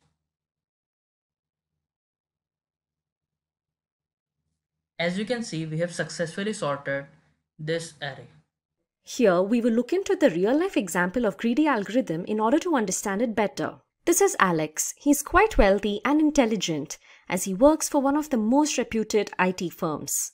And this is Alex's best friend Rachel. Rachel is in dire need of $85 right now. However, she needs money in such a quantity that the number of coins is kept to a minimum. So Rachel shared this issue with Alex and asked him for help. Now Alex is thinking about Rachel's issue, which he can easily fix because he has a limitless supply of $50, $20, $10 and $5 coins stashed in various bags. Although this being said, Alex needed to think about the constraint Rachel told him about. He needed to give her money such that the number of coins utilized must be minimal. To do so, Alex began making a list of the various coin combinations in which he could present money to Rachel. However, after a while he became confused due to the vast number of conceivable combinations. So he decided to use his programming ability to solve real-life problems. Alex developed a program that will provide him with the optimal number of coins that he can present to Rachel. This generated program was iterating through the different possibilities to choose the best solution. At each iteration, the program added the coin of the largest value that was not taking Alex past the amount to be paid, which is $85 in this case. For $85, the largest denomination ID can start giving is $50. Now, ID is still short of $35 to reach the amount so that the next largest coin program can take in as $20. But since the program still requires $15 to meet the threshold, the next highest denomination it can accept is $10, followed by $5. The best part about this program was that it allowed Alex to present $85 in just 4 coins, which is fairly incredible. The vital thing to note here is that after each loop, the program makes a greedy choice, providing the coin with the highest potential value. What I mean here by greedy is that locally optimal choice is picked at every step to reach the global optimum solution. Now moving ahead, we will formulate the idea of greedy algorithms. Basically, a greedy algorithm is based on a problem-solving method that involves making locally optimal decisions at each stage in the hopes of achieving a global optimum. That means at each stage we choose a locally optimal value in the hopes of arriving at the optimum possible end result. Furthermore, this algorithm is an optimization technique that can find either minimum optimum result or maximum optimum result. The best part about this algorithm is that it is simple to understand and implement as well. Additionally, the runtime complexity for this algorithm is pretty reasonable. However, the fundamental disadvantage of this strategy is that we only receive the globally optimum value in a small percentage of cases. Having said that, you must be thinking about when to implement this algorithm for solving particular problems, as it does not always produce globally optimum results. Well, let me tell you guys that we have 2 conditions to judge our problem for implementing greedy algorithms. The first condition is the greedy choice property. This notion states that making locally optimal judgments can lead to the global optimum solution for a given problem. The second condition is about optimal substructure. The problem has an optimal substructure only if an optimal solution to the entire problem comprises the optimal solutions to the subproblems. In simpler words, that means the problem can be split down into multiple subproblems, and the solutions to these subproblems can collectively lead to a solution for the entire problem. If both the above-mentioned properties are satisfied by the problem, then we can create a greedy solution for that particular problem. Moving forward, we will look into the steps for constructing a greedy solution. Finding the substructure or subproblem that can lead us to the final answer is the first step in building a greedy algorithm. Because in this algorithm, we are just trying to operate with local optima to reach the global optimum solution. The second step is about determining the type of solution the given problem can result into. That can be either the largest sum or minimum path. The final step for creating the greedy solution is about creating an iterative process for traversing through local stages and making decisions to reach a globally optimum solution. Now, you might be confused about how we can do that. Well, let's go through an example to understand the approach to implement a greedy solution. The example that we are going to deal with is called the traveling salesman problem, in which a salesman is supposed to reach the destination from a given current location. The representation of cities and paths connecting them is done using graph structure, where each node is considered as a city and edges connecting them as paths, having edge weight as the distance between the two cities. Now, in this case, we are supposed to find the minimum path between two cities. So to do that, we will begin from the current arbitrary position. From this node called as starting location, there are 3 possible paths. But the path towards city B has less distance. Hence, we will traverse this edge primarily as it is an optimal local route. We have reached city B now, and from this node we have 2 possible paths, out of which one path directly leads us towards the destination city having distance 20, but the other path leading towards the city F has edge weight value or distance value as 2. Hence, according to the local optimal decision, we will choose the edge connecting cities B and F for traversal. We have reached the city F now. From this node or city, there is only one path leading us to our destination. Hence, we will traverse it. Now we have reached the destination city. The path highlighted in the green shade is the global optimum for this TSP problem. You can verify that by calculating the edge weights for all other possible paths. Since the solution allows us to reach the global optimum by making optimal decisions at the local stage, this strategy to solve the problem will be considered a greedy approach. Now moving ahead, we will look into the demerits of using greedy algorithm. We have learned that the greedy algorithm makes decisions based on local optimum instead of analyzing the broader picture of the whole data. Hence, there is a possibility that the greedy solution might not be the best optimal solution for some problems. For example, consider this traveling salesman problem. In this problem, the highlighted part is a created solution to reach the destination city from the current location using a greedy algorithm. But if you observe this graph, the selected solution is not the global optimal solution for this problem. In contrast, it is the worst generated solution to reach the destination. That is why the greedy algorithm is considered to be prone to correctness issues. Even if the algorithm is correct, proving why it is correct is difficult. Thus, it is deemed to be trickier to solve specific issues. Now, we will discuss about applications of greedy algorithms to understand their importance. The first application of a greedy algorithm is its use for constructing minimum spanning trees. The coding approaches that we use to generate MSTs is based on the greedy algorithm. Both Prim's algorithm and Kruskal's algorithm are known as greedy algorithms as they make decisions based on locally optimal decisions. The next application of the greedy algorithm is its use to implement Huffman encoding and decoding algorithms. The Huffman coding technique is a lossless data compression method. The concept is to give variable length codes to input characters, the lengths of which are determined by the frequency of the related characters. The smallest code is assigned to the most frequently occurring character, whereas the largest code is assigned to the least frequently occurring character. This process is carried out by making local optimum decisions. Hence, it is also considered to be a greedy algorithm. The final application of the greedy algorithm is its use for developing solutions to well-known coding problems. Those problems are the activity selection problem, job selection problem, and fractional knapsack problem. All these problems generate solutions by making decisions at each local stage. So the solutions for these problems can be developed quite easily using the greedy approach.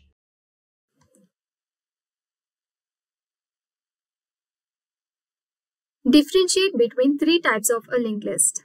The three types of linked list are singly linked list, doubly linked list, and circular linked list. In singly linked list, the traversal is possible only in one direction, whereas in doubly linked list, the traversal happens in two ways, forward and backward direction, and each node consists of data and the address of the previous and next node. Whereas in circular linked list, the traversal of a circular singly linked list is until we reach the same node we started in an index. And in singly linked list and doubly linked list, the last node is pointing to null, meaning no node after it in a list. Whereas in circular linked list, the last node in an index points to the address of the first node, no null is found in the list. In singly linked list, every node in a linked list connects with the other through a pointer variable that holds the address of the next node. A doubly linked list uses two pointer variables that points to the address of the previous and next node.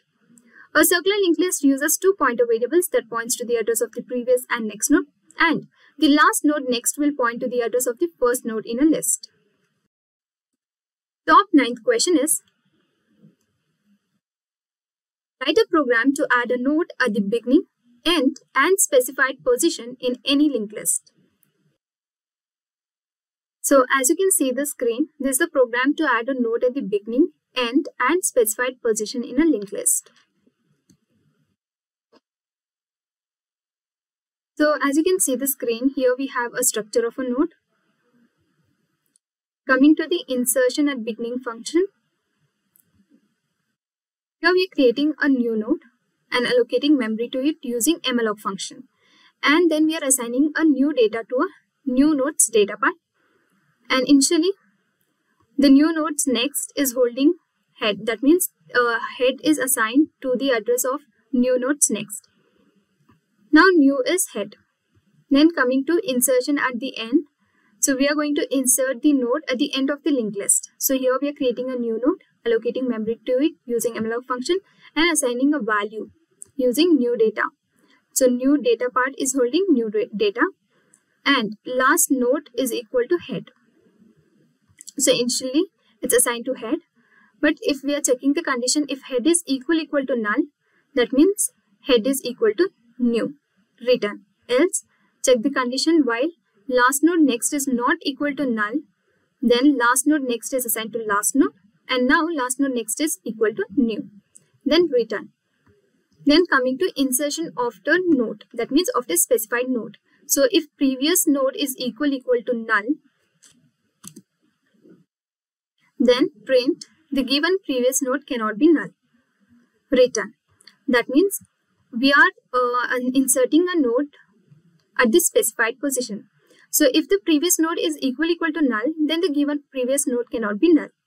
So for that we are creating a new node, allocating memory and assigning a data using new data is equal to new data. And new data, new node's next is holding previous node next. And now previous node next is equal to new. And this display function will print all the elements in a linked list. So when node is not equal to null, then it will display the node data part. And then assign nodes next to node. Coming to the main function, here we are assigning values to the node. So we are calling the function insertion at end and passing the value, that is 25. Insertion at the beginning, passing value 15. Insertion at the beginning again 10. Insertion at the end, we are passing 30. And insertion after specified node, that is 20. And then print the linked list element. So for that we are calling the display function. So let's run the program. So as you can see the output, here the linked list elements are 10, 15, 20, 25 and 30. It has print in an order. The top 8th question is, find the sum of the nodes in a linked list. So in this program, we are going to find the sum of the nodes in a linked list. So here we have a structure of a node where we have data variable and a pointer variable next.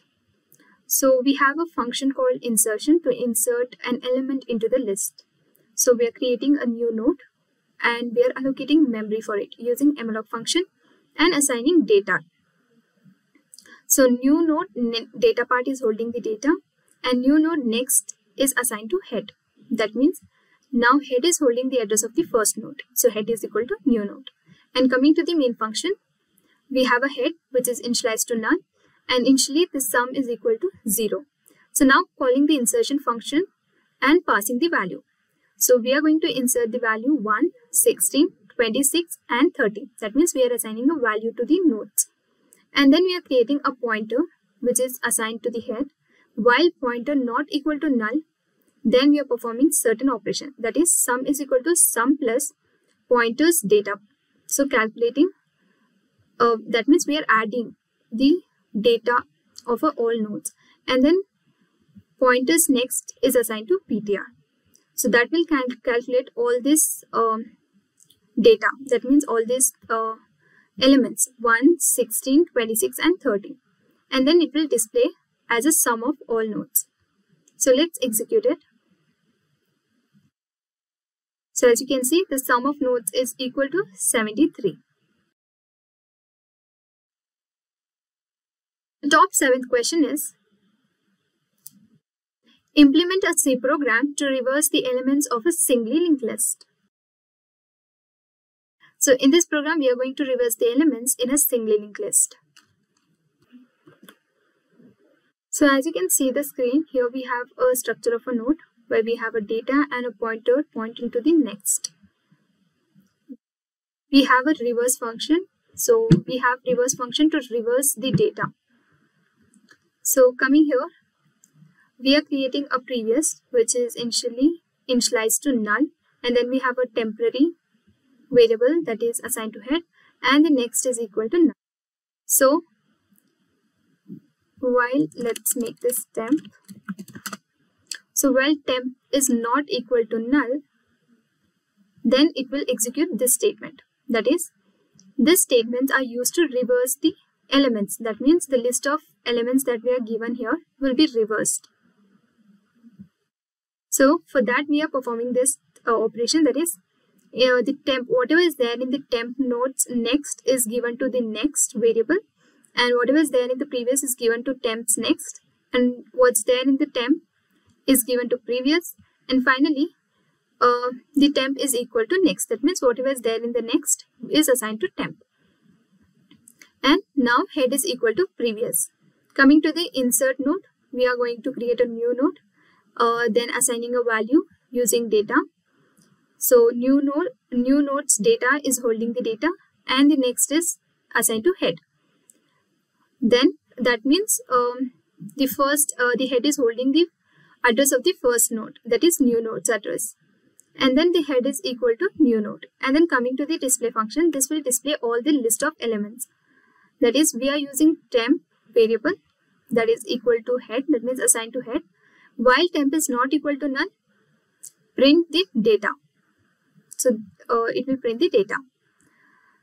So what data? It's like temporary next, whatever is there in the temp data, it will print all the data, all the nodes data, and then temp next is assigned to temp. Then coming to the main function, here the head is initially assigned to null, and we are calling the insert node to insert the values, that is 10, 20, 30 and 40. So it will print the given linked list is, and calling the display function. So it will display all these elements, and then calling the reverse function to reverse this element, and then again calling the display function to display it back. So let's try to execute. So as you can see, here we have the list of data, that is 40, 30, 20, 10 and the null, and the reverse data is 10, 20, 30 and 40. The code that I'm executing in this session and the question and answers we are discussing will be attached in the description box below. So you can have a look at it and execute the code for a better understanding. And if you face any issues while executing the programs, then please let us know in the comment section below, and our team of experts will be happy to resolve all your queries at the earliest. Top 6th question is, write a program to count the number of nodes in a linked list. So in this program, we are going to count the number of nodes in a linked list. So here we have a structure of a node where we have again same data and the variable or a pointer to the next. Then coming to the insertion function, this is to insert an element. For that we are creating a new node, and allocating memory, then assigning a data. And the new next is holding head. That means head is equal to new node. Head is holding the address of the new node. And coming to the display function, here we are going to display the the node count. So here we have a new node which is assigned to head, and initially the node count is equal to 0. While new node is not equal to null, that means new node next is assigned to new node, and every time it is printed, it will increment node count by 1. So we are using node count plus plus. That means it will increment node by 1. So then it will display the total number of nodes in a linked list. So coming to the main function, here we have head which is assigned to null, and calling the insertion function passing the value 10, 20 and 30. So now we have the values 10, 20 and 30, and calling the display function to display the number of number of nodes in a linked list. So let's execute it. So as you can see, the total number of nodes in a linked list are 3, because here we have given 3 values to 3 nodes. So let's try to add one more.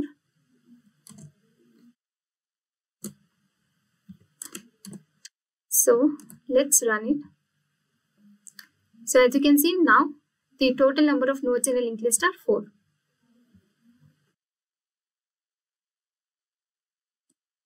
While we are already discussing some interview questions, let us know the trickiest ones you faced in your interviews in the comments below.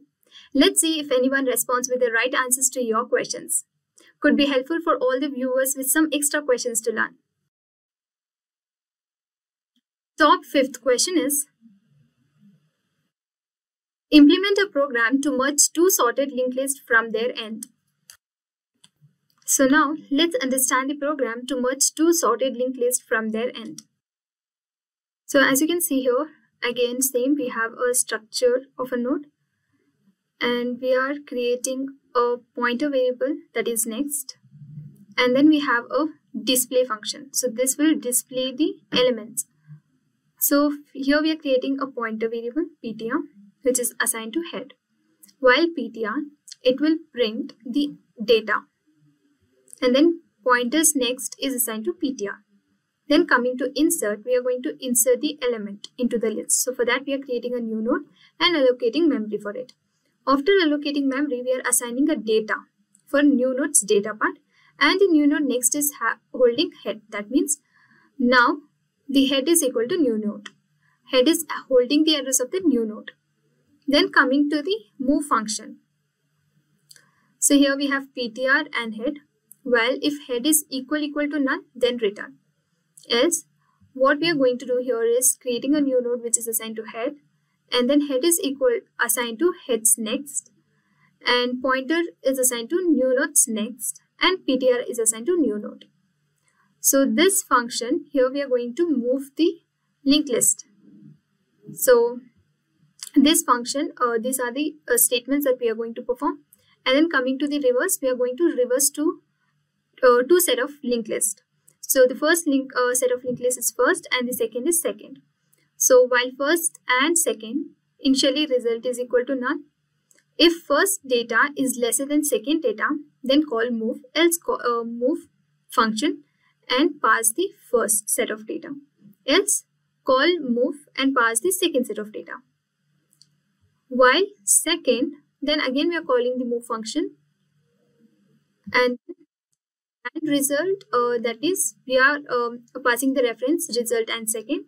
While first, then we are calling the move and passing the first set of linked list. Then it will print the result. So this is basically to reverse the linked list. So we are reversing the first set of as well as second. And then coming to the main function, here we have a first set of linked list, that is first set assigned to null, and whereas second set is also assigned to null. So for I is equal to 6 to I greater than 0, that means from I 0 to 6, I is equal to I minus 2. That means it's going to print the even numbers from 0 to 6, calling the insert to insert the elements. Then, so passing the first, that means this is the first set of linked list.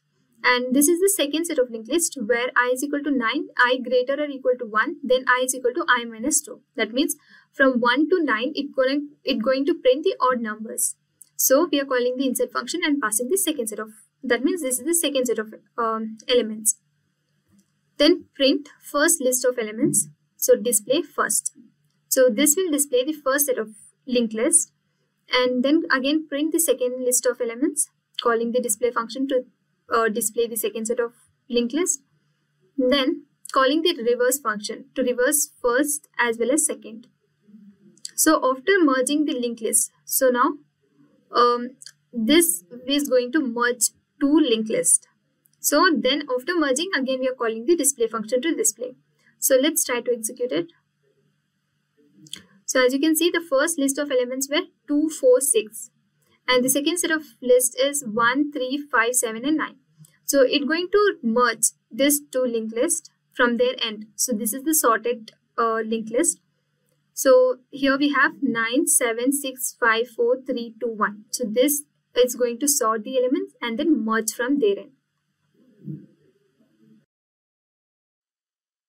The top fourth question is,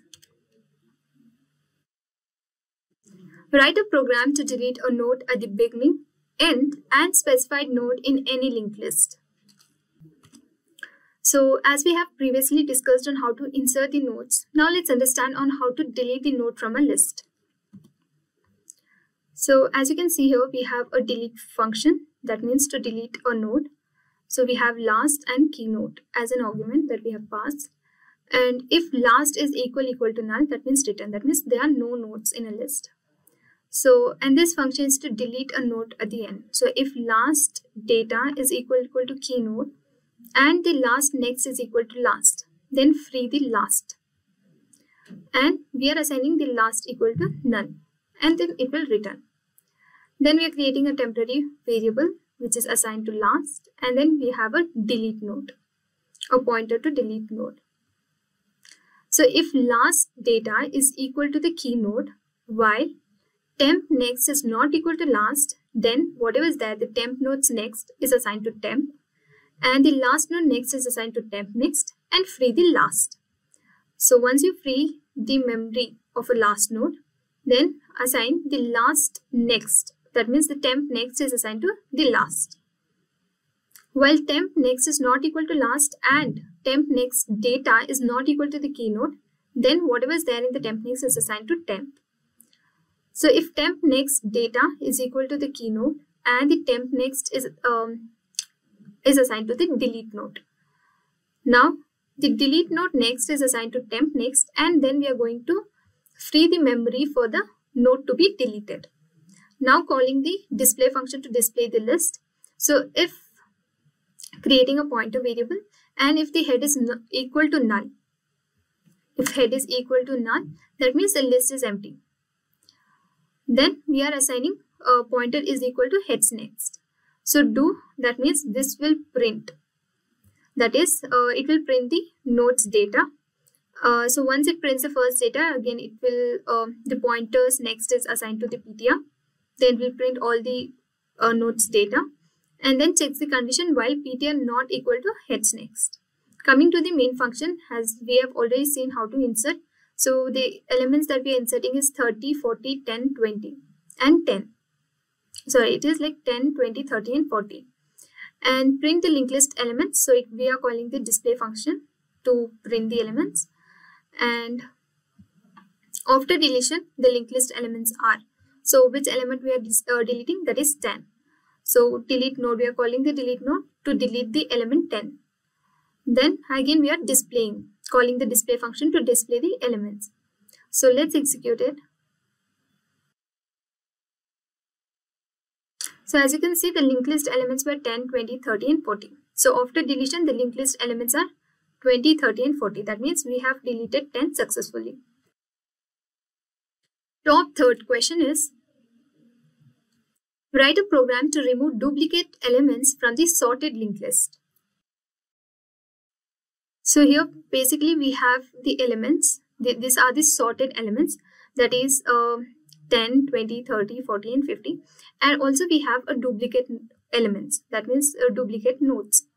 So basically we are going to delete this. So we are going to delete this 10, then 30 and extra 40. So for that, we have a structure of a node, and then we have a display function. So in display function, we are going to display the data. So for that, we have a pointer which is assigned to head, while pointer, it will bring the data of all the nodes. And we are assigned pointers next to PTR. Then coming to insert function, this is to insert the elements or the node. So creating a new node and allocating memory for it, and then assigning a data, and new nodes next will be head. That means the new node address, head is holding the address of the new node. And then we have a remove duplicate function. So this function is basically going to remove this extra or the duplicate 10, 30 and 40. So in this function, it checks if head is equal to null, return. That means there are no nodes. Then creating a pointer which is initialized to head. So while pointer next is not equal to null, then we are going to perform this. So if checks the condition if pointer data is equal to pointer nodes next data. That means if this and this is equal to, if this and this element is same. So suppose this is the pointer and this is the pointer next. So this is what your pointer next data. So if those both are same, then we are assigning pointers next to next. And then free the space or the memory for the pointers next. And next is assigned to pointers next. Else, we are assigning pointer next to the PTR. And coming to the main function, here we have I and the elements, that list of elements, that is 10, 20, 30, 40 and 50, and we have extra or the duplicate elements as well. And we have n, which is assigned to size of elements divided by size of elements starting from the index 0. And initially head is assigned to null. And for I is equal to n minus 1, I greater or equal to 0, we are inserting the elements and then decrementing I by minus 1. We are calling the remove duplicate function to remove the duplicates. And then again display the list. So let's execute it. So as you can see here, we have removed all the duplicates.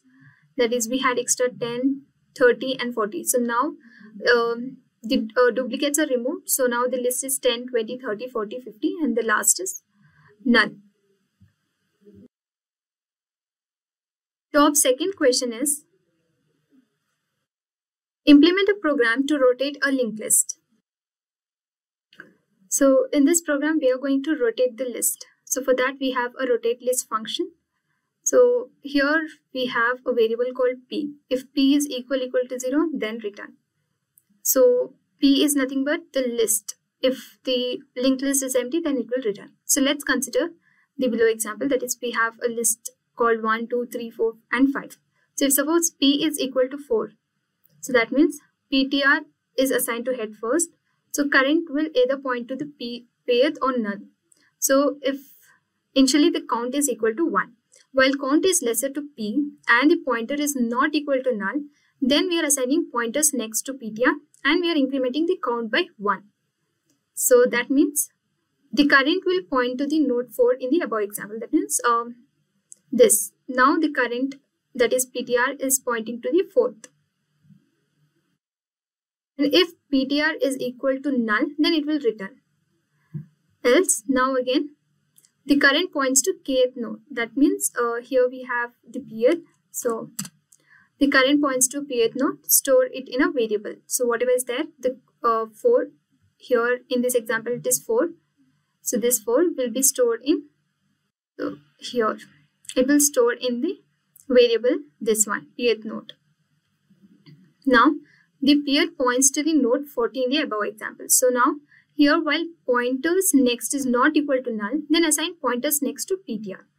And now pointers next is equal to head. That means head is holding the address of the pointers next. And now pth node next is holding head. And again the pth node next is assigned to null. That means we are keeping the 4 as it is and rotating. That means rotating in the sense Now these three elements will come this side and this. So it's kind of it's not a reverse, but it's just a rotating.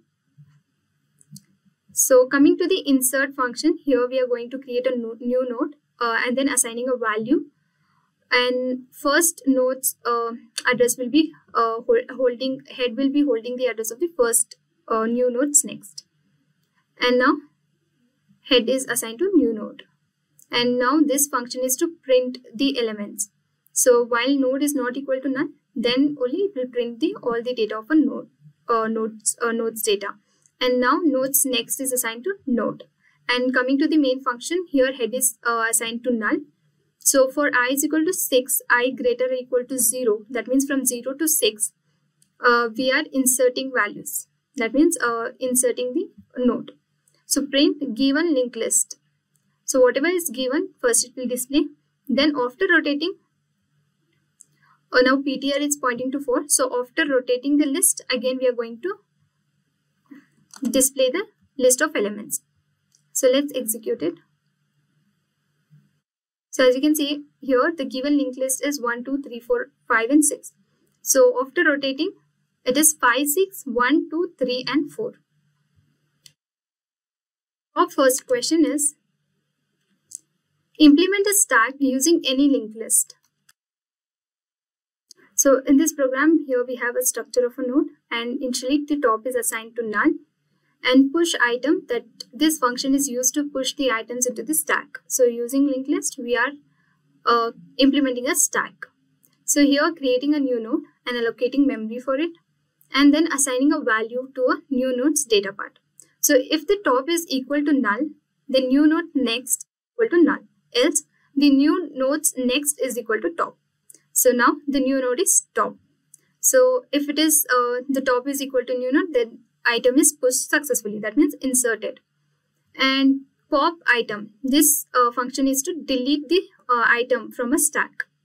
So if top is equal to null, that means stack is empty. Else we have a temporary variable which is assigned to top. So it will delete the top item from a stack. So temp next is assigned to top, and we are going to free the memory for a temporary variable. And then printing the element. That means printing the items in a stack. So if top is equal to null, that means the stack is empty. Else, here we have a struct node temp. That means we are creating a temporary variable which is assigned to top. And while temp next is not equal to null, then it will print the data of a temp's data. That means it will print the items in a stack. So temp next is assigned to temp, and then again it will print all the data. So coming to the main function, here we are having a choice and then item. While one, using while condition, it's asking options, that is push, pop, display and exit. So first asking enter your choice. So if you enter the choice, in case 1, we are going to insert the item into the stack. So we are calling the push function, that is push item function. And then in the case 2, if you select the option 2, then we are going to call the function pop item. If it is 3rd, then print item. If it's 4th, then it is exit. By default, if you enter anything apart from 1, 2, 3 and 4, then it's going to print wrong choice. So please try again with different choice. So let's try to execute it.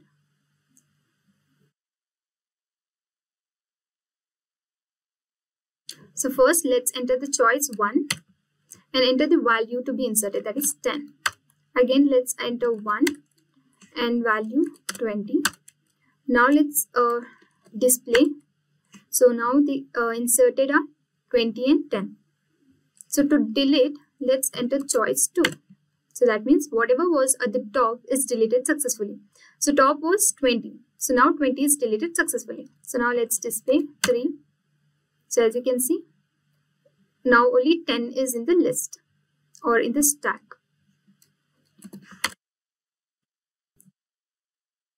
So here I have one question for you guys, and the question is, implement a program to check whether the list is palindrome. Please try to find out the answer and let us know the solution for this question in the comment section below. And the top 10th question is, what is data structure? A data structure is a collection of data used to store or organize in an efficient manner to access it effectively. In short, it deals with how the data is organized in the memory. Next, the top 9th question is, what is the classification of data structure? Structure is classified into linear and nonlinear, whereas linear data structure is further classified into a static and dynamic data structure. So now, let's look at a complete classification of a data structure. The data structures are classified into linear and nonlinear, in which nonlinear data structure consists of tree and graph. A linear data structure is divided into arrays, queues, stack, and linked list. So, what do you mean by static and dynamic data structure? The memory of a static data structure is fixed in size, which means the memory is allocated during the compile time. Arrays are the example of a static data structure. And in the case of dynamic data structure, the memory is allocated during the runtime. Queues, stack, and linked list are the example of a dynamic data structure. The top 8th question is, what are the applications of data structure?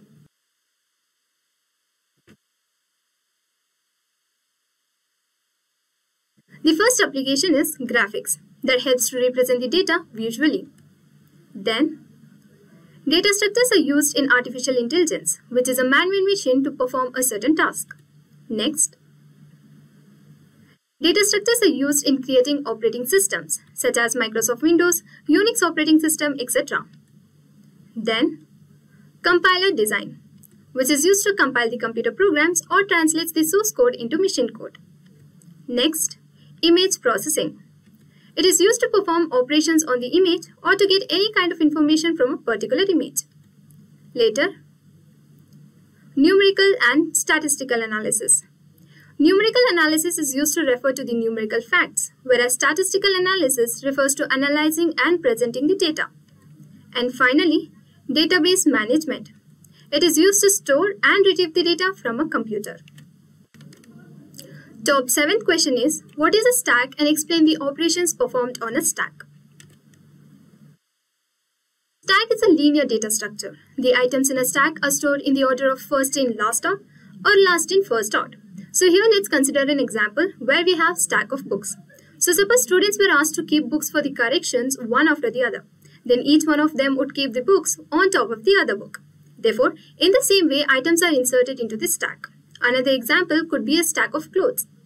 Operations like insertion and deletion of an item are possible only from the one end of the stack, that is, on top of the stack. Now let's have a look at the operations performed on a stack. Push operation is to insert the item into the stack, whereas pop is used to delete or remove the item from the stack. And top will return the top item of a stack.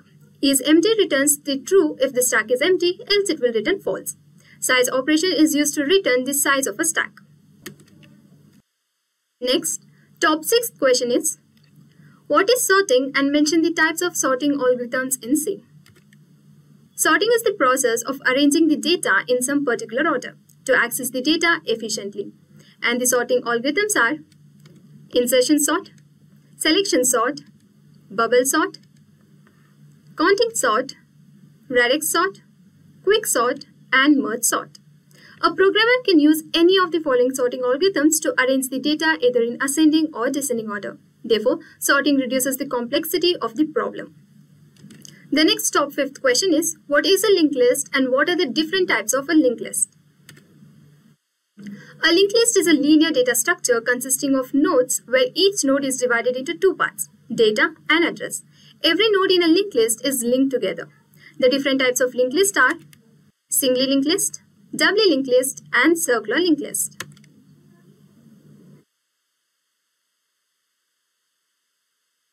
A singly linked list is a collection of data called nodes, where each node is divided into two parts to store data and address.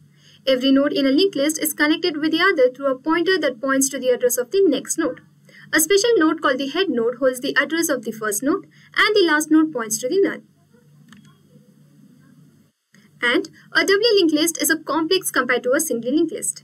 Each node is divided into three parts to store data and the addresses of the previous and next node.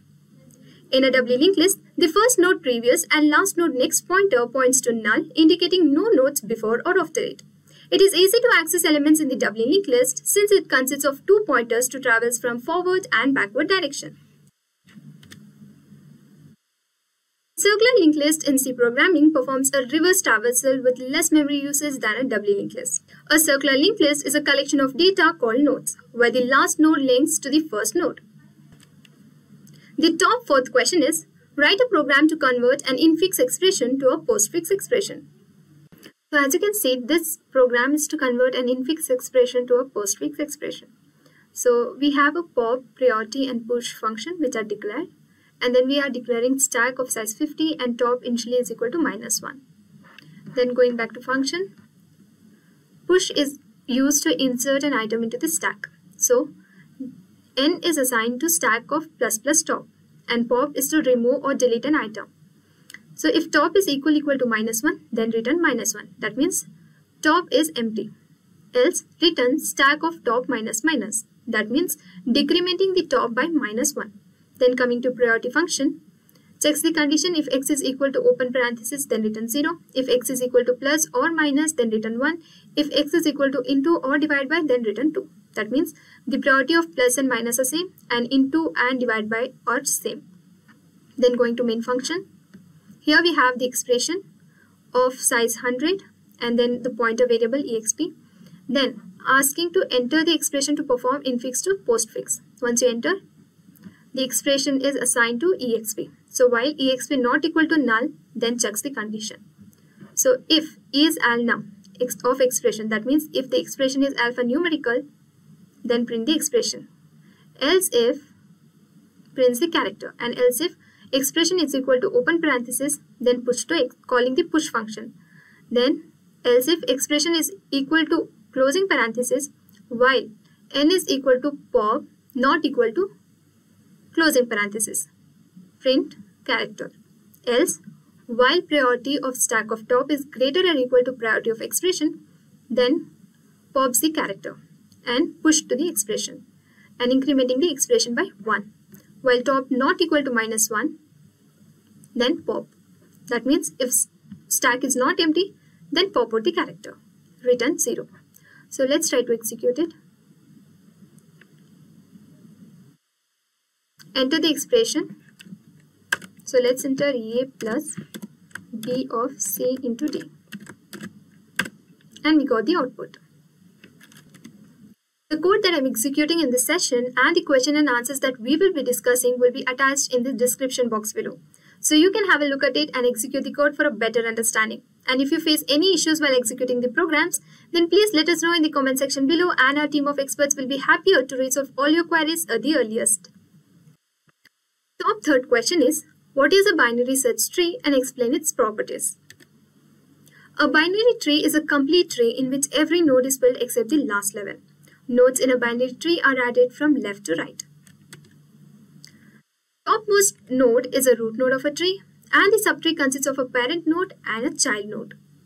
The properties of a binary search tree are the left subtree of a node contains only nodes with a key element less than the root node's key, whereas the right subtree of a node contains the node with key elements greater than the root node's key. The top second question is, what is a graph data structure in C? A graph is a non-linear data structure. It is a collection of a finite set of nodes called points connected through edges called lines as shown in the below diagram. Used to represent networks such as telephone networks, circuit networks and social networks, etc. Top first question is how to implement a program to find the height of a binary tree. So as you can see, this is a program to find the height of a binary tree, which means finding the levels of a binary tree. So first we have a data variable and we have a pointer to left child and right child. And then coming to height function, if node is equal to null, then return 0. Else, the height of node's left child is assigned to left height and the height of node's right child is assigned to right height. So if left height is greater than right height, then return left height plus 1, else return right height plus 1. And then creating the new node and allocating memory for it using malloc function and then assigning data. So assigning data for a node's data and initially the node's left child and right child is assigned to null and return node. And coming to main function, we are assigning values to every node. So root node is having the value 10, and root's left child is equal to 15, root's right child is equal to 20, and root's left child's left child is equal to 25, and root's left child's right child is equal to 30, and print the height of a binary tree. So let's execute it. So as you can see, we got the output. The height of a binary tree is 3. And the top 10th question is, consider a text file interrupted by a bug, and all the text has been reversed due to this bug. So which data structure would you choose to implement a program to revert the text file to its original? The solution is stack data structure. Let's look at the problem. We must rearrange the string element by element in reverse order. Sounds something like last to first. As we all know, stack follows first in last out principle. In order to reverse a string, we must create an empty stack to push all the string characters one by one, and then pop out the character one after the another. So once performing the pop operations on a string, all the string characters would be reversed and form into the original string. Now let's try to implement the program using stack data structure. So as you can see here, we have a reverse function which is declared, and going to the function, here we have a structure of stack where we have top, size and array variables, and we have a function called stack creation. So first we are allocating memory to a stack using malloc function, and the size is assigned to stack of size, and initially stack of top is equal to -1, and then allocating memory to the stack of array. Then coming to is full function where it checks whether the stack is full. So if full, return stack of top is equal to stack of size -1, and checking if the stack is empty, that is empty, return stack of top is equal to -1. And then coming to the push function, which is used to insert the item into the stack. So it checks if the stack is full, return where the item is assigned to stack of top, and pop to delete the item from a stack. So it checks if it is empty, then return int min, else return stack of array, that is of stack of top -, that means stack is empty, else decrementing a top by -1. And then coming to the reverse function, here we have string length of string which is assigned to n, and then calling the stack creation function to create an empty stack, and from I is equal to 0 to n, push all the stack, whatever is there in the string of I is pushed to the stack, and for I is equal to 0 to I less than n, pop all the items back to the string of I. And then coming to the main function, here we have a reverse string, and here we are reversing a string. So we are calling the reverse function, which is this, and it tries to reverse this string and get back to its original form. So it prints the reverse string. So let's try to execute it.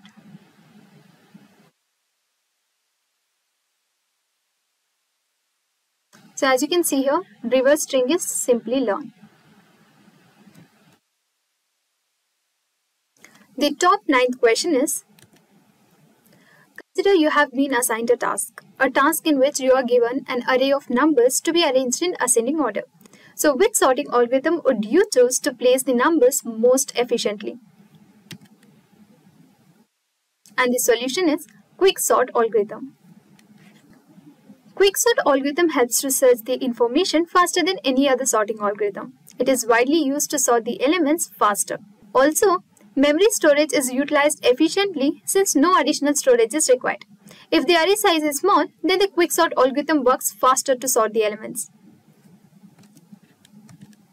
So now, let's consider array of elements 3, 5, 2, 4 and 1, and let the pivot element be 3.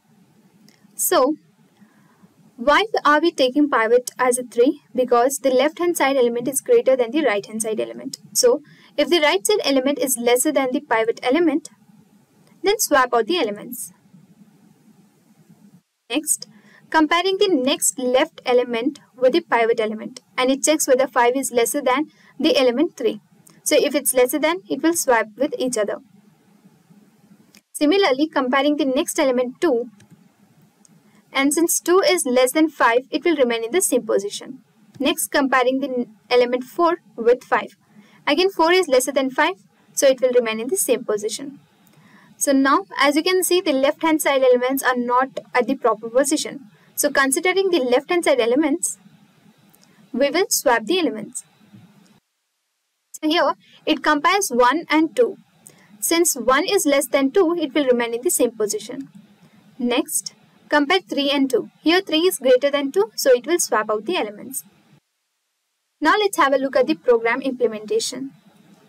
So here, as you can see, we have a quicksort algorithm function declaration, and then going to quicksort algorithm function, here we have array of size 24, int of left and int right. So initializing the variables I, j, p and temp. So if left is lesser than right, then assign the left element to p, that is pivot element, and assign all the left element to I and right element to j. So while I lesser than j, while array of I lesser or equal to array of p and I less than right, then increment I by 1.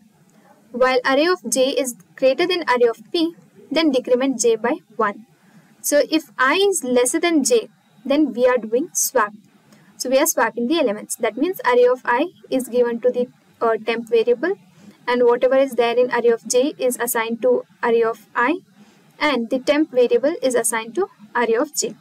And then changing the p, that means the array of p is assigned or stored in temp variable, and whatever is there in array of j is given to array of p, and whatever is there in temp is given to array of j, and then calling the quicksort algorithm. So coming to the main function, here we have I, count and array of size 25. So it's first asking to enter the number of elements. So suppose you want to enter 5 elements to arrange in the ascending order, then enter 5. So once you enter 5, it will ask to enter one element by element. So from 0 to count, it will ask 1 by 1. So then we are calling the quicksort algorithm to sort the elements, and then it will print sorted elements from I is equal to 0 to I less than count. It will sort the elements one by one. So let's execute the program. So here enter the number of elements. So let's enter 5 and enter the elements one by one. 5. So we have 2, 5, 6, 3 and 1. So the elements are sorted. 1, 2, 5, 6 and 31.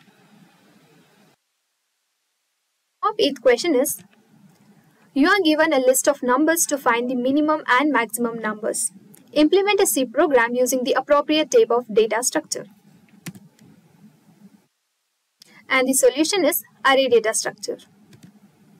The array data structure is used to store multiple data of the same type, easily allowing random access to an element using the index number. It also improves performance remarkably as it stores the element consecutively. Next, the array uses less memory space as there is no usage of pointer variables. So now let's implement a program to find the smallest and largest element. So here we have array of size 50, then variable I, n, and variable to find the largest element, and a variable to find the smallest element. So first enter the number of elements. Input the array elements. So one after the other from I is equal to 0 to n, it will take the array element. And initially the largest element and smallest element is assigned to array of 0. And then coming to for loop, where for I is equal to 1 till I less than n, if array of I is greater than array of large element, then assign array of I to the largest element. If array of I is lesser than smallest element, then assign array of I to the smallest element. And then print the smallest element and largest element. So let's execute it. So enter the number of elements. Let's enter 5 and input the elements. Let's enter 2, 5, 10, 6, 1. So as you can see, the smallest element is 1 and the largest element of an array list is 10. So with this, we have come to the end of this session on the Part 2 Data Structure full course. I hope this session was informative and interesting.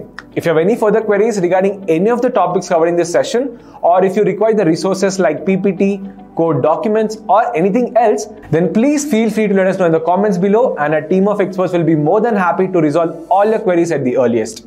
Until next time, thank you, stay safe, and keep learning. Hi there, if you like this video, subscribe to the Simplilearn YouTube channel and click here to watch similar videos. To nerd up and get certified, click here.